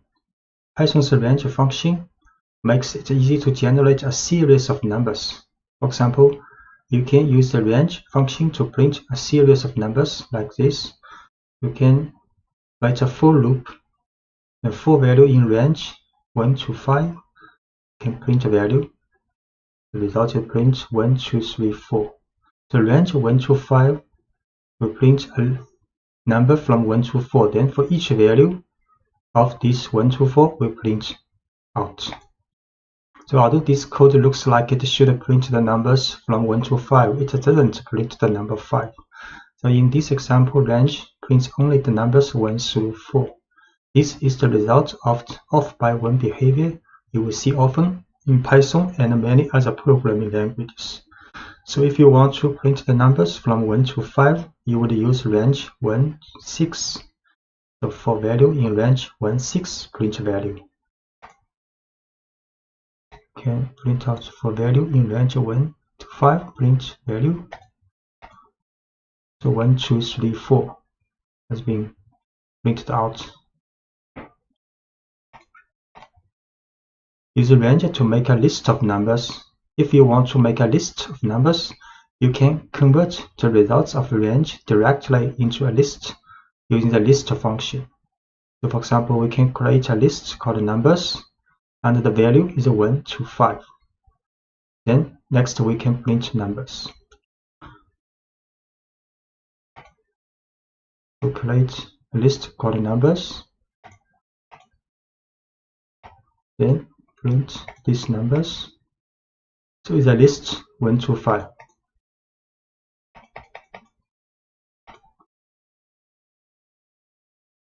And we can also use the range function to tell Python to skip numbers in a given range. For example, here is how we would list the even numbers between 1 and 10. We can write even numbers is a list, create is a list, and the value is from 2 to 11, not including 11, and with a gap of 2. So the result will be 2, 4, 6, 8, 10. So even numbers is a list in the range 2 to 11 with a gap of 2. Then we print out this list. This list has 5 elements. And you can create almost any set of numbers you want to using the range function. For example, consider how you might make a list of the first 10 square numbers. So we start with empty list, then write a for loop. So for each value in the range 1 to 11, not including 11, then we write calculate the square of this value, then assign to square variable. Then in the list of squares, we append this square, and so on. Then when the for loop is finished, we print out this squares list. So we start with an empty list called squares, then we tell Python to loop through each value from 1 to 10 using the range function. And inside the loop, the current value is raised to the second power and stored in the variable square. Then each new value of square is appended to the list squares. So start with an empty list called squares. The for loop for each value in the range 1 to 11, calculate the square of this value and append to the squares list. Then the loop finished, we can print out this list.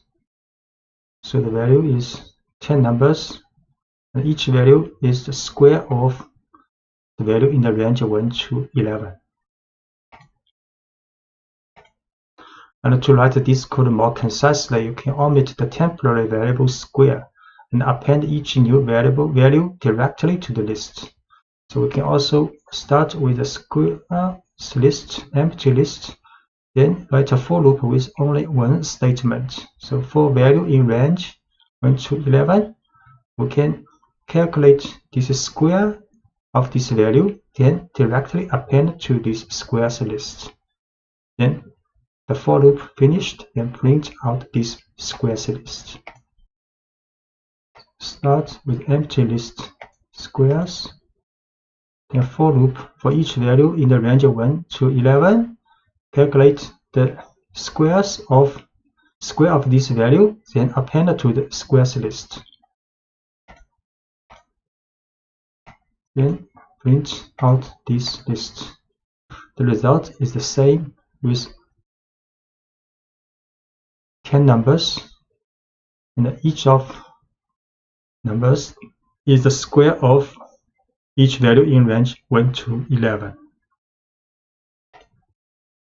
A list comprehension allows you to generate this same list in just one line of code. A list comprehension combines the for loop and the creation of new elements into one line, and automatically appends each new element. The following example builds the same list of square numbers you saw in previous lectures, but uses a list comprehension. So we can write squares is list, and inside the bracket we write value asterisk 2, then space, then it's like a for loop for value in range 1 to 11. Then we can print out this squares list. The list comprehension begins with a bracket and the descriptor name for the list, such as squares. Next, open a set of square brackets and define the expression for the values you want to store in the new list. In this example, the expression is value square of this value, which raises the value to the second power. Then write a for loop to generate the numbers you want to feed into the expression and close the square brackets. Notice that no colon is used at the end of the for statement in list comprehension. So we can create this list to use list comprehension. Then print out this list. Okay, so 10 numbers, and each number is squares of each number in the range of 1 to 11.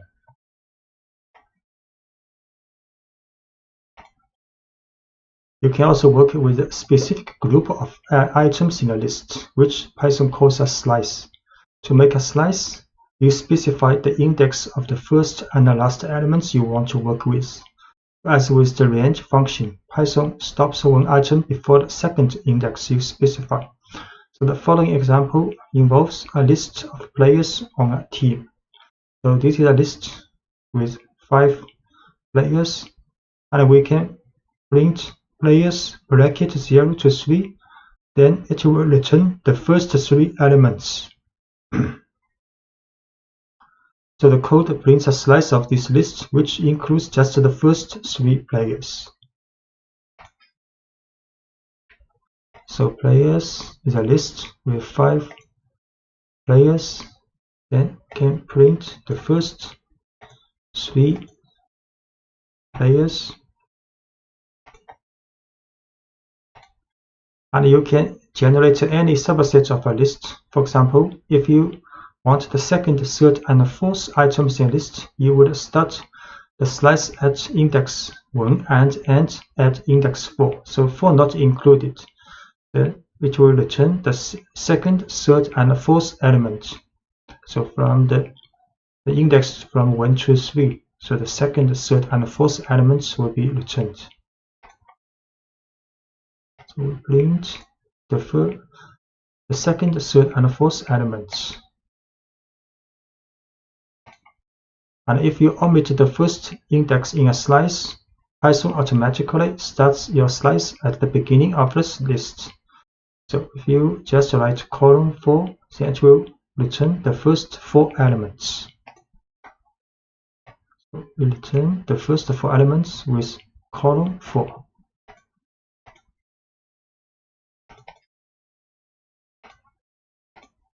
And a similar syntax works if you want a slice that includes the end of a list. For example, if you want all items from the third item through the last item, you can start with index 2 and omit the second index in the bracket.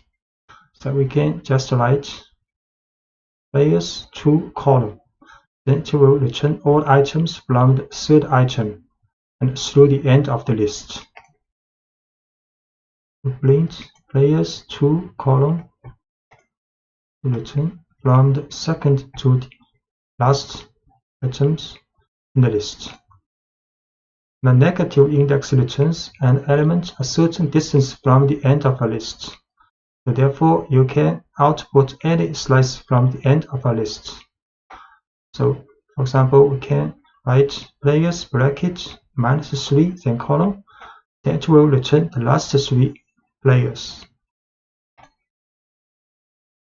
So it will return the last 3 players with negative index.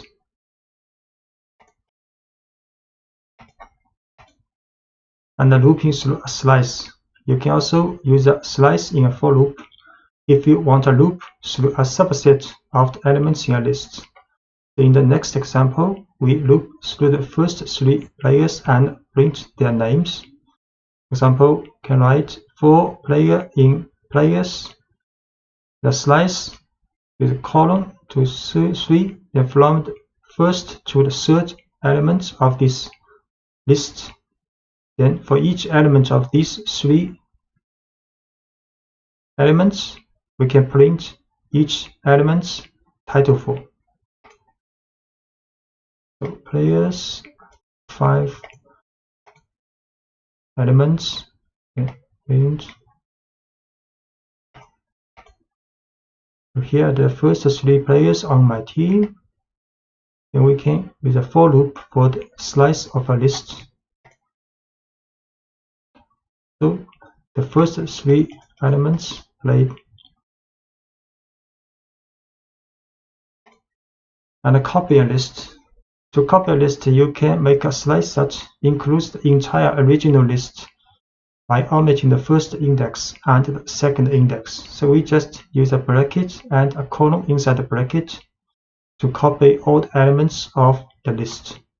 Now this tells Python to make a slice that starts at the first item and ends with the last item, and producing a copy of the entire list. For example, imagine we have a list of our favorite foods and want to make a separate list of foods that a friend likes. This friend likes everything in our list so far, so we can create the list by copying ours. So this is my foods list, and we can also create a friend's foods list with using the bracket or column. So the list of my friend's foods have the same items of my foods list. So my foods list, pizza, Faro, carrot cake. Then we can create my friends foods list. Then we print out. So my favorite foods are this one, these three. Then my friends favorite food list. Also these three items lists. To prove that we actually have two separate lists, we will add a new food to each list and show that each list keeps track of the appropriate person's favorite foods. So in the my foods list, we append cannoli, and in my friend's foods list, we append ice cream. Then we print out the C. So my foods append a new food, and my friend's foods also append a different foods. Then we print to see my favorite foods. So this one is appended to in the my favorite foods, and this one appended to the my friend's favorite foods. So which means these two lists are independent, separate lists. If we had simply set my friend's foods equal to my foods, we will not produce two separate lists. So for example, this is my food list, and we just use equal. So my friend's foods list is equal to my foods list. Then we append two different items to each list, and in this form, if to connect to lists, then append item in one list will also do for the other. We will see. So for my foods list, create first with three items. Then we just use equal to assign the same value to my friend's foods list. Then we append two items to these two lists. Then we print out my foods list again. Now you can see these two items have been appended in my foods list. We also print my friend's foods. Also, these two items have been added, which means if we use equal sign to assign my foods to my friend's foods, they are just reference to the same object. They are not copy, not independent objects. So if you append one item in one of the two objects, and this will also happen for the other one. Sometimes we want to create a list of items that cannot change. Tuples allow you to do just that. Python refers to values that cannot change as immutable, and an immutable list is called a tuple. A tuple looks just like a list, except you use parentheses instead of square brackets. Once you define a tuple, you can access individual elements by using each item's index, just as you would for a list. For example, if we have a rectangle that should always be a certain size, we can ensure that its size doesn't change by putting the dimensions into a tuple. So we define the tuple dimensions using parentheses instead of square brackets. Then print each element in the tuple individually. using the same syntax we have been using to access elements in a list. So this is a tuple with 2 elements. We use parentheses to create a tuple. Then if we want to get the elements, first elements, we just can use this tuple with a bracket 0. This form is same as the list, and this can get the second elements of this tuple. We create a tuple. Then we print out the first element and print out the second element of this tuple. And let's see what happens if you try to change one of the items in the tuple. So if we set the first element to 250, and Python will raise an error. So we create this tuple first. Then we try to assign a new, change the value of one element. Then type error tuple object does not support item assignment. And the looping through all values in a tuple. You can loop over all the values in a tuple using a for loop, just as you did with a list. So this is a tuple. We can also use a for loop for dimension in dimensions, then print each element. Create a tuple. Then we print a message. And we print each element of the tuple using a for loop. So 2 elements printed out. So writing over a tuple. Although you cannot modify a tuple, you can assign a new value to a variable such as holds a tuple. So if we want to change our dimensions, we could redefine the entire tuple. So you can. This is the original tuple. This is the new tuple we defined. So if you want to change the value, because you cannot change the element by element, so you can define the tuple again with the new value. You can define the entire tuple again with the new value you want. So we created this tuple again with the new value. Then we print out. Then using a for loop to print this tuple out. Conditional tests. At the heart of every if statement is an expression that can be evaluated as true or false, and is called a conditional test. Python uses the values true and false to decide whether the code in an if statement should be executed. So if a conditional test evaluates to true, Python executes the code following the if statement. If the test evaluates to false, Python ignores the code following the if statement. A simple example of conditional tests. The following example shows how if tests let you respond to special situations correctly. Imagine you have a list of cars and you want to print out the name of each car. Car names are proper names, so the names of most cars should be printed in title case. However, the value BMW should be printed in all uppercase. Following code loops through a list of car names and looks for the value BMW.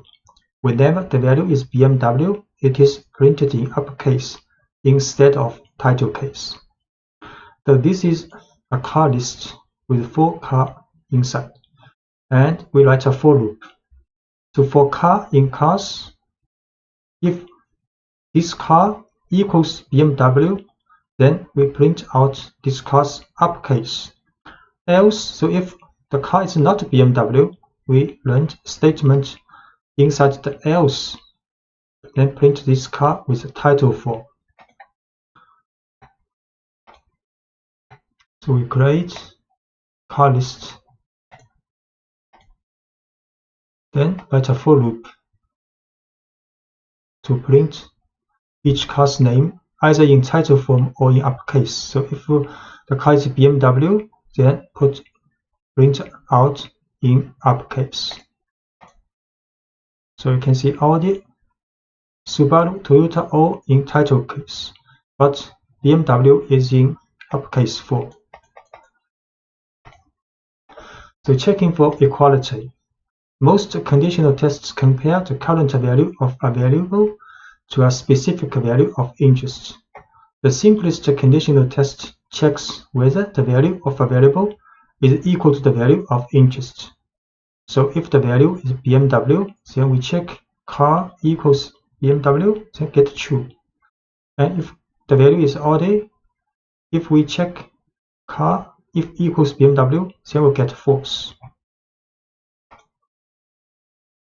So we assign the value BMW to car, then we use double equal to check if its value is BMW, to get the value result true.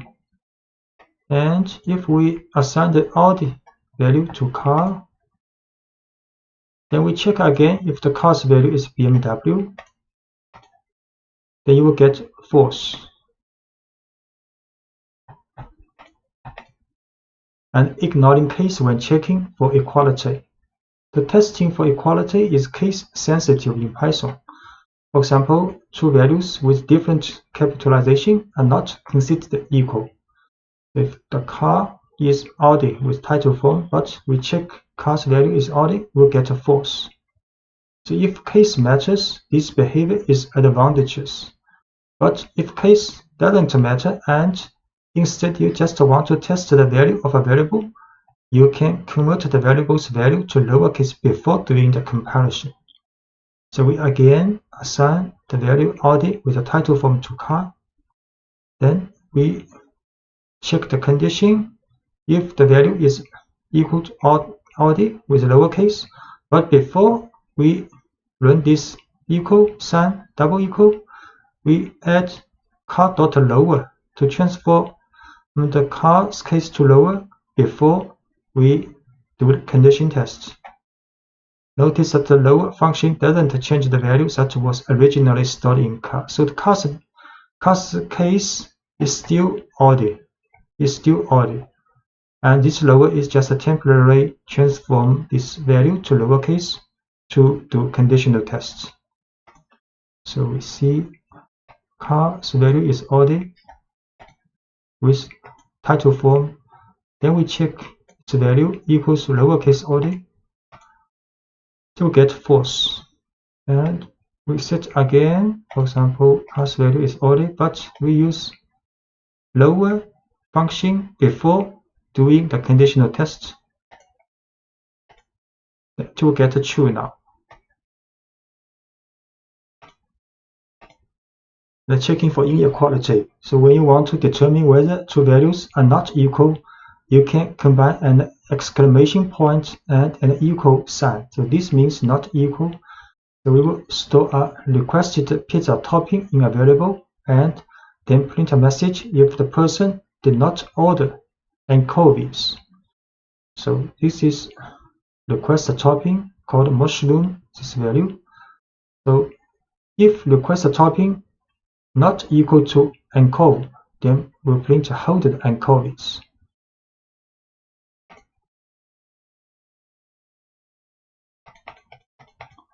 So request a topping is mushroom. So we check if this topping not equal to anchovy, we'll print holded anchovies. So this message printed out because this value is mushroom, and we test if this value not equal to anchovy. This test will get true. Will get true, then this statement will be run in the for loop, in the if statement.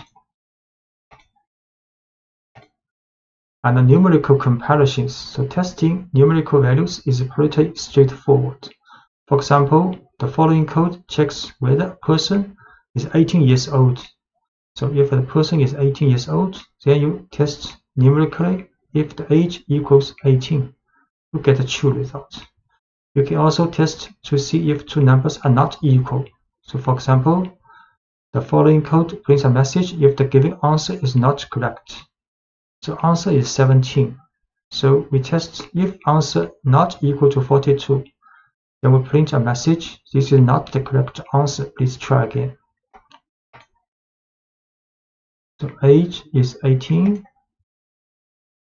Then we test age. If age is 18 equals 18, the result is true. The answer is 17. Then we test if answer not equal to 42, then we show the message. Because answer is not equal to 42, the message is printed out.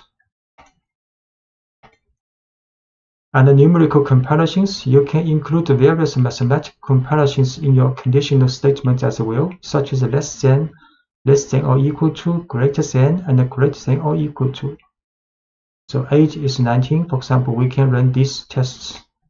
So each of the above mathematical comparisons can be used as part of an if statement, which can help you detect the exact conditions of interest. So age is 19. Then we can test if age less than 21. We can also run if age is less than or equal to 21, or if the age is larger than 21, we get false. If the age is larger than or equal to 21, we get the false.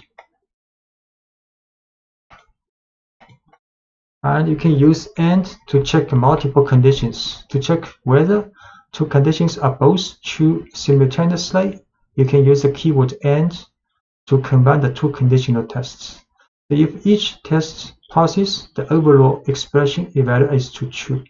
If either test fails, or if both tests fail, the expression evaluates to false. For example, you can check whether two people are both over 21 using the following tests. So these two people has age 22 and 18. We can test if this age larger than equal to 21, and this one also older than 21. The result will be false because one is not larger than or equal to 21. But if we change the second one to 22, then we test again, then it will be true because both are older than 21. To write concisely, you can also add parentheses here, so it will be more clear.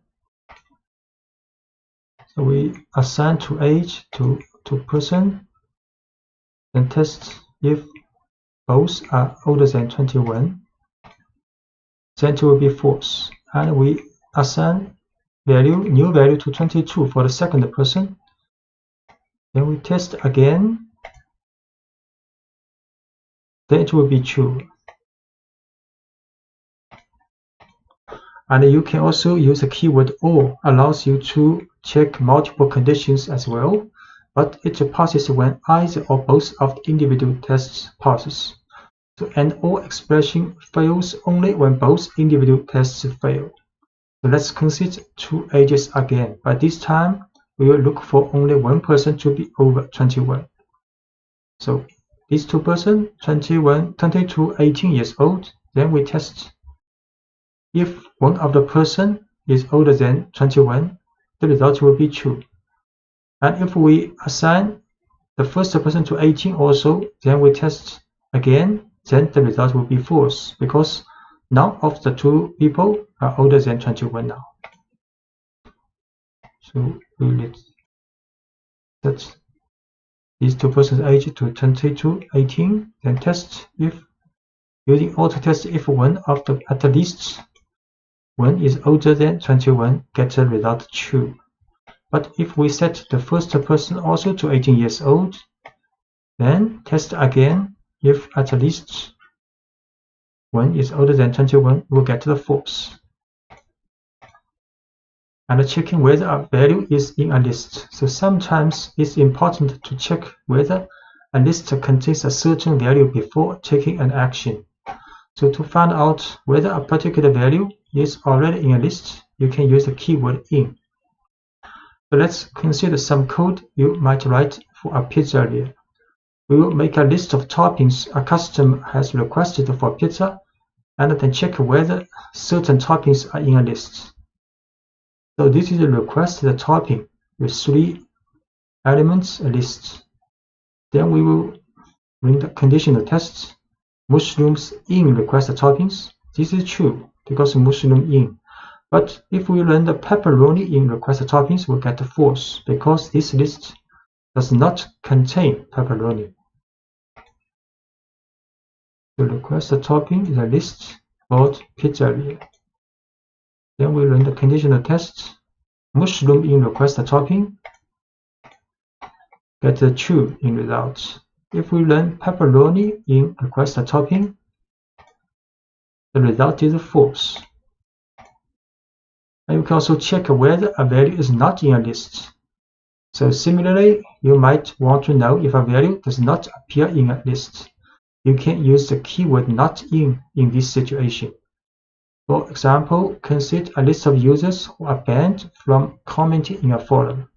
You can check whether a user has been banned before allowing that person to submit a comment. So this is a list for the banned user with 3 people. So another user called Mary. So if user not in banned user will print user's title form, you can post a response if you wish. So because this Mary, user's value is Mary not in this list. So this conditional test will get the true. So this message will be printed out. We create a list for the banned user, and we create a value. Object user is Mary. Then we run this conditional test. If she's not in banned user, then it's true because Mary is not in the banned user. So the print out message, Mary, you can post a response if you wish. A simple if statement. The simplest kind of if statement has one test and one action. We can write if, for example, there are conditional tests to do something. This is the typical form. So if the conditional test evaluates to true, Python executes the code following the if statement. If the test evaluates to false, Python ignores the code following the if statement. So let's say we have a variable representing a person's age, and we want to know if that person is old enough to vote. So the following code tests whether the person can vote. So assign 19 to this age variable. So this if test if age is older than 18, then the message you are old enough to vote will be printed out. And indentation plays the same role in if statement as it did in a for loop. So all indented lines after an if statement will be executed if the test passes, and entire block of indented lines will be ignored if the test does not pass. So you can assign age is 19. We can test this.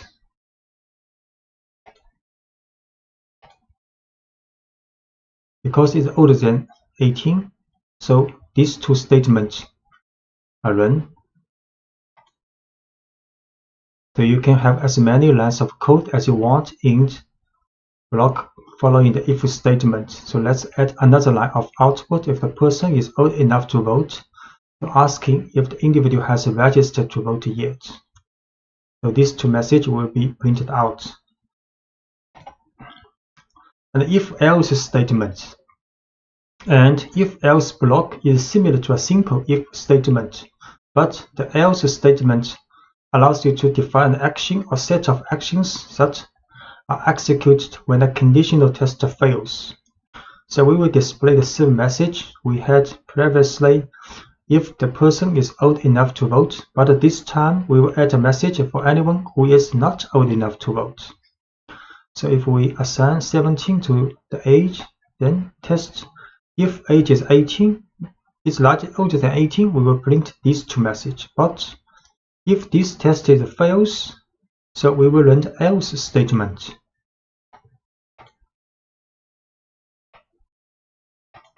So age is 17. Then we test.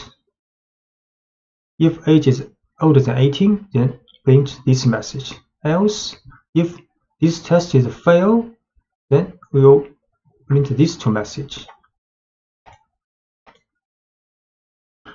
So because age is 17, not older than 18, then these two messages are printed out. Sorry, you are too young to vote, and please register to vote as soon as you turn 18. And the if and else chain, often you will need to test more than two possible situations.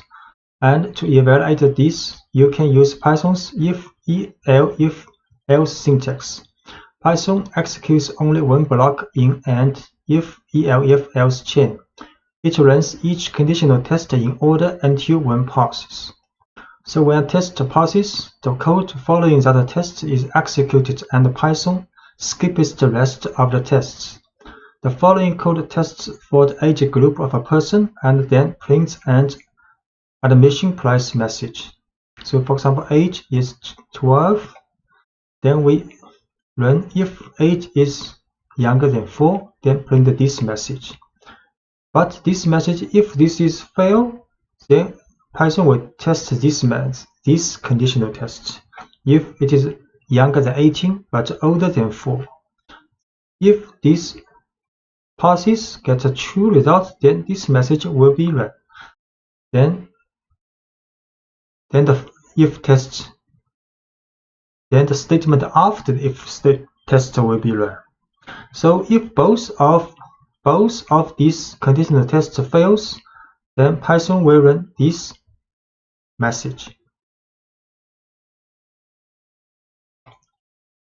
We see age is 12. We'll test using if, elif, and else.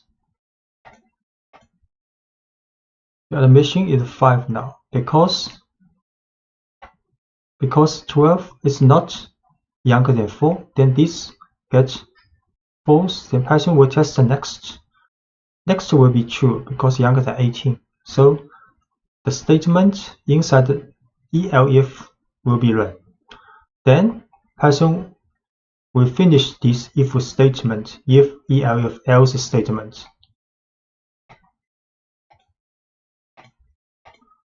And you can omit the else block. Python does not require an else block at the end of an if, elif chain. Sometimes an entire block is useful. Sometimes it is clearer to use an additional elif statement that catches the specific condition of interest. So for example, age is 12 again, then we can run if conditional tests, then elif another one, then elif another one, then elif another one. So we do not use else here. We just use very specific conditional test for each age group.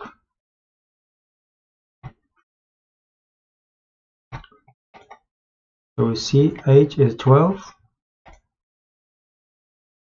Then we use a multiple if, elif tests.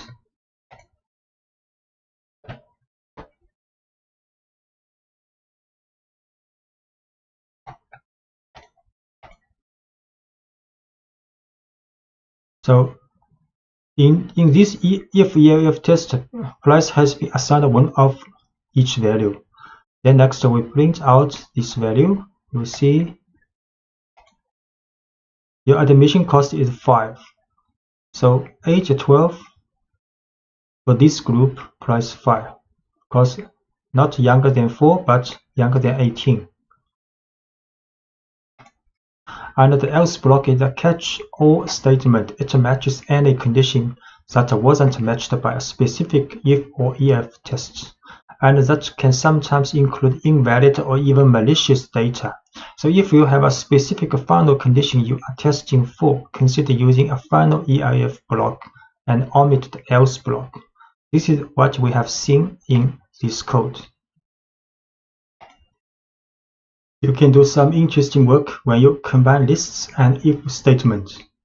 you can watch for special values that need to be treated differently than other values in the list. You can manage change conditions efficiently, such as the availability of certain items in a restaurant throughout a shift. You can also begin to prove that your code works as you expect it to in all possible situations. So checking for special items. So let's continue with the pizzeria example. The pizzeria displays a message whenever a topping is added to your pizza as it is being made. The code for this action can be written very efficiently by making a list of toppings the customer has requested and using a loop to announce each topping as it is added to the pizza. So this is a request a topping list with 3 items. Then we can write a for loop for request a topping in request a toppings for each element of this list. Then we print adding this request a topping. So you can create a list called request toppings. Then you can write for loop. For each request topping in request toppings, print add this request topping. So it's very clear: add mushroom, add green peppers, add extra cheese. Then last one, outside of for loop will print a final message. The job finished. But what if the pizzeria runs out of green peppers, and if statement inside the for loop can handle this situation properly? So this is request a topping, and in the for loop we can test using if statement. So if request a topping equals green peppers, then a message, sorry, we are out of green peppers right now, will be printed out. Otherwise, if this test is a fail, which means if the request topping is not equal to green peppers, then the message adding this request topping will be printed out. So create a request topping again. Then this for loop. In the for loop, we use an if statement to test if it is a green pepper.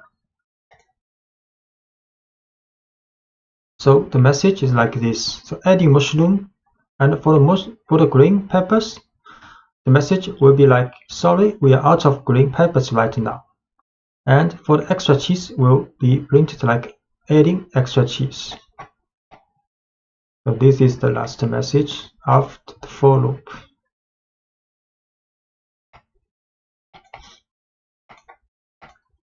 And checking that a list is not empty. Sometimes it's useful to check whether a list is empty before running a for loop. So as an example, let's check whether the list of request topping is empty before building the pizza. If the list is empty, we will prompt the user and make sure they want a plain pizza. If the list is not empty, we will build the pizza just as we did in the previous examples. So we first create an empty list to request toppings. So just next we will run if request toppings. If request toppings, which means if request topping has at least one element and not empty, then it will run the for loop. Else, if request topping is empty, we will run another loop, another message. So when the name of a list is used in an if statement, Python returns true if the list contains at least one item. An empty list will evaluate to true to these conditional tests. So here we create an empty list for request topping. Then we will run if-else statement.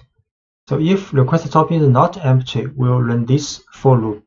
But if it is empty, then this test will fail. Then we run the else statement. So the else statement is run in this case now. Using multiple lists. What if a customer actually wants French fries on their pizza? You can use a list and if statement to make sure your input makes sense before you act on it. So let's watch out for unusual topping requests before we build a pizza. And the following example defines two lists. The first is a list of available toppings at the pizzeria, and the second is the list of toppings that the user has requested. And this time, each item in request toppings is checked against the list of available toppings before it's added to the pizza. So the code will look like this. Available toppings is a list created, and request toppings is another list which created for the request toppings from the customer. Then we will write a for loop. Then for each request topping in the request toppings, we will check if this request topping in this available toppings list. So if these tests get true, then we will print add this request topping. Otherwise, if this request topping item is not in available toppings list, then we will run another message. We ask customer, say, sorry, we don't have these toppings. So we create two lists. One is available toppings and one is request toppings.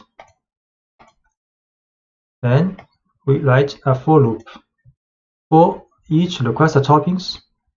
Then test if this one is in available toppings. If it is true, then we print this message. If it is not true, then we run the else statement. So you can see the mushroom is in available topping list. So we're adding mushrooms. The same for the extra cheese, but for the French fries in the request topping, the message, sorry, we don't have French fries, will be run out. A dictionary in Python is a collection of key-value pairs, so each key is connected to a value, and you can use a key to access the value associated with that key. A key's value can be a number, a string, a list, or even another dictionary. In fact, you can use any object that you can create in Python as a value in a dictionary. In Python, a dictionary is wrapped in braces, with a series of key-value pairs inside the braces. So this is a dictionary with two key-value pairs, and the key is color and points, and the value is green and 5. Accessing values in a dictionary. To get the value associated with a key, give the name of the dictionary, and then place the key inside a set of square brackets as shown here. So we can access the value of key color. So this will print out the value of color. And similarly, this will print out the value of points in this dictionary. So this is the dictionary with two key value pairs.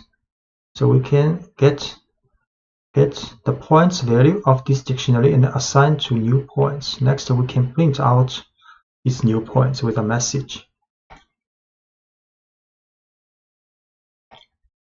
So alien 0 is a dictionary with two key value pairs. And we can print out the value of this dictionary's color. Its color is green. And we can print out the value of points. Points is 5. We can create this dictionary again. And we can get out the value of points and assign to this variable called new points. Then we can print out a message using these new points. So you just earned 5 points. So you can add new key value pairs to a dictionary. To add a new key value pairs, you would give the name of the dictionary followed by the new key in square brackets along with the new value. So let's add 2 new pieces of information to the alien 0 dictionary. the alien's x and y coordinates. So this is original dictionary has 2 key value pairs. Then we can add a new key value pair called x position equals 0 and y position equals 25. So this is the dictionary with 2 key value pairs. And print out this dictionary, 2 key value pairs. Then we add another 2 key value pairs. And we print out again. Now the dictionary has 4 key value pairs, color, points, x position and y position, and their values. Notice that the order of the key value pairs does not match the order in which we added them. So Python doesn't care about the order in which you store each key value pairs in a dictionary. It cares only about the connection between each key and its value. And you can start with an empty dictionary. It's sometimes convenient or even necessary to start with an empty dictionary and then add each new item to it. To start filling an empty dictionary, you can define a dictionary with an empty set of braces and then add each key value pairs on its own line.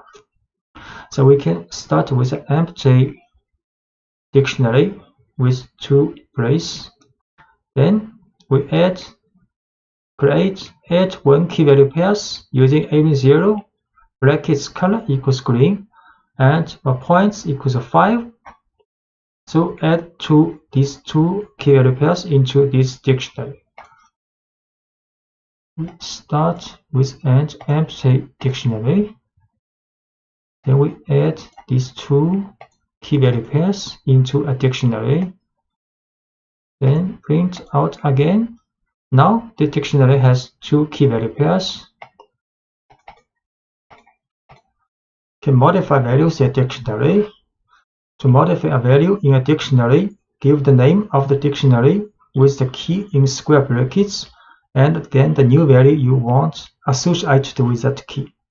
So for example, consider an alien that changes from green to yellow as a game process progress. So we create a dictionary with only 1 key value pair, color is green. Then we can modify the value of this key color to yellow. So we create first key value pair green in this dictionary, and we print out the alien's color. The alien is green now. Then we modify the color to yellow in this dictionary.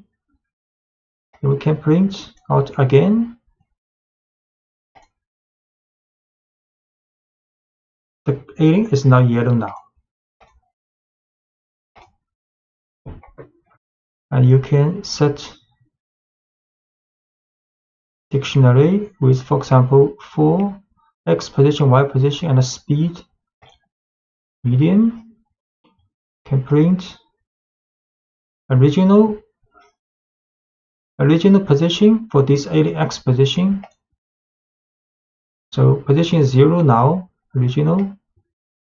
Then we can move the alien to the right. So if alien 0 speed is slow, x increment is 1. And else if speed is medium, then increment to 2, and else increment to 3. So because x speed is medium now, so the increment is 2. And we can also we can run this test first. So x increment will be assigned with a 2 value now. Then we can modify the position x position with current position plus x increment. So we run this to modify the value of x position. So print new x position. Now we'll see new position 2 because have increment with 2 value to the x position. And we can also remove key value pairs. So when you no longer need a piece of information, that's stored in a dictionary, you can use the del statement to completely remove a key-value pair. All del needs is the name of the dictionary and the key that you want to remove. For example, let's remove the key points from the alien 0 dictionary along with its value. So this is a dictionary with 2 key-value pairs. Then we can remove the points, the key-value pairs with the points. Use del alien 0 points in brackets. So we can create these key-value pairs dictionary first. 2 key. So print. So there are 2 key-value pairs in this dictionary. Then we remove 1 key-value pairs. Points has been removed. We show again this dictionary now has only color key-value pair. Because a dictionary can contain large amounts of data, Python lets you loop through a dictionary. You can loop through all of a dictionary's key-value pairs, through its keys, or through its values. So looping through all key-value pairs, to do so, you could loop through the dictionary using a for loop to write a for loop for a dictionary. So let's consider a new dictionary designed to store information about a user on a website. The following dictionary will store one person's username, first name, and last name. So this is a dictionary called user, and will store username Fermi, first name Enrico, and last name Fermi. Then can write a for loop for key value in user this dictionary's items attribute. So this username items attribute will return the key value pairs. Then for each key value pair, we will print key its value and value its value. So you create names for the 2 variables that will hold the key and the value in each key value pair. You can choose any names you want for these 2 variables. So you can choose any name for these 2 variables. The second half of the for statement includes the name of the dictionary followed by the method items, which returns a list of key value pairs. The for loop then stores each of these pairs in the 2 variables provided. So we can create dictionary for the user. Then we can write a for loop, and in the user zero's items, then we print out this information. So all the key value pairs in this dictionary are printed out. The username, value, first name, value, last name, value.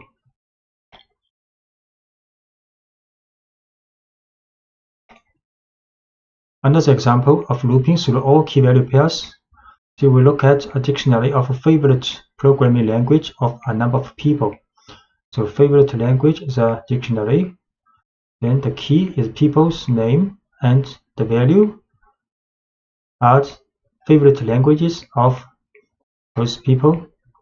Then we can write for loop. We'll create 2 variables called name, language, for name, language in these dictionaries items. You can print names, title form, concatenate with a message, and then concatenate with languages, title form. So favorite language is a dictionary. Then a for loop will print out information for each person's favorite language. So Yan's favorite language is Python, Sarah's favorite language is C, and so on. So looping through all the keys in a dictionary. You can use the keys method.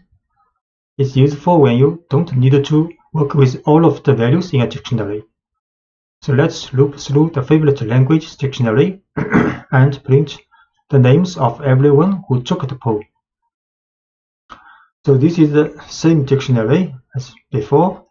Then we can write also For name, create one variable called name in this dictionary's keys attribute. So then can print out each name's title form. So this is a dictionary. Then a for loop in dictionary's keys attribute. Then only the keys and the people's name are printed out.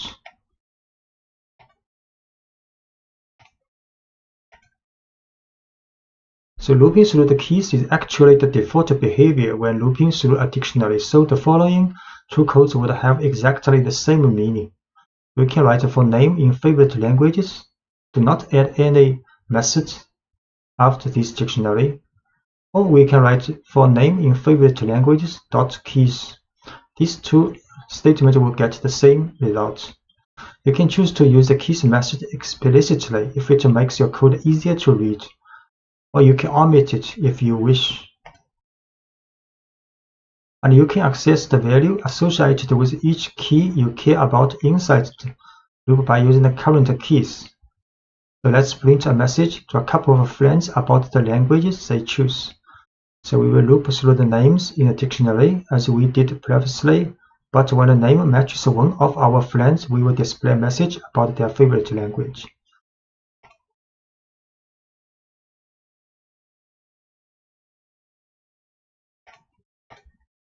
So this is the code. So we create same dictionary as before. Then we have friends, a list, 2 people of our friends. Then write a large for loop for name in favorite language to keys. So this name represents each name in this dictionary. Then print this name's title form first. Next we write an if conditional test. So if this name in friends is this list. So if one of these keys is in this list, then we will print another message, hi, the name's title form, and a message, I see your favorite language is your favorite language's value, which language is title form. So we show this. Create this dictionary first. Then we create another list called friends with 2 items. Next, write a for loop to print out each people in the favorite languages list first. Then, if this person matches in this list, then we'll print another message for this friend. So first Yang print out, then Sarah print out. Because Sarah is in the friend list, then Sarah will have another message printed out. Then Edward print out. Then Phil, because Phil also in the friend list, then Phil will also have another message printed out.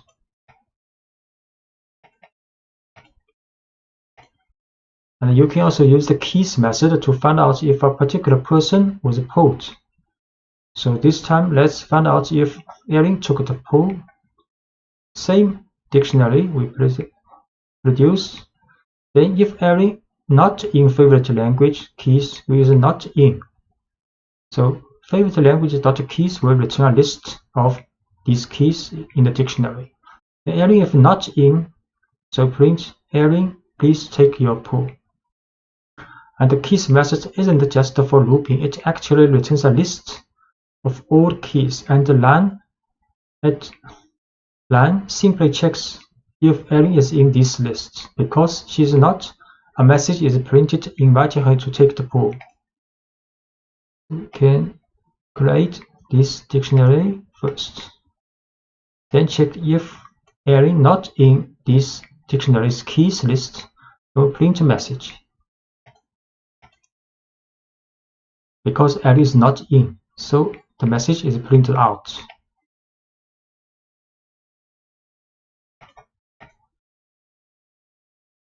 You can also loop through a dictionary's keys in order. So one way to return items in a certain order is to sort the keys as they are returned in the for loop.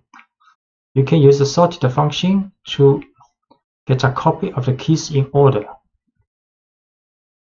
So create this list.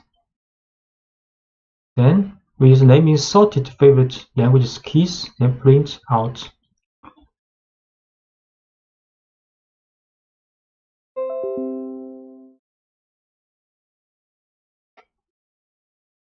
Then choose this one, then create this first dictionary, then use a sorted this list first before we choose each item in this list. Then print message for the name, title, thank you. You can see. So now the names are sorted in alphabetical order.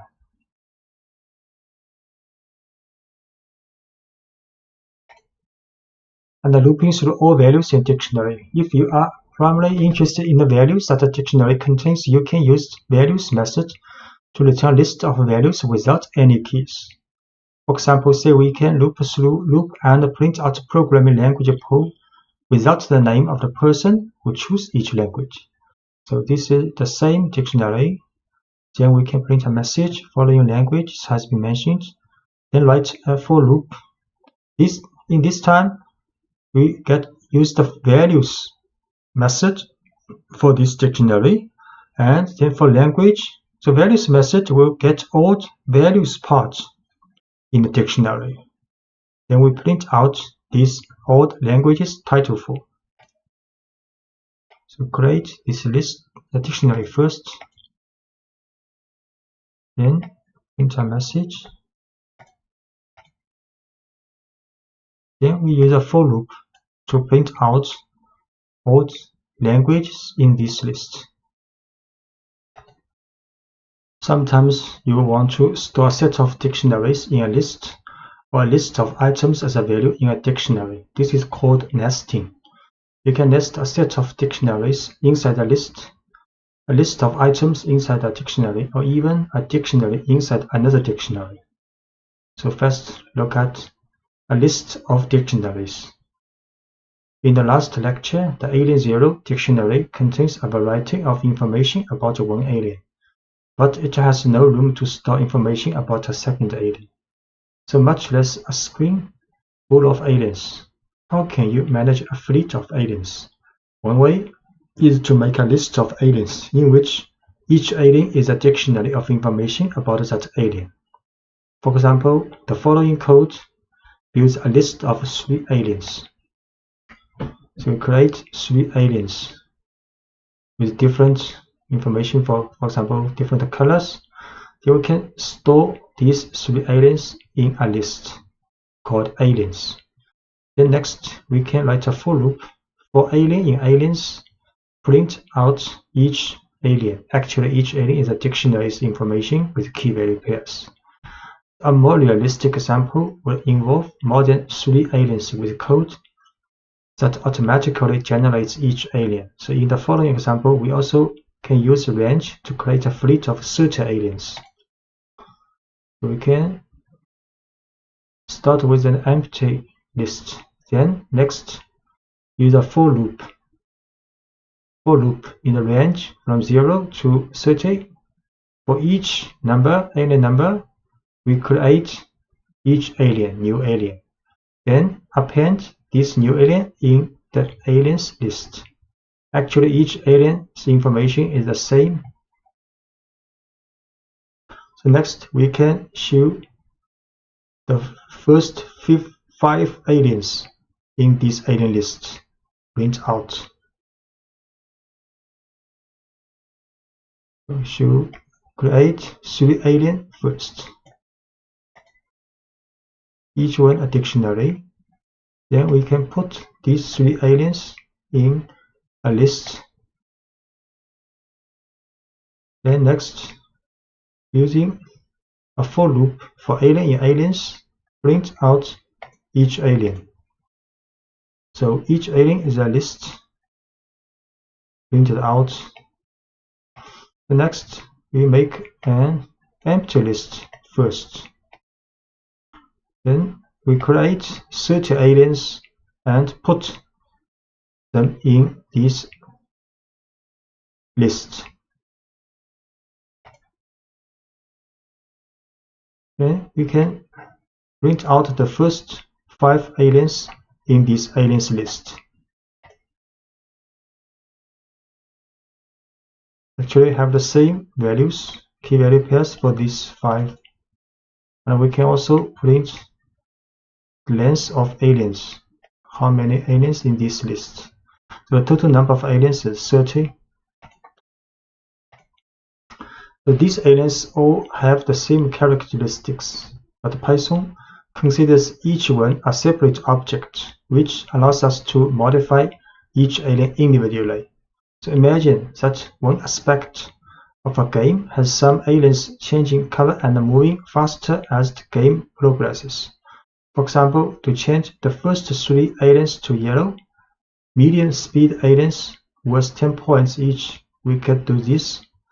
We write a for loop for the first 3 aliens in this list. Then the if test, if alien's color is green, then we change it to yellow and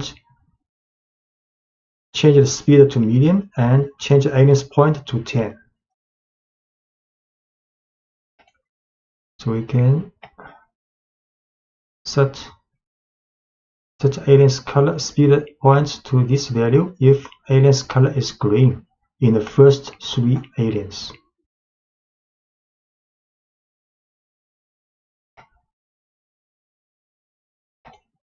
So next, let's look at a list in a dictionaries situation. So it is sometimes useful to put a list inside a dictionary. For example, consider how you might describe a pizza that someone is ordering. If you were to use only a list, all you could really store is a list of the pizza's toppings. So with a dictionary, a list of toppings can be just one aspect of the pizza you are describing. So in the following example, 2 kinds of information are stored for each pizza: a type of crust and a list of toppings. So the list of toppings is a value associated with the key toppings. To use the items in the list, we give the name of the dictionary and the key toppings as we would any value in the dictionary. Instead of returning a single value, we get a list of toppings. So we make a pizza dictionary. Then inside this dictionary has 2 keys called crust and toppings. So for the crust, there only one value is 6, but for the toppings is a list of values. Next, we can print out information. You order the pizza's crust. You put this type of pizza with the following toppings. Then inside the toppings, print each topping. So we create a dictionary, pizza, and with 2 keys, especially for the toppings, the keys is a list. Then we can print out information. You order the pizza. Which kind of pizza? The crust, thick pizza. You order the thick crust pizza with the following toppings. Then a loop for topping in pizza toppings. So pizza toppings will get this list because this list is the value of the key toppings. Then this is a list of with 2 elements. Then a for loop for topping in this list can print out each topping. So each topping are print out.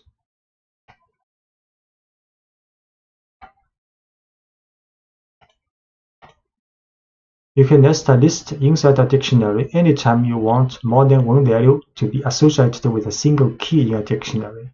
So in the earlier example of favorite programming languages, if we were to store each person's response in a list, people could choose more than one favorite language.